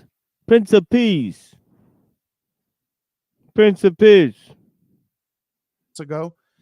And he introduced him and he talked about, we're going to build the third temple. That was a week ago, Adam. No, this is this is just a week ago. They gave him Yes, the that's menorah. Israel 7 months ago, he got the Torah scroll. Okay, but that what you're showing there was just last week. This is last week, but Trump also got the Torah scroll. Look, this is That's this. not the Torah scroll. That's a menorah. Yeah, this is the Torah scroll. See, same guys here. This was July 2023. Torah crown. That's also happened last week. Same thing. It's the No. same This thing. is this was July. This one was July. The you're right. crown was July. So, yeah. Okay, it's the same people, and now they gave him the menorah. How many awards are they going to be heaping on this guy? And when they introduce him, they say, "Oh, the third temple, we're going to rebuild it, and the Moshiach is going to come, and here's Donald Trump with our top award." It's like, and then now they give him this award. They call him the Prince of Peace on this thing. This is from Donnie Darkin. He's a cool dude, Christian guy that thinks Trump is the Antichrist. I want to ask you about that in a second. But Prince of Peace. Whoa, that was the worst crack I've ever done. Prince of Peace is from Isaiah 9, which is a deeply messianic verse. For to us a child is born, a son is given, the government will be on his shoulders, and the Prince of Peace. Handel wrote a song about that. Who did? Handel, Frederick Handel. Oh, I don't know who that is. For unto us a child is born, unto us. I'm an opera singer. They had, look at this too, the same verse, unto us a son is given. They put up a billboard with Trump with that same Prince of Peace messianic verse from Isaiah. He's the model. He's the precursor of the Antichrist. He's going to do everything for the Jews. So they're propping up Trump as that. But what's behind it is a lot of money. You think Trump doesn't care about a billboard. He wants the money. Oh, that's what I was going to say too about Michael Collins Piper. He wrote a book in 2005 or 7 called The New Jerusalem, and he had a whole chapter on how Trump is this Zionist frontman.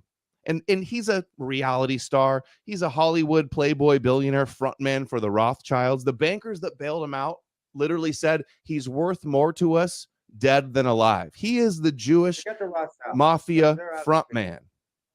It's not the Rothschilds. It's Goldman Sachs. And the one who told me this was David Duke, who's a walking encyclopedia. Okay. It's not the Rothschilds anymore. They're not politically involved anymore. The political people, the political players are Goldman Sachs. And this is the Weinberg family behind David Solomon, the CEO, the Weinberg family. Then you have Warburg Pincus. And Warburg should ring a bell with those who know something about the history of the Fed. Okay. And it's J.P. Morgan Chase. And it's the Wallenberg family in Sweden. These are the players. In BlackRock, Larry Fink and BlackRock. And these are the people, and Larry Fink, who's tied into the whole counterfeit legality franchise. Bill Gates is a minor player. He's a useful goy, like this Hathaway guy, okay, that Alex Jones. So, Larry Fink is the BlackRock guy, and then there's also the other guy they mentioned,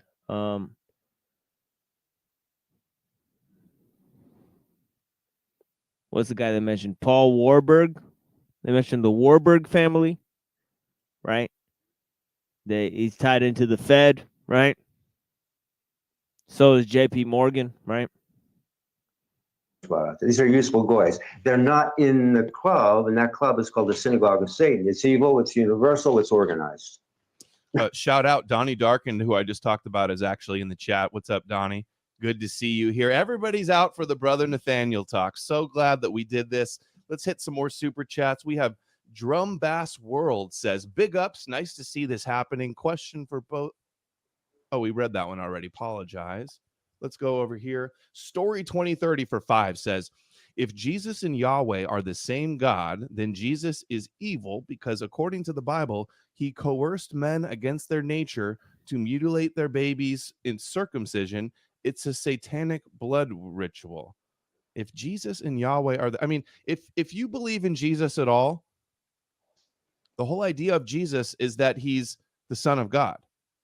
I think this is a Marcionite guy. Do you have any thoughts on Marcionites? I know you guys think it's a heresy. Yeah, it's condemned as a heresy a long time ago. I'm not going to reinvent heretical wheels. Okay. Okay. If you read the Bible carefully, with some intelligence and not oversimplifications and not bringing all this nonsense. Okay, let's be intelligent. The Hasid's I studied with were intelligent. They were scholarly. They didn't get into this stuff. Okay, they just wanted to show me that Jesus wasn't the Messiah, and they did their best to cogently try to prove that to me in an intellectual, intelligent way. What were some of those arguments? What were their main arguments that Jesus was not the Messiah? Do you remember? Of course I remember. They say Isaiah 53 is not about the Messiah. It's about all of Israel, right? That's the biggest one I've heard. Yeah, they would say that Isaiah 53 is the suffering of Israel. Well, how could, in that same passage, Israel suffer for itself? It's just nonsense. I just shot that right out of the ground. And they'll probably also say that like the plows haven't been turned into or the swords haven't been turned into plowshares. There's not peace on earth, right? You say, how can it be the Prince of Peace? I mean, there's no peace. Well, he came to first conquer death. 5 out of them, Joshua and Caleb. And Caleb was not a Jew. He was not an Israelite.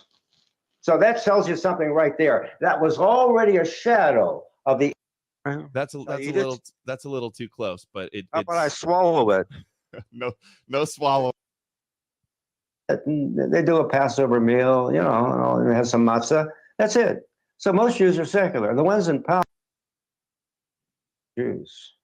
So, but don't you agree that like even the secular Jews, like a lot of them, they'll still go suck up and rub elbows with the rabbis. They're still influenced. If they identify as a Jew, they're still being influenced by the Jewish religion. That's kind of how I see it. I'm skipping around a little bit because I got another video here that's relevant. Absolutely. Also from Adam Green. But the Jewish religion today is not the religion of the Hebrews of the Old Testament. It is not. It's impossible because there's no temple, there's no priesthood. It's over. But look at all the things they have more in common than they have different. Like they both believe they're chosen. They're waiting for the Moshiach. They want to have temple sacrifices. They think that they're chosen by God. You know, they believe in the prophecies and the nation of priests. So, I mean, there's way more in common. I hear this from Christians all the time. Like the Jews of today are not the Jews of the Old Testament. I don't care. I don't like either one of them. That's where I'm at. Well, Vicky Noodleman's not looking for any Messiah. She could care less. She just wanted to destroy Russia, and she just murdered over 500,000 Ukrainian Christian boys. She don't care. She's not looking for a Messiah. Very few Jews are looking for Messiah. They might give some lip service to it, but they really don't. So they started to say it's a Messianic age. It's not actually Messiah. But they don't really care about this at all. They care about how they're going to roll over your daughter, the Goyim, the Shiksa. Okay. So why do secular Jews? What motivates secular Jews if it's not rooted in religion? What motivates them? What makes them anti-Gentile? But you can't dismiss the religion. But the religion is Talmudic. And the religion is the distortion of being a light to the Gentiles. Being a light to the Gentiles is showing them you can have forgiveness of sins, you can live forever, your loved ones and you can rise again. That's being a light. But they distort it. They distort it as, we're going to be a light by showing you what justice really is. Well, what justice are they giving the Palestinians? It's just pure hypocrisy. We have Christians. Well, Adam said, he quoted Paul that he's the God of all people. So next question. Chief for 5 says, were Moses, Noah, and Abraham even real? Obviously, Brother Nathaniel thinks yes.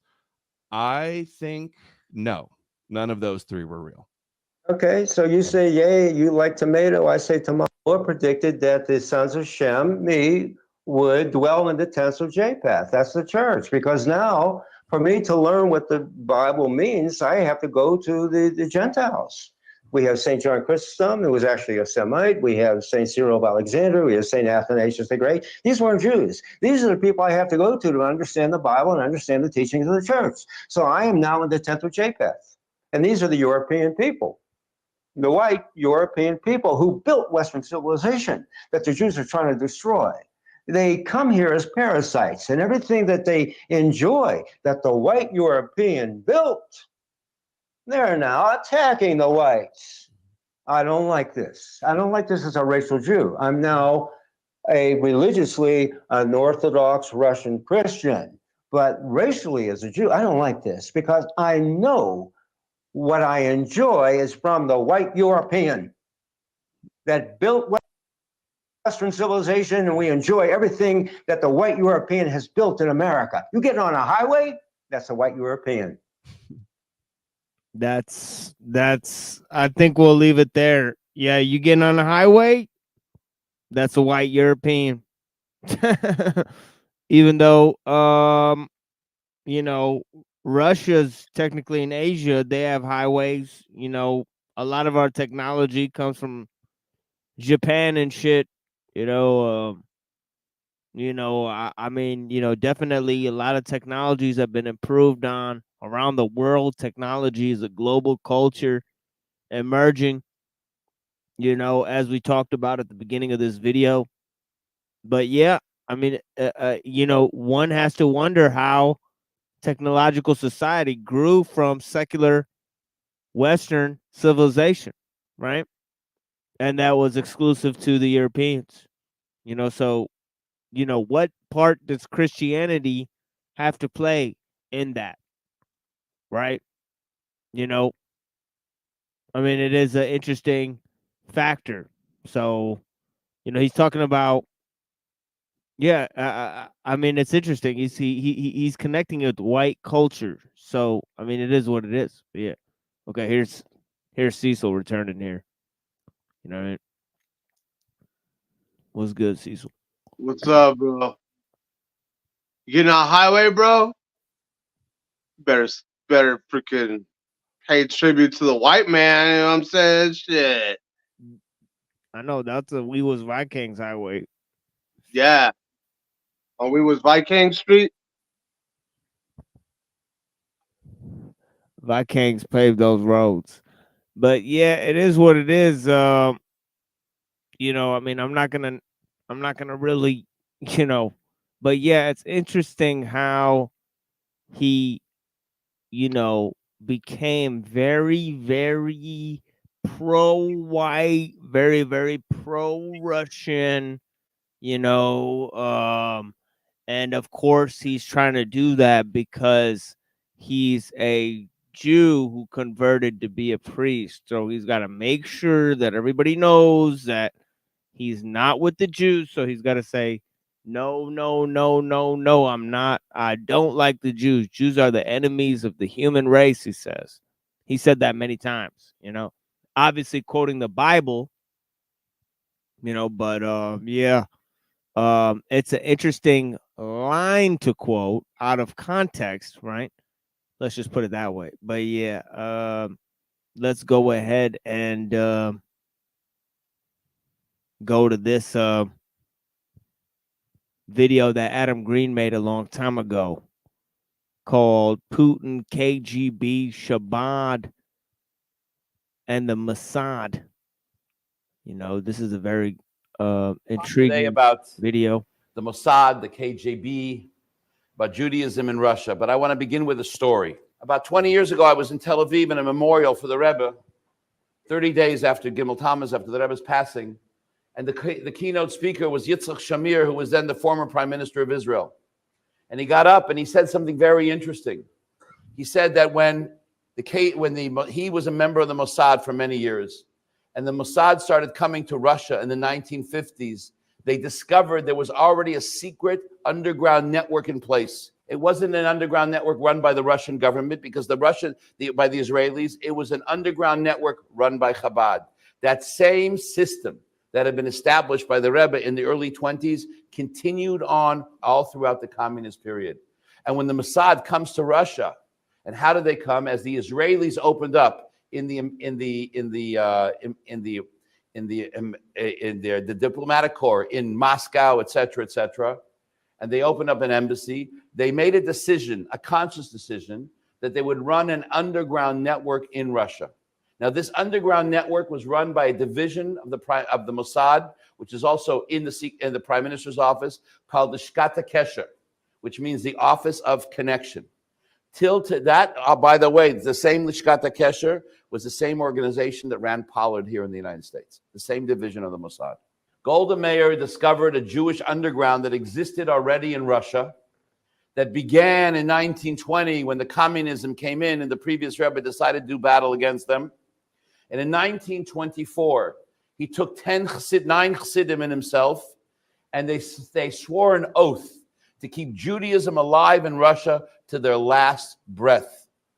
I would imagine that some of the grandchildren of those people who took the oath were here during the retreat as presenters or guests. Now in that eastern side of Russia, Poland, Lithuania, these other, sort of Slavic countries that border the Russian, kind of state, like that's where really a lot of these Eastern European Jews would live. The Baal Shem Tov himself, I think he was from Poland, and Poland, Hungary, Lithuania, that was a major settlement. They called it the Pale of Settlement, where a lot of the Jews left from from Eastern Europe, and then started to migrate after the war happened. This was the time when Germany and all those countries invaded Poland, very famous thing. And that's when, they put Menachem Begin and also, what's that guy? Zbigniew Brzezinski, Menachem Begin, who was the guy who started the Likud gang, in Israel, the terrorist gang that was responsible for the King David Hotel bombing, right? Where they bombed the British hotel, made it look like Arabs did it. It was a false flag attack on the British to get the British out of Israel so that they could go to war against the Palestinians, right? So, yeah. Don't you just love how whenever the Israeli, secret governments want to commit terrorist acts, it's always the Arab guy's fault? Yeah, well, they had to get the British out of Palestine so that they could start to, because the British basically own the land there. So part of the procedures first for the sort of the extremist groups like the Likud gangs there, was to get them out. So they orchestrated those attacks like the King David Hotel bombing. But anyways, there's also Zbigniew Brzezinski, who was a head of the Trilateral Commission, and he's responsible for all sorts of procedures, like, in the war on terror, in the Russian-Afghan war, he armed the Taliban, for example. He was partly responsible for the creation of the Taliban taking over in that country, right? So it's very interesting the influence that a lot of these guys have had on American politics. Obviously, Zbigniew Brzezinski was also in the Carter administration of Jimmy Carter during the Camp David Accords, where he met with Menachem Begin. And as they sat in the Camp David Accords, they reflected on their time, within the Polish concentration camps, which they said that they were put in at the time when Germany invaded Poland, right? So these guys were all there in Lithuania, apparently at that time. I mean, Poland and Lithuania and Hungary and those countries, right? A lot of Jews lived in those countries, is what I'm saying. But yeah, anyways, let's go on to this video. It's interesting. But yeah, Russia is a major spot, influence, and also in the Bolshevik Revolution started by Jews, right? So the influence from the Bolsheviks, right? The influence of the, obviously, these bordering states. So I mean, it's all very, you know, and there's a secondary shift in the population, when a lot of the Russian Jews migrated to Israel. So a lot of the population, the this a lot of the Jews in Israel speak Russian, and the reason is because they migrated there recently, the recent wave of migration from Russia, but anyways, let's go on to this shit here. Or participating in the retreat.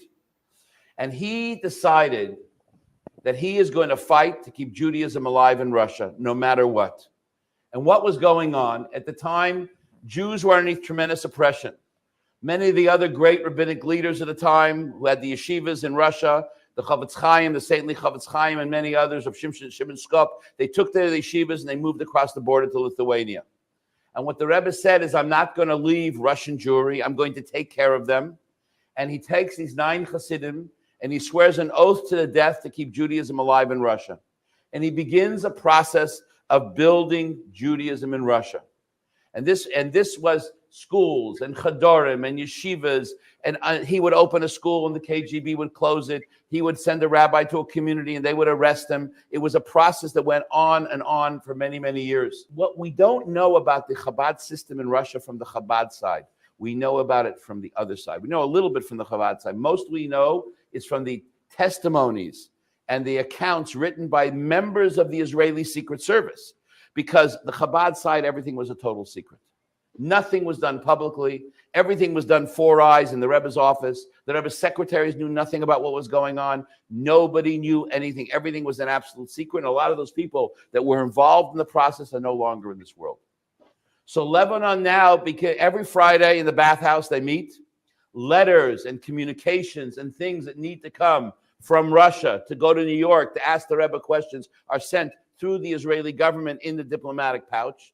And this process goes on for years until 1967. The Israeli government is the conduit for books, for materials. They're shipping in stuff, they're doing things, and they're working quietly together. What did Lebanon say? He said that this was a system that was nothing like they had. It was in every city and every.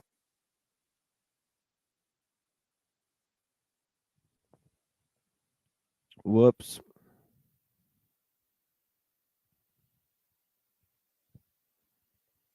What happened? I have no idea. And the video just cut out. But yeah, anyways, I think that'll be my cue. We'll watch some of this next time, for you guys. Here on the Machine Lives, we'll watch some more of this interview and I'll review some more materials with you guys, but yeah, I put in here 9 hours with you guys on a day that I'm fasting. So I hope you guys appreciate the various roads I've led you guys down in terms of the analysis here. And I'll go ahead and stop that screen because at this point it's just a blank fucking screen. But yeah, it just cut out. But yeah, some of the interesting connections between Putin and the Mossad, we could get into that next time. I have lots and lots of informations about that. The Moscow, Tel Aviv, New York triangle. But yeah, you know what I mean? We can get into that information. Or we can get into some of the transhumanist kind of information that I was putting down at the beginning of the presentation that we did with Pill Eater. So yeah, we could decide which direction we're going to go in, but we're also going to cover the manhood crisis. But yeah, Friday morning, we're going to continue with some news stories. Yeah. Hit them with some of your wisdom, Cecil. What you got for them today, man? Tel Aviv is supposed to be the prostitution capital of the world. It's full of Ukrainian whores. That's why. Yeah, it's a dirty place. And Ukraine, that's one of the reasons why Israel and Ukraine are connected. Yeah, it's also a technological capital.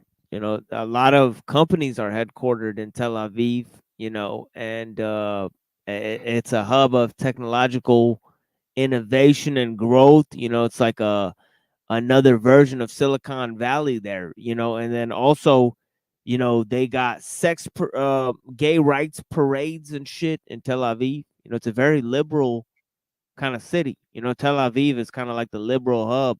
You know, they had sex toys there in the Happy Meals, you know, selling them in terms of you know, That's at some the sick Pride shit. on Pride Day and shit, you know. So yeah, it's a Okay. very interesting place. So you talking about the technology aspect of it. So also organizations or law enforcement agents, I can't really talk for the whole agencies, but certain law enforcement agencies that were interested in tracking down servers that are associated with the deep internet and the dark internet where very illegal things take place. I'm not going to get, you know, into details, but I'm sure you can figure it out on your own. They were And I won't found. even go on the dark web, man. I'm I afraid I'm gonna I click on some couldn't shit even like tell you. somebody Couldn't even tell getting you, bro. killed, like a snuff film or some shit. I don't even want to see shit Yeah. like that. I wouldn't really want to talk about that, but yeah, you Yeah, know, that shit'll leave a scar on your conscience. You know, I don't even want to you click know, on some shit. Click on the wrong shit. I don't know. I don't there's even want to people take the who risk. were Honestly. into like Yeah, anyway. yeah. Anyway, combinations of, you know, different things, you know, it's just nasty shit and like illegal shit, you know. I'm sure some of it has to do with human trafficking and so on and so forth. Or So even just selling just individual body parts, I would imagine. I'm sure some of that goes on, just you fucking know. just human bones and shit. They probably got a bone bay, you know, like instead of eBay. You know, it's just like Right. I mean, I hear that's really popular over in Asia, and they in and of themselves have their own shit going on. But anyway, a lot of those servers were actually found hidden in very remote parts of Ukraine, like in the Chernobyl areas where the radiation is still so bad that it's bad for, you know, basically Really? no man's land. Yeah, but it's okay for machines and everything to operate there. So they buried those in the area of Chernobyl, and that has been connected to certain aspects of, you know, I can't say, I don't want to speak in broad terms, but certain individuals, you know, involved with the Israeli government who profit off of such things. Okay. This shit's Well, crazy. Yeah. Yeah, maybe research some shit on that and bring it up next time we on the show. You know what I mean? You're welcome to do that. But yeah, thank you for joining, Cecil, and I'll join you on Friday morning. I'm coming back on. So yeah, man. Bless you, man. Okay. You know what I mean? Yeah, man. See you soon, man. Yep. And yeah, man. Hit me up if you Oh, think hey, don't forget to donate to the Machine Lies. His Cash App is going by on the ticker at the bottom of the screen. Mr. Machine Lies is not capable of teaching in normal academic settings because most of those places are full of crazy people. So this is what he does over here to try to teach us all about philosophy and things, you know, worldly affairs.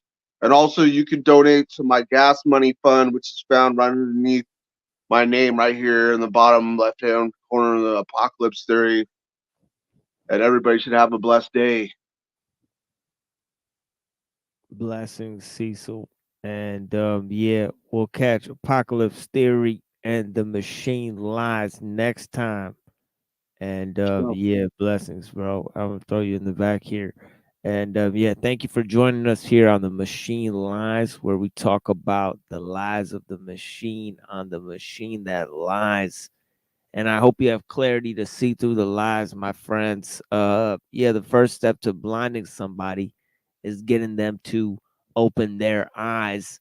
And the first step to getting beyond your programming is to see it for what it is, right? Those who are, you know, not understanding that they are under the programming, you mean?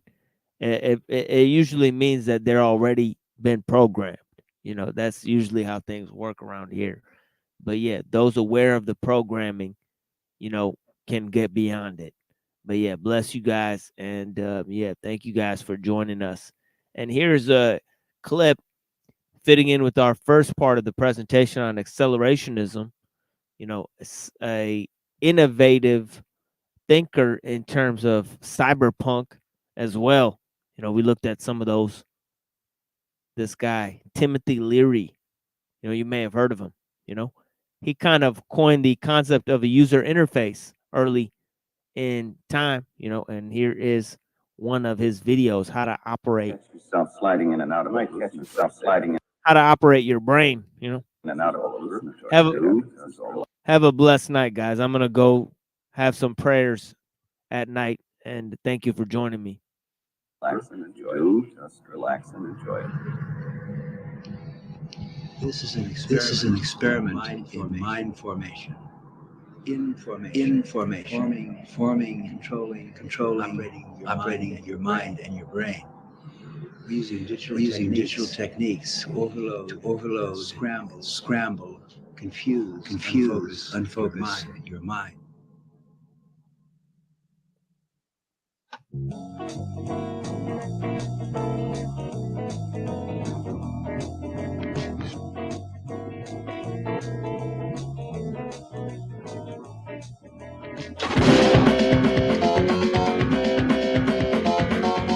The natural state of the brain is chaos. We're dealing with a complexity of information.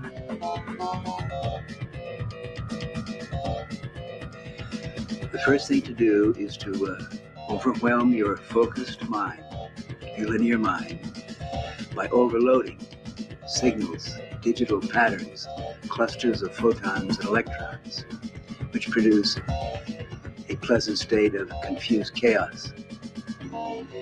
This is the state of the brain when it is ready to be informed, that is, to be reprogrammed.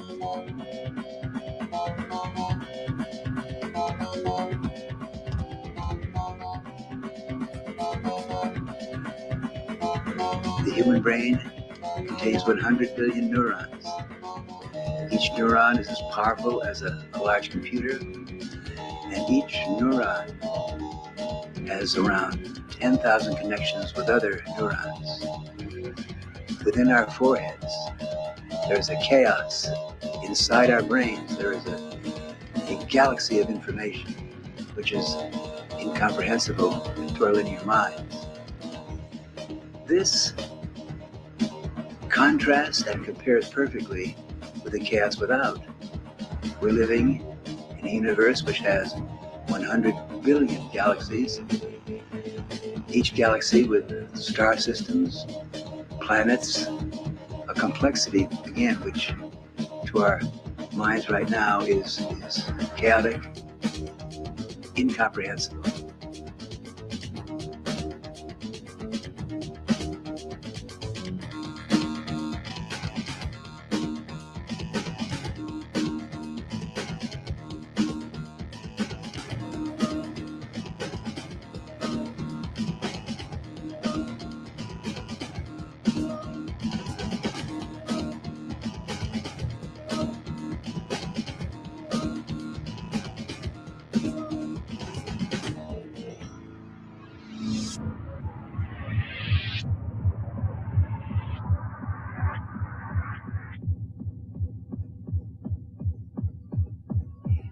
Chaos is beautiful. Now, many times we are afraid because we want order. We can't deal with the confusion and the disorder. We want form. We want rules. Yes, throughout human history, there have been people, religious leaders, political leaders, who will give you order. They'll give you rules and commandments. But chaos is basically good. Relax, surf the waves of chaos, and learn how to redesign your own realities. Sit back, flow, open your eyes, turn off your mind, unfocus, and let the waves of chaos roll over your brain. Float, drift, zoom, design, create, new order, your style from chaos.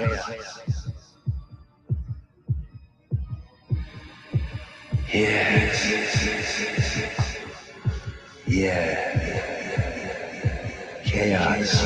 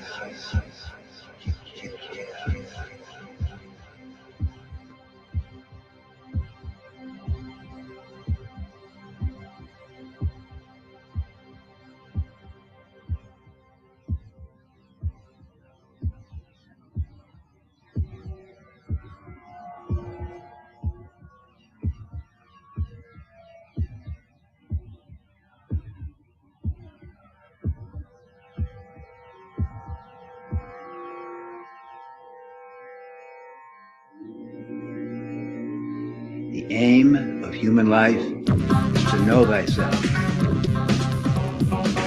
Think for yourself. Question authority. Think with your friends. Create new realities. Philosophy is a team sport. Philosophy is the ultimate aphrodisiac pleasure.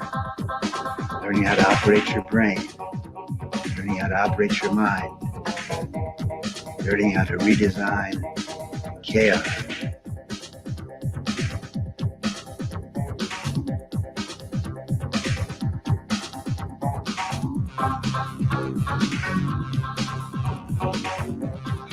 The religious leaders and the political leaders want to give you orders to run your life, to determine how you think. The basic goal is to operate your own mind. Think for yourself.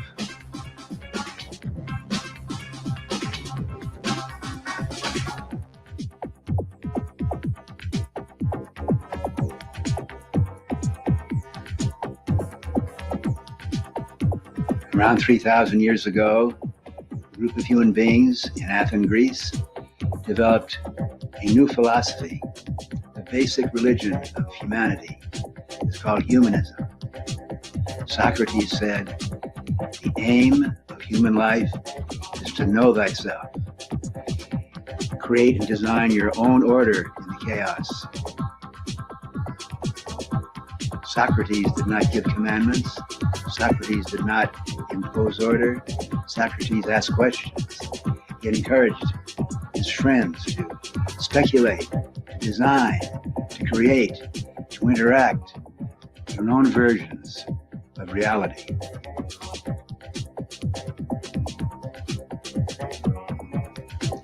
Socrates said, the way to perform philosophy is in small groups, raising questions, learning from each other, changing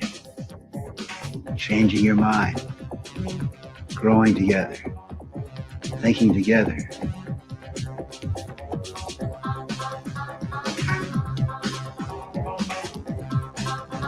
The religious leaders said, you can't say that, Socrates. The gods are in control. Who are you to say you have to say? How dare you think you can know? Gods determine. Sacrifice to the gods. Obey the gods. Socrates said, no. Look within. For that, they gave Socrates the hemlock, because he dared to tell people, think for yourself, and question authority.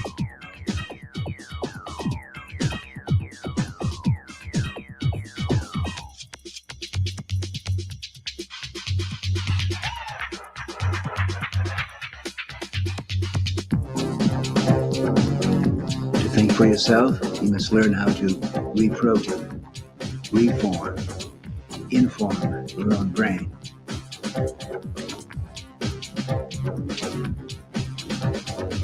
To do